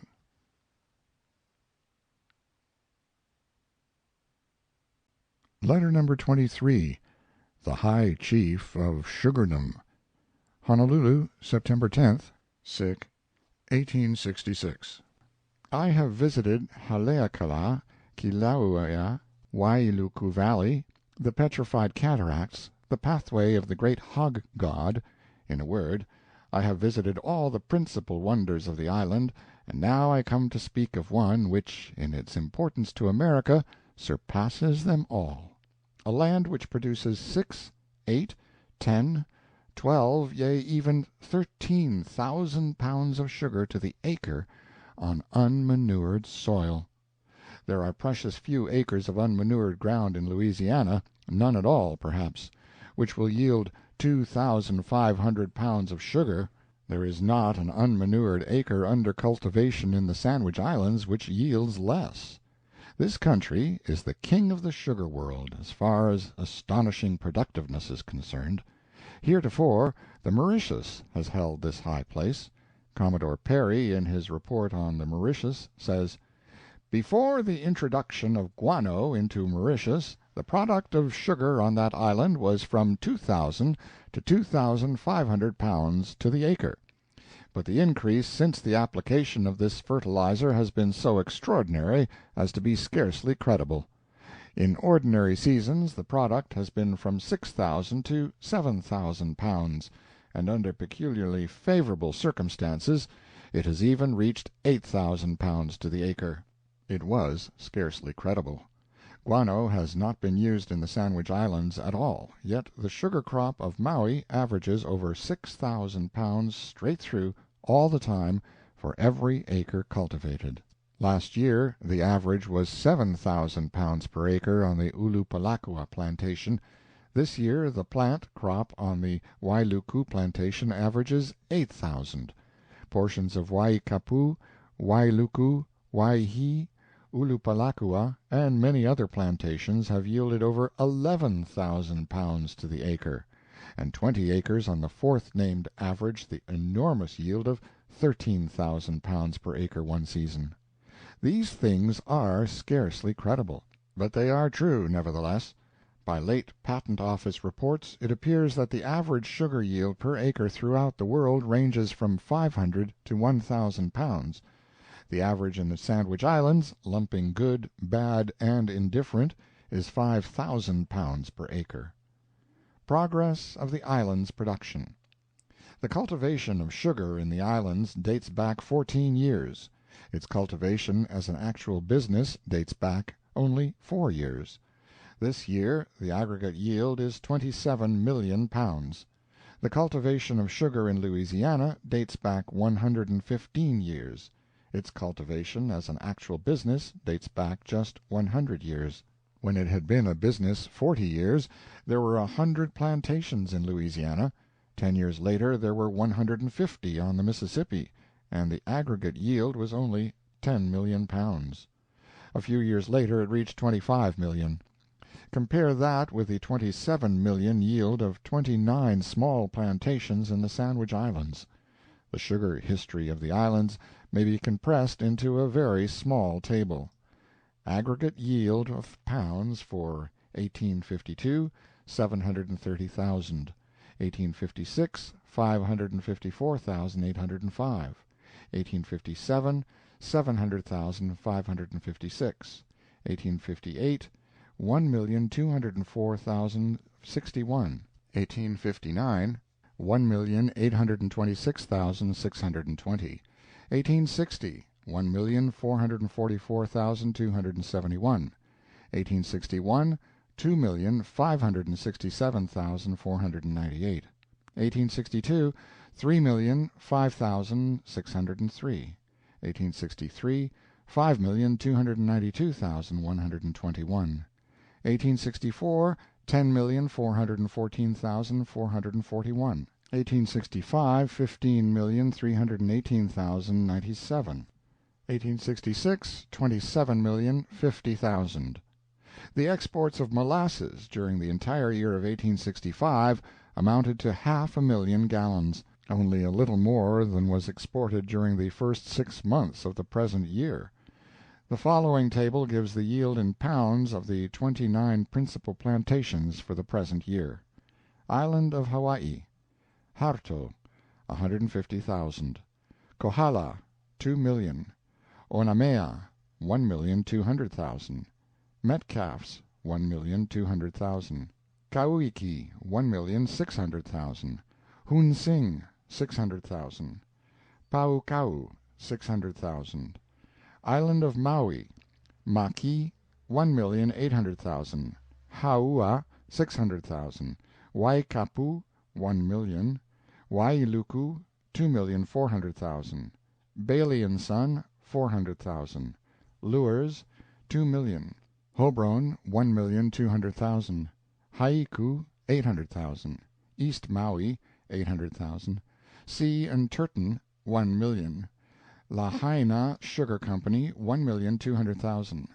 Ball and Adams, 700,000; Island of Kauai, Princeville, 2,000,000; Lihue, 700,000; Koloa, 700,000; Waipoa, 300,000; Island of Oahu, Kauahai, 200,000; Wilder, 600,000; Kahalia, 400,000; Story and Company, 200,000; Halawa, 400,000; Wailua, 300,000; total, 27,050,000.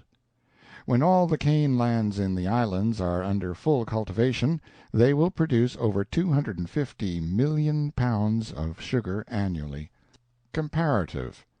In Louisiana, sugar planters paid from $20 to $200 an acre for land, $500 to $1,000 apiece for negroes, $50,000 to $100,000 for stock, mills, etc., raised 1,000 to 1,500 pounds of sugar to the acre, sold it for 5 and 6 cents, and got rich. In the islands, wild sugar land is worth from $1 to $20 an acre. Mills and stock cost about the same as in Louisiana. The hire of each laborer is $100 a year, just about what it used to cost to board and clothe and doctor a negro, but there is no original outlay of $500 to $1,000 for the purchase of the laborer, or $50 to $100 annual interest to be paid on the sum so laid out. The price of sugar is double what it was in Louisiana, and the actual net profit to the planter, notwithstanding high freights and high duties, is also double. In Louisiana it cost not less than $180,000 to purchase and stock with negroes, mill, animals, etc., a plantation of 300 acres, and its crop would yield $30,000, allowing each acre to produce 2,000 pounds to the acre, which it wouldn't do. Deduct $60,000 outlay for the negroes and half the cost of the land, $10,000, and the same plantation in the islands would cost $110,000 and be ready for business. Its crop would yield 6,000 pounds to the acre and sell for $180,000 in San Francisco. If the planters of Louisiana have done well, surely those of the islands ought. When the production of a staple steadily increases and capital sticks to it and shows confidence in it, it is fair to presume that investments in it are considered secure and profitable. In 1839, '40, and '41, The yield in Louisiana ranged along in the neighborhood of £100,000,000 annually, price 4, 5, and 6 cents a pound. In 1852, '53, '54, her yearly yield fluctuated between 350,000,000 and 500,000,000 pounds. Market price 3½ to 5 cents. Thus 1,000 to 1,500 pounds to the acre, at 3½ to 6 cents, was so encouraging as to more than quadruple Louisiana's sugar production in less than 30 years. 6 or 8,000 pounds to the acre, at 10 to 15 cents a pound, has encouraged the extravagant advance in the islands from 3,000,000 pounds to 27,000,000 annual yield in 4 years. Against this argument in favor of the security and productiveness of capital invested there, no logic can prevail. More figures. They have a bad system in the Sandwich Islands whereby the planter has to ship twice and pay brokers' commissions as often. This must change some day. The sugar pays a duty of 3 cents a pound when it enters San Francisco, and of course this comes out of the planter's pocket also. This year the Lures, or Waihi, Wailuku, Ulupalakua, Princeville, and Kohala plantations will each pay the United States about $60,000 in coin for duties alone, and for Waikapu, Onomea, Metcalf's, and several other plantations whose names I could mention, will each pay about half as much. The following bill of expenses will show the processes by which the planter's profits are diminished. The estimate was made in the island of Maui in June, when sugar had been falling and had got down to $210 to $220 a ton in San Francisco. On a ton of sugar, barreling $16, drayage from mill $1, shipping to Honolulu $3, brokerage in Honolulu $2.50, freight to San Francisco $6, United States duty $60, drayage in San Francisco $1, brokerage in San Francisco $11, total $100.50, gross sale $210, remainder $109.50, and out of that $109.50 must come about 60% for plantation expenses and interest on the original outlay for land, mill, stock, etc. The following estimate was made when sugar was worth a cent a pound more. It shows the business done the present year with 300 acres on a plantation which cost considerably under $90,000 for its stock, mill, lands, and everything complete. The land was purchased unimproved at an insignificant price. The present year's crop was 1,000 tons of sugar. Gross yield $240,000. Plantation expenses $60,000. Freight, duties, etc., $120,000. Interest on original outlay $10,000. Total disbursement $190,000. Net profit $50,000. There is more than one plantation in the islands which is worth, with all its appurtenances, $250,000, and will produce a $260,000 crop next year, perhaps this, and yield a profit of $70,000 after deducting all expenses of cultivating, shipping, and disposal in San Francisco, and interest. One of the best plantations in the islands, though not one of the largest by any means, cost, with its appurtenances, $100,000. All bills were promptly paid and no debts allowed to accrue and breed interest. The consequence was that 3 years after the first plow disturbed its virgin soil, it had paid for itself and added a dividend of $20,000. Advantages.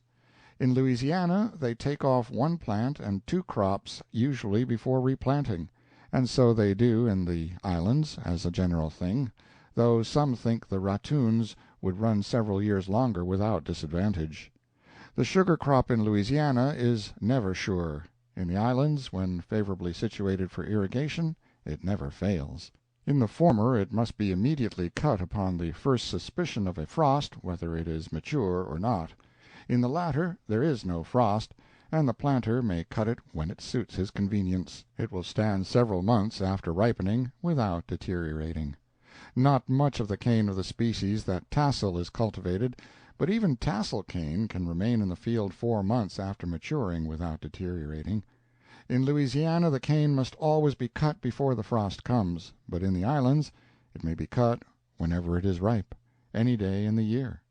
Consequently, the mills can take their time and grind comfortably along in all seasons, whereby the putting on of large extra forces and the employment of mills of immense capacity on small plantations to rush off a threatened crop and grind it is avoided. Louisiana has only 5 or 6 weeks to get off her crop in, and so the juice is generally green and the sugar necessarily inferior to that of the islands. The fuel chiefly used to make steam is the dry crushed cane which has passed through the mill. It is called trash.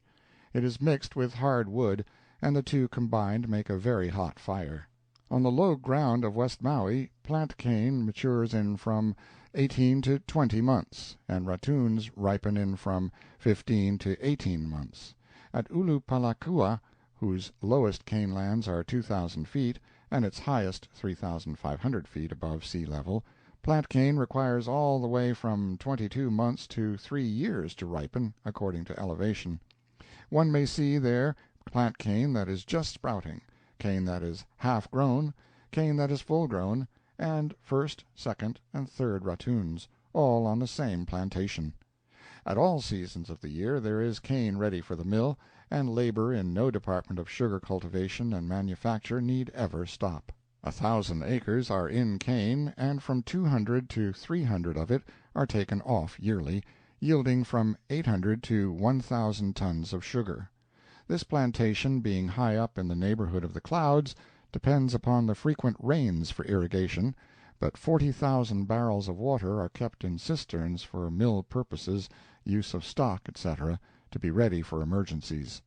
The West Maui plantations are all liberally irrigated from unfailing mountain streams. In the hot neighborhood of Lahaina, cane matures in 9 or 10 months, and a year is the average for the islands of Hawaii, Oahu, and Kauai. Specimen of a Hawaiian mill. The sugar works of the Lewers plantation, formerly known as the Waihee plantation, are considered the model in the islands in the matter of cost, extent, completeness, and efficiency. They make as fine an appearance as any between Baton Rouge and New Orleans, and are doubtless as perfect in their appliances. The main building is some 200 feet long and about 40 wide, perhaps more, and proportionally high. Its walls are of stone masonry and very thick. It has a stately chimney that might answer for a shot tower.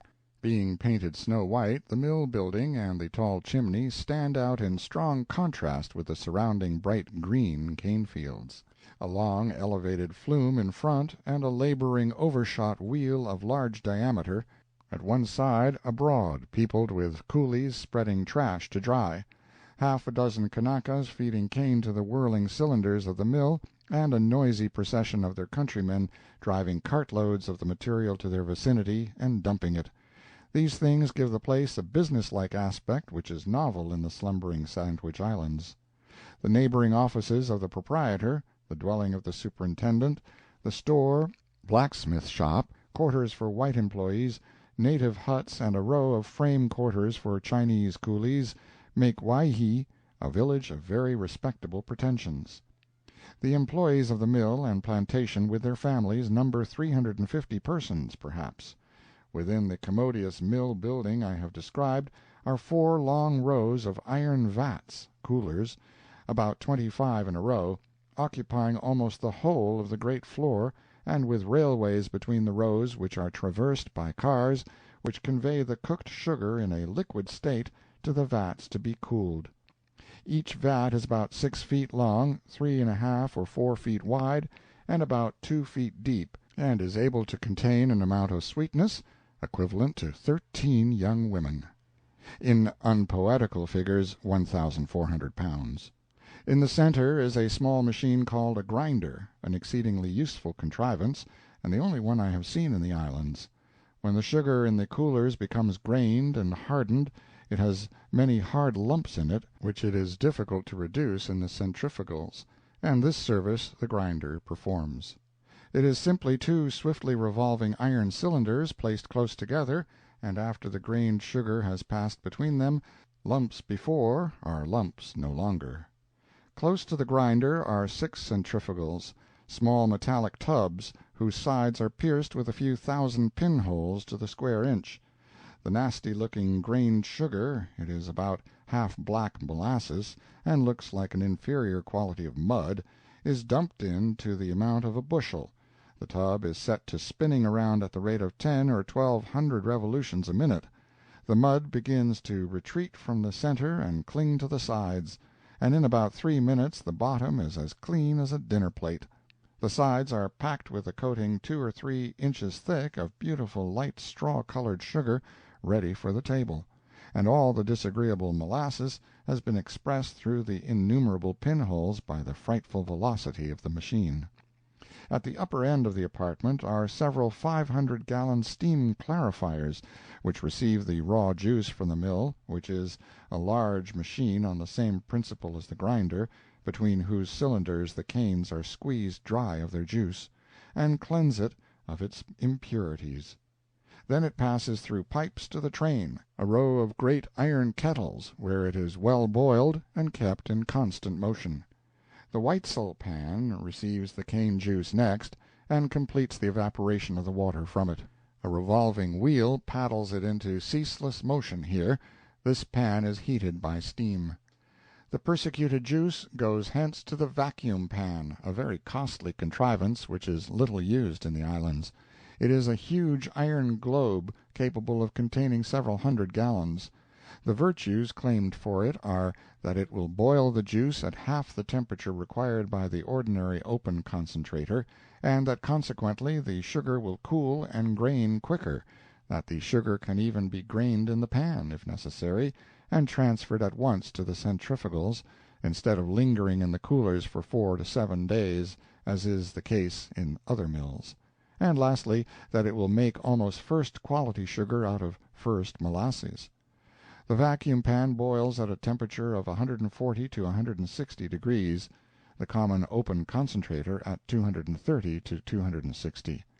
The juice is soon cooked and ready for the coolers, where it remains the best part of a day. Then it passes through the grinder, and from thence through the centrifugals. The perfected sugar is discharged through chutes into bins in the basement, and the expressed molasses sent back to be wrought into sugar or barreled for market. A cooper shop on the premises prepares the kegs to receive the sugar, and an ingenious affair alongside the bins packs the article in them. It is a large auger set in a framework and worked by a screw. Its blades resemble those of a propeller, and after being lowered into the empty barrel it works upward as the sugar is shoveled in, packing it smoothly as it comes. 3 Kanakas are required to tend it, and it does the work of 6 or 7. It packs 400 kegs in a day, a man's full day's work, by the customary pounding process with a maul, is 60. This is the only machine for packing I have heard of in the islands. I have seen the cane cut in the fields, hauled to the works, squeezed through the mill, transferred to the clarifiers, thence to the train, thence to the Weitzel pan, thence to the vacuum pan, thence to the coolers, thence to the grinder, thence to the centrifugals, thence as sugar to the bins below, thence to the packer, thence to the artist who branded the quality and weight and the plantation's name upon the kegs, and thence to the schooner riding at anchor a mile and a half away. I have frequently seen this whole process gone through within 2 days, and yet I do not consider myself competent to make sugar. Steam is used for half the machinery, and water power for the other half. The proprietor has just completed, at a cost of less than $7,000, a broad and deep ditch 4 miles long, which carries an abundant stream of clear water along the base of the rear hills and full length of his plantation.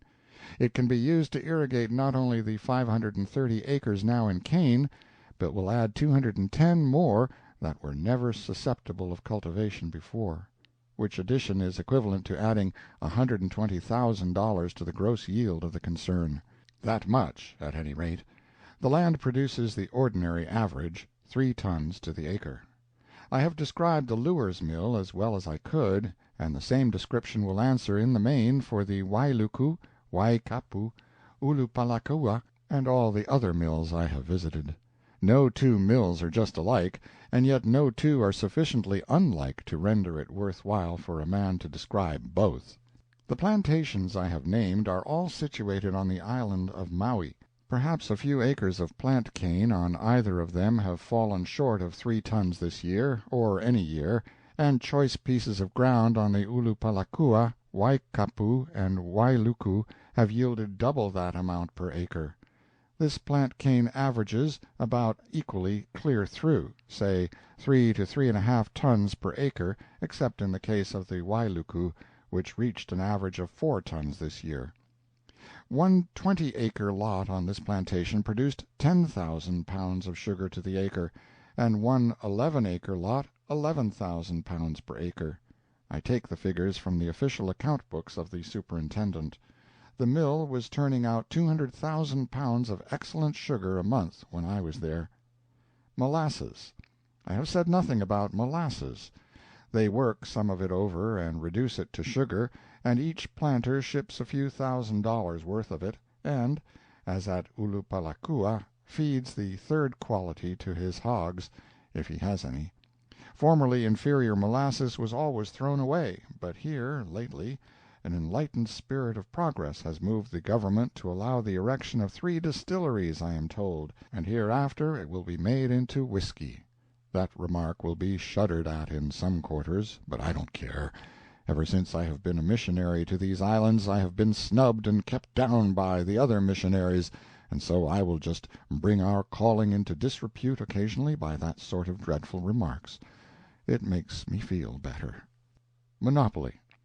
A San Francisco refinery company once contracted for all the sugar crop of the islands for a year, to be taken directly from the coolers by its agent and paid for at the rate of about 7 or 7½ cents a pound, I think it was. This saved the planters a great deal of trouble and some expense, but they lost confidence and broke up the arrangement.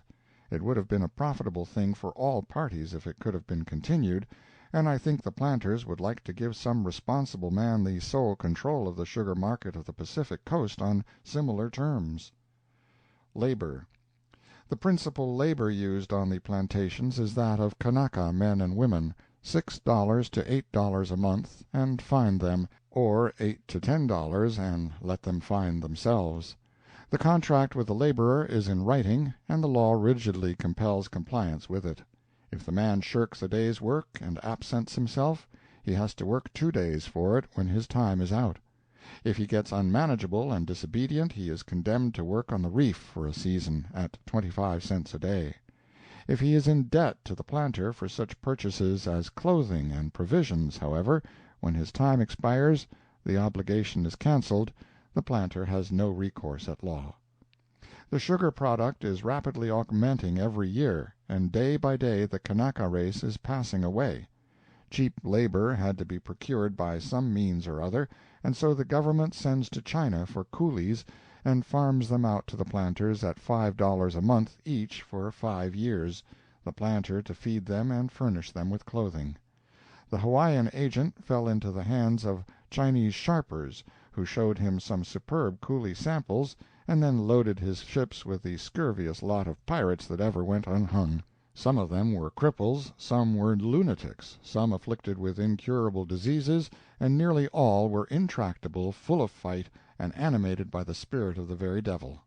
However, the planters managed to tone them down, and now they like them very well. Their former trade of cutting throats on the China seas has made them uncommonly handy at cutting cane. They are steady, industrious workers when properly watched. If the Hawaiian agent had been possessed of a reasonable amount of business tact, he could have got experienced rice and sugar cultivators, peaceable, obedient men and women, for the same salaries that must be paid to these villains, and done them a real service by giving them good homes and kind treatment in place of the wretchedness and brutality they experience in their native land. Some of the women are being educated as house servants, and I observe that they do not put on airs, and sass their masters and mistresses, and give daily notice to quit, and try to boss the whole concern, as the tribe do in California. Coolies for California. You will have coolie labor in California some day. It is already forcing its superior claims upon the attention of your great mining, manufacturing, and public improvement corporations. You will not always go on paying $80 and $100 a month for labor which you can hire for $5. The sooner California adopts coolie labor the better it will be for her.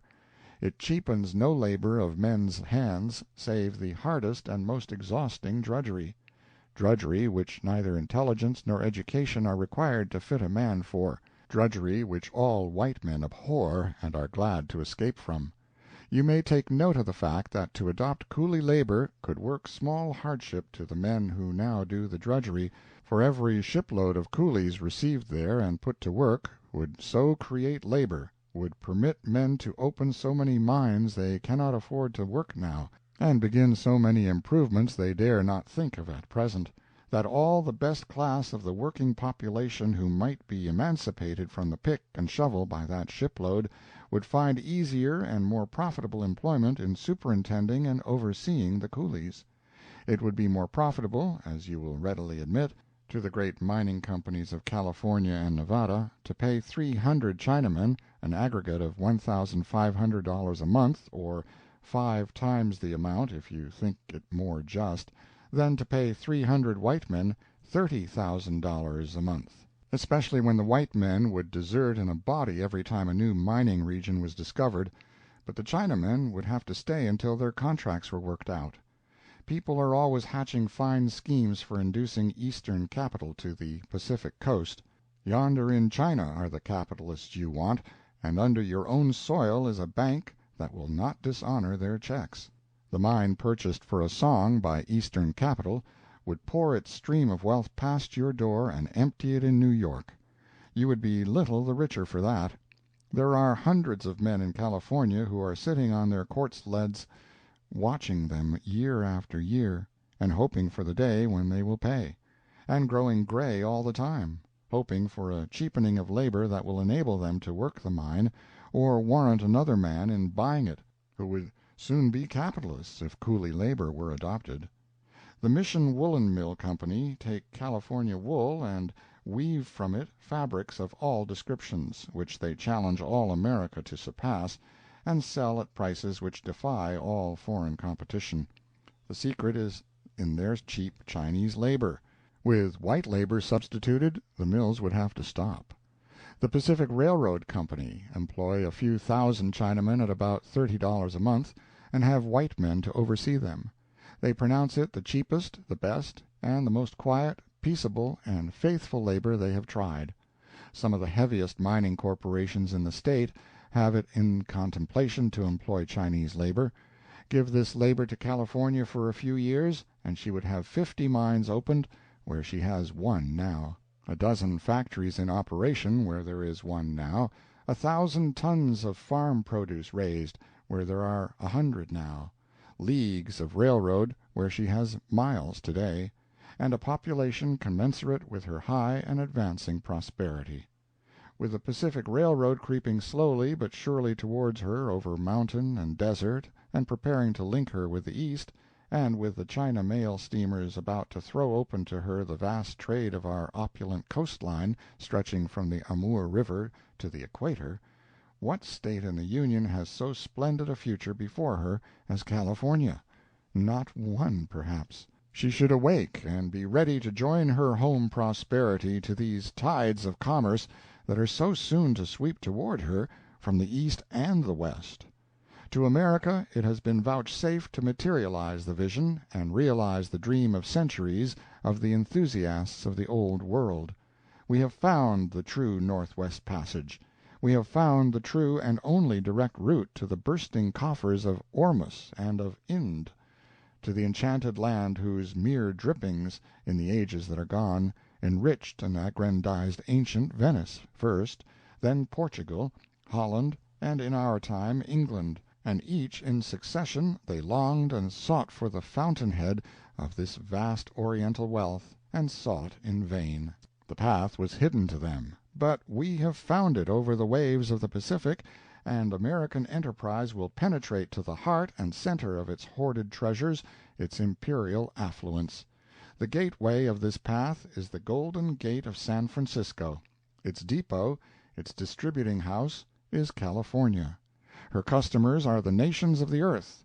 Her transportation wagons will be the freight cars of the Pacific Railroad, and they will take up these Indian treasures at San Francisco and flash them across the continent, and the vessels of the Pacific Mail Steamship Company will deliver them in Europe 15 days sooner than Europe could convey them thither by any route of her own she could devise. California has got the world where it must pay tribute to her.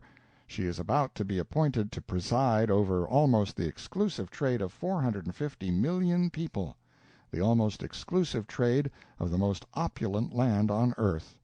It is the land where the fabled Aladdin's lamp lies buried, and she is the new Aladdin, who shall seize it from its obscurity and summon the genie and command him to crown her with power and greatness, and bring to her feet the hoarded treasures of the earth. I may have wandered away from my original subject a little, but it is no matter. I keep thinking about the new subject, and I must have wandered into it eventually anyhow. Mark Twain. End of letter number 23.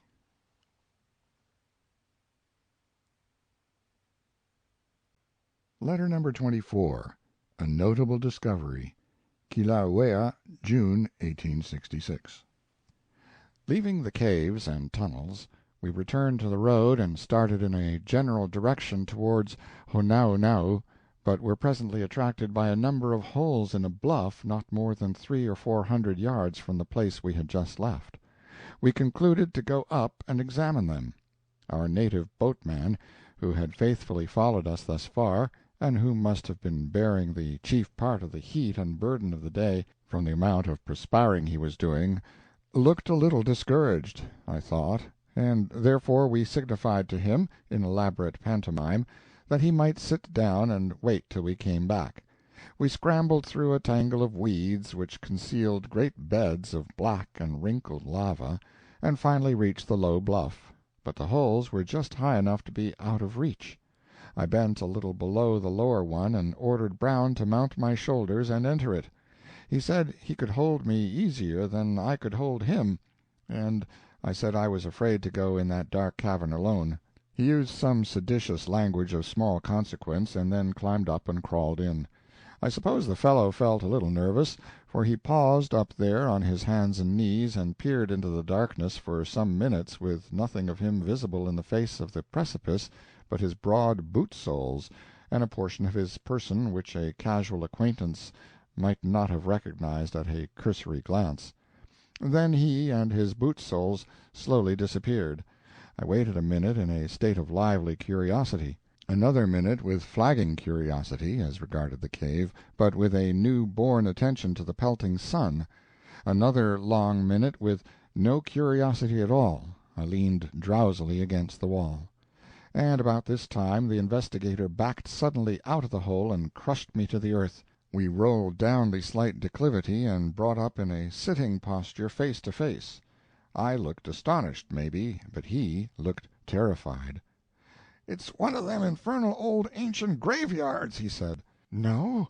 This is why the superstitious Kanaka stayed behind, then?" "Yes, likely.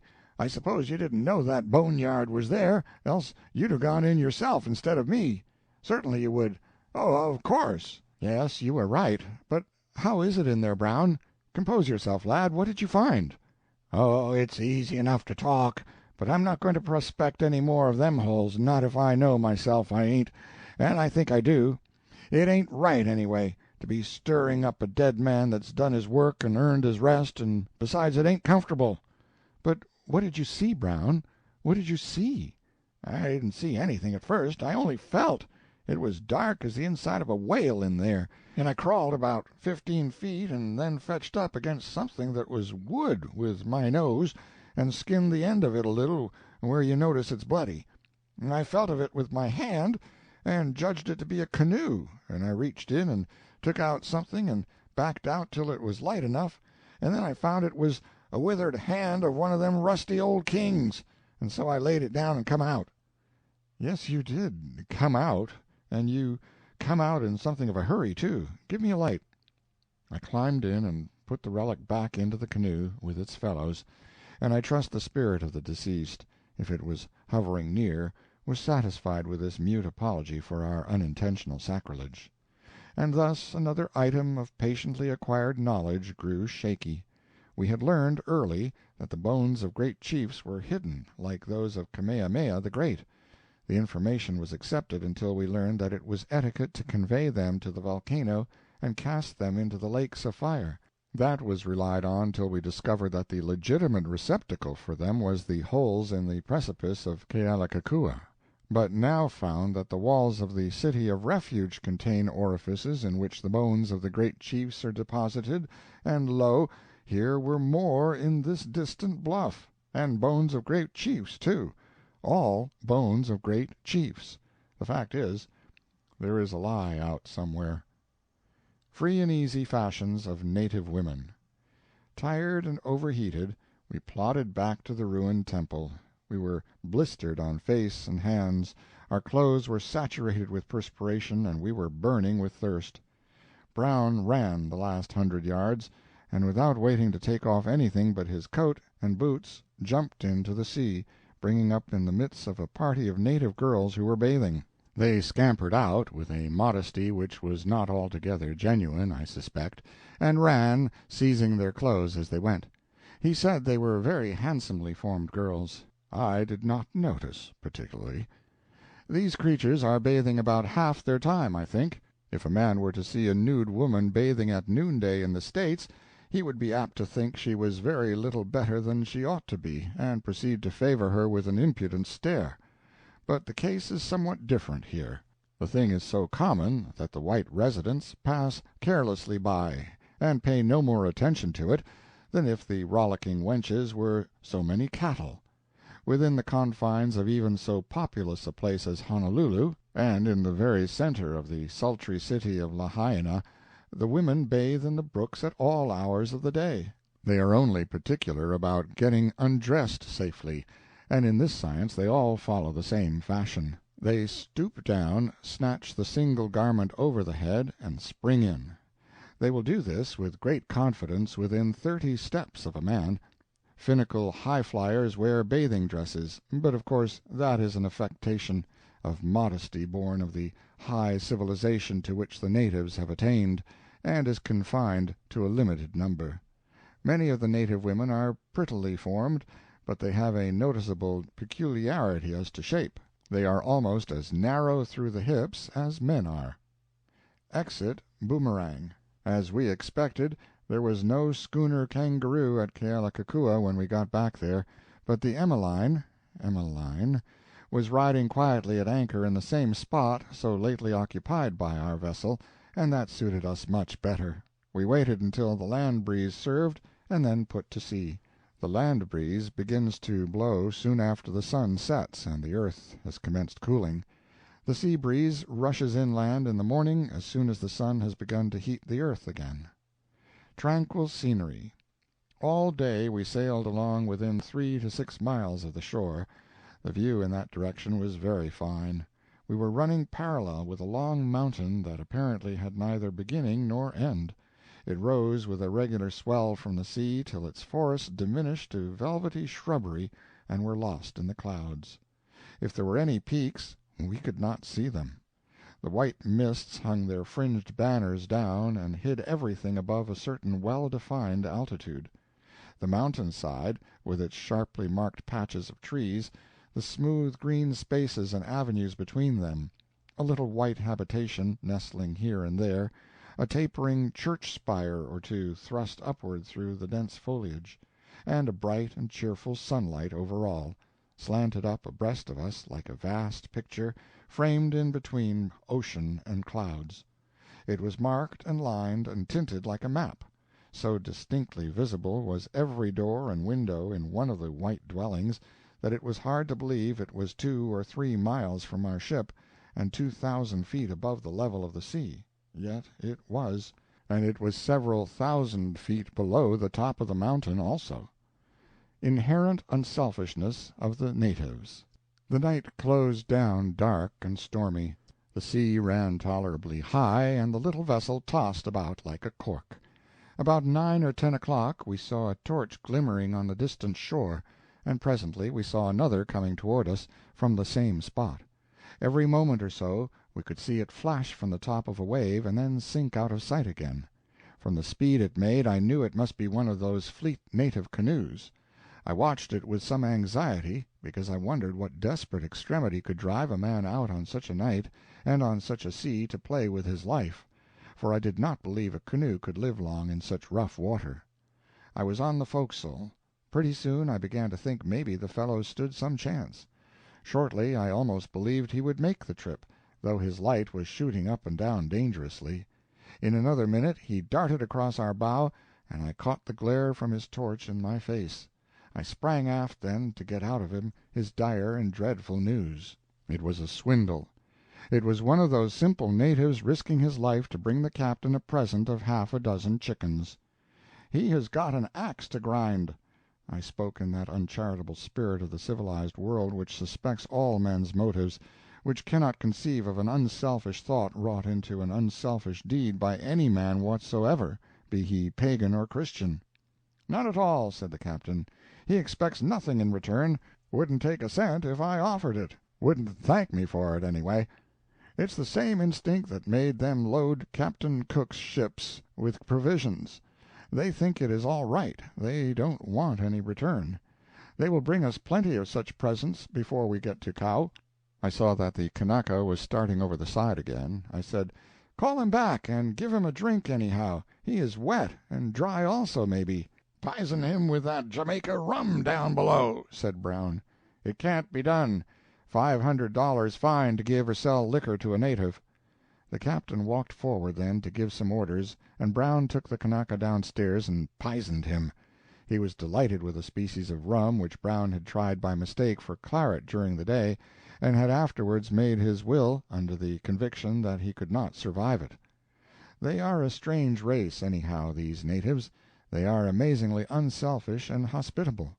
To the wayfarer who visits them they freely offer their houses, food, beds, and often their wives and daughters.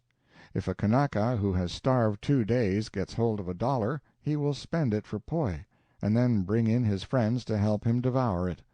When a Kanaka lights his pipe, he only takes 1 or 2 whiffs, and then passes it around from one neighbor to another until it is exhausted. The example of white selfishness does not affect their native unselfishness any more than the example of white virtue does their native licentiousness. Both traits are born in them, are in their blood and bones, and cannot be educated out. In distress.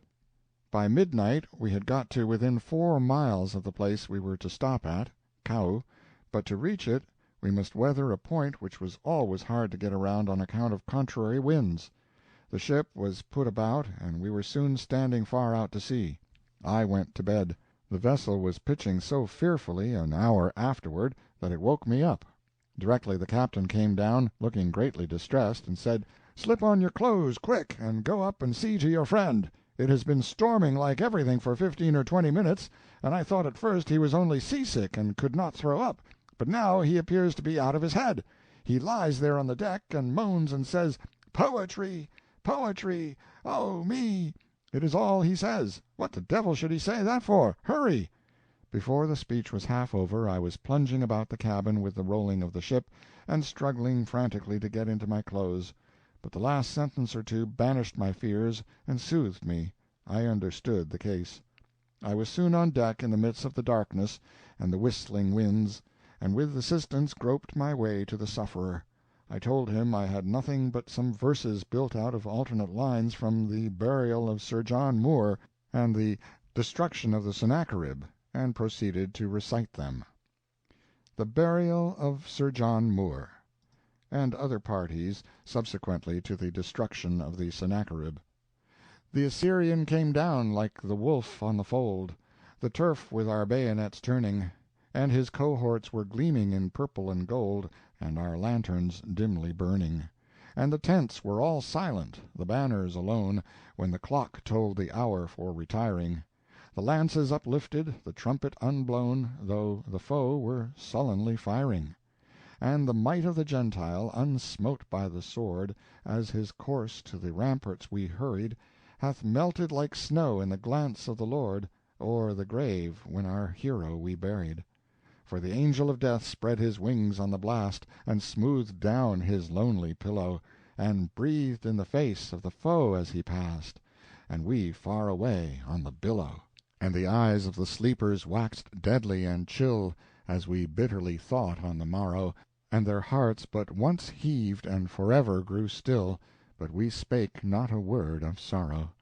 And there lay the steed, with his nostril all wide, in the grave where a Briton hath laid him, and the widows of Ashur are loud in their wail, and o'er his cold ashes upbraid him. And there lay the rider, distorted and pale, from the field of his fame fresh and gory, with the dew on his brow and the rust on his mail, so we left him alone in his glory. "It is enough. God bless you," said Brown, and threw up everything he had eaten for 3 days. Kau and Waiohinu. All day the next day we fought that treacherous point, always in sight of it, but never able to get around it. At night we tacked out 40 or 50 miles, and the following day at noon we made it and came in and anchored. We went ashore in the first boat, and landed in the midst of a black, rough, lava solitude, and got horses and started to Waiohinu, 6 miles distant. The road was good, and our surroundings fast improved. We were soon among green groves and flowers, and occasional plains of grass. There are a dozen houses at Waiohinu, and they have got sound roofs, which is well, because the place is tolerably high upon the mountainside, and it rains there pretty much all the time.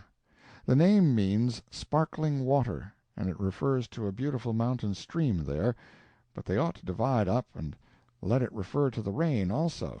A sugar plantation has been started at Waiohinu, and 150 acres planted a year ago, but the altitude ranges from 1,800 to 2,500 feet above sea level, and it is thought it will take another year for the cane to mature. We had an abundance of mangoes, papayas, and bananas here, but the pride of the islands, the most delicious fruit known to men, cherimoya, was not in season. It has a soft pulp like a pawpaw, and is eaten with a spoon. The papai looks like a small squash, and tastes like a pawpaw. In this rainy spot trees and flowers flourish luxuriantly, and 3 of those trees, 2 mangoes and an orange, will live in my memory as the greenest, freshest, and most beautiful I ever saw, and withal the stateliest and most graceful. One of those mangoes stood in the middle of a large grassy yard, lord of the domain and incorruptible sentinel against the sunshine. When one passed within the compass of its broad arms and its impenetrable foliage he was safe from the pitiless glare of the sun. The protecting shade fell everywhere like a somber darkness. In some places on the islands, where the mango refused to bear fruit, a remedy suggested by the Scientific American has been tried with success. It consists in boring a hole in the trunk of the tree, filling the same with gunpowder, and plugging it up. Perhaps it might be worth while to try it on other fruit trees. The cistern tree. Speaking of trees reminds me that a species of large-bodied tree grows along the road below Waiohinu, whose crotch is said to contain tanks of fresh water at all times. The natives suck it out through a hollow weed, which always grows near. As no other water exists in that wild neighborhood, within a space of some miles in circumference, it is considered to be a special invention of Providence for the behoof of the natives. I would rather accept the story than the deduction, because the latter is so manifestly but hastily conceived and erroneous. If the happiness of the natives had been the object, the tanks would have been filled with whiskey. Kau independence, judicial sagacity. The natives of the district of Kau have always dwelt apart from their fellow islanders, cut off from them by a desolate stretch of lava on one side and a mountain on the other, and they have ever shown a spirit and an independence not elsewhere to be found in Hawaii, nay. They are not thoroughly tamed yet, nor civilized, or Christianized. Kau was the last district on the island that submitted to Kamehameha I. Two heaps of stones near the roadside mark where they killed two of the early kings of Hawaii. On both occasions these monarchs were trying to put down rebellion. They used to make their local chiefs very uncomfortable sometimes, and 10 years ago, in playful mood, they made two tax collectors flee for their lives. Most natives lie some, but these lie a good deal. They still believe in the ancient superstitions of the race, and believe in the great shark god, and pray each other to death. When sworn by the great shark god, they are afraid to speak anything but the truth. But when sworn on the Bible in court, they proceed to soar into flights of fancy lying that make the inventions of Munchausen seem poor and trifling in comparison. They worship idols in secret, and swindle the wayfaring stranger. Some of the native judges and justices of the peace of the Kau district have been rare specimens of judicial sagacity. One of them considered that all the fines for adultery, $30 for each offense, properly belonged to himself. He also considered himself a part of the government, and that if he committed that crime himself, it was the same as if the government committed it, and, of course, it was the duty of the government to pay the fine. Consequently, whenever he had collected a good deal of money from other court revenues, he used to set to work and keep on convicting himself of adultery until he had absorbed all the money on hand in paying the fines. The adultery law has been so amended that each party to the offense is now fined $30, and I would remark, in passing, that if the crime were invariably detected and the fines collected, the revenues of the Hawaiian government would probably exceed those of the United States. I trust the observation will not be considered in the light of an insinuation, however. An old native judge at Hilo once acquitted all the parties to a suit, and then discovering, as he supposed, that he had no further hold on them, and thus was out of pocket, he condemned the witnesses to pay the costs. A Kau judge, whose 2 years' commission had expired, redated it himself, and went on doing business as complacently as ever. He said it didn't make any difference, he could write as good a hand as the king could. The procession moveth again. Brown bought a horse from a native at Waiohinu for $12, but happening to think of the horse-jockeying propensities of the race, he removed the saddle and found that the creature needed half-soling, as he expressed it. Recent hard riding had polished most of the hide off his back. He bought another, and the animal went dead lame before he got to the great volcano 40 miles away. I bought a reckless little mule for $15, and I wish I had him yet. One mule is worth a dozen horses for a mountain journey in the islands. The first 18 miles of the road lay mostly down by the sea, and was pretty well sprinkled with native houses. The animals stopped at all of them, a habit they had early acquired. Natives stop a few minutes at every shanty they come to swap gossip, and we were forced to do likewise, but we did it under protest. Brown's horse jogged along well enough for 16 or 17 miles, but then he came down to a walk and refused to improve on it. We had to stop and intrude upon a gentleman who was not expecting us, and who I thought did not want us either, but he entertained us handsomely nevertheless, and has my hearty thanks for his kindness. We looked at the ruddy glow cast upon the clouds above the volcano, only 20 miles away, now. The fires had become unusually active a few days before, for a while after supper, and then went to bed and to sleep without rocking. We stopped a few miles further on the next morning to hire a guide, but happily were saved the nuisance of traveling with a savage we could not talk with.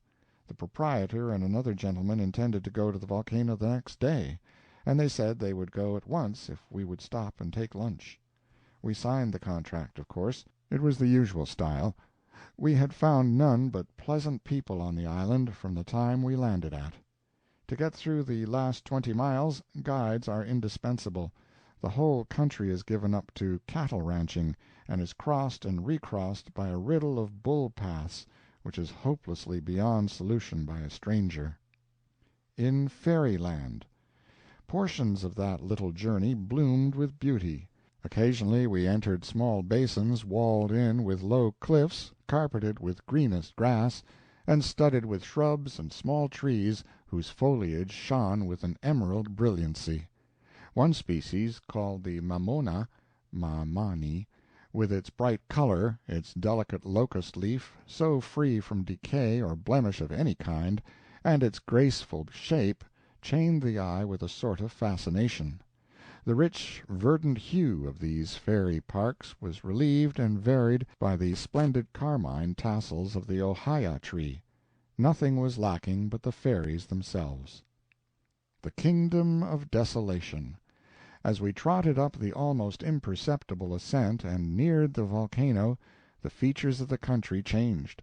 We came upon a long, dreary desert of black, swollen, twisted, corrugated billows of lava, blank and dismal desolation. Stony hillocks heaved up, all seamed with cracked wrinkles and broken open from center to circumference in a dozen places, as if from an explosion beneath. There had been terrible commotion here once, when these dead waves were seething fire, but now all was motionless and silent. It was a petrified sea. The narrow spaces between the upheavals were partly filled with volcanic sand, and through it we plodded laboriously.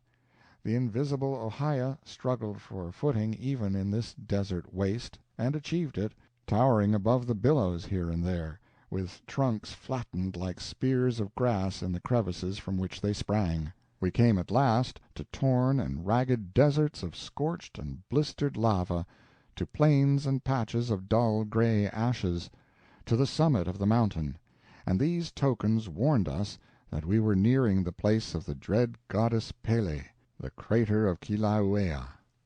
Mark Twain. End of letter number 24.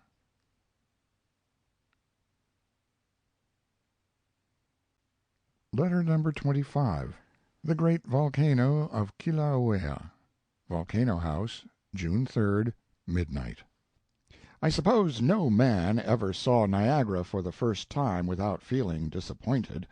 I suppose no man ever saw it the fifth time without wondering how he could ever have been so blind and stupid as to find any excuse for disappointment in the first place. I suppose that any one of nature's most celebrated wonders will always look rather insignificant to a visitor at first, but on a better acquaintance will swell and stretch out and spread abroad until it finally grows clear beyond his grasp, becomes too stupendous for his comprehension. I know that a large house will seem to grow larger the longer one lives in it, and I also know that a woman who looks criminally homely at a first glance will often so improve upon acquaintance as to become really beautiful before the month is out. I was disappointed when I saw the great volcano of Kilauea today for the first time. It is a comfort to me to know that I fully expected to be disappointed, however, and so, in one sense at least, I was not disappointed. As we raised the summit of the mountain and began to canter along the edge of the crater, I heard Brown exclaim, "There's smoke, by George!" Poor infant, as if it were the most surprising thing in the world to see smoke issuing from a volcano, and I turned my head in the opposite direction and began to crowd my imagination down. When I thought I had got it reduced to about the proper degree, I resolutely faced about and came to a dead halt. Disappointed, anyhow, I said to myself. Only a considerable hole in the ground, nothing to Haleakala, a wide, level black plain in the bottom of it, and a few little sputtering jets of fire occupying a place about as large as an ordinary potato patch up in one corner. No smoke to amount to anything. And these tremendous perpendicular walls they talk about, that enclose the crater, they don't amount to a great deal either. It is a large cellar, nothing more, and precious little fire in it, too. So I soliloquized, but as I gazed, the cellar insensibly grew. I was glad of that, albeit I expected it. I am passably good at judging of heights and distances, and I fell to measuring the diameter of the crater. After considerable deliberation I was obliged to confess that it was rather over 3 miles, though it was hard to believe it at first. It was growing on me, and tolerably fast. And when I came to guess at the clean, solid, perpendicular walls that fenced in the basin, I had to acknowledge that they were from 600 to 800 feet high, and in one or two places even 1,000, though at a careless glance they did not seem more than 200 or 300. The reason the walls looked so low is because the basin enclosed is so large. The place looked a little larger and a little deeper every 5 minutes by the watch, and still it was unquestionably small. There was no getting around that. About this time I saw an object which helped to increase the size of the crater. It was a house perched on the extreme edge of the wall at the far end of the basin, 2 miles and a half away. It looked like a martin box under the eaves of a cathedral. That wall appeared immensely higher after that than it did before. I reflected that night was the proper time to view a volcano, and Brown, with one of those eruptions of homely wisdom which rouse the admiration of strangers, but which custom has enabled me to contemplate calmly, said 5 o'clock was the proper time for dinner, and therefore we spurred up the animals and trotted along the brink of the crater for about the distance it is from the Lick House in San Francisco to the Mission, and then found ourselves at the Volcano House.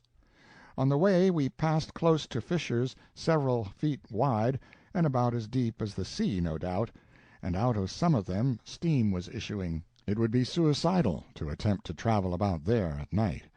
As we approached the lookout house I have before spoken of as being perched on the wall, we saw some objects ahead which I took for the brilliant white plant called the silver sword, but they proved to be buoys, pyramids of stones painted white so as to be visible at night, and set up at intervals to mark the path to the lookout house and guard unaccustomed feet from wandering into the abundant chasms that line the way.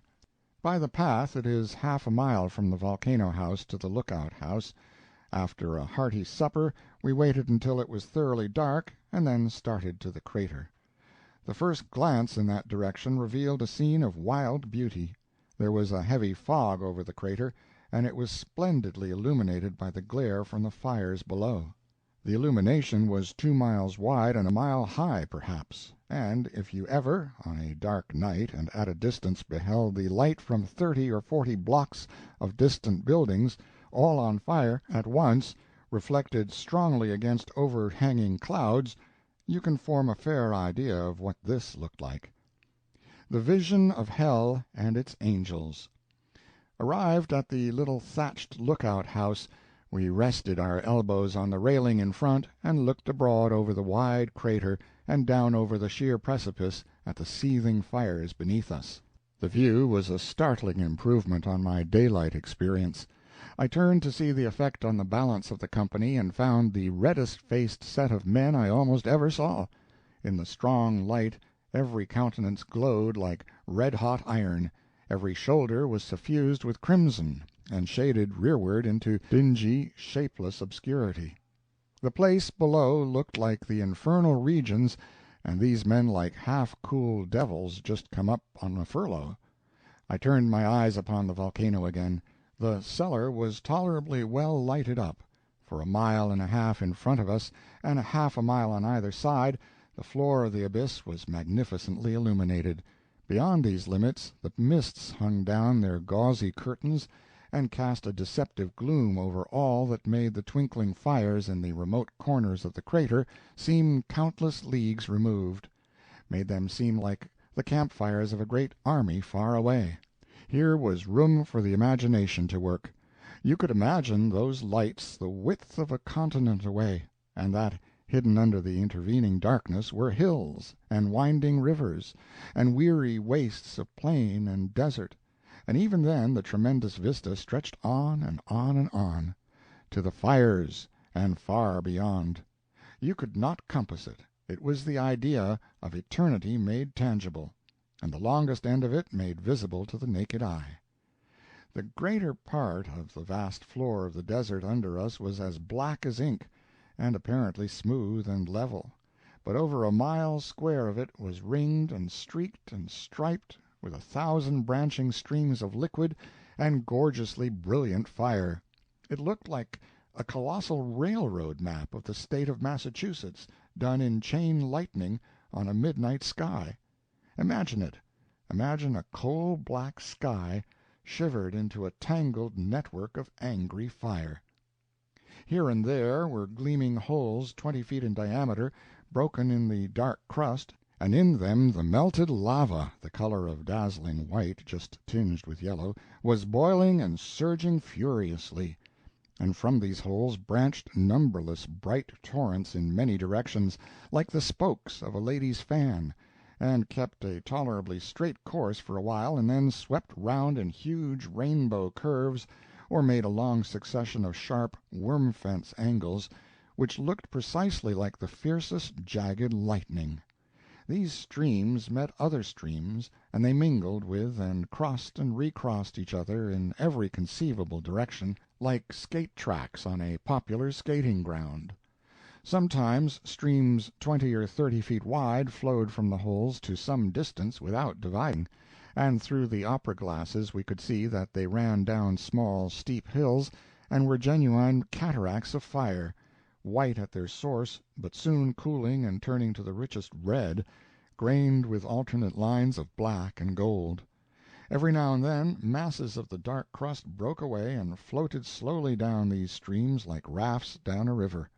Occasionally the molten lava flowing under the superincumbent crust broke through, split a dazzling streak from 500 to 1,000 feet long, like a sudden flash of lightning, and then acre after acre of the cold lava parted into fragments, turned up edgewise like cakes of ice when a great river breaks up, plunged downward and were swallowed in the crimson cauldron.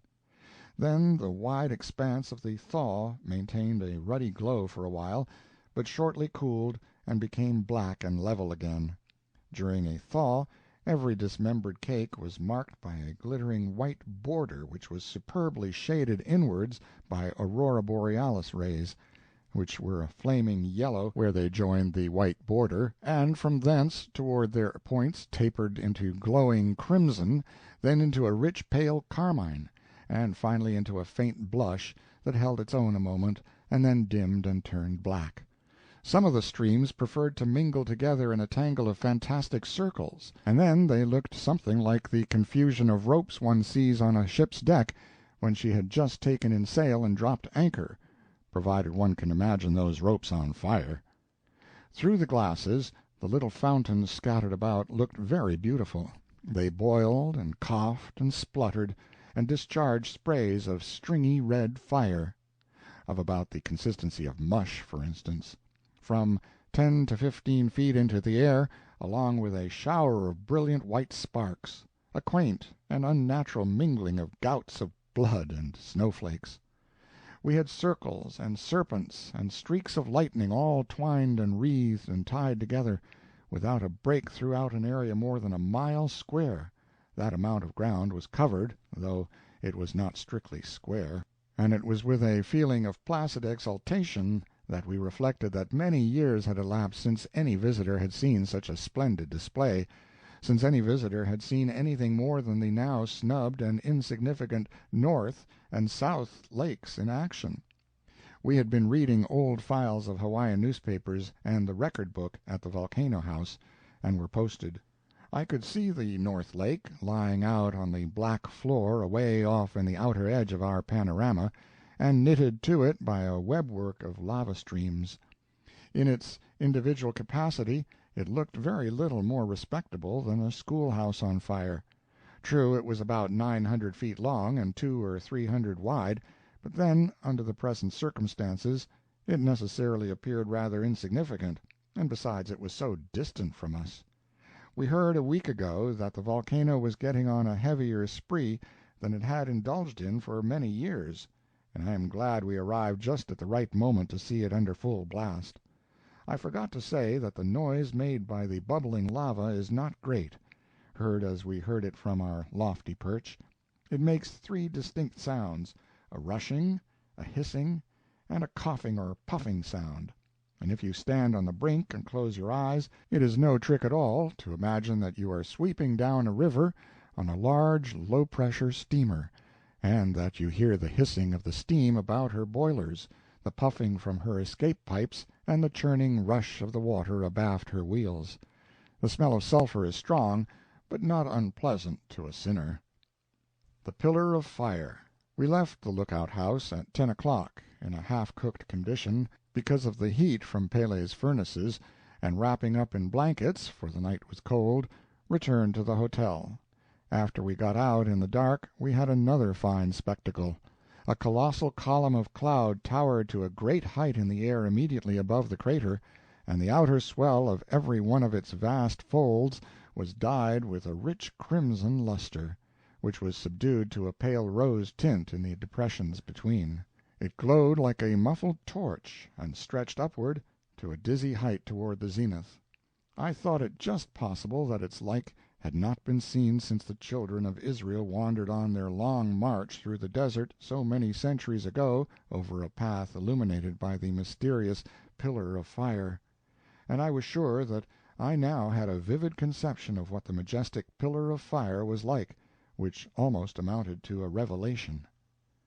Accommodations for a man and beast. It is only at very long intervals that I mention in a letter matters which properly pertain to the advertising columns, but in this case it seems to me that to leave out the fact that there is a neat, roomy, well-furnished and well-kept hotel at the volcano would be to remain silent upon a point of the very highest importance to anyone who may desire to visit the place. The surprise of finding a good hotel in such an outlandish spot startled me considerably more than the volcano did. The house is new, built 3 or 4 months ago, and the table is good. One could not easily starve here even if the meats and groceries were to give out, for large tracts of land in the vicinity are well paved with excellent strawberries. One can have as abundant a supply as he chooses to call for. There has never heretofore been anything in this locality for the accommodation of travelers but a crazy old native grass hut, scanty fare, hard beds of matting, and a Chinese cook. Mark Twain. End of letter number 25, and end of Mark Twain's Letters from Hawaii, read by John Greenman.